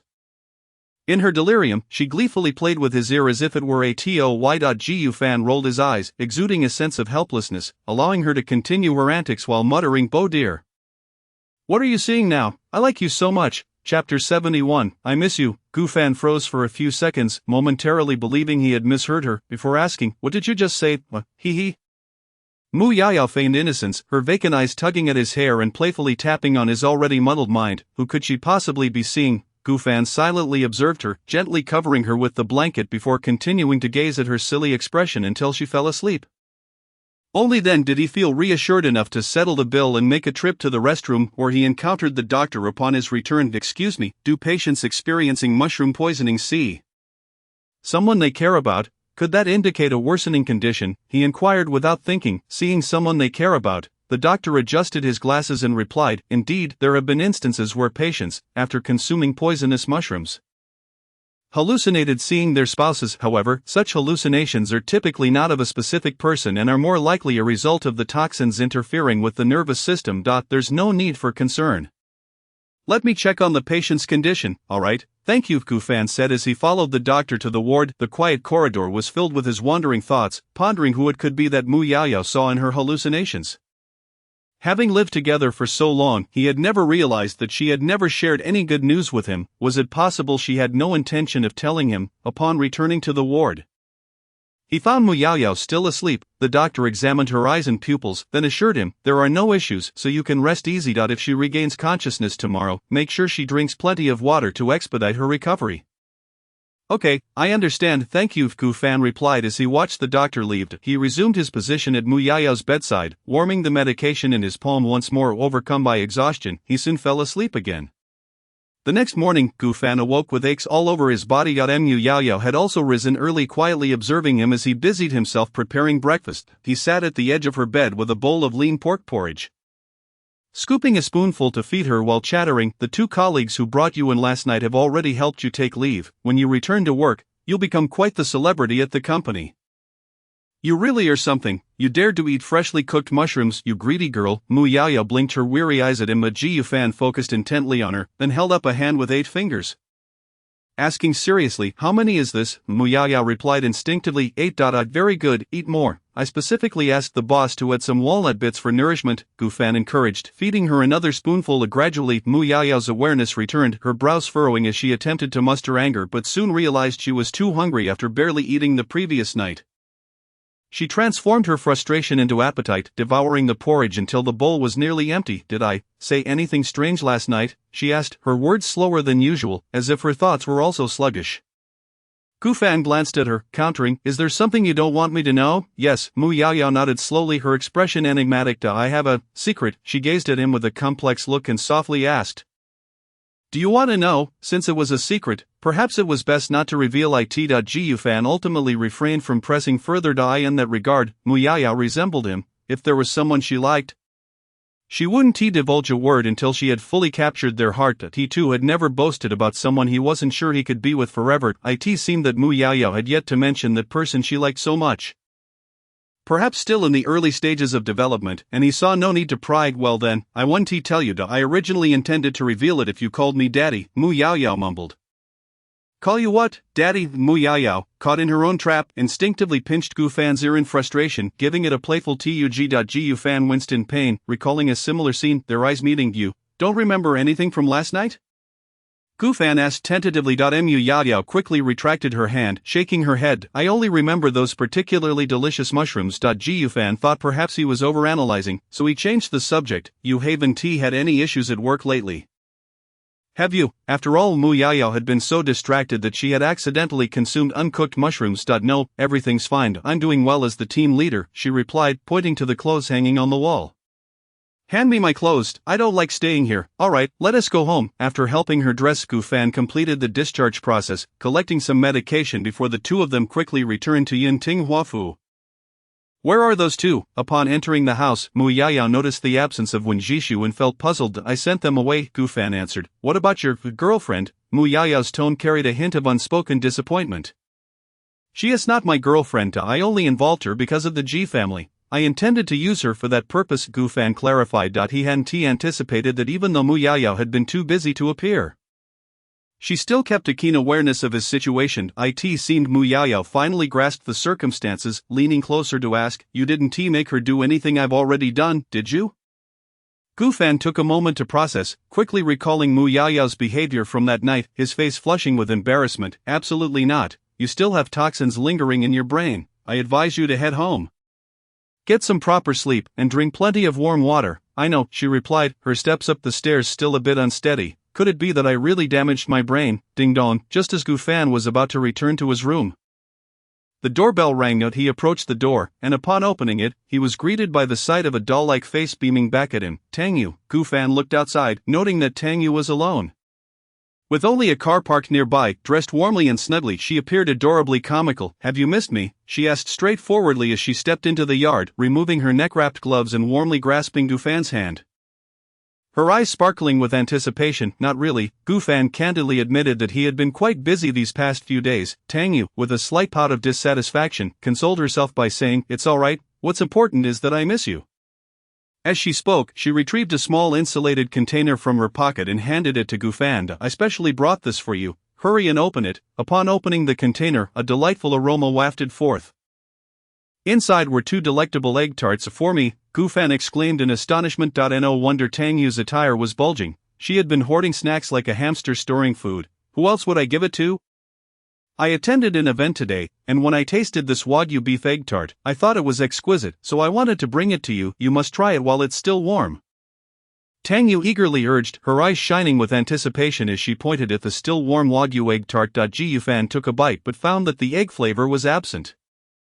Instead, the rich taste of Wagyu beef and cheese prevailed, though it was quite palatable nonetheless. What about the others? Gufan inquired, puzzled as to why Tangyu had come to see him alone during work hours. With a playful grin, Tangyu replied, they are still at the event. I slipped away. Clever, right? She felt quite the rogue for evading the security personnel. You sneaked out just to deliver this Wagyu egg tart to me? Gufan gasped in disbelief, fearing that if anyone saw, they might accuse him of abducting a celebrity. Tangyu insisted earnestly, it's a really delicious Wagyu egg tart, as delicious as it may be. You shouldn't recklessly run off like this. Aren't you worried about getting scolded by your manager? Gufan cautioned, but the company has assigned too many tasks lately due to a collaboration with the comic company. And our schedule has been packed. It's been days since I last saw you. Tangyu lamented, burying her face in Gufan's embrace, murmuring, I owe you my gratitude for speaking up for me that day. My father didn't reprimand me for my mistakes when he returned home. I wanted to thank you, and that's why I thought of bringing you something delicious. Do you hate me? She looked up with her watery, almond-shaped eyes, making it impossible for Gu Fan to utter a harsh word. Don't hate you, but it's just that you are a public figure, with countless eyes upon you. Running off before your work is complete could jeopardize your responsibilities, Gu Fan explained. Ran Jia is more lenient with me than with others. Even if she knows we're together, she wouldn't oppose it. Besides, you are the second heir of the Gu family, the most cherished grandson of Old Master Gu. My father is very supportive of our relationship, even if you prefer to keep it private. We can still meet in secret. Wait a moment, together, you and I. Gu Fan was taken aback, softly asking, is that so? When did this happen? I told you I wanted to pursue you, my heart is with you. So aren't we already together? Tanya tilted her head playfully, her eyes narrowing in a mischievous smile, deliberately playing a word game with Gu Fan. Then where is your heart? I can't see it. Come and take it back, Gu Fan quipped, pushing Tangyu away and rummaging through his empty pocket, returning the jest. I know where it is, I'll come and retrieve it, Tangyu said seriously. Reaching for Gu Fan's waist and searching within his clothing, suddenly Gu Fan recalled their encounter at the Elysium Hotel and quickly seized Tangyu's hand, his face turning as red as a kettle boiling. I realize you're quite the cheeky one. Ding, his phone vibrated. Tangyu glanced at the caller ID before silencing her phone. What's wrong? Don't you want me to take my heart back? She laughed. Let us leave it for now. We can discuss it later, Gu Fan noted, recognizing that Tangyu could not linger much longer. Just remember to take good care of yourself. That way, you can safeguard my heart, she said, and made her way towards the door. Although Wei Ran was calling to urge her to return, she ambled slowly, glancing back at Gu Fan repeatedly just as their gazes intertwined in a moment of intimacy. She stumbled over the low threshold, her forehead colliding with Gu Fan's door, creating a sound akin to a knock. Gu Fan widened his eyes in disbelief. Has this girl traded all her intelligence for her appetite? Ouch, Tangyu winced, rubbing her forehead. It didn't seem to hurt, and she turned back to wave vigorously at Gu Fan. Goodbye. Finally, she hopped into her car. Gu Fan stared at the threshold for a moment, deep in thought before heading to the small storage room to retrieve a toolbox. After a series of noises, he removed the threshold. I merely wanted to prevent anyone from tripping and incurring losses, he muttered to himself before returning to his room. Recalling Tangyu's mention of the comic company collaboration, he knew that D1M was working tirelessly for their concert, swamped with activities daily. Eventually, he and those individuals would find themselves in the same venue. He was uncertain how his fans would respond. If D1M captured all the attention, he would undoubtedly be the laughingstock. With this thought in mind, Gu Fan immersed himself in his drawings, remaining at his desk all day, save for the necessities of life and feeding Mu Yayo upstairs. After all, when no one cares for you, it's best to pour yourself into your art. Having finished, he felt an ache all over. That night, at the Fragrant Flower International nightclub, when Jishu mingled among the crowd, following closely behind Wenjia. When Wenjia entered a private room, she hurried over to glance at the VIP number and then discreetly listened at the door. Ah, you've arrived. A young man with striking blonde hair and scars resembling those from Sharp Objects sat on the sofa within the room. Xiao Qiu, Wenju addressed the pompous Qiugaoui, stating bluntly, name your price. How much will it take for you to retract the slander against the Wen family? Why would you say that? We're here to discuss a collaboration, aren't we? What slander? I don't quite understand. Qiugaoui feigned ignorance, wary of any recording devices while aware of their surroundings at Fragrant Flower International. However, Wenjia spared no effort in suppressing his anger as he pressed on. From the day Wenjia decided to enter the food industry, I have earned every penny with a clear conscience. I have never borne a grudge, least of all with the Qiu family. I am here to find out why you sent someone to place dead mice in our factory, tarnishing the Wen family's reputation, and why you bribed that consumer to pin this on us. What is it that you want? Unfazed, Qiugaoui discreetly glanced at the man in black beside him before pulling out his phone, showing Wenjia the screen that read, "We don't want money or people. We want you to find out the whereabouts of He Xianqing." Upon seeing the name He Xianqing, Wenjia's pupils dilated in shock. He began to suspect that the Qiu family had somehow learned of his past pursuit of He Xianqing. This scheme against the food factory was targeting her as well. No, it couldn't be. Without a moment's hesitation, Wenjia firmly warned Qiugaoui, I don't care who sent you to investigate her. Even if I knew where she was, I wouldn't divulge a single word. In truth, since discovering that He Xianqing had married, he had refrained from bothering her and had lost all means of contact. If it weren't for Qiugaoi's revelation, he wouldn't even have known that she was no longer in Longdu. Don't be too hasty in your refusal. Allow me to extend a piece of mercy before you make your decision. Qiugaoui stepped closer to Wenjia, whispering, you probably don't know, The person who married He Xianqing back then was Gu Qingye. Wen Zhi stared at Xiao Gaoyi, attempting to discern any traces of deceit in his gaze, but the other's expression conveyed certainty. Devoid of any signs of fabrication, although the marriage between Gu Qingye and He Xianqing had not been publicized, Gu Qingye had only one son, the elusive Gu Jiedan, whom Gu Qingye had protected vigilantly. Could it be that he was indeed the child of Gu Qingye and He Xianqing, seemingly seeking to provoke discord between Wen Zhu and Gu Qingye? Zhou Gaoyi remarked, I heard you previously sought the Gu family's help to navigate the crisis at the food factory. Even going so far as to approach old Master Gu and enlist Gu Qingye's assistance, sending your own daughter to Gu Jiedan's side. Looking back now, one can only imagine that Gu Qingye surely informed Gu Jiedan.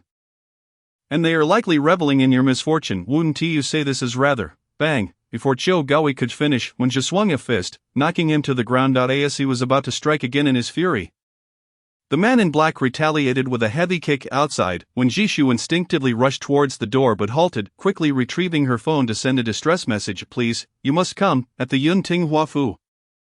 Number 11. Gu Fan, having completed his comic, reviewed it on his computer, checking for any flaws. After a long day of drawing, he felt drowsy and yawned repeatedly. His phone chimed with a message, rubbing his eyes. He glanced at the screen. The sender was unlisted, yet upon a fleeting glance, he recognized the number. Wen Zhishu. He stared at the address of the VIP room at Fragrant Flower International that Wen Zhishu had sent and fell into contemplation. What could this be about? Gu Fan couldn't help but recall the words Wen Zhishu had spoken before leaving. At this critical juncture concerning the Wen family, I wonder if yet another predicament has arisen. Why has one ventured to the Gu family's nightclub? Gu Fan, though reluctant to involve himself further in the affairs of the Wen family, couldn't help but recall Wen Zhishu's earnest efforts in the Yun residence. Cooking and tidying in an attempt to win his favor. Could there truly be an urgent matter at hand? In the VIP room of the Fragrant Bloom International nightclub, despite Wen Zhishu positioning herself before Wen Che, their small entourage was vastly outnumbered, leading to a confrontation that left both sides injured before they begrudgingly ceased hostilities. Do you not harbor any resentment? Xiao Gaoyi, clutching his freshly wounded face, murmured to Wen Che. Consider who can assist you now. Suddenly, the door to the private room was forcefully kicked open. Who dares to cause a ruckus at Fragrant Bloom? Gu Fan strode into the room, met with a scene of chaos and several injured individuals. As he entered, the first figure he spotted was Zhou Gaoyi, who, sensing the gravity of the situation, had deliberately concealed his identity with a mask and sunglasses. And you are Zhou Gaoyi, still exuding his usual arrogance, appeared as if he had not yet received enough punishment. Gu Fan glanced towards Wen Che and Wen Zhishu, responding coolly, I am Gu Jiandan. Gu Jiandan? Zhou Gaoyi seemed taken aback, clearly not expecting the sudden appearance of this elusive young master, and scrutinized him from head to toe. It was all a misunderstanding. We did not instigate trouble, merely indulged a bit too much in our libations and became overly excited, he added, raising his voice to remind Wen Che. It seems that Gu Xiaoye has indeed arrived just as one speaks of him. Wen Che turned his gaze towards Gu Fan, his expression complex, before rising to approach him. Zhou Gaoyi, anticipating that Wen Che would unleash his fury upon Gu Fan as a means to vent his frustrations towards the Gu family, could not suppress a sly grin. Uncle Wen, however, before Wen Che could act, Gu Fan interjected, my car is outside, please get in first, I will handle things here. Wen Che's hand, raised mid-air, hesitated. After a prolonged moment, it fell heavily upon Gu Fan's shoulder as he quietly warned, he is searching for your mother. With that, Wen Che exited the room. Gu Fan's eyes narrowed as he regarded Zhou Gaoyi, his fists clenched beneath his sleeves. Initially, he had intended to teach Zhou Gaoyi a lesson upon seeing him, but now the revelation that Zhou Gaoyi was searching for his mother left him puzzled. Why such actions from a stranger? Sighed, drinking with this one fellow is truly tiresome. We should take our leave, Zhou Gaoyi declared, brushing past Gu Fan without obstruction. Gu Fan's gaze drifted to the figure in black beside Zhou Gaoyi, who had been watching him intently, allowing the group to depart without interference. The Zhou family was leveraging the Wen family's connections to locate his mother while attempting to sow discord between the two families. The motive eluded him. At that moment, Wen Zhishu, who had been seated nearby, slowly rose. Before she could fully stand, her legs buckled, causing her to stumble and kneel on the ground. Gu Fan approached, noticing that she was clutching her knee, surrounded by shards of broken bottles. Suddenly, Wen Zhishu reached out, gently grasping the cuff of Gu Fan's sleeve, looking up at him. Gu, her reddened eyes brimmed with tears, and as her voice trembled, a single crystalline tear escaped, tracing a path down her cheek and neck. Leaving a glistening trail. Mr.gu, she choked out again, her gaze fixed on Gu Fan, unspoken words hanging in the air. The vibrant lights of the room illuminated her face, stripping away all semblance of extravagance.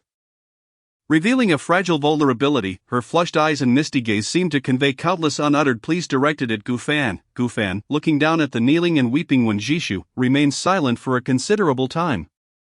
His tone laced with gentleness, setting aside the grievances between myself and Xiao Gaoyi. His search for Uncle Wen will undoubtedly lead to no good. I refused to stand idly by with those words. The momentary softness in his heart compelled him to bend down and lift her into his arms. Exiting the private room, in the corridor, the cacophony of people bustling about surrounded them, yet all that resounded in their ears were the synchronized beats of their hearts. When Jishu wrapped her arms around Gu Fan's neck, resembling a delicate white rose that had retracted its thorns, surrendering her tender self entirely to him, while a cryptic smile crept upon her lips.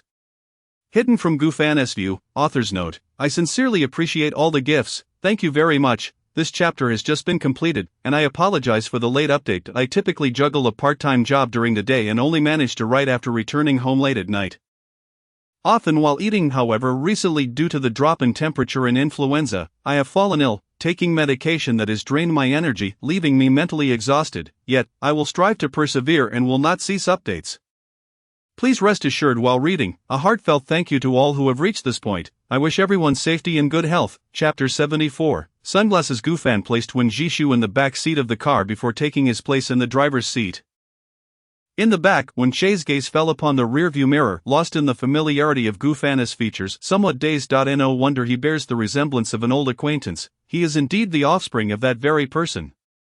Uncle Wen, my father did not intentionally wish to abandon you. Gu Fan, caught under Wen Che's penetrating gaze, offered a weary explanation. His father was indeed not unintentional, it was deliberate. You need not explain, Wen Che stated plainly.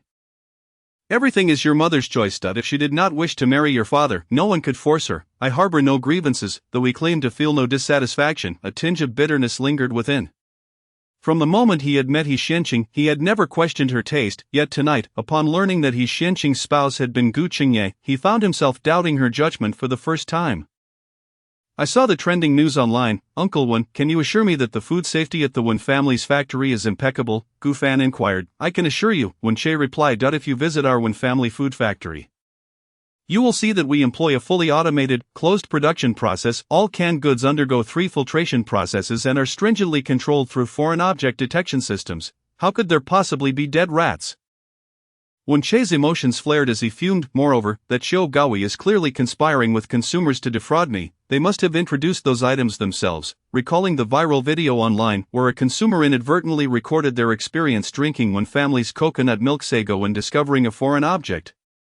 The uproar had spread like wildfire, overwhelming all attempts to quell it. How much did they demand? Gu Fan asked, maintaining his composure. From his observations during a previous card game with Xiao Gaoyi, he had discerned that the latter lacked intelligence and was incapable of executing bold schemes.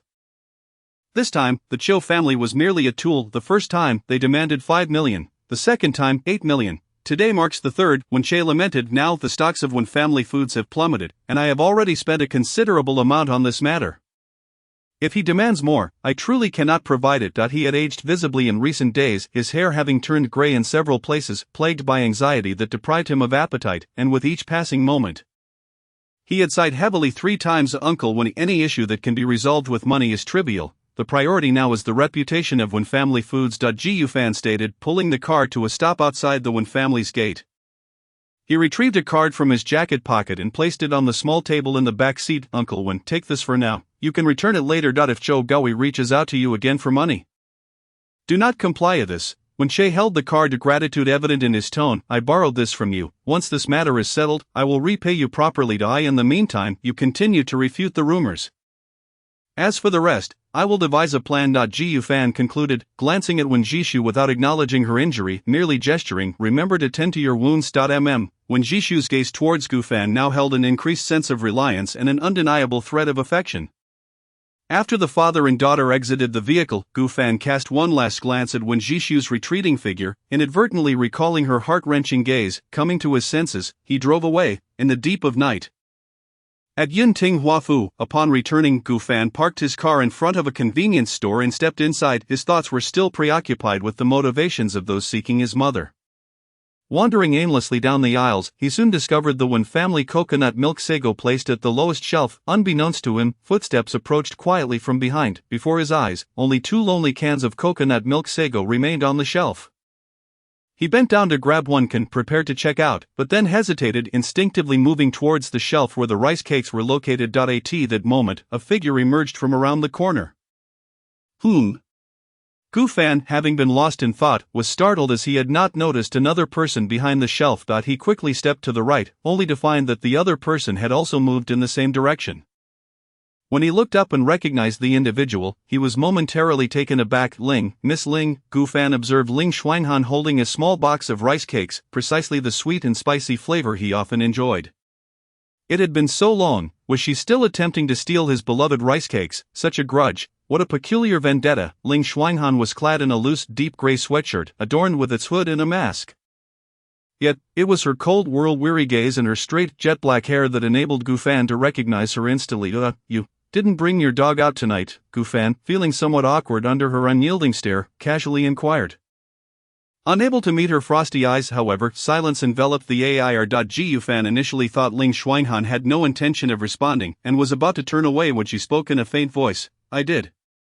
Ling Xuanhan casually glanced at the canister in Gu Fan's hand, noting its design. You did? Where is it? I didn't see it when I came in. Gu Fan pondered that since the weather was chilly, Ling Xuanhan should have tethered her dog inside the store, especially since there was no sign of the large border collie. He adjusted his sunglasses and continued searching. Ling Xuanhan's indifferent remark was followed by her walking toward another shelf. Wearing sunglasses, Gu Fan scanned the convenience store once more, still failing to spot the border collie adorned with sunglasses. Suddenly, he caught a glimpse of his own reflection, wearing sunglasses, through the glimmer of the canned goods on the shelf. Gu Fan opened his mouth, pointing at Ling Xuanhan's retreating figure, torn between reprimanding her and holding back. A good man does not quarrel with a woman. It would be better to just smile it off. What a peculiar character, Gu Fan remarked as he observed Ling Xuanhan settle her bill and depart, oblivious to the last can of Wen's coconut milk sago being taken from the bottom shelf. The previous time at Fan Hua International, he was infuriated because Chiu Gaoi had teased his senior, and with the nightclub's kaleidoscopic lights, he had fortunately remained undistracted by the crimson hue. Today, however, he was helping Wen Jishu and had donned sunglasses as a precaution, serving as a physical barrier against the blood-red color, to avoid any slip-ups. A dog wearing sunglasses, I might as well have seen a cat in a hoodie, after grabbing a box of rice cakes. Gu Fan paid and left. He contemplated that since the Wen family was wronged, and with public opinion and rumors rampant, exaggerated on trending searches, he might as well leverage the heat to his advantage. Be it diverting attention or overshadowing it, it would inevitably prove effective. Yun Ting Hua Fu, Building 10. Upon returning, Ling Xuanhan immediately ascended the stairs with her items. Hey, Ling Jie, Tang Yu, who had emerged from her room to seek sustenance, spotted Ling Xuanhan, her little eyes fixated on the box of rice cakes in Ling Xuanhan's hands. You never eat these things, do you? What made you suddenly buy some? As she spoke, she licked her lips, her desire evident on her face. Recently, her manager had been quite strict, leaving her perpetually unsatisfied with her meals. Everything appeared tantalizing. Ling Xuanhan noticed the straightforward, yearning gaze and handed over the rice cakes with a tone tinged with resignation. Chew slowly. Thank you, Ling Jie. Love you. Tang Yu hugged the box of rice cakes and made a heart gesture at Ling Xuanhan. Once inside her room, Ling Xuanhan sat on a chair, reminiscing about Gu Fan donning sunglasses, her mind drifting back to her childhood memories of him. That he had been quite the chubby little boy. How curious that he had grown up to enjoy striking a pose. A soft chuckle escaped her lips as she retrieved her diary from the drawer, uncapped her pen, and began to write earnestly. Even alone in her room, Ling Xuanhan's smile remained subtle and restrained. November 23, gentle breeze. I encountered Gu Fan at the convenience store. Gu Fan and sunglasses. It seems Gu Fan went somewhere tonight. His car was parked at the convenience store entrance, though I don't know why Gu Fan wore sunglasses at night. He looked quite handsome, and I found it appealing. Gu Fan purchased a can of coconut milk sago, perhaps also a box of his favorite sweet and spicy rice cakes. I've tried the sweet and spicy rice cakes he enjoys, but I cannot acclimate to the spicy flavor. Could it be that besides rice cakes, coconut milk sago is also among Gu Fan's favorites? It turns out, Gu Fan repeatedly makes steadfast choices in favor of what he likes. After finishing, Ling Xuanhan closed her diary and returned it to the drawer. She then picked up the can of coconut milk sago she had purchased, studying its label, Wen's Family Shop. She opened her phone and conducted a quick search. soon confirming that this was the product recently exposed for containing dead mice. With so many canned goods available, why did Gu Fan specifically choose Wins? Ling Shuanghan mused, moving to sit by her room's window. Gazing towards Building 11. Each villa at Yunting Huafu is surrounded by a low wall, yet the wall between buildings 10 and 11 has been intentionally breached, allowing visibility between the two residences from any floor. Her room conveniently offered a view into Gu Fan's. However, presently, it seemed Gu Fan was aware that they from D1M might be observing him, thus, the curtains in his bedroom were perpetually drawn even during the day. Consequently, Ling Shuanghan could only watch Gu Fan's silhouette at his computer desk through the curtains, observing him as he occasionally propped his chin on his hand to gaze at the screen, or scratched his head in deep contemplation. Merely a dark silhouette, yet in an instant, it seemed to dispel all her weariness. Yunting Huafu, Building 11. Gu Fan sat at his computer desk, intently examining the can of coconut milk sago. Since he never proactively posted updates, he was regarded as the easiest to manage manga artist at BT Company, allowing him to handle his Weibo account independently without interference from Wei Meng or the company. Could this imply that I can share whatever I desire? A bold idea blossomed in Gu Fan's mind. However, when alone, he had always been audacious without boundaries. Once he set his mind to something, he acted on it. Gu Fan tidied up his desk, then headed to the kitchen to fetch a large glass bowl and spoon, positioning his phone on a stand to record with the rear camera. After hitting record, he opened the can of coconut milk sago before the camera and poured it into the bowl. The milky white coconut milk and crystalline sago appeared pristine. Gu Fan scooped a spoonful, savoring it leisurely. Yet, the camera only captured the bowl, failing to convey his actual consumption, and the sound of him chewing sago was too faint. He dashed to the kitchen to retrieve a bag of fruit freeze-dried snacks from the refrigerator. Pouring them into the bowl and mixing them, although it was his first time eating it this way, Gu Fan found the flavor acceptable and even quite enjoyable, with the sound of him chewing becoming quite pronounced. Thus, an 18-minute video, from the moment Gu Fan opened the coconut milk sago to finishing it, was recorded in one continuous shot. This should suffice, though Gu Fan had learned video editing with PR.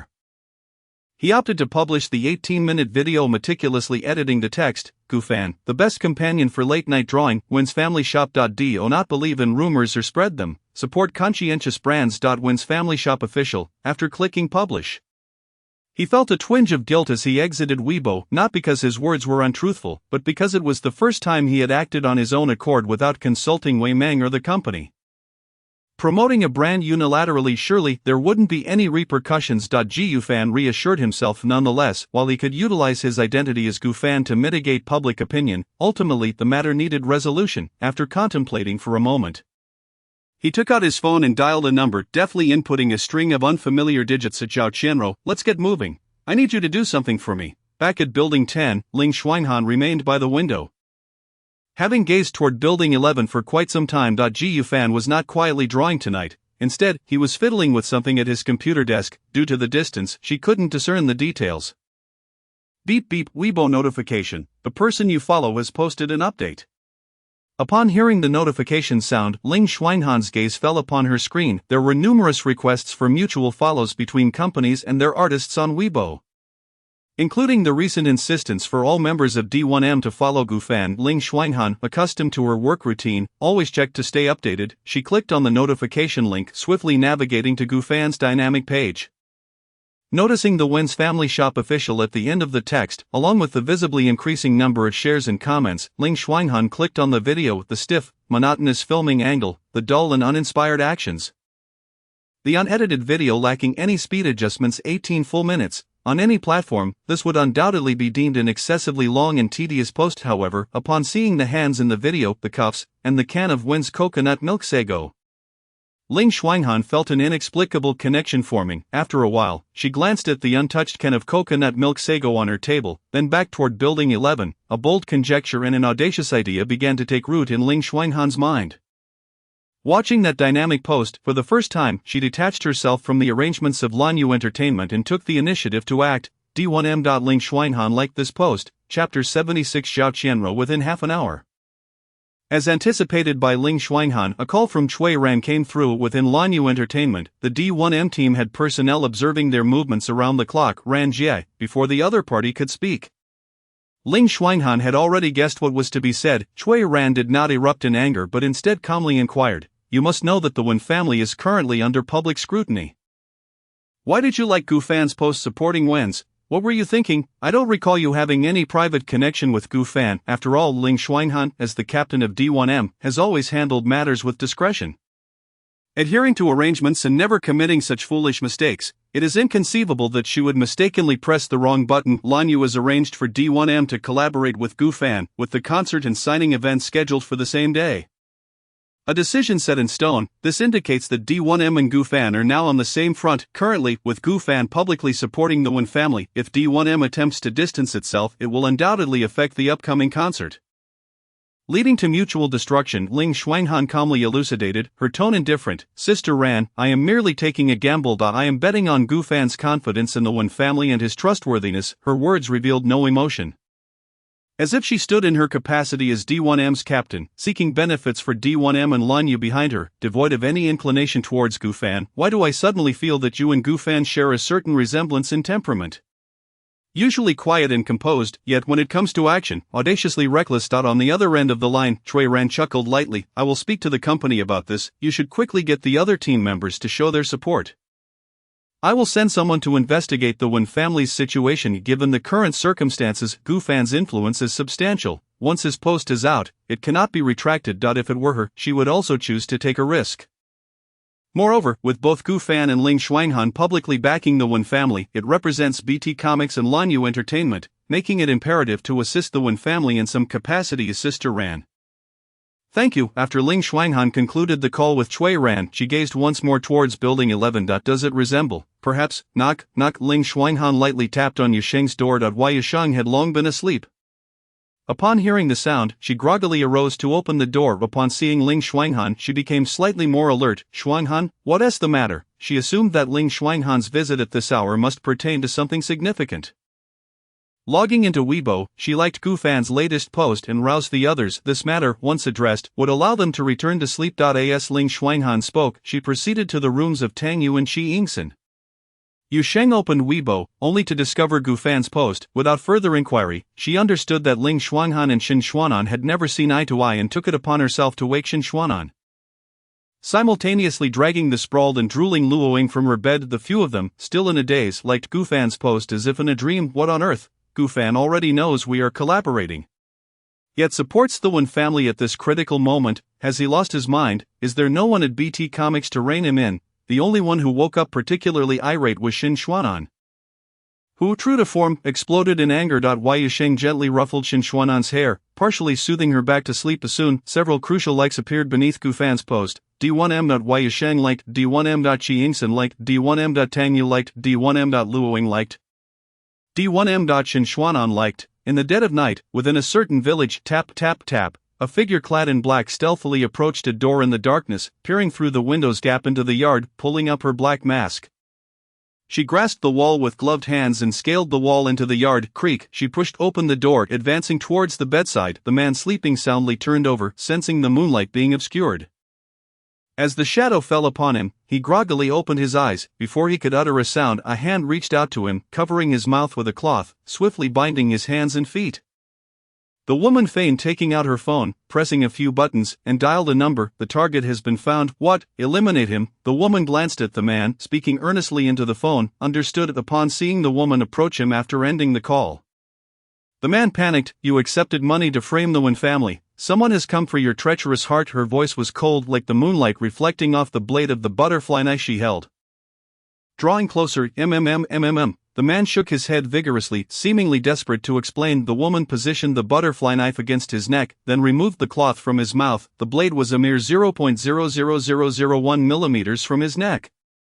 And he dared not shout, hastily explaining, it was Zhou Jia. Zhou Goi forced me to do this. He knew I was in debt, so he approached me, offering 2 million for me to record a video.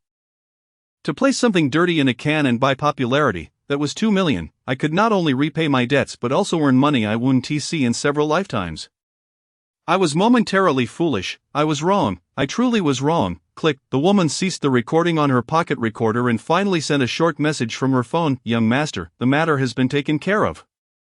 Let us go tell us sir again. Zhao Qianro untied the man's bindings, kicking open the door and prompting him to walk ahead. Let me turn myself in. The man seemed reluctant to part with the 2 million.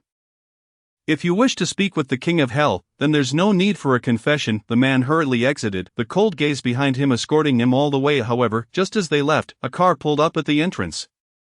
Are you certain the person who posted the video lives here? Indeed, his sister Ran sent someone to investigate for quite some time, but why is the door ajar? The group entered the house, feeling the residual warmth of the blankets. Their hearts sinking. In a way, who could be so swift? Could it be someone from BT Comics? The next day, at dawn, bang, bang, bang, the sound of knocking on the table. The noise roused Gufan from his slumber. He squinted to see a delicate hand before his eyes, and the next moment, it pinched his ear. Still asleep at the table, Mu Yaoyao, dressed in formal attire and carrying a bag, announced, "I'm returning to work today. Is there anything you want to eat tonight?" Gufan lifted his head and straightened his posture, realizing he had dozed off at the table while drawing the previous night, and his back ached. Nothing, just come home early from work. He thought to himself that Mu Yaoyao, a workaholic, was returning to work just as she was starting to recover. He certainly wouldn't let her overexert herself after her recovery. Alright, I see you care for your father. Mu Yaoyao appeared much more spirited, having regained her energy from her previous illness. Just as she was about to leave Gufan's room, she suddenly recalled something. Turned back to him, bent down, and whispered, "How many days has it been? Shouldn't tonight be?" Chapter 77. A lucky break. Gufan, still groggy from sleep, looked puzzled, but the next moment, Mu Yaoyao extended a hand, grasping at the air. The meaning unmistakable. Gufan instantly recalled the last occasion, his ears turning red as he hurriedly pushed Mu Yaoyao out of the room. "Hurry, you'll be late for work." Mu Yaoyao finally exited, leaving behind a playful, "See you tonight." "Not a chance," Gufan shouted, his face clearly marked with refusal. Fully awake now, he opened his phone to check his messages, only to be greeted by a flood of unread notifications. Gufan first glanced at Zhao Qianruo's message. Zhao Qianruo was Gu Qingye's personal bodyguard. Despite her youth, she was exceptionally skilled, having been one of the top performers in her security firm. As Zhao Dama's granddaughter, Gu Qingye felt secure having Zhao Qianruo protect him from the shadows. However, as a recluse, the likelihood of him being harmed was far less than that of being suffocated by his own meals. Leaving Zhao Qianruo often with little to do, seeing her message that the matter had been handled, Gufan felt relieved. However, since it had only been settled the previous night, he knew investigations were still ongoing. Opening Weibo, he was met with a barrage of messages and comments, predominantly filled with skepticism and condemnation. "Looking at my phone before bed, I feel like the sky is falling. Gufan, what are you doing? What's going on?" Gufan supports a dirty brand, and D1M has collectively lost its mind. "Help, my favorite manga artist and the girl group I'm following seem to be collapsing together. The Wen family's shop is under solid scrutiny. What's going on with Lan Yu and BT? Are they letting their own people wash dirty laundry here? Honestly, I've been enjoying snacks and canned goods from the Wen family for many years. Their quality has remained consistent, and they have actively supported disaster relief and engaged in numerous charitable efforts. Without knowing the full picture, I will wait for the results. How can a company that can't even ensure food safety be called a conscientious brand? Have they lost their minds drawing comics? D1M2 really, pulling stunts like this right before the concert? Watching the spectacle. JPG, I even bought tickets to the D1M concert. Now I don't want to go. Anyone want my tickets? The comments clearly indicated the prevailing sentiment. Gufan had anticipated this. What surprised him a bit was that among those who liked his post, Ling Xuanhan was the first. And it was just minutes after he posted, indicating her audacity. "Young master." Suddenly, a female voice floated into the room. Gufan turned to see a shadow at the bedroom door. "What's the situation?" He inquired. Cho Gawi was taken to the police station early this morning, but in his statements to us, he did not mention Aunt E. His demeanor suggests he is not surprised by his arrest. Zhao Qianruo, leaning against the doorframe with a butterfly knife, continued. "Moreover, the consumer who recorded the video seems to be connected to other cases. He has been interrogated for quite a while, and many officers have arrived at the police station. It is indeed strange. The last time Cho Gawi threatened Uncle when he clearly stated that he would seek out my mother, yet now he has changed his tune." Gufan found himself perplexed by Cho Gawi's actions, feeling an unsettling sense that everything was proceeding too smoothly. By the way, young master, when Uncle asked me about it, I did mention that it was you who sent me to find someone. Zhao Qianruo was quite honest. "You wouldn't be threatening anyone again, would you?" Gufan cast a dubious glance at the sight of Zhao Qianruo playing with a butterfly knife at the entrance. "Young master, I merely selected the most efficient method. A greedy individual like him, if offered greater benefits to reveal the truth, would undoubtedly seize the opportunity to extort more rather than waste time and resources. It is far simpler to present him with the stark choice, money or life. Gu Fan found himself at a loss for words, vibrating, his phone buzzed, caller ID, WM. Gu Fan answered the call. And a voice filled with exasperation soon echoed from the other end. You're still capable of answering calls, are you? Your post nearly cost me my job. Wei Meng recalled the terror of being summoned by the company in the middle of the night. I apologize, I indeed took matters into my own hands, but the issue should be resolved now, right? Gu Fan queried weakly. Currently, BT and Lanyue have a collaboration, and any misstep on your part could entangle both parties' interests. However, this time, your post in support of the Wen family has stirred public opinion. Initially, Lanyue was indifferent, but Ling Xuanhan was the first to like your post, effectively dragging Lanyue into the fray. They have already dispatched someone to locate the consumer who posted the video online. And I've heard they've confessed. Results will be forthcoming, and you are indeed quite fortunate. Is the person found by Lanyue? Gu Fan asked uncertainly. Indeed, and if you happen to meet them, don't forget to express your gratitude. I must attend to other matters. Wei Meng hung up, leaving Gu Fan in a state of confusion. Wei Meng mentioned that it was Lanyue who found the individual. He glanced towards the door. Perplexed. I personally escorted the person to the police station. Zhao Qianro snorted disdainfully. Let us not refer to Lanyue, but rather as a lucky find. Beep, beep, notifications from Weibo. Gu Fan glanced at his phone to discover that police updates had been released. Surmising that both Lanyue and BT personnel were likely following up, otherwise, the situation wouldn't have been resolved so promptly. He intended to share the good news with Zhao Qianro, but when he looked up, the shadow outside had vanished without a sound, leaving no trace. They departed rather swiftly. As Gu Fan scrolled through Weibo, he noted that public sentiment had shifted to overwhelming support, with the Wen family's previous charitable acts and disaster relief donations now being highlighted. After all, it was positive exposure. Once the truth emerged, Lanyue also had D1M post in support of the Wen family, even making them one of the food suppliers for the concert and signing event. Gu Fan instinctively clicked on Ling Xuanhan's profile. There he found Ling Xuanhan's latest post featuring a photo of a can of the Wen family's coconut milk sago, casually placed on a table. What a coincidence, Gu Fan thought it to be mere happenstance and paid it no mind. Vibrating, his phone buzzed again. Not on the other end. Wen Che's surroundings were somewhat noisy, yet it was evident that, with the truth out, his spirits were high, his voice resonant. Hello, Little Simple, you've truly helped your uncle immensely this time. What is this about? Gu Fan, your names? What a coincidence, Uncle Wen, he is my friend. Perfect, I just signed a contract with Lanyue and BT Comic Company to be the supplier for the Gu Fan comic signing event. You must come along. I want to thank both of you in person. Chapter 78, Camellia. Uncle Wen, this, Gu Fan scratched his head in anxiety, deflecting. I really dislike crowded places, and I don't have the time, Uncle Wen, although the matter concerning the Wen family is past. There must be something amiss with Chiu Gaohui seeking my mother. I need to investigate, so I won't be going with Gu Fan. Alright, rest assured, I haven't forgotten about this. When that Chiu fellow emerges, I'll have someone keep an eye on him, but if he dares to harm Shaoxing, I will surely make him taste the bitterness of defeat. Then, Uncle Wen, you may carry on, once the year-end rush is over. We can gather again, sure, Wen Che said, but with a hint of reluctance. He asked one last time, are you really not considering developing something with my sister Zishu? Gu Fan felt a surge of caution.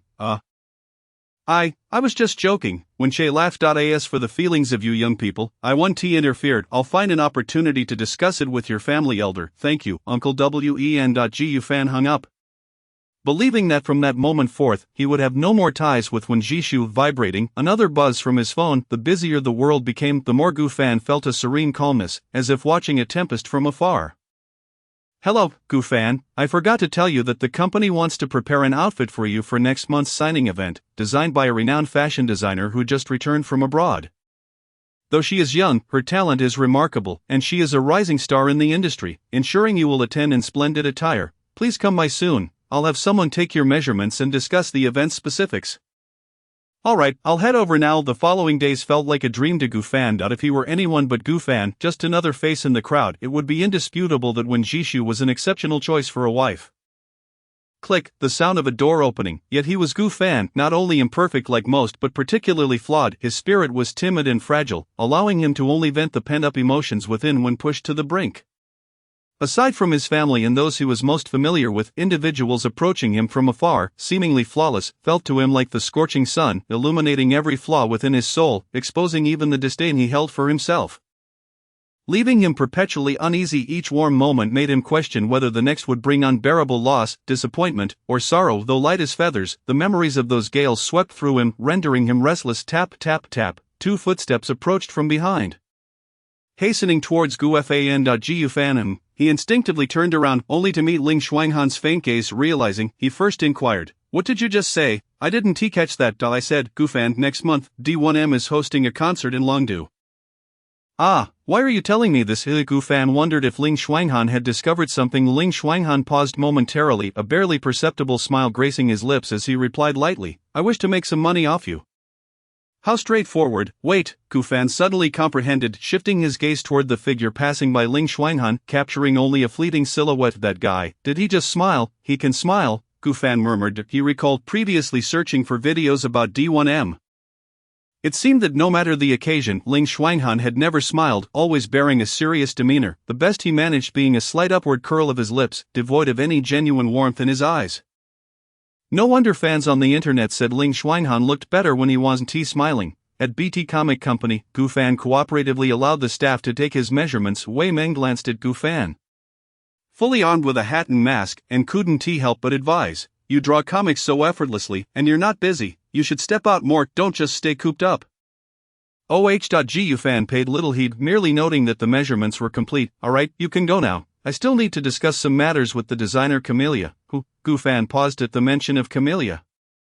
"That new star fashion designer who studied abroad. Her English name is Camellia," Wei Meng informed. "Camellia." Gufan didn't inquire further and soon departed from BT headquarters, driving to the police station entrance as Zhao Qianro had instructed.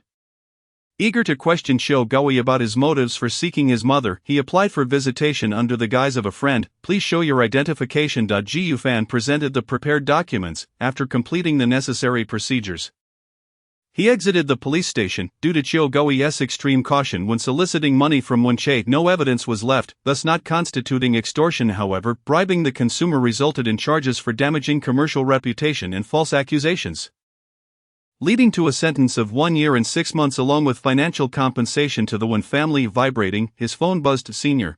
Gufan felt a rush of joy upon seeing the name in his contacts.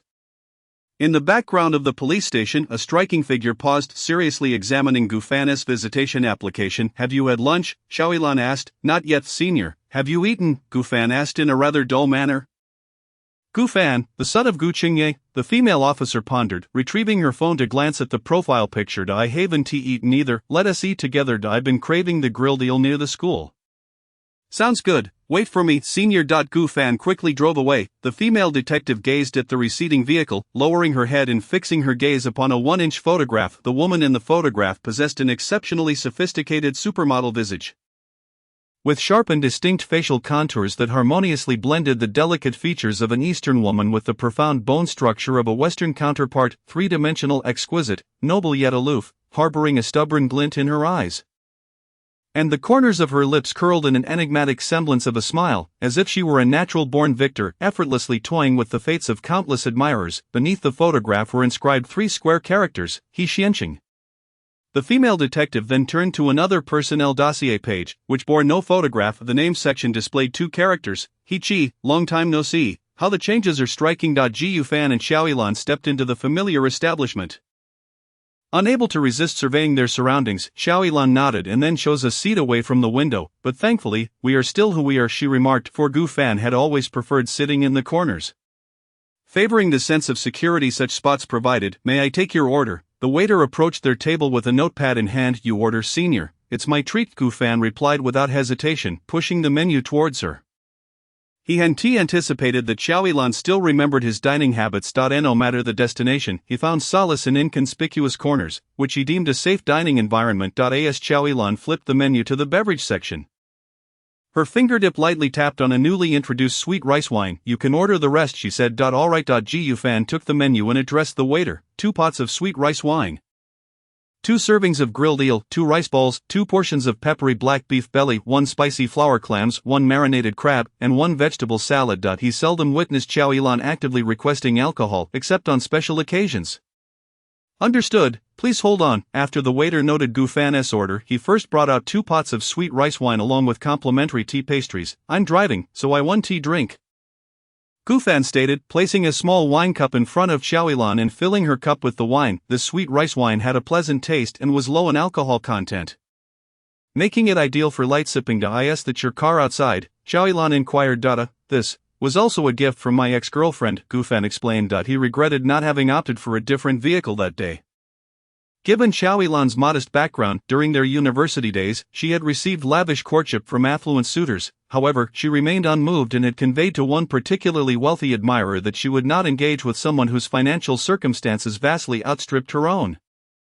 Thus, even when Gufan learned of his family's modest wealth as an adult, he maintained a low profile during university, especially around Xiaoyilan, fearing that if she discovered his background, she might distance herself, leaving him bereft of any narrative. Your ex-girlfriend seems quite generous, Xiaoyilan remarked casually, finishing her cup of sweet rice wine. Gufan, perceptive as ever, refilled her glass. Just after pouring, Xiaoyilan drained her cup once more and asked, "Have you and your ex really never crossed any boundaries?" "Of course not. Aren't wealthy individuals all the same? They think I'm worth a certain price and casually toss me some favors," Gufan responded, sounding almost convincing, to the point where he nearly believed it himself. "Not all wealthy individuals are alike," Xiaoyilan remarked, her gaze enigmatic as she watched Gufan pour her another drink, seemingly probing, "If that affluent ex of yours hadn't rushed you into intimacy and instead had taken her time to nurture the relationship, would you have considered developing something with her despite the disparity in your backgrounds?" "Well," Gufan pondered, having never interacted with anyone from a wealthier background, the answer might differ at various stages of life. However, at this moment, he believed, "I probably lack the capability to be a kept man, nor would I choose to be one." He sought to dispel any misconceptions Xiaoyilan might harbor regarding his alleged affluent ex-girlfriend. "Ah, I see," Xiaoyilan replied, her smile somewhat strained. "No need to refill. Those small cups are rather slow to drink from, quite exhausting." With that, she pushed the small cup aside and began sipping directly from the wine pot. "Actually, I came today to give you a gift," Xiaoyilan said as she drank. "What gift?" Gufan inquired. This, Xiaoyilan handed over a paper bag that had been resting beside her seat. Gufan opened it to reveal a sleek black casual suit, one shoulder adorned with a silver-threaded design, elegant and poised, reminiscent of some floral motif. "Senior, why the sudden gift of clothing?" Gufan asked, a bit perplexed as he failed to recognize the brand. "This is a design I submitted to the company," Xiaoyilan explained. "You designed this garment?" Gufan scrutinized it closely, perceiving it as more precious than any high-end designer label, yet a flicker of regret crossed Xiaoyilan's face as she continued, "Once this sample was completed, it exceeded my expectations in perfection. I had intended to keep it for myself, but the company has decided to use it for an upcoming signing event, where it will be donned by a comic artist." "A comic artist? Which one?" Gufan, well versed in the comic industry, racked his brain for any recent signing events. "Interestingly, your names are quite similar." "He is called Gufan, the author of Otaku Diary, and quite renowned," Xiaoyilan replied. Gufan was momentarily stunned. He recalled the mention of a rising star in fashion design, Camellia, associated with the name Xiaoyilan. "But why would you give this sample outfit to me?" he asked. Voicing his confusion, Xiaoyilan lowered her gaze, pushing aside the empty wine pot and picking up another one, stating softly, "Because next month, it will be worn by that comic artist. Before that, I wish for the right person to possess it." "The right person?" Gufan's thoughts raced, and he blurted out, "So you think I am the right one?" "Excuse me, the grill deal has arrived. Be careful, it's hot." The waiter's voice grew louder, drowning out Gufan's unfinished question.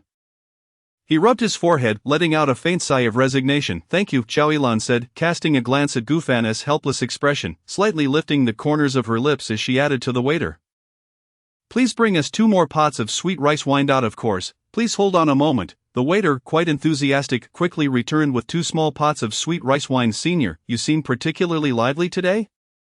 Gufan remarked, his gaze lingering on Xiaoyilan's slightly tipsy eyes. Her cheeks flushed, and her hair tousled casually. It felt as though every sip of wine she took was intoxicating him as well.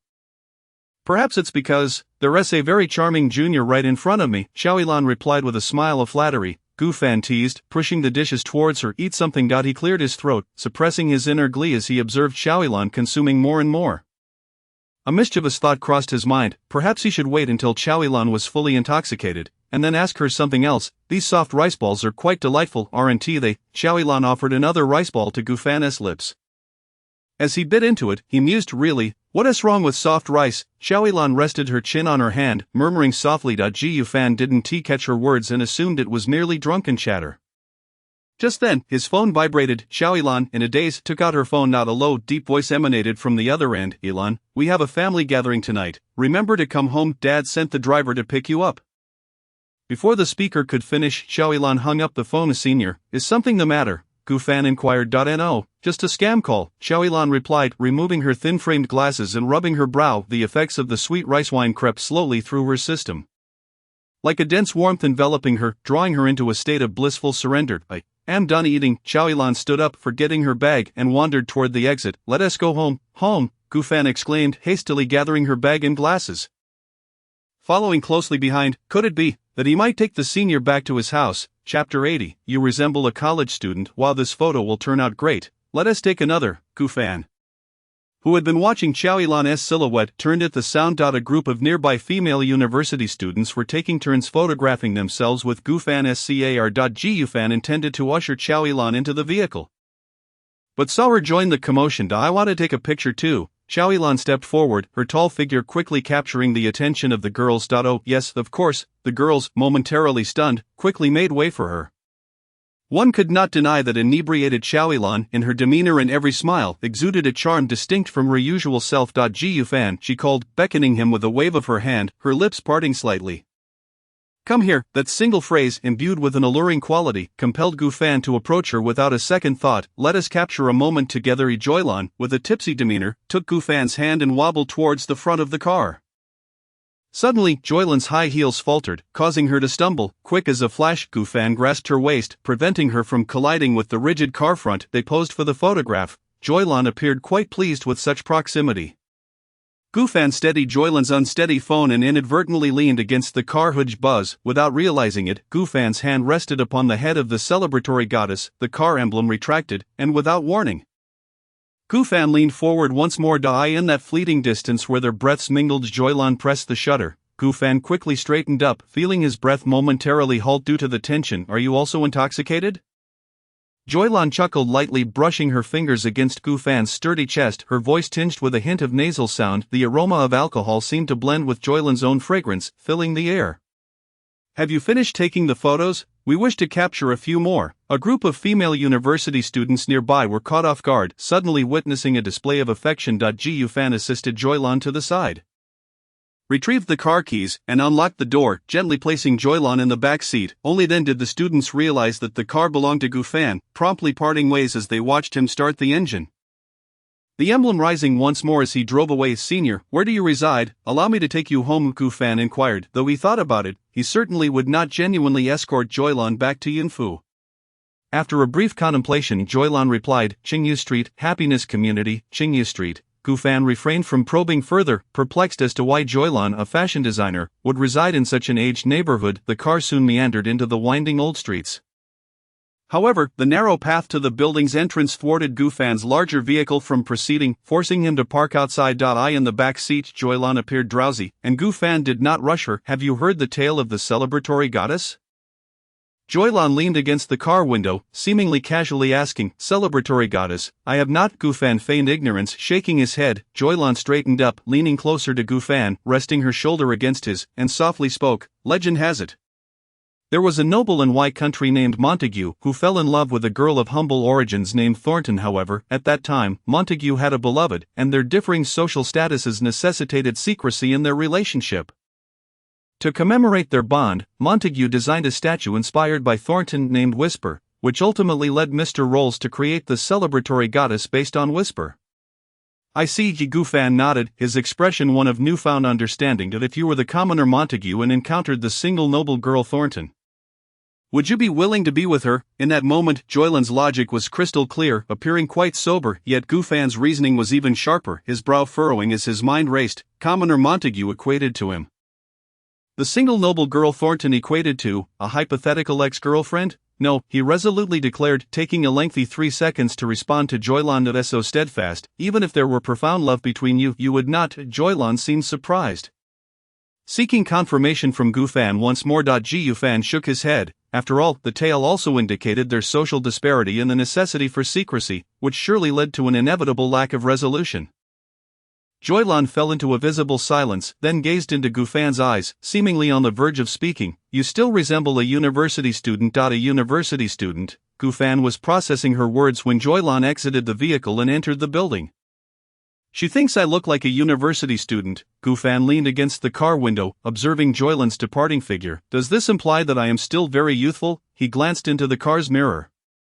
Pondering how straightforward Joylan was, always speaking the truth, upon returning to the Yun Ting Huafu, Gufan checked his phone and noticed a notification from an app. He parked the car in the garage and opened the mailbox.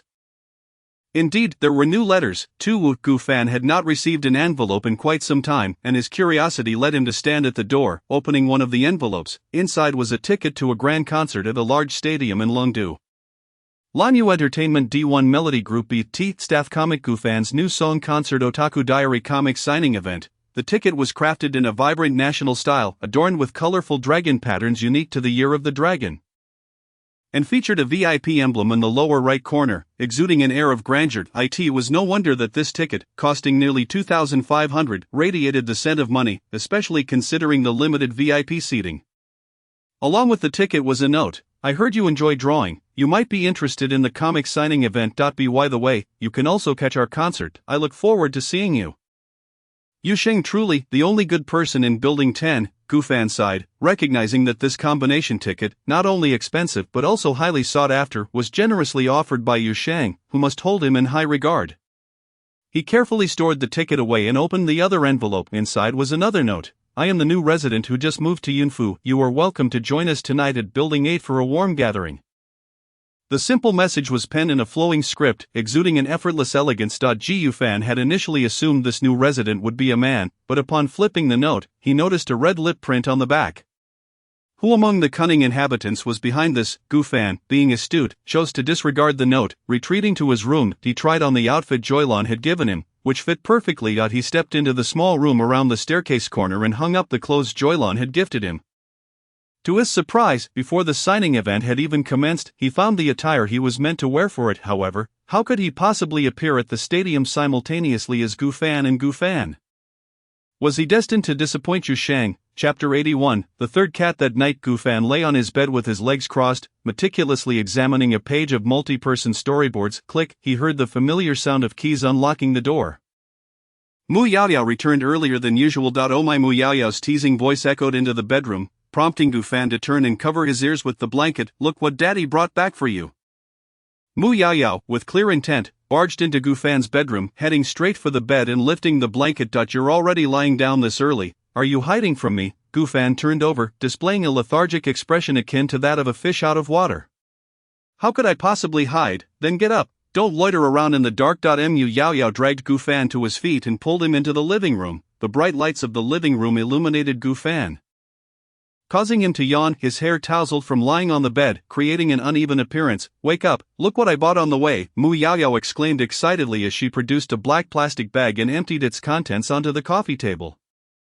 Clang! Gufan glanced at the items on the table. Instantly, his eyes widened in shock, feeling as if he had been struck by a bolt of lightning. Mu Yaoyao, where did you buy this? Gufan stammered, struggling to find his words. Just from the unattended vending machine near the office, Mu Yaoyao replied nonchalantly, pulling out a hand cream, squeezing some onto her hand, and applying it evenly before presenting it to Gufan. Smell it. It's so fragrant, unlike any other. Do you like it? Gufan leaned back, gritting his teeth. I like your second uncle. Huh? Mu Yaoyao chuckled at Gufan's face of disgust. Did you forget what I said this morning? I warned you, it's unnecessary, Gufan declared resolutely. Mu Yaoyao persisted in her sales pitch. In the depths of winter, you don't apply anything, you'll end up with dry skin. What if the wind outside blows your pale face away one day? My skin is perfectly fine, Gufan retorted. It's well moisturized. My senior just complimented me on my youth. You keep it for yourself. Come on, just use it. No, use it. No, your hand. Take your hand away. Ding dong, the doorbell rang. Pausing their playful banter, Gufan broke free from the sofa and hurried to the door. Upon opening it, he instinctively froze at the sight of the visitor.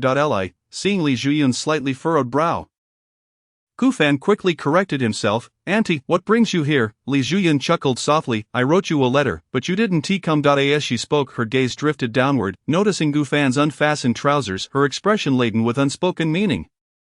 Gufan quickly covered himself and turned away to fasten his belt. A letter. he suddenly realized, his surprise evident. That letter was from you. You bought a house in Yunfu? Yes, I just moved in. I've been feeling restless lately. And I heard this place is quiet, so I thought I'd come stay for a while. Well then, congratulations on your new home, Auntie. Aren't you going to take a look? Are you busy tonight? Li Zhuyan asked, her gaze unconsciously drifted towards the house behind Gufan. No, it's nothing, I was just thinking. And, you came for some peace and quiet, so I should refrain from disturbing you, Gufan politely declined. In truth, he was merely reminded of Gu Qingye's admonition to limit his interactions with Li Zhuyan. Li Zhuyan was not surprised by his response, yet she was not willing to let it go. But the little kitten I helped you save last time is alive. Aren't you going to check on it? She inquired. Really, is it in Building 8? He asked. Yes, we saved 2 little female cats. They are just waiting for you to give them a home. Are you truly not going to visit? Li Zhuyan said with an air of mischief, as if the 2 little cats were performing acrobatics. Then, I shall go and take them with me now. Gufan responded, after all, those cats were the ones he intended to save, and since Li Zhuyan had assisted him, he could not simply abandon them in her care. Just then Mu Yaoyao rushed out of the house. She glanced at Li Zhuyan, pretending not to see her, and pinched Gufan's earlobe, seriously reminding him, you have a task tonight, come back early. Understood. What task? You should hurry and go to sleep, Gufan said as he gently pushed Mu Yaoyao back into the house. Before following Li Zhuyan to Building 8, it seemed that Li Zhuyan had just come from Building 8, casually draped in a brown fur coat, without any bag in hand. As Gufan entered the house with Li Zhuyan, he was enveloped by a warm and familiar scent of sandalwood. Does Aunt also enjoy this fragrance? He inquired. He recalled that only his sister, Gu Yanrua, had a fondness for such woody scents. Not exactly fond. This is my first time using it. I encountered your sister at a recent bidding conference, and we were seated close to each other. I noticed the pleasant woody fragrance she exuded, so I inquired about it.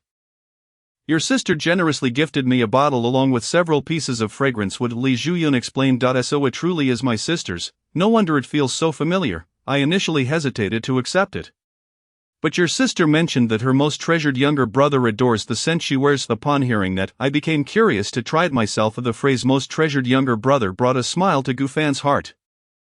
It was a playful jest, considering he was the only brother she had. Who else could she cherish? You should have a whiff as well, see if the fragrance suits me. In his moment of delight, Gufan failed to notice Li Zhuyan inching closer. When he finally regained his senses, he found Li Zhuyan leaning and cornering him against the sofa, and, with 2 fingers Li Zhuyan pressed against Gufan's lips.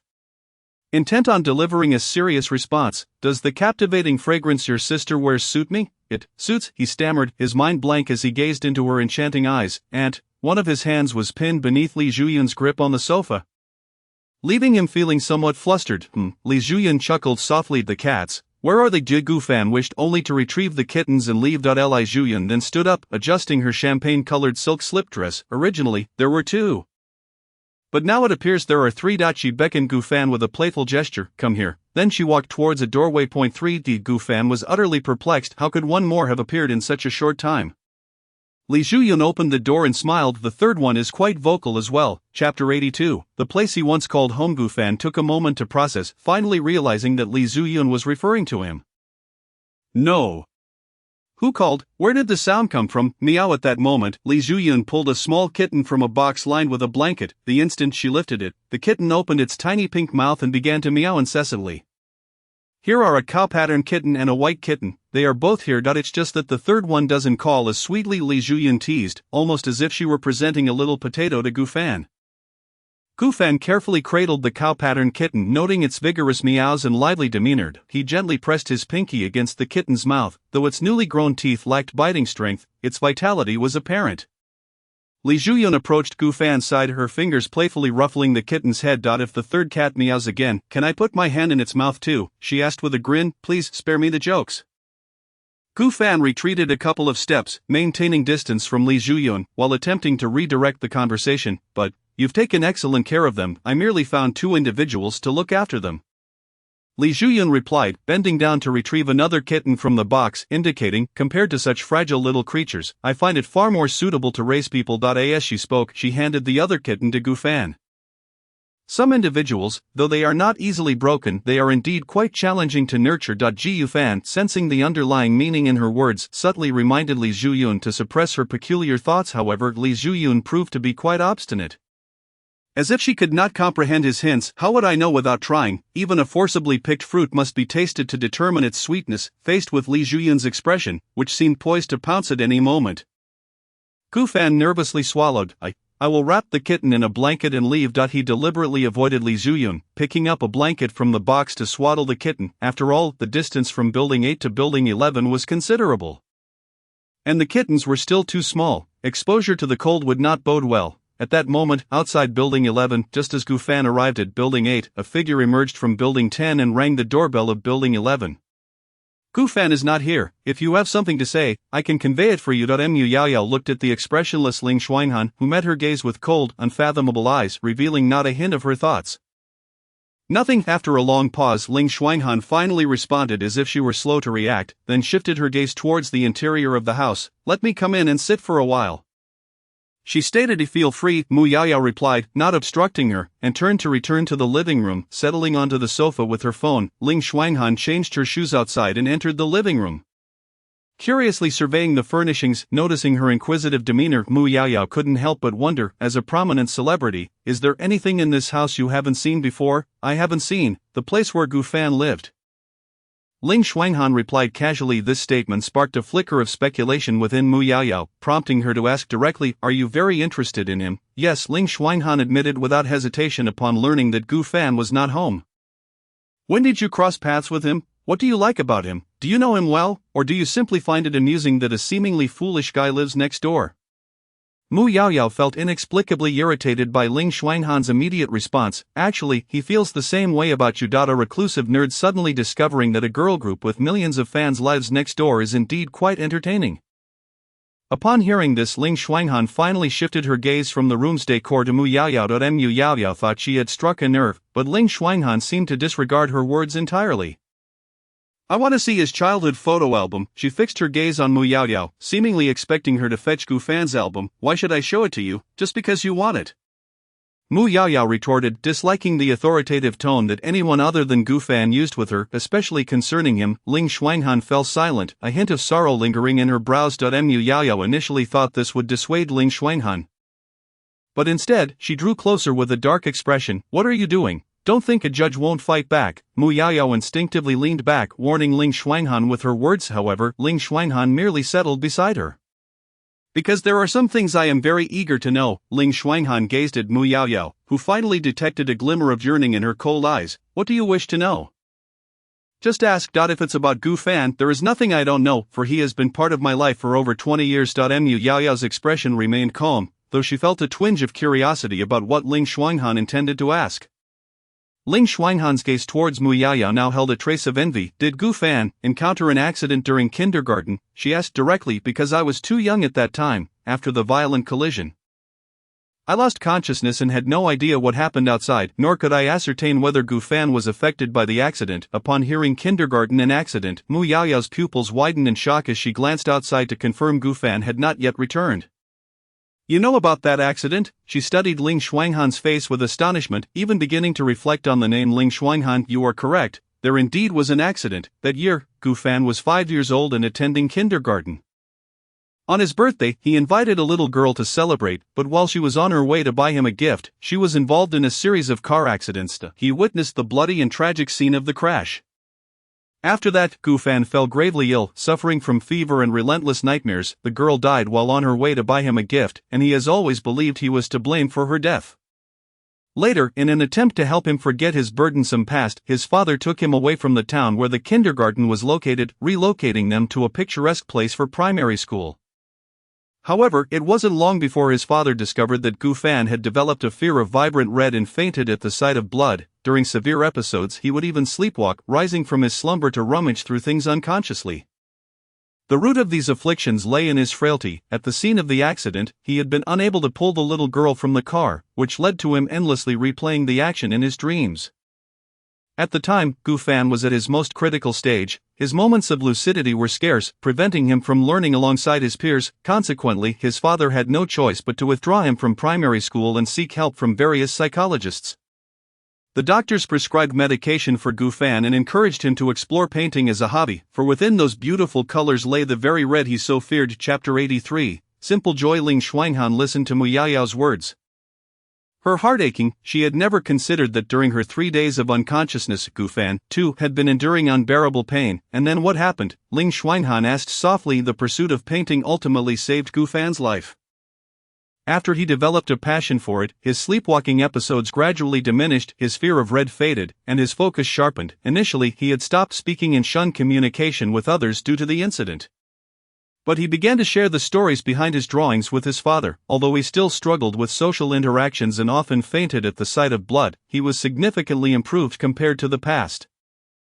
Mu Yaoyao sighed deeply, turning to Ling Xuanhan to voice her curiosity. Can you tell me now, who exactly are you? After all, the details of Gufan's accident were known only to the Gu family and her. If there were others, they would likely be the townsfolk from that era. Ling Xuanhan hesitated, slightly lifting her loose clothing to reveal ghastly scars on her abdomen and legs. Though not extensive, it was evident that there were burn marks and lacerations. Mu Yaoyao staggered back in shock. You that fire that day, it was truly painful. Ling Xuanhan's voice was hoarse as she recalled the haunting images she could never forget, the life and death moments. The blinding headlights appeared abruptly, coinciding with the massive collision and the sight of her mother reaching out to her from the back seat. When she regained consciousness, she was informed that her father, in the driver's seat, had died instantly. A chain of accidents ensued, with gasoline mingling with blood and flames raging without mercy. In those final moments, her mother had mustered her last strength to put a fireproof suit on her and then hurled her from the vehicle, sacrificing herself in the explosion that followed. During the blast, searing metal shrapnel had pierced through her fireproof suit. Originally, someone with such an imperfect body as hers would have had no chance of stepping onto a stage. But her aged sister Ran insisted that as long as her face remained unscathed, she was fortunate and destined for a brighter future. Thus she was accepted by the agency, where makeup and props concealed her scars. That year, having lost both parents in a single night, Ling Xuanhan found herself in an orphanage as her remaining elderly relatives were unable to care for her. She sank into grief, gradually becoming reclusive and avoiding interactions with other children. Fortunately, she was later adopted by a kind couple who became her foster parents. Her foster mother, a psychologist, had specifically informed the director of the orphanage that she was willing to accept children with unique personalities, thus allowing Ling Xuanhan to find a new home. To help her forget the unpleasant past, her foster parents even changed her name. You truly are quite fortunate, Mu Yaoyao stammered, for she had heard of the people involved in the accident. Besides Ling Xuanhan's family of 3, there was also a pedestrian with a severed leg, a pregnant woman, 2 men, and a female student. Ling Xuanhan was the youngest victim of that tragic event. How did you recognize Gufan? She inquired. I have been searching for him. He mentioned he would reside at the Yunfu in Longdu, so I pursued that lead, making various arrangements until I finally secured a stay here. I remembered how he looked as a child. He had light brows with a distinct mole on one of his brow bones. That day, when he sprayed soda water on my face, we locked eyes for a full 5 seconds. It was then that I noticed the mole.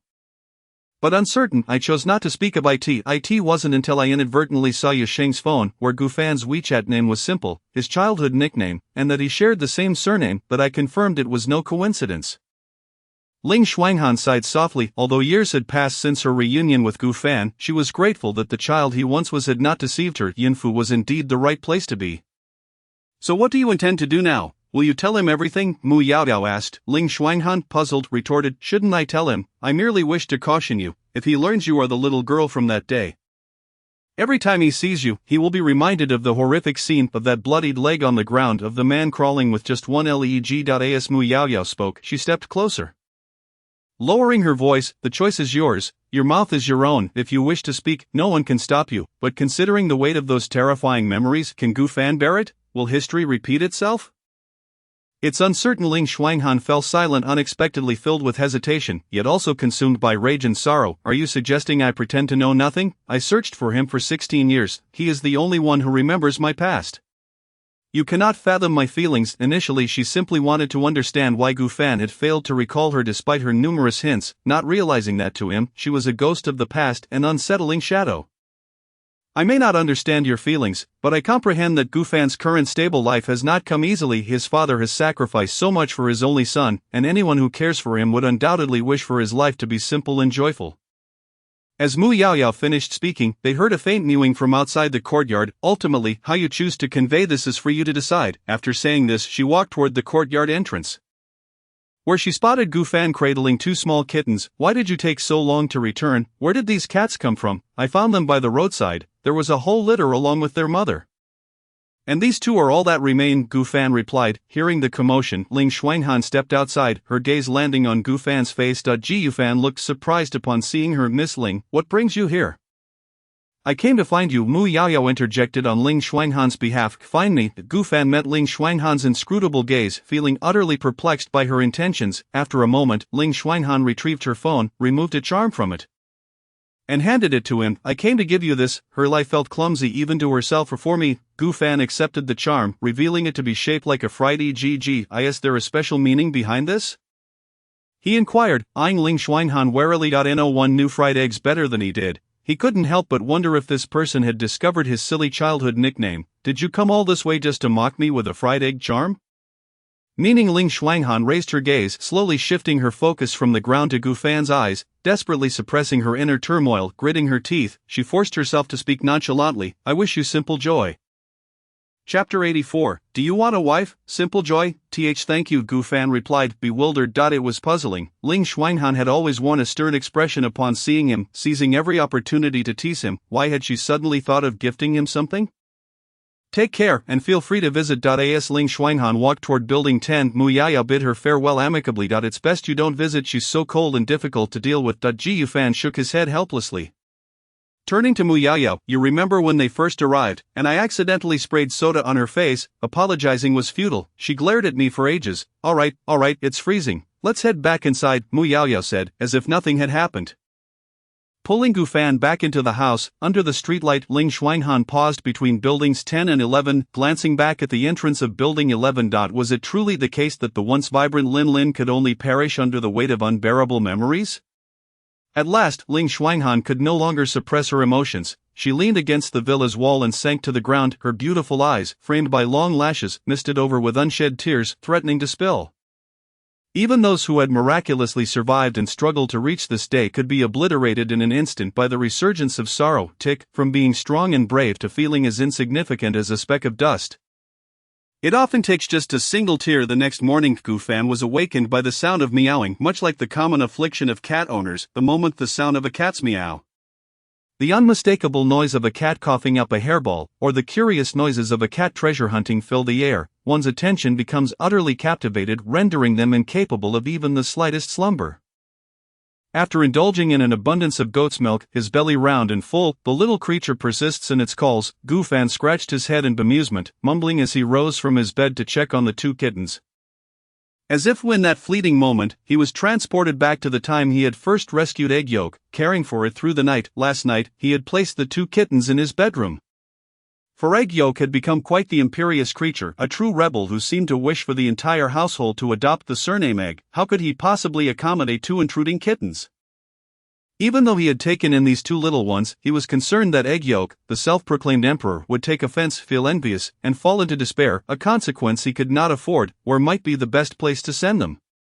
As Gu Fan skillfully assisted the two kittens in relieving themselves, he pondered this dilemma. Suddenly a brilliant idea struck him, illuminating his expression with newfound wisdom. He swiftly bundled the two kittens, one in each arm, and tucked them into his sleeves. As he ventured outside, however, upon opening the door, he was met with the sight of a yellow semi-trailer parked right at his feet, gazing up at him expectantly.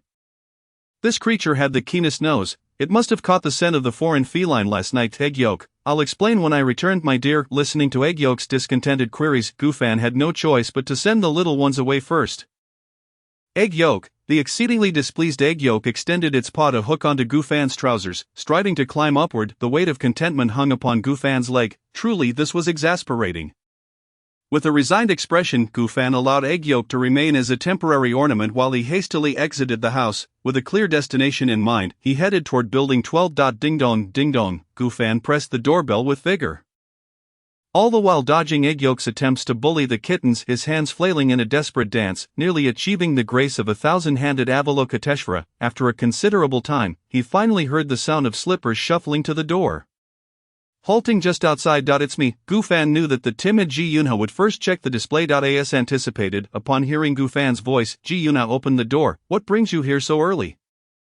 Ji Yunha's sentence trailed off as he exchanged glances with Egg Yolk, who had clambered onto Gu Fan's shoulder. Egg Yolk's legs, resembling drumsticks, were still energetically pushing against Gu Fan's arm. Do you want a wife? Gufan inquired. At the mention of wife, Ji Yunha's interest peaked, his expression brightening with cleverness. Are you willing to share your collection of delicate beauties with me, that could be arranged, perhaps? Gufan promptly thrust the 2 kittens into Ji Yunha's arms. One in each sleeve. Ji Yunha, I will cover their living expenses. As you can see, my home is decidedly unwelcoming. Ji Yufan remarked, expertly gripping Egg Yolk's plump neck. Ji Yunha, holding the 2 kittens, appeared bewildered. But I've never raised a pet. Haven't you cared for ducks before? It's not much different. Ji Yunha recalled something, momentarily at a loss for rebuttal, seeing that Ji Yunha still wished to return the kittens. Gufan took 2 steps back, asserting, it's settled then, I will prepare their food and supplies for you. After all, Ji Yunha's abode was starkly devoid of any decor, echoing with the sound of solitude as he counted his riches, perfectly suited for cat ownership. Just then, a car approached from the direction of Building 8, coming to a halt. The rear door swung open, revealing a leg clad in black with red-soled 6cm stilettos that stepped out, dressed in an aura of confidence. She sported a stylish port-inspired makeup look and wavy hair, enveloped in a camel-colored long coat layered over a green double-faced wool coat, exhibiting an exquisite clash of colors. Beneath, she wore a form-fitting black lace knit top paired with a black A-line skirt.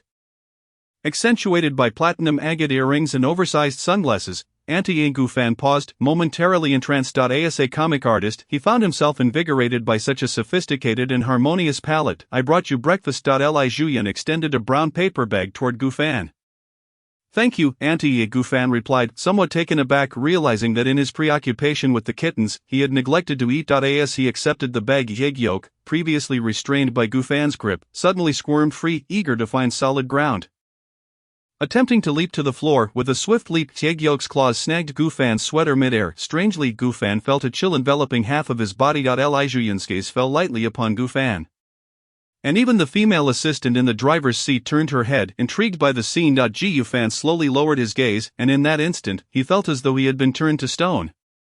Clutching his chest in a dramatic display, though it was too late to salvage his dignity. Chapter 85. The night is still young. Ahem. Li Zhuyan suppressed a chuckle, glancing at the watch on her wrist.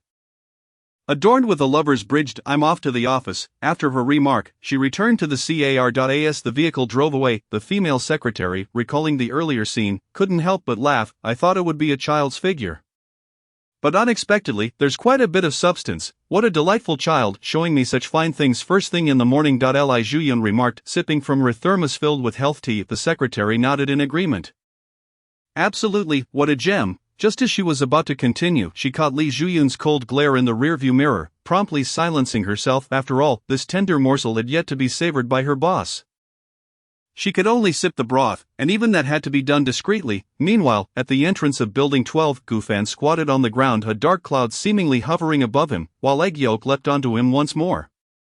Leisurely grooming its paws, just let them see you, what's there to fear about social embarrassment, Ji Yunha remarked, pressing the little kitten's head back into his pocket. Ji Yufan stood up, feeling the weight of Egg Yolk, and removed it from his shoulder. This social embarrassment? It feels worse than that, he muttered, returning to Building 11, gathering up the kitten's belongings, packing them into a bag, and handing everything over to Ji Yunha before retreating inside to paint.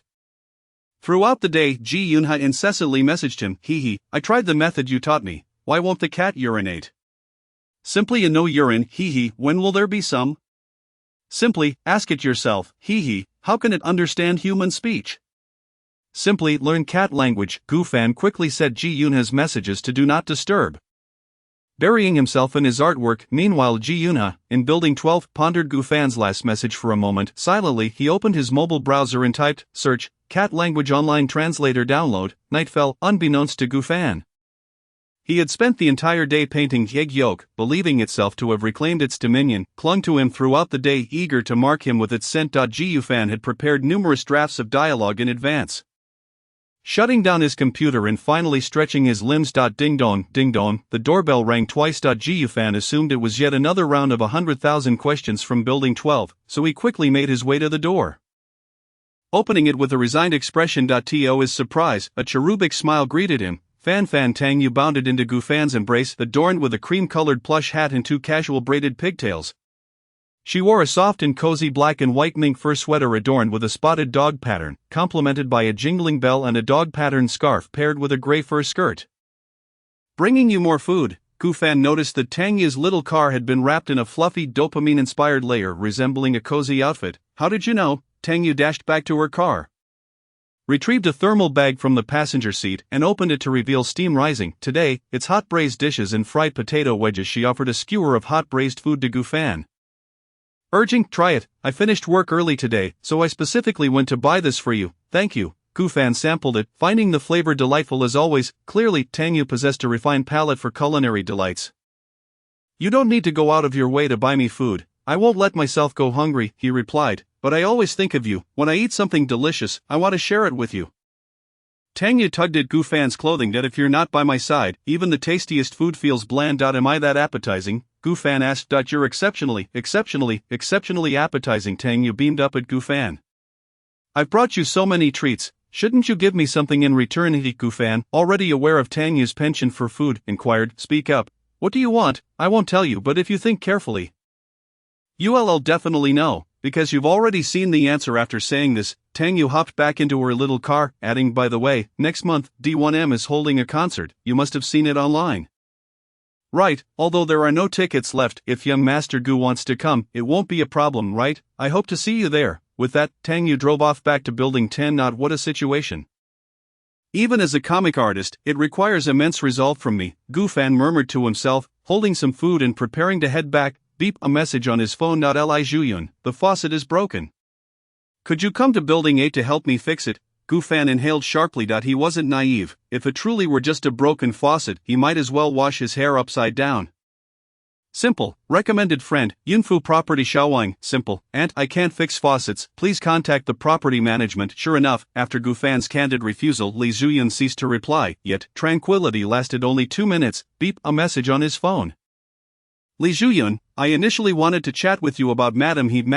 Simple, do you know my mother? Li Zhuyun, I've merely heard some things relating to your mother. Since you won't come, it is not convenient for me to speak further. Simple, do you truly know? About what? Where is she now? Gu Fan inquired anxiously. He periodically messaged his mother to inquire about her well-being, but her sporadic replies were curt and evasive. No matter what he asked, she revealed nothing, not even whether she would return this year. Yet, he genuinely cared for her. Simple, Aunt, I'm coming to find you. Meanwhile, upon receiving the message, Li Zhuyun swirled the wine in her glass in the dimly lit living room. Listening to the ice clink against the glass, click, the unlocked door was pushed open by a breathless Gu Fan, appearing as if he had run here. You've come? Sit. Li Zhuyun reclined languidly on the sofa, donning a deep wine-red top with puff sleeves of satin, exuding both elegance and charm. Her lower half featured a silk skirt with a wavy hem, radiating a rich, mature allure, unlike her attire from earlier that morning. She had swapped her watch for a diamond-encrusted black ceramic ring on her index finger, and a pair of vintage pearl earrings adorned her earlobes. A brand-new purple mink fur coat lay draped over the sofa, suggesting she had changed into formal attire for an event and had just returned home. Sorry for the interruption, Aunt. Gu Fan took a seat on the first-layer leather sofa across from Li Zhuyun. Indeed, it was an interruption. Li Zhuyun said this, yet there was no hint of impatience on her face. Rather, she smiled and remarked, I was planning to finish this drink and then sleep. After all, age is a factor, and I must take care of myself. Gu Fan fell silent, feeling the burden of having disturbed Li Zhuyun's rest, uncertain of how to proceed. Come closer. It's tiring to talk from so far away. Li Zhuyun patted the space beside her. There was indeed a bit of distance between the two sofas. Gu Fan stood up, walked 9 steps, and settled beside Li Zhuyun. She casually tucked away the windswept strands of his hair. The texture is delightful. It's the softest hair I've ever touched. Gu Fan shifted slightly away, saying, please don't do that. If the little one doesn't take the initiative to speak, this adult must do something.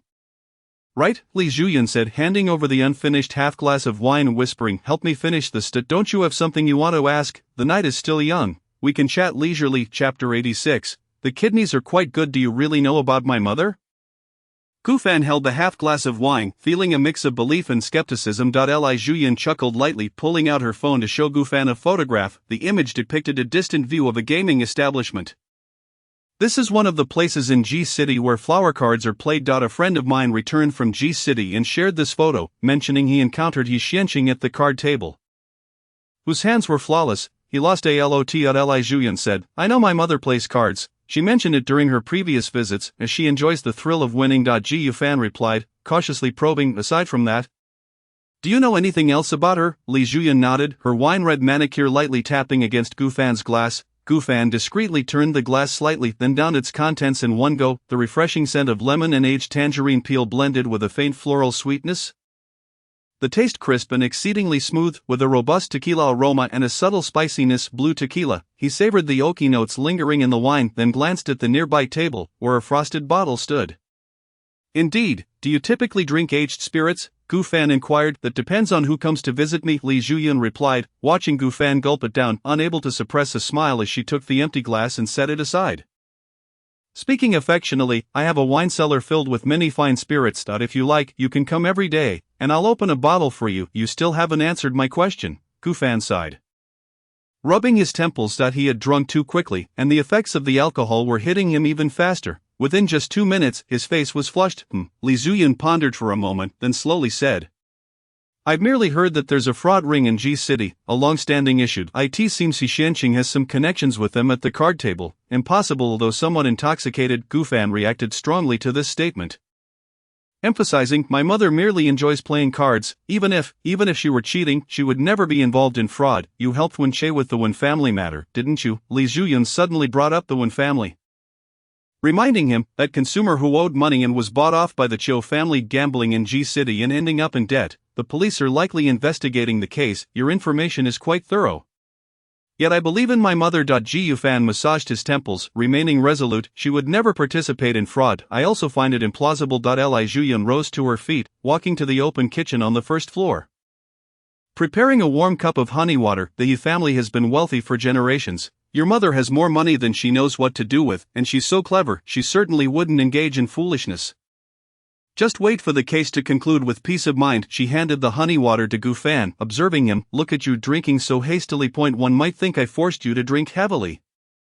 Gu Fan took the honey water but did not drink, his thoughts in a tumultuous state. Even though he trusted that his mother would not engage in fraud, being so close to those criminal groups worried him that his mother might be in danger there. He needed to warn the Yi family in G City. I must go. He placed the honey water on the small table beside the sofa, attempting to rise, but dizziness struck him, and he stumbled.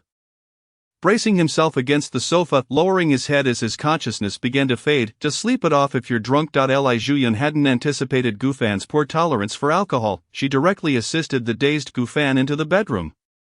Laying him on the large bed, seeing his blurred consciousness, she brought over the honey water, trying to coax him into drinking some, but Gu Fan refused to open his mouth. Li Zhuyan took a sip.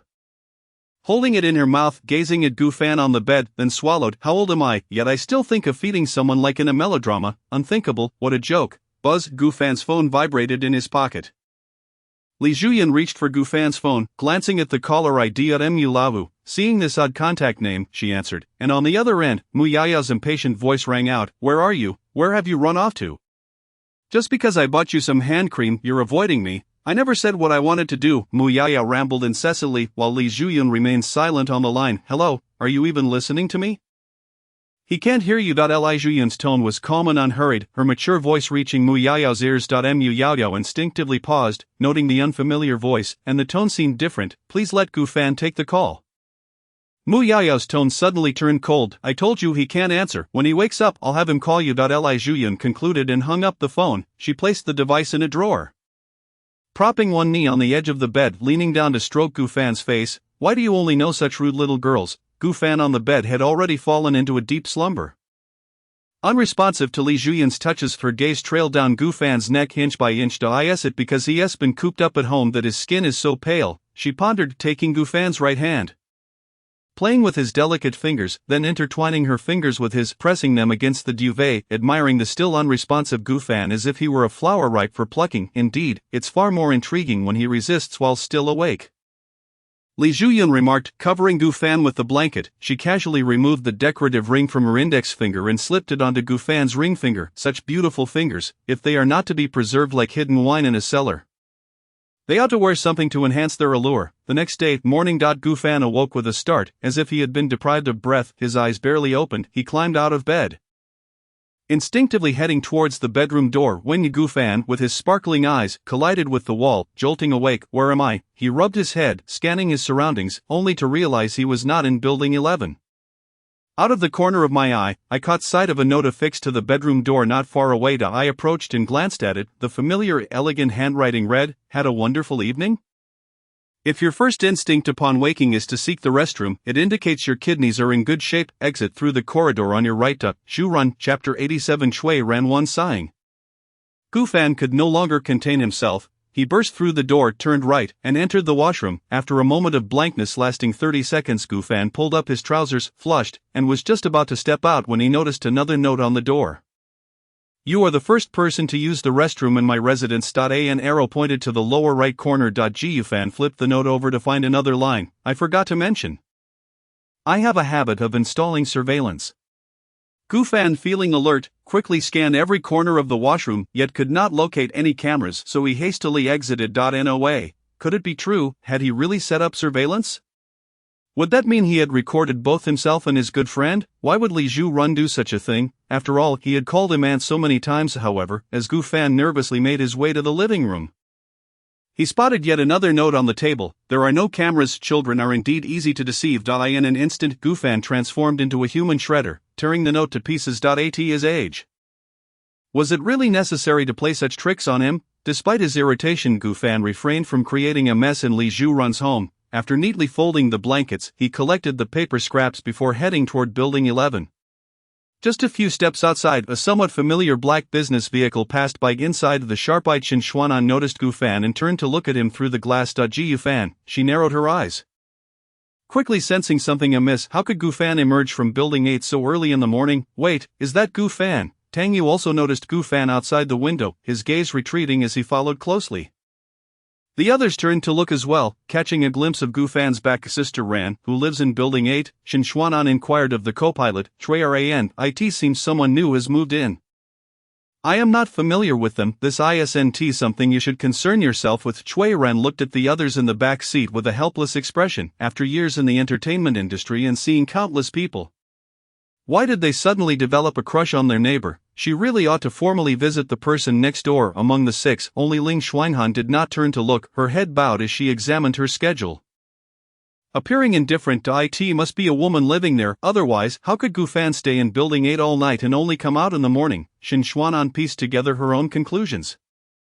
Thinking how some people only learn their lesson after being reprimanded. "Sister Ran, I have something to do in Building 11 tonight. Enough of that. It's the end of the year, so busy, and you still have the energy to think about men? I won't stop you from finding someone privately, but there needs to be a limit. We are all part of Lanyue. You should know how strict the company is." Chui Ran's expression turned serious as she warned. "Let me tell you, Shin Xuanan, I can check on things for you, but you are not allowed to go. The rest of you too, stay put. No running over to Building 11 until the concert is over. It wouldn't do for their most popular artists to be distracted by the same man every day." Tch, Shin Xuanan wore a defiant expression but said nothing further. Compared to the others, Chui Ran had helped her significantly. Despite her dissatisfaction with Lanyue, she couldn't disregard Chui Ran's arrangements. However, Gu Fan occupied her thoughts, as if fearing he would be whisked away by someone after the concert.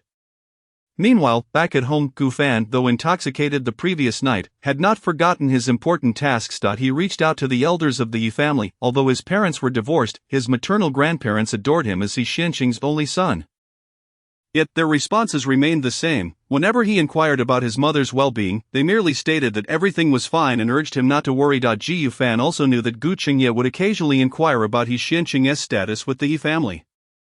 However, the Yi family had little patience for Gu Qingye, the ex-son-in-law. Most of the messages Gu Qingye sent remained unread, with no replies or confusing responses. Gu Fan could only inform Gu Qingye and ask him to send someone to Ji City, just in case something arose that required immediate assistance. Ding ding, a message arrived on his phone. "Shin Xuanan, I've been busy lately and can't keep tabs on you, but I know everything you've done. Once this year's concert is over, I will come find you. Smile.jpg?" Gu Fan looked at Shin Xuanan's message in a daze. What had he done? And the tone of this message, it felt almost like a wife checking in. That night, as a novice pet owner, Ji Yunha bombarded Gu Fan with messages, to which he did not respond. He directly brought his two pets to Gu Fan's home. "I thought about their names all night at home, and I have some great ideas." Ji Yunha sat in the living room, chattering incessantly. "Well, let us hear them." Ji Fan replied while glancing at the various matters regarding the signing event sent by Wei Ming on his phone. By the way, how many VIP seats are there? Waymang, 160, all sold out. It seemed that among the sold out seats, one was indeed for Yushang, this little dairy cat, black and white. How about calling it Oreo? What do you think? Ji Yunha exclaimed like a naming genius, seeking Gufan's approval. And the white one? Gufan asked blandly. Lily. Gufan could only be speechless, conceding that Ji Yunha was indeed a genius. If they were to get another pure black kitten, would it be called Oh, Ding Dong? The doorbell rang. I'll get it. Seeing Gufan's appearance, which screamed lazy, Ji Yunha eagerly ran to the door, without even glancing at the display screen. He opened the door. The next moment, he locked eyes with the person outside. Ji Yunha stood frozen. The person outside seemed to recognize him as well, adjusting their glasses with a smile as they stepped into the yard. Ji Yunha took steps back, turning and sprinting back into the house. Ji Yufan noticed Ji Yunha's peculiar expression as he entered. Did you see a ghost? Why do you look like that? Before Gufan could finish his sentence, he saw the person who followed Ji Yunha inside, tall, not much shorter than Gufan at nearly 6 feet, with blue-purple hair and a few soft strands falling, possessing somewhat effeminate features complemented by gold-rimmed glasses and a suit. Exuding an air of cultured debauchery. Ji Yufan's gaze flickered between the stranger and Ji Yunha before he quietly asked Ji Yunha, have you ever dated a guy? No really, I haven't, Ji Yunha stammered. Hiding behind Gufan, unable to meet the visitor's gaze. May I ask who you were looking for? Gufan inquired tentatively. He felt a strange familiarity with this person but couldn't place where he had seen them before. The visitor's eyes scanned Ji Yunha before settling on Gufan, then, he extended a hand from his pocket in a friendly manner. Hello, I am Chui Ran, the manager of D1 Melody at Lanyue Entertainment.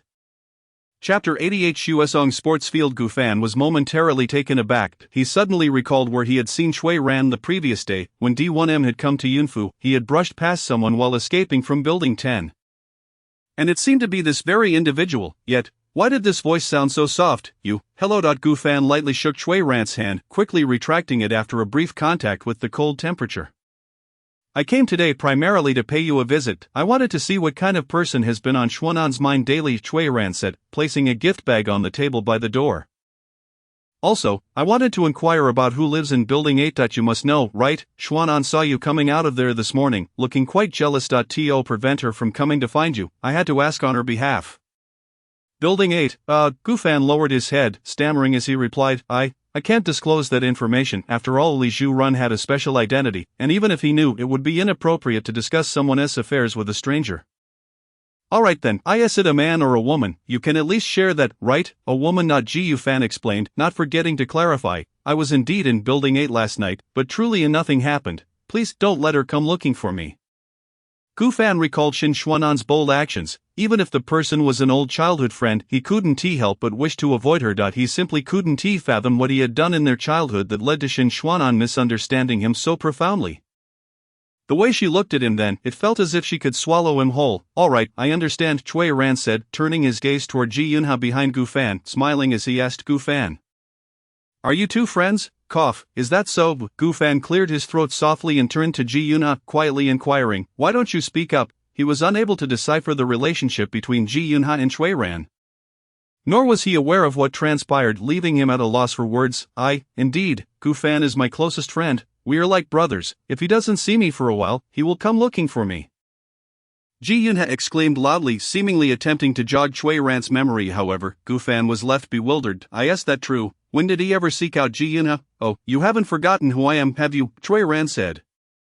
Approaching Ji Yunha with a smile, seizing his wrist with a grin that concealed a threat, her teeth clenched as she stated, that night, at that hotel, you were number 9, weren't you? Upon hearing this, Ji Yunha instantly flushed. You have mistaken me for someone else. He attempted to break free, but Chui Ran's grip was surprisingly strong, dragging him out. Gufan, I will take this person to catch up. We should keep in touch often. In fact, I don't entirely oppose you having a secret affair with my artist, Chui Ran concluded, forcibly pulling Ji Yunha away. Ji Yufan, save me, Gufan. Ji Yunha cried out hoarsely for help.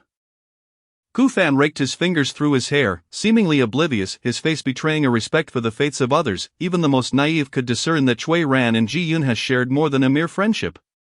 This was a matter beyond his capacity to assist. He opened the gift bag left by Chui Ran, discovering an artfully crafted decorative painting alongside a business card bearing her contact information. However, who would want to engage in a clandestine affair with a girl group on the first day of the month during the signing event and concert? In Longdu, at the Shuesong Grand Stadium, awakened early by a vigorous call. Gu Fan found himself unable to drive, opting instead to summon a ride via his phone, the license plate ending in 888. Why is everyone heading to Shuesong Stadium today? How unfortunate. The driver appeared somewhat resigned. At that moment, Gu Fan did not grasp the meaning behind the driver's words, but he would soon come to understand. The main road to the stadium was congested, typical for the morning rush hour. Rendering progress nearly impossible. You young people certainly have energy. The event starts in the afternoon, yet you set off so early. I heard you were here to meet some star, the bored driver inquired as they remained trapped in traffic. Just a female celebrity, Gu Fan replied, pulling his hat low and speaking in a hushed tone. A female celebrity? Interesting. I heard there's also an artist among you, the driver chattered on during the standstill.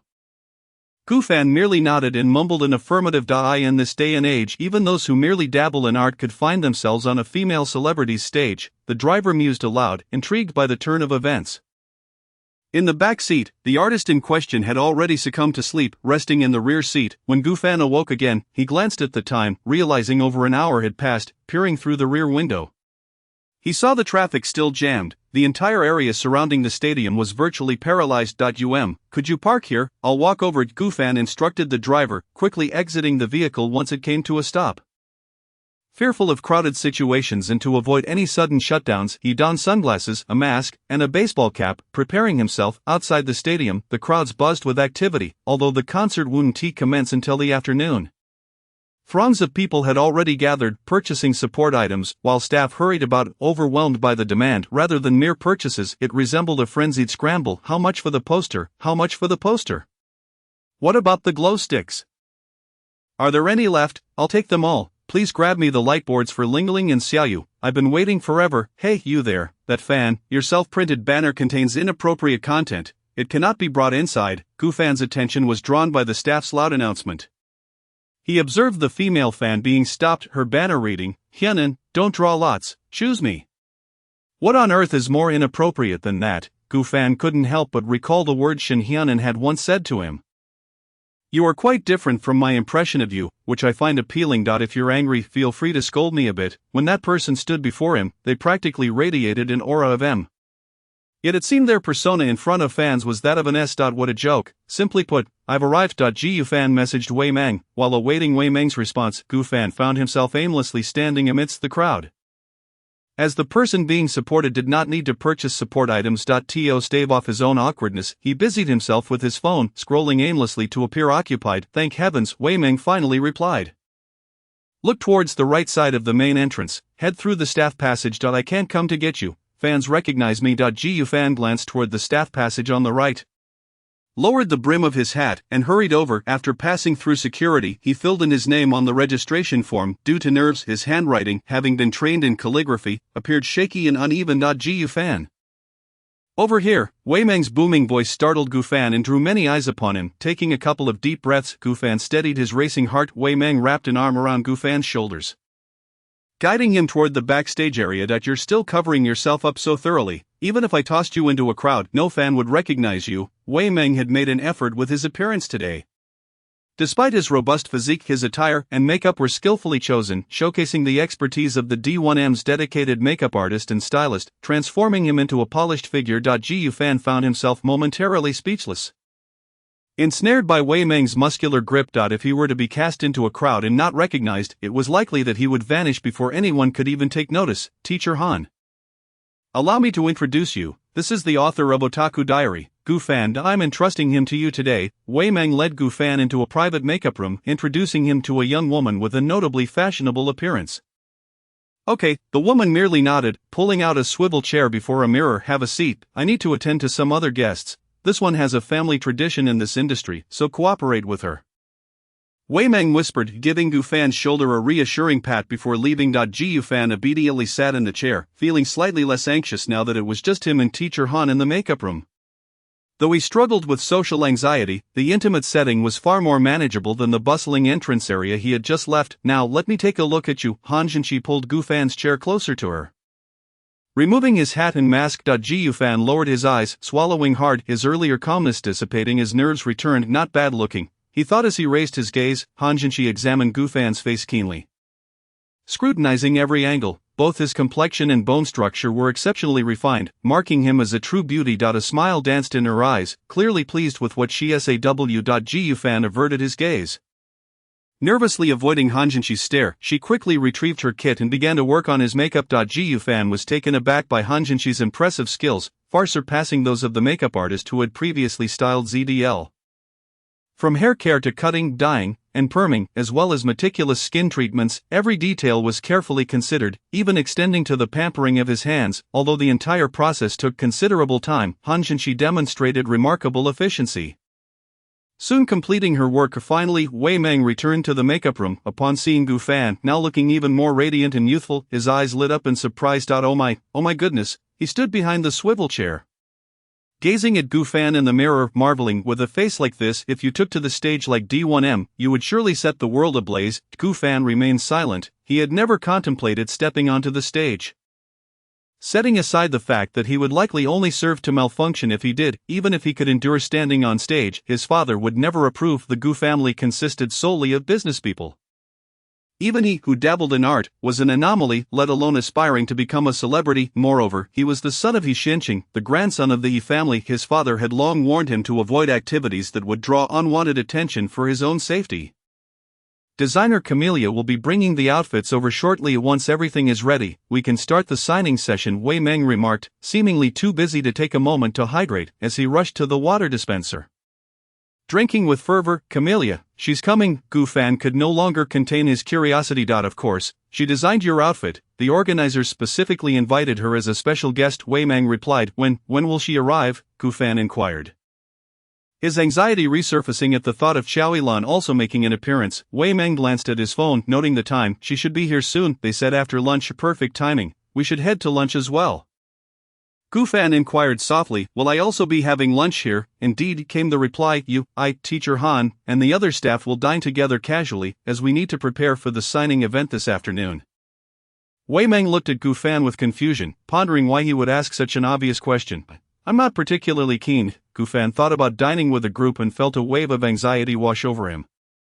What if he couldn't finish his meal? Would it be inappropriate if there were leftovers in front of so many people? If someone spoke to him, should he respond loudly? If no one engaged him, would it be impolite to keep his head down and eat? Hey, hello, Wei Meng nudged the distracted Gu Fan. It's just a meal, why do you look like the sky is falling? And no, it's nothing. Gu Fan appeared resigned. Yet in his mind, he was already calculating potential solutions. Teacher Han, let us tackle our tasks after lunch. You've worked hard, please. Wei Meng enthusiastically urged Han Jinshi to set down what she was holding.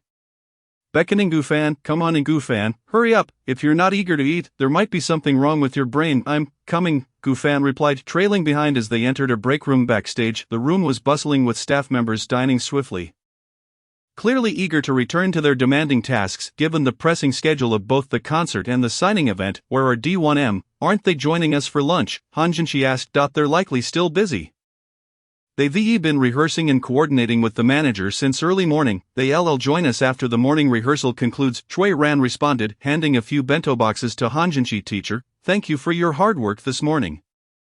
You'll be doing D1MS makeup this afternoon, so make sure to eat well. The bento was light, low in oil, yet energy boosting, and of moderate flavor. Alright, Han Jinshi said, settling down on the central sofa of the break room. Gu Fan, come over and eat. Wei Meng, noticing Gu Fan still lingering at the door, couldn't resist pulling him over. Why are you dawdling? Gu Fan walked over slowly, catching sight of the staff members who were eating and directing their gazes at him. Some were from the BT Comics company and seemed to be seeing Gu Fan for the first time, whispering among themselves. As he ate from his bento, he felt their stares stiffen his movements, rendering the food tasteless. Delicious. I remember there were drinks, right? Xiao Liang, could you please grab me a bottle of orange juice? Wei Meng exclaimed, enjoying his meal and casually calling to the nearest staff member by the drink fridge. Noticing Wei Meng walking towards the drinks, Gu Fan's expression grew serious. Seizing the opportunity, he discreetly took his meal box and slipped away. The others merely glimpsed a fleeting shadow. Gu Fan, are you drinking? Wei Meng turned around only to find the spot where Gu Fan had been sitting empty. Chapter 90. Chi Yun, where is he? Whereas that large Gu Fan? At this moment, Gu Fan had successfully retreated to a quieter corner. finally breathing a sigh of relief as he devoured his meal. Had he lingered any longer, the staff from Lanyu Entertainment would have arrived. After finishing a few bites, Gu Fan discarded his meal box into the nearest trash can and retrieved a water cup and medication from his black crossbody bag. Normally, he would only take clonazepam twice a day, but today he planned to take it 3 times. Buzz, his phone vibrated. Just as he swallowed the pill, his phone rang. The caller ID read, "Wais, a call from Yusheng." Gu Fan hesitated before answering. Immediately, he heard Yusheng's gentle voice. "Good afternoon, have you arrived at the Shuasong Sports Stadium?" Perhaps due to the calming effect of clonazepam, Gu Fan's racing heart began to steady. Yet, he still stumbled over his words. I'm a bit. Hey, can you recheck the sound effects? The lighting crew can take their lunch break now," a staff member shouted nearby, their voice clear enough to reach Yusheng's ears on the other end of the line. You've already arrived. But, how did you get in? Yusheng asked, somewhat puzzled. Given today's arrangement, with the signing event in the afternoon and the concert in the evening, fans should be outside purchasing merchandise at this hour. Unable to conceal the truth, Gu Fan shifted the topic. Because when I arrived, I ran into some staff members outside. I mentioned you invited me, and they let me in. Oh, I see. That's wonderful. I was worried I was too busy this morning to fetch you. Now I can rest easy. We're about to go for lunch, so you should join us, Yusheng urged. I've already eaten. The bento was quite delicious. I'll just wander around a bit. You all don't need to concern yourselves with me. Alright, just call me if you need anything. You can even reach me while I'm on stage. On stage? Yes. If that's the case. Sister Ran will help connect the call. I just don't want you to be unable to reach me when you need me. I understand, thank you. After ending the call, Gu Fan found himself lingering on Yusheng's final words. Indeed, Yusheng had a way of instilling a sense of reassurance. Yusheng, who are you on the phone with? You sound so gentle, Luo Ying remarked, glancing at Yusheng while eating, her face alight with curiosity. Yusheng disclosed without hesitation. I was talking to Gu Fan. Upon hearing Gu Fan's name, Ling Shuanghan paused mid-bite before resuming her meal. That's wonderful. I feel even more motivated for tonight's concert. Tang Yu exclaimed, her cheeks puffed with food, clearly elated, as if the meal had suddenly become more delectable. Why Yusheng, why didn't you tell me Gu Fan would be here? Xin Xuanan stood up with her bento box in hand. Pressing for details. Where is he now? Has he eaten? I only gave him a VIP ticket. He just mentioned he has already eaten and is wandering around, telling us not to worry about him. Yusheng replied. Upon hearing this, Qi Yingsen's face was etched with surprise. Yes, that quick. The BT Comics staff just finished eating. Being proactive about meals is a good thing, Tang Yu chimed in.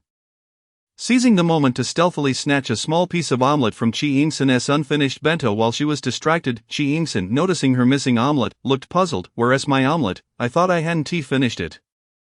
Tang Yu grinned mischievously. You must be mistaken. Choo choo choo, you finished it. Choo choo choo, you must have. Choo choo choo, forgotten again. Choo choo choo. Is that so? Qi Yingsen scratched her head, uncertain. It seemed her memory was entirely consumed by various dramas and comic plots.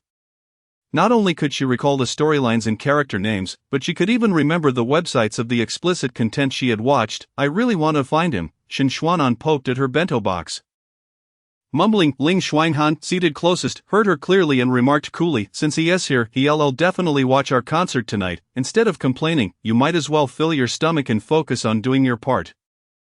Thank you. Xin Xuanan suppressed her irritation at Ling Shuanghan's meddling, merely offering a forced smile and letting the matter drop. Click, the break room door swung open. Chui Ran arrived fashionably late, entering the room and casting a glance at Ling Shuanghan. Everyone, we have a distinguished guest, she announced. Immediately, Ling Shuanghan turned her attention to the figures entering behind Chui Ran, nudging Xin Xuanan beside her before rising to greet them. The others also set down their unfinished bentos. Preparing to welcome their guests, welcome ZDL, Chui Ran proclaimed, stepping aside to allow the 6 women behind her to enter. Unlike D1MS style, the 6 members of ZDL exuded a unified aura of sensuality and allure. The room fell silent for a moment. Even Ling Shuanghan paused in surprise, regaining her composure. As the leader, she stepped forward. Welcome. Just as she was about to extend her hand, Xin Xuanan, recalling something, rushed forward to stand in front of Ling Shuanghan. Extending her own hand, welcome, Qi Yun. Thank you. The lead, Qi Yun, smiled as she grasped Xin Xuanan's hand. Unbeknownst to them, as their hands clasped, both wore smiles, exerting mutual strength. Chapter 91. Hard to ignore, however. Qi Yun's charming face had begun to crease in a frown, while Xin Xuanan maintained a nonchalant demeanor, seemingly unperturbed. In an instant, Qi Yun withdrew her hand with force. I thought you liked my hand. Shin Xuanan teased deliberately, wearing several rings with subcultural designs that likely pinched Shi Yun during their handshake. We came today to see our seniors, to offer a bit of support for Shua Hai Entertainment. And to learn from you all, Chi Yun stated humbly, though the expressions on her and her 5 companions' faces revealed no hint of modesty. Thank you, Ling Xuanhan replied with a faint smile. Then do make sure to observe and learn well. The insinuation was all too clear, and the members of ZDL appeared somewhat displeased. Our artist needs to finish lunch before continuing with rehearsal. It is going to be a particularly busy day, so I'll take you to another area to rest. Chui ran, with an affectionate familiarity, wrapped an arm around Chi Yun and led the group away from the lounge. Upon seeing ZDL leave Shin Xian and return to her seat to continue her meal, she couldn't help but mutter about how they were merely riding the coattails of Shua Hai's fame. It was quite evident that they were seeking attention. She suppressed her urge to critique. Ling Xuanhan lightly touched Shin Xian's hand, noticing a faint red mark on the back of it. What's wrong? It doesn't hurt. Shin Xian recoiled from Ling Xuanhan's touch, stating, she's just putting on a show. If she had the ability to crush my bones, it would be Shua Hai who ends up suffering. She ate heartily, her hand visibly reddened, yet she acted as if nothing were amiss. Ling Xuanhan hesitated, choosing silence as she continued to eat. In moments when internal strife was unwarranted, it was clear that she and Shin Xian remained united against external pressures, even if ZDL is merely seeking publicity. It is likely orchestrated by Shua Hai, Yu Sheng remarked. We must indeed exercise caution. At this critical juncture, it would be unwise to let any negative rumors circulate. Chi Yingxin recalled something and whispered, I remember that the vice-chairman of Shua Hai Entertainment, isn't he the president of the Longdu Auction Association? While the others conversed, Tang Yu had already finished her meal, munching on snacks from the Wen family as she said, It must be President Li right, she is quite formidable, also the owner of Diqing Jewelry and Shanjiang Hall. No wonder Shua Hai is investing so heavily in ZDL, desperately releasing albums and juggling various brand events. They clearly have a powerful backer. Luoying sighed as she spoke. Oh Gufan, you truly are a living ancestor. Just as we were enjoying our meal, both you and your lunchbox vanished? Are you afraid we might steal your food? I called you, and you were still on another call, which nearly drove me mad. Wei Meng chattered incessantly, gripping Gufan's arm as if fearing he might escape. I'm not hoarding food, Gufan weakly defended himself. All right, let us hurry. Wei Meng, appearing disinterested in the excuses, ushered Gufan back to the makeup room, allowing Han Jinshi to continue working on Gufan's look. Beep, a text message pinged. Wei Meng glanced at his phone. The designer Camellia says she has arrived. I'll go fetch her. With that, he exited the makeup room. She is really coming over. Gufan suddenly stood, pulling out sunglasses and a mask from his bag to don. What are you doing? Do you know Camellia? Han Jinshi inquired. Ji Yufan shook his head vigorously. He simply couldn't forget the words Joylan had said when she rejected her previous suitors. Joylan would never be with someone from a vastly different financial background. Even if Joylan, from an ordinary family, was unaware that he was Gu Jin Dan from the Gu family, she only knew him as Gufan. After all, his otaku diary had earned him a tidy sum of pocket money. At that moment, footsteps echoed from afar in the corridor. Click, the door swung open. Designer Camellia, we are truly honored by your presence. Please come in. Wei Meng welcomed her with enthusiasm, introducing, this is the author of Otaku Diary, Gufan. He is currently getting ready. Upon hearing this, Gufan turned to see the tightly clad figure wearing a mask and sunglasses, and Wei Meng's smile abruptly halted. She approached Gufan, gripping his arm tightly. Veins visible, and forced a smile. How rude of you. Why wear a mask at such a time? It's alright, I'm just here to deliver clothes and will leave shortly, Joylan said, holding out a garment bag and stepping closer to Gufan. Lifting her gaze slightly as if peering through his sunglasses into his eyes. Ji Yufan swallowed nervously, reaching for the garment, but Joylan firmly held onto the bag, refusing to let go. I'll help you put it on. With those words, Joylan leisurely retrieved the outfit from the bag. Gufan obediently extended his arms, slipping into the very same garment he had previously worn. Joylan meticulously adjusted the collar, and in close proximity, Gufan caught a whiff of Joylan's delicate fragrance, perhaps due to her use of camellia-scented body wash and lotion, leaving a familiar floral scent enveloping her. Perfectly fitting, Joylan remarked, smoothing the collar while gazing into Gufan's eyes. It fits you just right. Gufan remained silent, merely nodding. Having spent 6 years with his senior in college, he had a premonition that the moment he spoke, she would undoubtedly recognize him. He is a bit of a recluse. Don't mind him, Wei Meng interjected. Sensing Gufan's reticence, Joylan showed no signs of displeasure. Instead, she chuckled softly, observing Gufan, and remarked, there is someone, whom I find it hard not to notice, who is just like him. Introverted and not fond of speaking. Gu Fan's eyes sparkled beneath his sunglasses. Among Joyland's acquaintances, there was indeed someone who fit that description. Hard not to notice. Could it imply being noticed in a caring way? This outfit comes with a matching accessory, Joyland continued, producing a delicate box roughly the size of a ring box from her pocket. She opened it and presented it to Gu Fan. Inside lay a finely crafted brooch shaped like a small sailboat. Wei Meng leaned in to take a look, exclaiming, "Isn't this the custom brooch the organizers requested? It looks far better than the design. Truly, the camellia designer is incredibly talented. Do you like it?" Joyland's gaze remained fixated on Gu Fan. Chapter 92. The future is promising. Gu Fan nearly instinctively voiced a response, but thankfully caught himself and merely nodded. "That's great. I wish you all the best for the signing event. I won't keep you any longer. See you later." With that, Joyland departed the makeup room. As Joyland left, Han Jinshi resumed her work on Gu Fan's look. Gu Fan contemplated the brooch in his hand. Feeling a mix of joy from Joyland's words and uncontrollable thoughts swirling in his mind, reflecting back from high school to university, Joyland had always been gentle and courteous to everyone. She never took the initiative. Nor did she allow herself to be trapped in an unwanted passivity. So was Joyland's demeanor towards everyone akin to how she had just treated him in the afternoon at the signing event, even before the time had arrived. A throng of fans with support props had already formed a long queue outside the stadium. Don't just focus on signing, make sure to shake hands and hug fans when appropriate. If the photographer raises the camera for a photo, do your best to accommodate fans who wish to take pictures. When answering questions, aside from the few fixed responses I mentioned, respond with humility and caution. Understood. Wei Meng nudged Gu Fan, who stood still, nodding sluggishly, and replied, "It's your first signing event. Just endure a bit. Didn't you say you wanted to create an audio version? It's about time to develop your first comic further. Once the signing event is over, I'll talk to General Yen about it," Wei Meng encouraged, patting Gu Fan's shoulder. "I understand." Gu Fan responded dully, overwhelmed with anxiety. He nearly stumbled on the way from the makeup room to the signing venue. Upon reaching the entrance, Wei Meng checked his watch, timing it perfectly. Gu Fan took a couple of deep breaths, attempting to reassure himself. After all, a D1M has millions of fans. The popularity of those support items suggests that most people in the stadium were surely there to see D1M.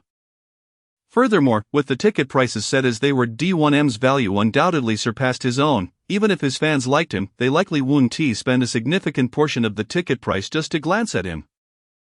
Boom! The moment the door swung open, Gu Fan raised his gaze, and before him lay not only the half-horizon enveloped in the evening glow but also a sea of people holding his support props.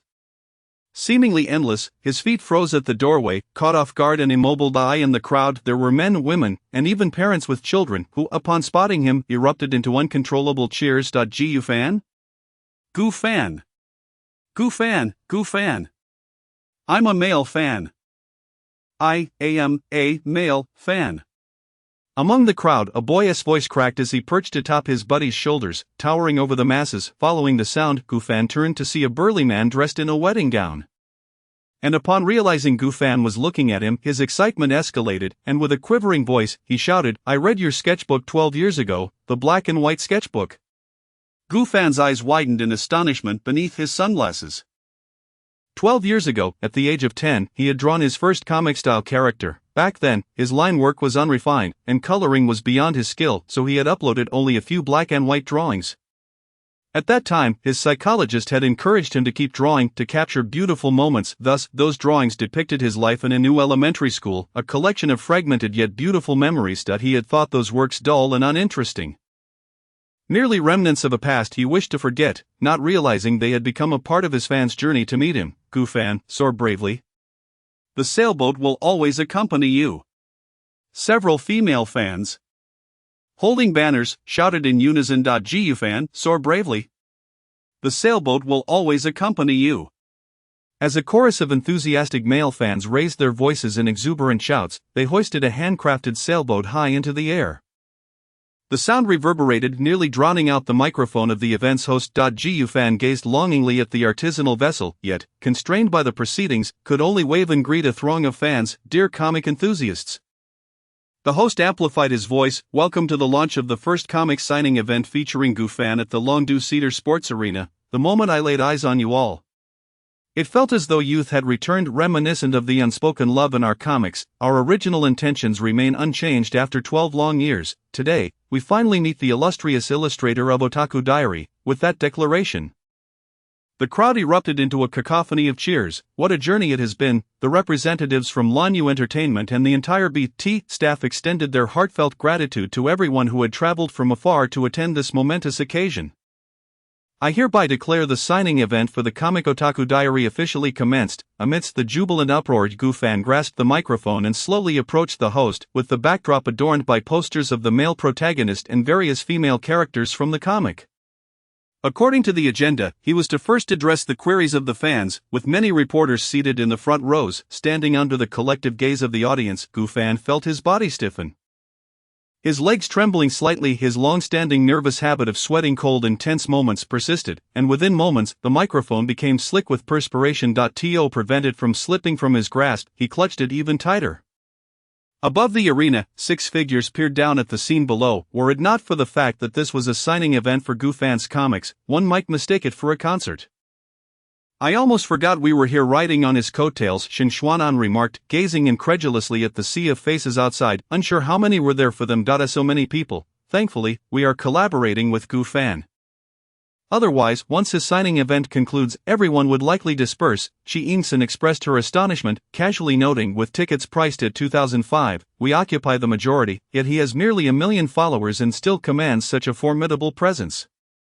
I can't shake the feeling that one day he'll share the same stage with us. He's not a jack of all trades, he's just an illustrator. How could that be? Luo countered. The others dismissed Chi Ingsen's words. But only Ling Xuanhan placed her hand on the glass, gazing ahead with a determined glint in her eyes, as if envisioning a future filled with promise. May I ask, esteemed Gufan, a fan has mentioned that Otaku Diary serves as a reflection of your own life. What are your thoughts on this? A reporter in the crowd thrust a microphone towards Gufan. Recalling the answer, he replied instinctively during the creative process, it certainly reflects aspects of my life, even though he endeavored to keep his responses succinct. His voice trembled slightly. Before he could regain his composure, another microphone intruded. Gufan, you once trended online for misrepresenting details in your early explicit illustrations, which sparked greater curiosity among fans. On behalf of the fanbase, I must ask, do you currently have an undisclosed partner? No, Gufan replied without hesitation. He had been explicitly instructed by Wei Meng to declare his single status regardless of his personal life. In Otaku Diary, the male protagonist Xiang Feng pursued the female character Chuilian. Is she your ideal type? Gufan found himself at a loss for words, frozen in place like a living statue. He had been cornered. For Chuilian, whose initials spelled QYL, was indeed modeled after Chao Weilan. As he grappled with his inability to respond, a familiar figure appeared at his side. Unbeknownst to him, Ling Xuanhan had stepped beside him. With the other 5 present for the signing event as part of the collaborative effort. Gufan once confided in me that he sought to portray the distinct beauty of each female character, showcasing their unique qualities. Thus, whether it be Chuilian or any other character, not only does Gufan admire them, but so do I. Ling Xuanhan deftly sidestepped the pointed inquiry, skillfully providing an answer for Gufan. The fans in the crowd initially paused in surprise, then began to murmur, slowly realizing the significance of the moment. D1M? They surged forward, a throng of security struggling to maintain order. Excuse me, Ling Xuanhan, you just mentioned your fondness for Gufan's numerous female characters. In light of the ongoing rumors regarding the unique relationship between D1M and their manager Sister Ran, and the absence of any romantic rumors with men, what is your stance on D1M being labeled a Yuri girl group? A reporter pressed, shifting the weight of scrutiny onto Ling Xuanhan. Gufan's expression behind his mask and sunglasses grew complex upon hearing the question. Chui Ran is a woman. He had never followed celebrity gossip, and had it not been for the reporter's inquiry, he would still be under the impression that Ji Yunha was male. I apologize for the misunderstanding among D1M's fans. I want to clarify. Ling Xuanhan began, pausing briefly before continuing. The sexual orientation of everyone in D1M, including myself, is evident. As her words echoed, she turned to Gufan. The cameras clicked incessantly, capturing the moment. The remaining 5 members of D1M exchanged bewildered glances, their expressions filled with confusion. What does that even mean?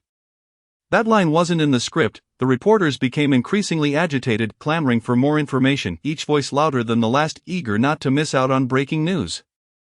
In the midst of the chaos, Gu Fan stole a glance at Ling Xuanhan, their eyes momentarily locking, his astonishment evident beneath his sunglasses. So, what exactly is happening right now? The interview time has concluded. If fans have further questions, please save them for the signing queue, the host interjected, attempting to alleviate the tension. However, the boisterous fans remained relentless, shouting, "Are you dating? Gu Fan?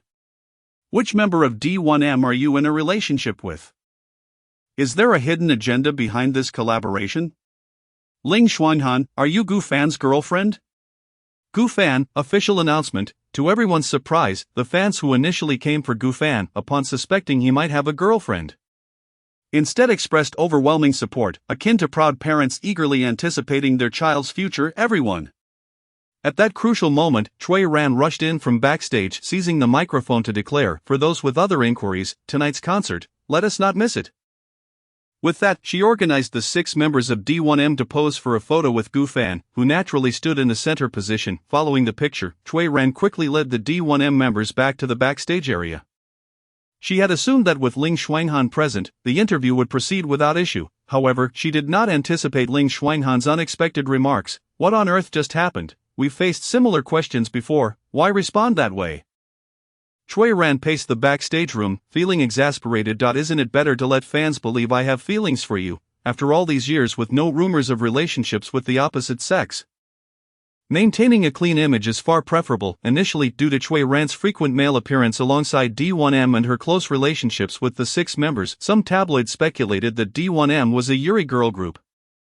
However, fans largely accepted this narrative, leading Chui Ran to use it as a shield against unfounded rumors linking D1M to male celebrities, allowing them to develop cleanly and out. However, Ling Xuanhan's blatant association of D1M's Redline with Gu Fan raised concerns about whether fans would still accept this shift. "I'm sorry, Sister Ran." Ling Xuanhan hesitated, merely offering an apology without further explanation. "I think she's gone mad with ambition," Qin Xuanan remarked from her seat, unable to contain her thoughts. "Now, just wait and see the trending topics." "Sister Ran, please don't blame Ling Xuanhan. Let's not forget that Gu Fan has an excellent reputation. Even if we were to spark rumors, this collaboration could simply be seen as a means to generate buzz. And we can clarify later." Qi Yingxin calmly proposed a strategy. Fine. Chui Ran rubbed her temples, aware that the situation had yet to spread widely. Unsure of the public's reaction, she resolved that should any negative fallout arise, she would take responsibility, attributing it to a spontaneous decision, urging everyone to focus on preparing for the evening's concert. As Chui Ran departed, Qin Xuanan leaned toward Ling Xuanhan, tentatively inquiring, "I've never seen you look at anyone like that. Could it be that you have feelings for Gu Fan?" Ling Xuan fell silent for a moment amidst the shared expressions of curiosity from those around her. She finally spoke, "I am somewhat moved." Next, one fan after another approached, clutching their comic books. When Gu Fan was 18, signing a multitude of share contracts for the Gu family, he never felt as exhausted as he did now. But Gu Fan. At last, he had encountered the living Gu Fan. "I am not a coward." After signing for what felt like an eternity, Gu Fan had heard those same words countless times. Nevertheless, knowing that these fans had traveled a great distance, enduring traffic to see him, he continued to politely shake hands, embrace, and sincerely express his gratitude. Gu Fan, another female fan, excitedly stepped forward, her words stumbling out due to nervousness. I have always, particularly adored your comics.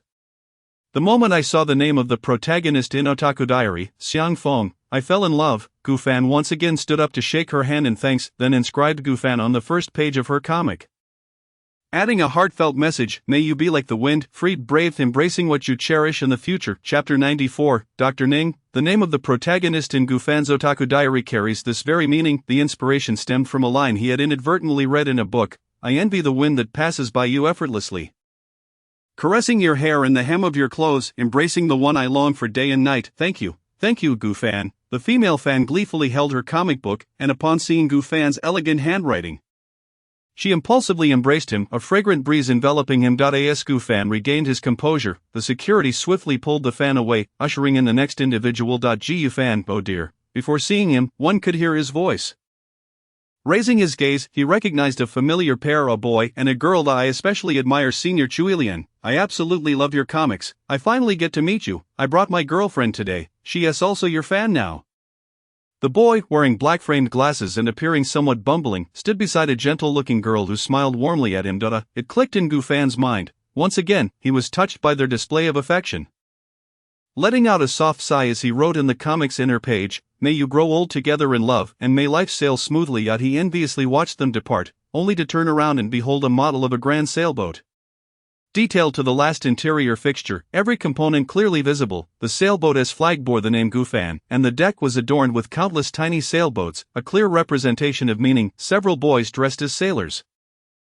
Along with a burly man in a wedding dress, posed for a photo with Gufan. It was the first time he received such a heartfelt gift from Gufan. "We wish for you to become Xiang Feng soon. One day, you'll return home to a horde of wives waiting for you." The leading boy earnestly proclaimed. Gufan was momentarily stunned. Becoming Xiang Feng was one thing, but a horde of wives? What on earth? Next, an assistant called out. Gufan picked up his pen, ready to sign again, but no one approached with a book. When he looked up, he saw a girl in a wheelchair, her hospital gown peeking out from beneath her coat. Blue stripes visible, the girl hung her head, her black hair cascading down, with long bangs obscuring her face. Remaining silent, assuming she had mobility issues, Gufan stood and walked over, pen in hand. The girl extended her book.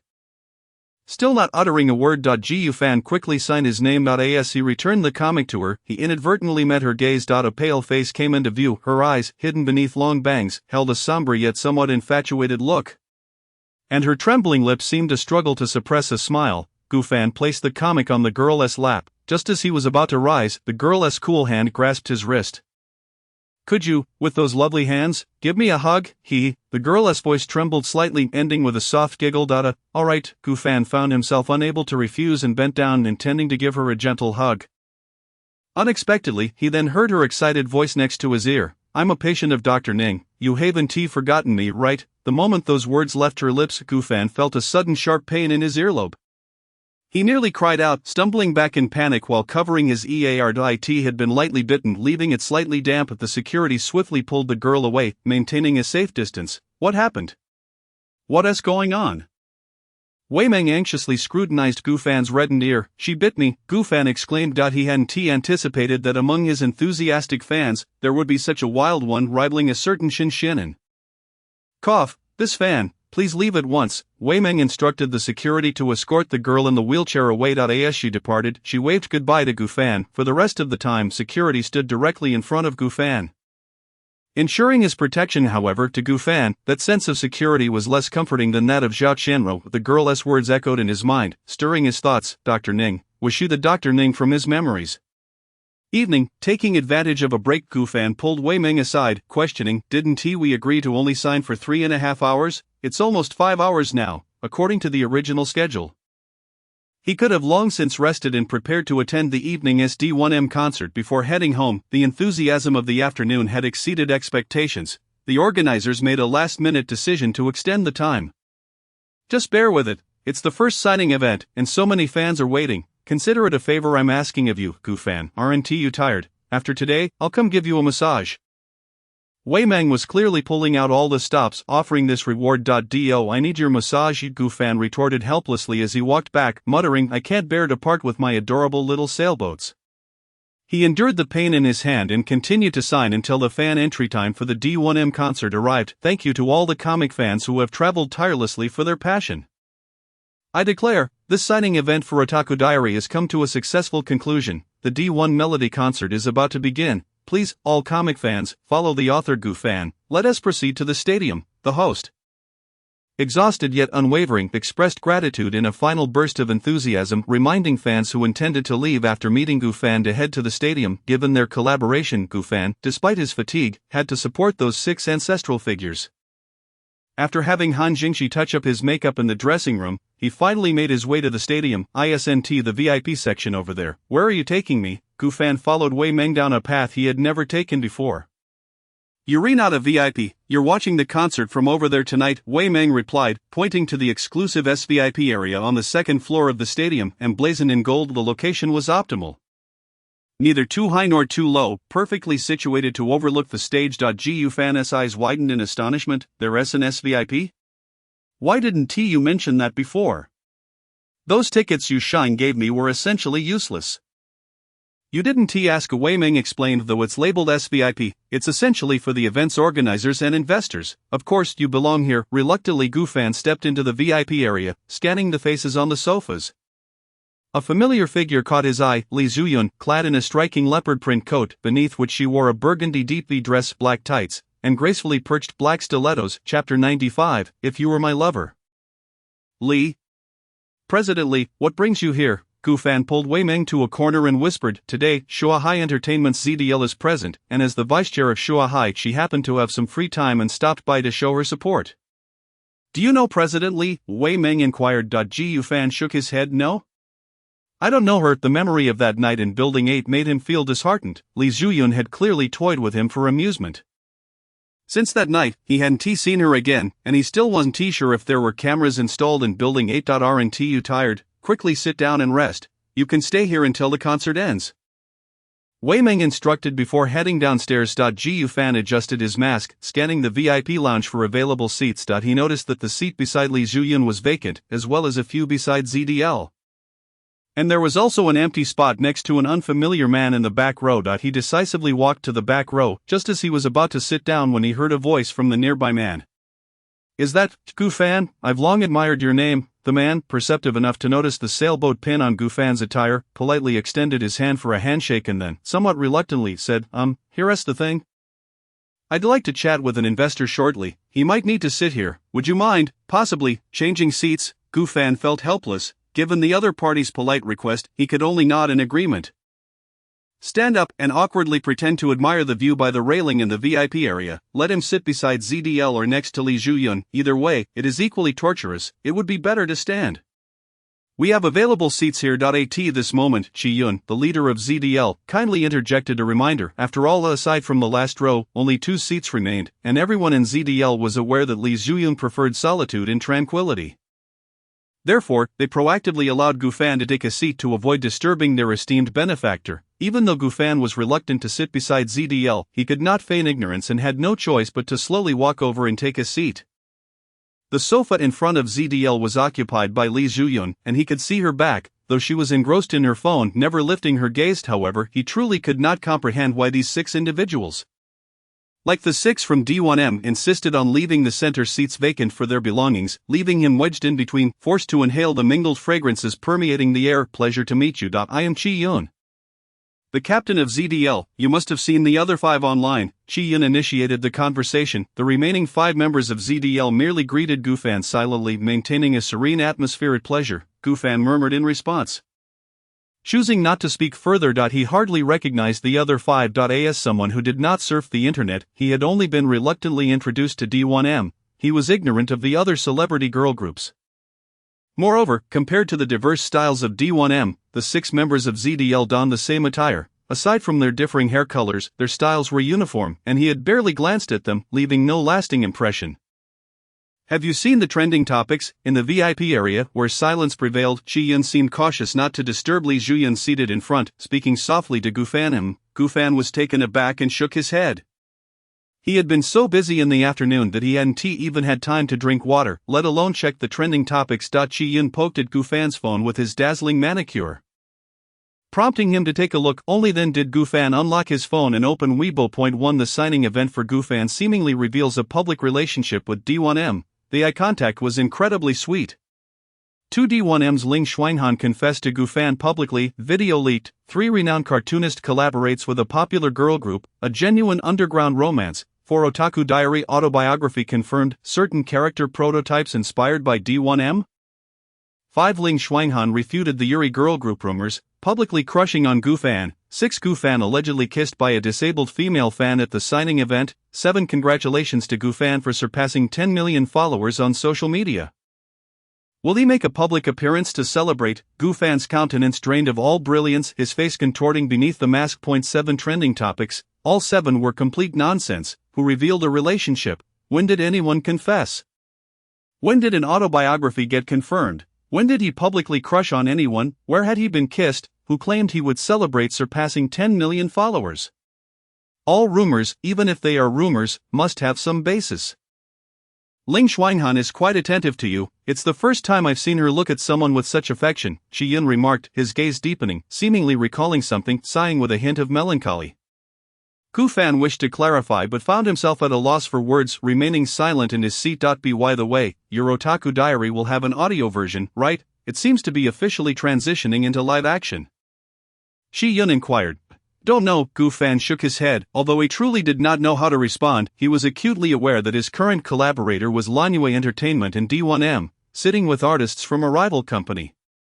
Speaking too much could lead to trouble. Qi Yun surmised Gu Fan's reluctance to disclose further details and did not press on, instead advising earnestly, if BT Comics decides to continue collaborating with Lanyue, then the ambiguous rumors surrounding you and D1M in pursuit of hype might just become a reality. At that time, you might also consider Shuahai Entertainment. Gu Fan grasped Qi Yun's intentions but remained silent.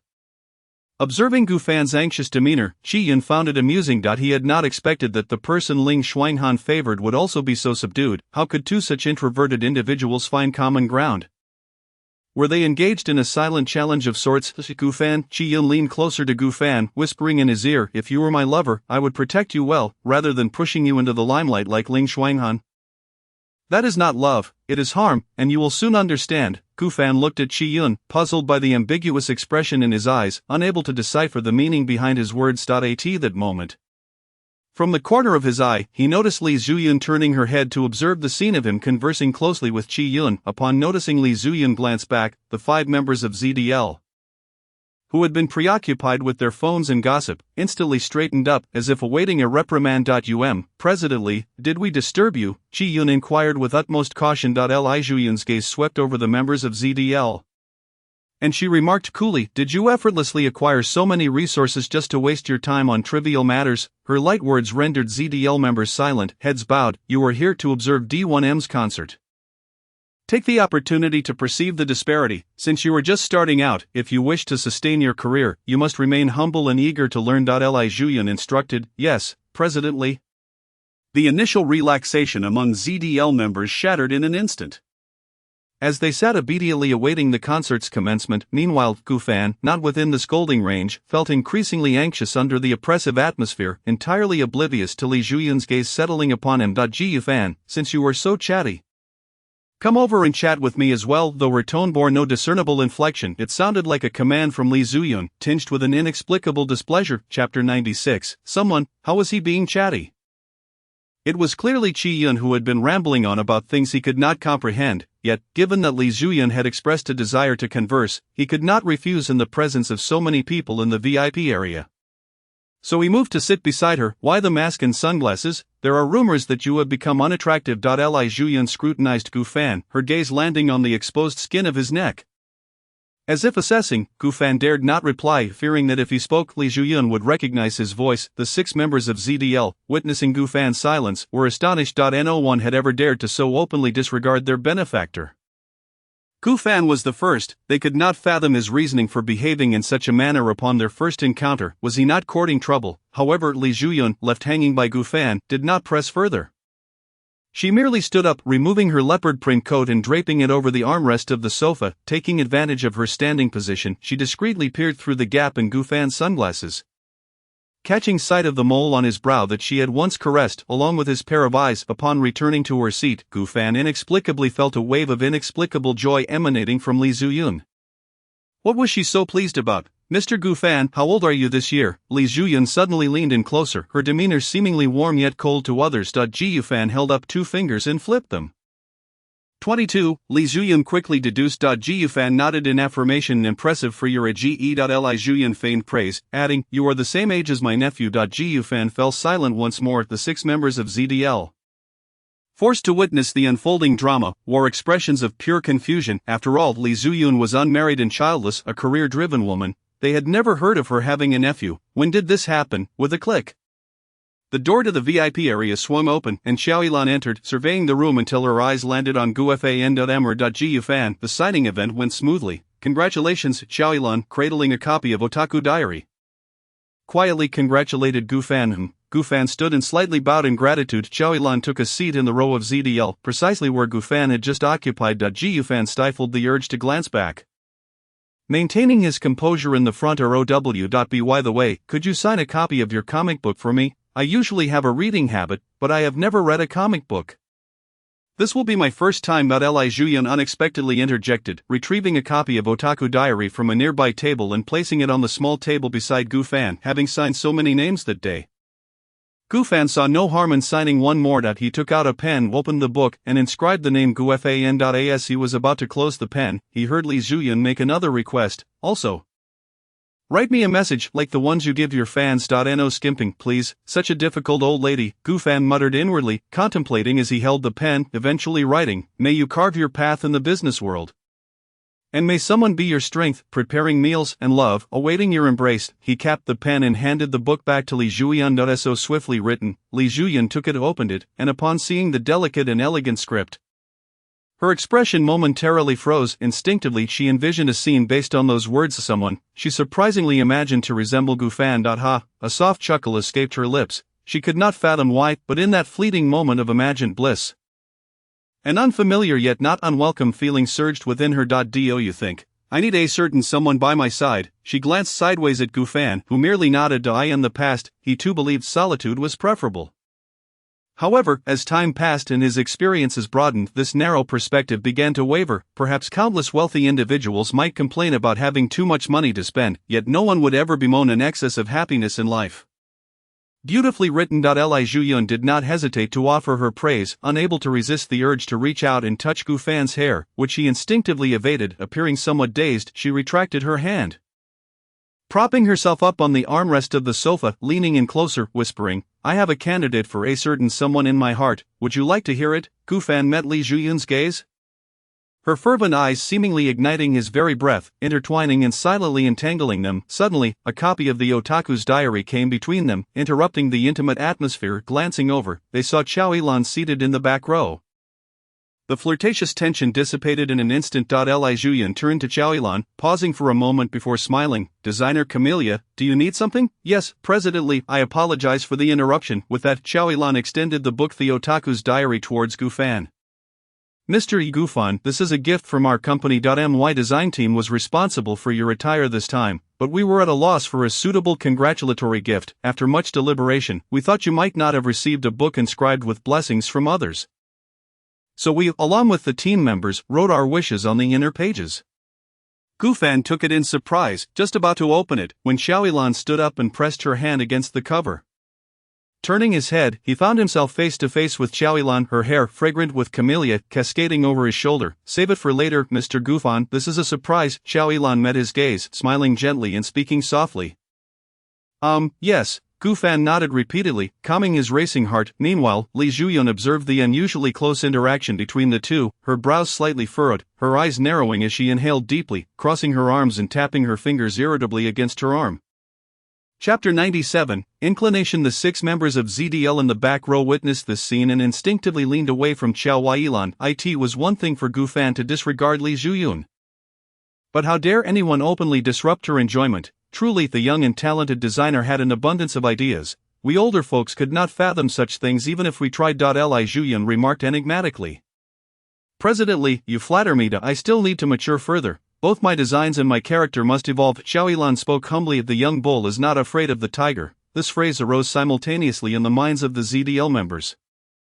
However, Gu Fan seemed utterly oblivious to the subtle tension that was building, delighting in shoving the book Chao Ilan had given him into his black crossbody baggie. Ancient charm meets contemporary style. Resounding melodies of a prosperous era. Thank you for attending the D1 Melody National Trend Music Concert. The host's voice captured the attention of the entire audience, and Gu Fan turned his gaze towards the stage. Cheers erupted from the fans within the stadium, a vibrant response. Once, there were heroines who did not yield to their male counterparts. Now, with song as their sword, unleashing their passions, let us welcome D1M. As the announcement concluded, the applause thundered. Feeling restless from sitting too long, Li Julian rose during the commotion and walked to the railing in the VIP area, swirling her wine glass and gazing down at the stage. Gu Fan, come take a look. She beckoned to Gu Fan, who approached and discovered that the view from here afforded a perfect sight of the D1M's 6 members as they took the stage. His eyes widened behind his sunglasses. Bang, bang. Just as Gu Fan was enjoying the moment, colorful fireworks exploded above them. He was taken by surprise, glancing at Li Zhuyun, who seemed to have anticipated this.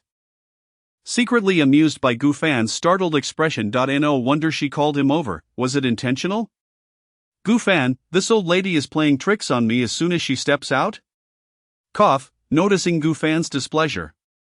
Li Zhuyun suppressed her laughter. In the past, she would never have engaged in such childish antics, but for some reason, whenever Gu Fan was around, she felt compelled to do something. It was as if she had a mischievous child by her side. And she wanted to play pranks on him. Do you know why my glass contains red wine? Li Zhuyun changed her tone, shaking her glass as she seriously asked Gu Fan. Why? Gu Fan replied innocently. Because the organizers do not allow champagne during the first half. Gu Fan couldn't help but mutter a fragrant national essence under his mask, his eyes rolling behind his sunglasses. Li Zhuyun couldn't help but smile at Gu Fan's refusal to glance at her. Truly, being with this child seems to have turned her into a juvenile. D1 first, D1 first. The fans cheered, the colorful lightstick swaying like a sea of neon reminiscent of the shimmering night above the Dragon City skyscrapers. Among the countless lightsticks, one bore the inscription wishing you smooth sailing. After finishing his part, Shen Xuanan approached the edge of the stage, removed 3 rings from his fingers, and tossed them randomly in 3 directions. Wow! Several male fans nearly lost their composure, scrambling to collect the gear Shen Xuanan had thrown. Jiyu Fan, watching from the VIP area, was utterly baffled by Shen Xuanan's allure. Moreover, he had previously seen a plethora of subcultural accessories in Shen Xuanan's room. Those rings must have been purchased in bulk. Their fundamental skills are indeed impressive, a female fan from ZDL remarked. The others positioned themselves at the optimal viewing spot, observing D1M on stage even amidst high-intensity choreography. Their vocals remained crystal clear, synchronized remarkably well, and they managed their expressions flawlessly, creating a captivating stage presence with natural interactions, perfectly executed. Jiyu Fan was equally taken aback. After all, the D1M he had previously witnessed was a group of individuals sprawled on a sofa, resembling liquid, with their feet resting on the coffee table. Having seen the down-to-earth side of D1M, witnessing their professional demeanor was nothing short of shocking. Hey, what accessory is Ling Xuanhan wearing on her hand? I've never seen it before, one of the ZDL members casually remarked. It was then that Gu Fan noticed a unique accessory wrapped around Ling Xuanhan's wrist, resembling several loops of fine tape. It seems to be a cassette tape strip. Qi Yin commented. A cassette tape strip? Can that even be considered an accessory? Is it pulled from an empty cassette tape? Does it look good? Another member of ZDL seemed somewhat perplexed by the aesthetic choices of D1M's stylist. Gu Fan observed the neatly wrapped tape strip around Ling Xuanhan's wrist, equally puzzled. Very few people use cassette tapes anymore. Why would anyone wear a tape strip on their wrist? Moreover, this doesn't seem to bear the hallmark of Han Jingxi's work. Just as his thoughts wandered, Ling Xuanhan, having finished a segment of dance break, suddenly removed the tassel earrings from her earlobes, holding them in her hand. Ling Ling, Ling Ling, give it to me. Fans, witnessing the typically reserved Ling Xuanhan interact, extended their hands eagerly. For fans, the mere thought of obtaining an idol's personal accessory at a concert sent their hearts racing. With both hands gripping the tassel earrings, Ling Xuanhan lowered her head, planting a breathy, flirtatious kiss upon them. In an instant, the fans erupted into even greater excitement, their cheers threatening to drown out the music echoing throughout the stadium. Ling Xuanhan gracefully tilted her body slightly, extending her arm. Suddenly, her gaze fell upon the VIP area. Whoosh! With a swift and precise motion, Ling Xuanhan hurled the tassel earrings with all her might. Jiyu Fan, still leaning against the railing watching the ecstatic fans, caught a glimpse of a red object flying towards his face. Reacting quickly, Gu Fan instinctively reached out and caught the tassel earrings. He stood frozen, initially intending to see who the flower would fall to, only to be caught off guard, personally receiving this gift. Gu Fan. Ah! In an instant, the fans realized that the person who caught Ling Xuanhan's earrings was Gu Fan, and amidst the shock, there was an undercurrent of envy. Some male fans, who only favored Ling Xuanhan, even voiced their discontent. Gu Fan looked at the tassel earrings in his hand, then back at Ling Xuanhan on stage, who seamlessly transitioned back into her singing part as if nothing had occurred. In the Grand Snow Cedar Stadium, filled with numerous fans, Ling Xuanhan did not throw anything towards the VIP seats, save for a solitary item directed solely at him. It was the first time he had witnessed someone tossing objects into the VIP area. The ZDL members were utterly taken aback by the actions of D1M's captain. Could it be that they were to emulate such behavior? After all, the VIP section was reserved for specially invited guests. Besides the intrigued Li Zhuyun and Gu Fan, who were earnestly enjoying the concert, the rest of the attendees were engaged in hushed conversations. What girl group would be so reckless as to throw things into the VIP area? Indeed, it seemed quite biased. Li Zhuyun cast a glance at Gu Fan, uttering an enigmatic remark before returning to her seat on the sofa. She was unaware that this child had become quite the sought-after gem. As Gu Fan resumed his seat on the sofa, fiddling with the tassel earrings in his hands, he pondered the rationale behind the act of throwing something here. Was it intentional? Could BT Comics have truly conspired with Lanyue to promote a romantic pairing between D1M and him? Lost in his thoughts, he remained oblivious to the gaze directed towards him by Chowilan behind him, as well as the displeased expression on Li Zhuyun's face beside him. Why are you staring so intently?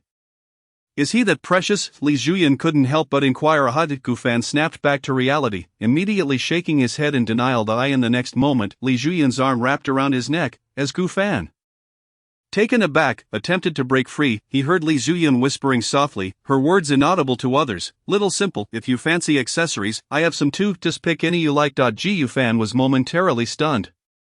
What is happening? Had he been discovered? Panic surged within him. Why you? How could you? You're too naive if you think you can deceive me, Li Zhuyun replied, pulling Gu Fan's hand towards him, her fingers slipping into his mask. Gu Fan seized her wrist, quietly demanding, what exactly does Li President want to do? Before he could finish his sentence, Li Zhuyun's hand clamped over his mouth. Let's keep it quiet. Haha, such soft lips. I truly wish to steal a kiss. Li Zhuyun laughed triumphantly, her eyes filled with mischief. In the back row, Chowilan observed their intimate exchange, her hand momentarily pausing and sketching, gripping her pen tightly. Remaining silent. On stage, Ling Shuanghan, catching a glimpse of Gu Fan's absence from the VIP railing, discreetly glanced in that direction while concealing her gaze with dance movements, inadvertently spotting Gu Fan and Li Zhuyun in an embrace. Her brows knitted slightly for just a moment before she was compelled to return to the stage. Amidst the crowd in the VIP area, Gu Fan refrained from acting too aggressively with his mouth held shut. He resembled a child retaliating in a scuffle, grasping a strand of Li Zhuyun's hair. Li Zhuyun feigned displeasure, pouting, I just curled my hair today, be gentle. Upon hearing this, Gu Fan mischievously twisted Li Zhuyun's Hong Kong-style curls around his fingers, pulling them straight. You're quite naughty. Li Zhuyun nearly contorted Gu Fan's lips beneath the mask into a duck face, laughing, but I like it. Now, be a good boy and enjoy the concert with me. Sensing a decrease in his own attractiveness, Gu Fan shot a glare at Li Zhuyun from behind his sunglasses. This old lady, still such a tease. At that moment, in Ji City, Zhujiang Mountain Town, under the moonlight, a cool breeze stirred the black work coat as leather boots traversed the muddy path, pausing briefly on a wooden bridge. The phone had no signal, yet unread messages lined up. Visible, the woman scrolled through her contacts, locating the entry labeled 1.05, staring at the fried egg avatar. Finally she smiled, typing in advance, open the finest wine, wait for mommy to come home. As anticipated, the message was marked with a red exclamation due to the lack of signal.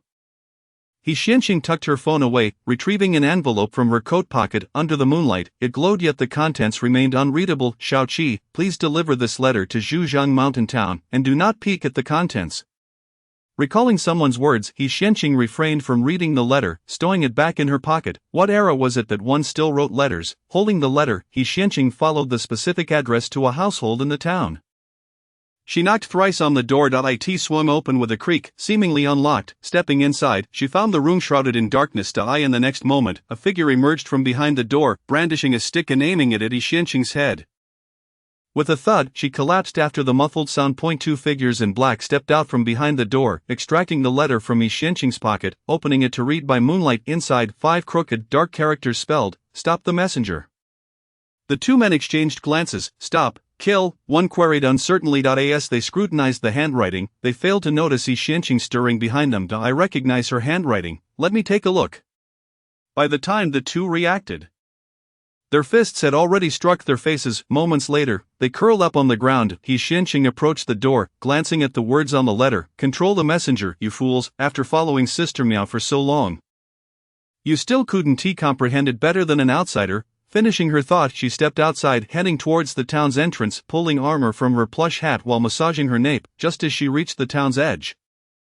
She noticed two black sedans parked nearby. A man emerged from one of the cars, waving at Xianqing. Long time no see. The man approached, stopping a few paces away, saying, Sister Miao mentioned you enjoy winning at the card table.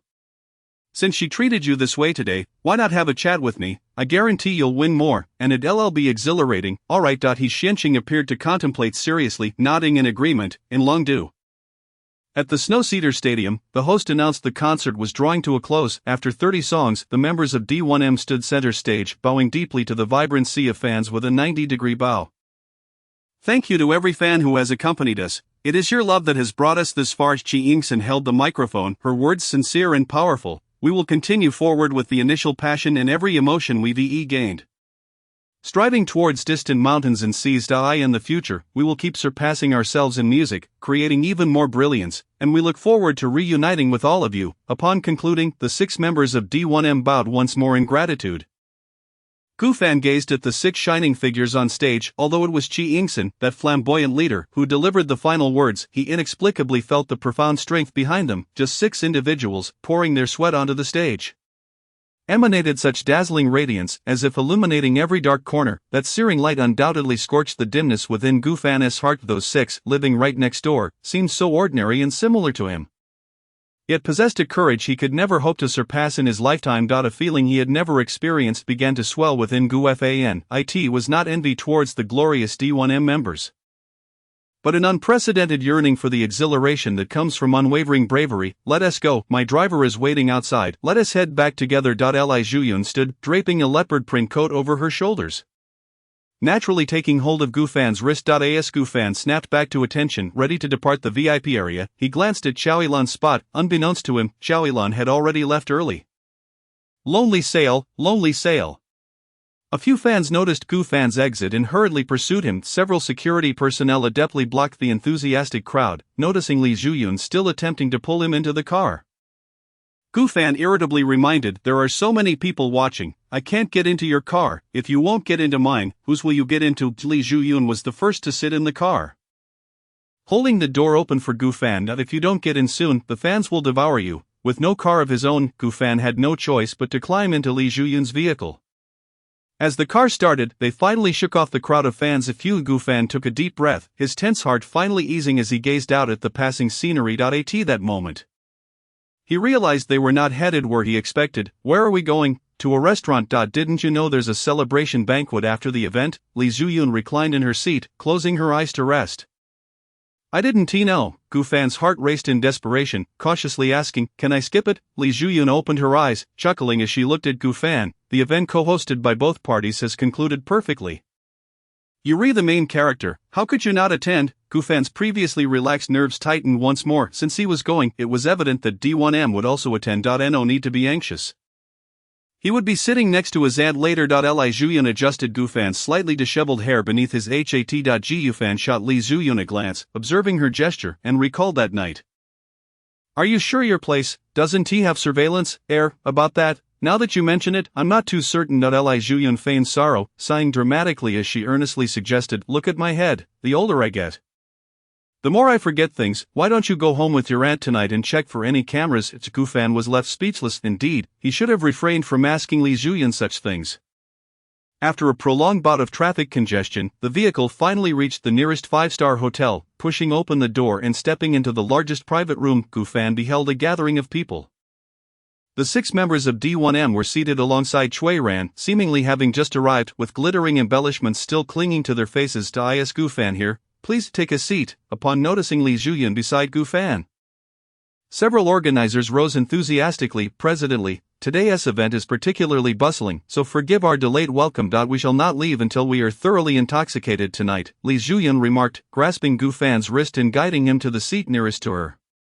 Observing the natural and affectionate demeanor between the two, the organizers exchanged meaningful glances, their expressions laden with contemplation. D1M occupied a diagonal position from Gu Fan and Li Zhuyun, Ling Xuanhan's gaze fixated on Gu Fan's every movement, rendering her oblivious to the organizers' conversation. Gu Fan, too, was preoccupied, his distaste for such social gatherings prompting a desperate desire to escape as he fiddled with his phone beneath the table. A simple message read, emergency.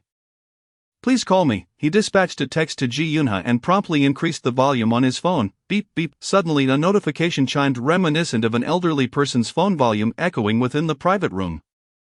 Yu Sheng, was the concert enjoyable? Why is he messaging me at this moment? Gu Fan dared not glance in the direction of D1M, hastily typing back. It was splendid. Almost immediately Yu Sheng, seated not far away, began typing, prompting Gu Fan's screen to display the message indicating the other party was composing a reply. Beep beep. Yu Sheng. And what about me? Gu Fan's gaze lifted, inadvertently locking eyes with Yu Sheng's inquisitive stare beneath his sunglasses.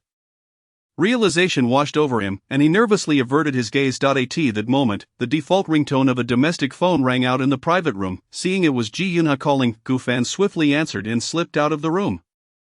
Is Gu Fan quite occupied? One of the organizers jested. Yu Sheng, glancing at the unanswered message on his phone and then toward the door, pondered whether he was overthinking things, or perhaps that fellow was simply having a good time, taking advantage of the neighboring girl group, not only scoring free tickets but also a complimentary meal. Ji Yunha's voice sounded somewhat peculiar, distinctly unnatural. Are you outside? What happened to your voice? Gu Fan had made his way outside the hotel, inhaling the fresh air. I'm nearby, in the car. Gu Fan surveyed the area around the hotel, finding it filled with vehicles. Suddenly the door of one car swung open and approaching it, Gu Fan pulled the door wide, his pupils dilating in shock. Ji Yunha knelt in the back seat, his hands bound behind him, clearly having exerted considerable effort to open the door with his mouth. What are you doing in there? Have you seen Shui Ran? Gu Fan inquired. She's still at the banquet, he responded. Tell her to come out quickly, I can't hold it any longer. Ji Yunha whimpered in distress, curled up in the back seat. Can't he hold it any longer? Gu Fan's mind momentarily went blank before he climbed into the car to free Ji Yunha's hands. The hotel has a restroom. I'll take you there. He ushered Ji Yunha back into the hotel, leading him to the nearest bathroom on the first floor. After Ji Yunha emerged, he leaned against the restroom wall, appearing rejuvenated. Ji Yufan noticed red marks on Ji Yunha's collar and arms. Did Shui Ran hit you? He asked, surprised. After all, he couldn't fathom anyone else who would be inclined to assault Ji Yunha, yet Shui Ran usually behaved quite normally. What could have prompted such a penchant? Ever since you sold me out that day, it hasn't he stopped. She comes looking for me whenever she has a moment, Ji Yun had explained as he stood before the hand dryer, drying his hands and revealing 4 fingers while whispering. You don't know, she is like this. Seemingly encountering a gap in knowledge, Gu Fan's eyes were filled with perplexity. However, she is quite generous, offering me a substantial sum, after paying my utility bills and rent from my meager restaurant earnings. I hardly have anything left. That scoundrel, Jifengha, 1T allow me to be hired by other companies. With no job, I can only accept her money, Ji Yunha lamented. Ji Yufan finally grasped a fragment of the situation. He assumed Ji Yunha was now Chui Ran's boyfriend, or rather, her exclusive companion. As they exited the restroom, preparing to leave, Li Zhuyun cleared her throat. Oh, I thought you had stepped out to attend to a phone call. I didn't expect it to be a man. She scrutinized Ji Yunha, seemingly lacking any recollection of him. I've messaged Wei Meng. I won't be attending the celebration dinner due to unforeseen circumstances. Please enjoy your meal at your leisure, Gu Fan stated, knowing Ji Yunha would be unable to breathe normally at such a crowded table. Li Zhuyun appeared to have sensed Gu Fan's intentions. Chuckling softly, since you've left, what reason do I have to stay? Let us return together. No, I'll leave with my friend, Gu Fan insisted, wishing to maintain a safe distance from the scheming older woman. Suddenly, his phone vibrated. Just as Li Zhuyun was about to speak, her phone rang. She answered, listening intently, her brows furrowing slightly as she glanced at Gu Fan. I understand. After hanging up, her expression grew somewhat anxious. Yet she didn't forget to advise Gu Fan, make sure to return and rest early. With that, Li Zhuyun hurriedly departed, hastily entering her vehicle and driving away. Chapter 100. Don't wait until regret, let us go too. Get in the car. Ji Yunha returned to the vehicle they had just exited, taking the driver's seat. Is this your car? Gu Fan inquired. Chui Ran's, Ji Yunha replied, starting the engine and beckoning Gu Fan to hurry. I've held it in for so long, I won't feel right until I get back at her. Ji Yufan, merely hitching a ride, felt no apprehension as he settled into the passenger seat. Exhaustion overtaking him as he leaned back and yawned. Beep, the car horn blared, and Gu Fan's eyes widened in shock. Hey, you're in the straight lane, where are you turning? He stared incredulously at Ji Yunha in the driver's seat.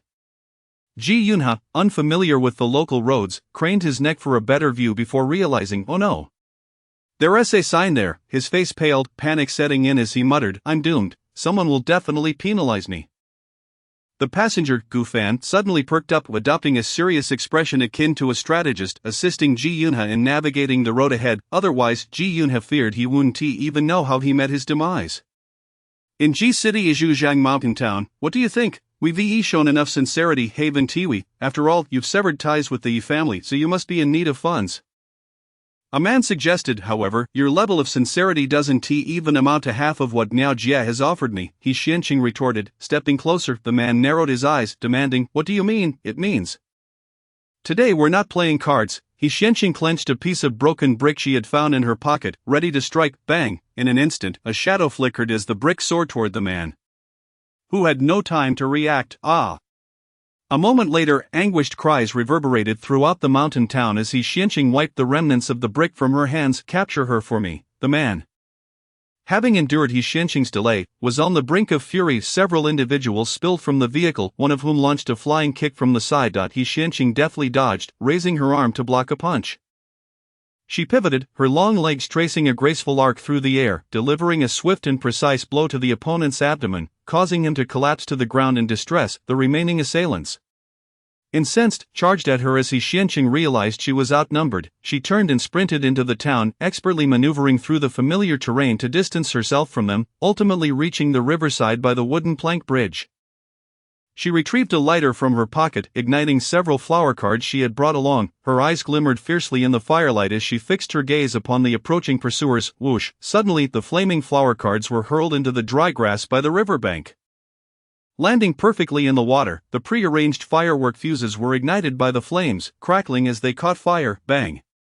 In an instant, vibrant red fireworks erupted in the night sky, capturing everyone's attention, including those lying in wait on the outskirts of the town. The henchmen, now belatedly realizing the situation, exchanged glances and prepared to flee. He Xianqing donned her hat and proceeded toward the back of the mountain town. The incident unfolded so suddenly that no one noticed one rather suspiciously behaving rotund man among the group of henchmen, brandishing a gleaming knife as he advanced toward He Xianqing's back. By the time anyone realized, the man was merely 2 steps away from her. Swish! He Xianqing was struck hard, spinning around to find a figure shielding her from behind. Uncle Song. She steadied the man's slumped form, while the sounds of approaching footsteps grew nearer. Hands on your heads, squat down and do not move. The police, having received the signal, arrived promptly, apprehending everyone present. The debt you helped me repay, I shall return it with my life today. The man, wounded, clutched He Xianqing's hand tightly, exclaiming, my niece, I implore you, I trust only you, let us speak of this once you have fully recovered. He Xianqing assisted in lifting the man onto the stretcher. Yet he persisted in holding her hand firmly. Life is fleeting. Coming to terms with one matter requires half a lifetime. If there is a next life, I shall never gamble. All I desire is to cherish my family. Do not wait until regret ensues. He Xianqing gazed at the man being carried away on the stretcher, his visage lingering in her thoughts, her expression contemplative. In the Yun Tinghua mansion, building 11. We've arrived. Young master, observing the fear evident in his companion, he remarked, you appear quite startled. I merely made a minor traffic infraction. My driving skills remain intact. Ji Yunha turned his attention to Gufan, who was clutching his chest in the passenger seat, scrutinizing him closely before tentatively inquiring, are you unwell? Gufan shot him a glare. I'm just fatigued. I must return home to rest. He exited the vehicle, steadied himself against the door, took several deep breaths to calm his racing heart, and then ventured inside the house. Despite having taken medication and even increasing the dosage today, he occasionally felt inexplicable anxiety and palpitations, perhaps due to the prolonged tension of the day after day. The same sensations would occasionally overwhelm him to the brink of despair. With a click, the door swung open, illuminating the living room. Mu Yao lay sideways on the sofa, her head nestled in the crevice, her hair obscuring her face, seemingly asleep. Fortunately, life occasionally offers individuals with whom Gufan can wholly relax, akin to the light that brightens the living room, a solitary flame amidst the myriad lights of countless homes. A beacon of hope in the dark. How did you end up sleeping here? Gufan murmured as he approached, gently touching Mu Yao's warm cheek, suddenly aware of the scent of alcohol in the air. His gaze fell upon the floor beside the sofa, littered with empty soju bottles and a shopping bag from a convenience store. What possessed this scatterbrained person to drink alone? Gufan retrieved a blanket and draped it over Mu Yao, fearing she might kick it off, then turned on the heating in the living room, switched off the lights, and wearily returned to his room. Upon hearing the door close, Mu Yao, who had concealed herself in the corner of the sofa, Layback opened her phone and found her screen lingering on the trending topics of Weibo. Her vision blurred once more, and a single tear, glistening with coolness, rolled down her flushed cheek, dampening the sofa.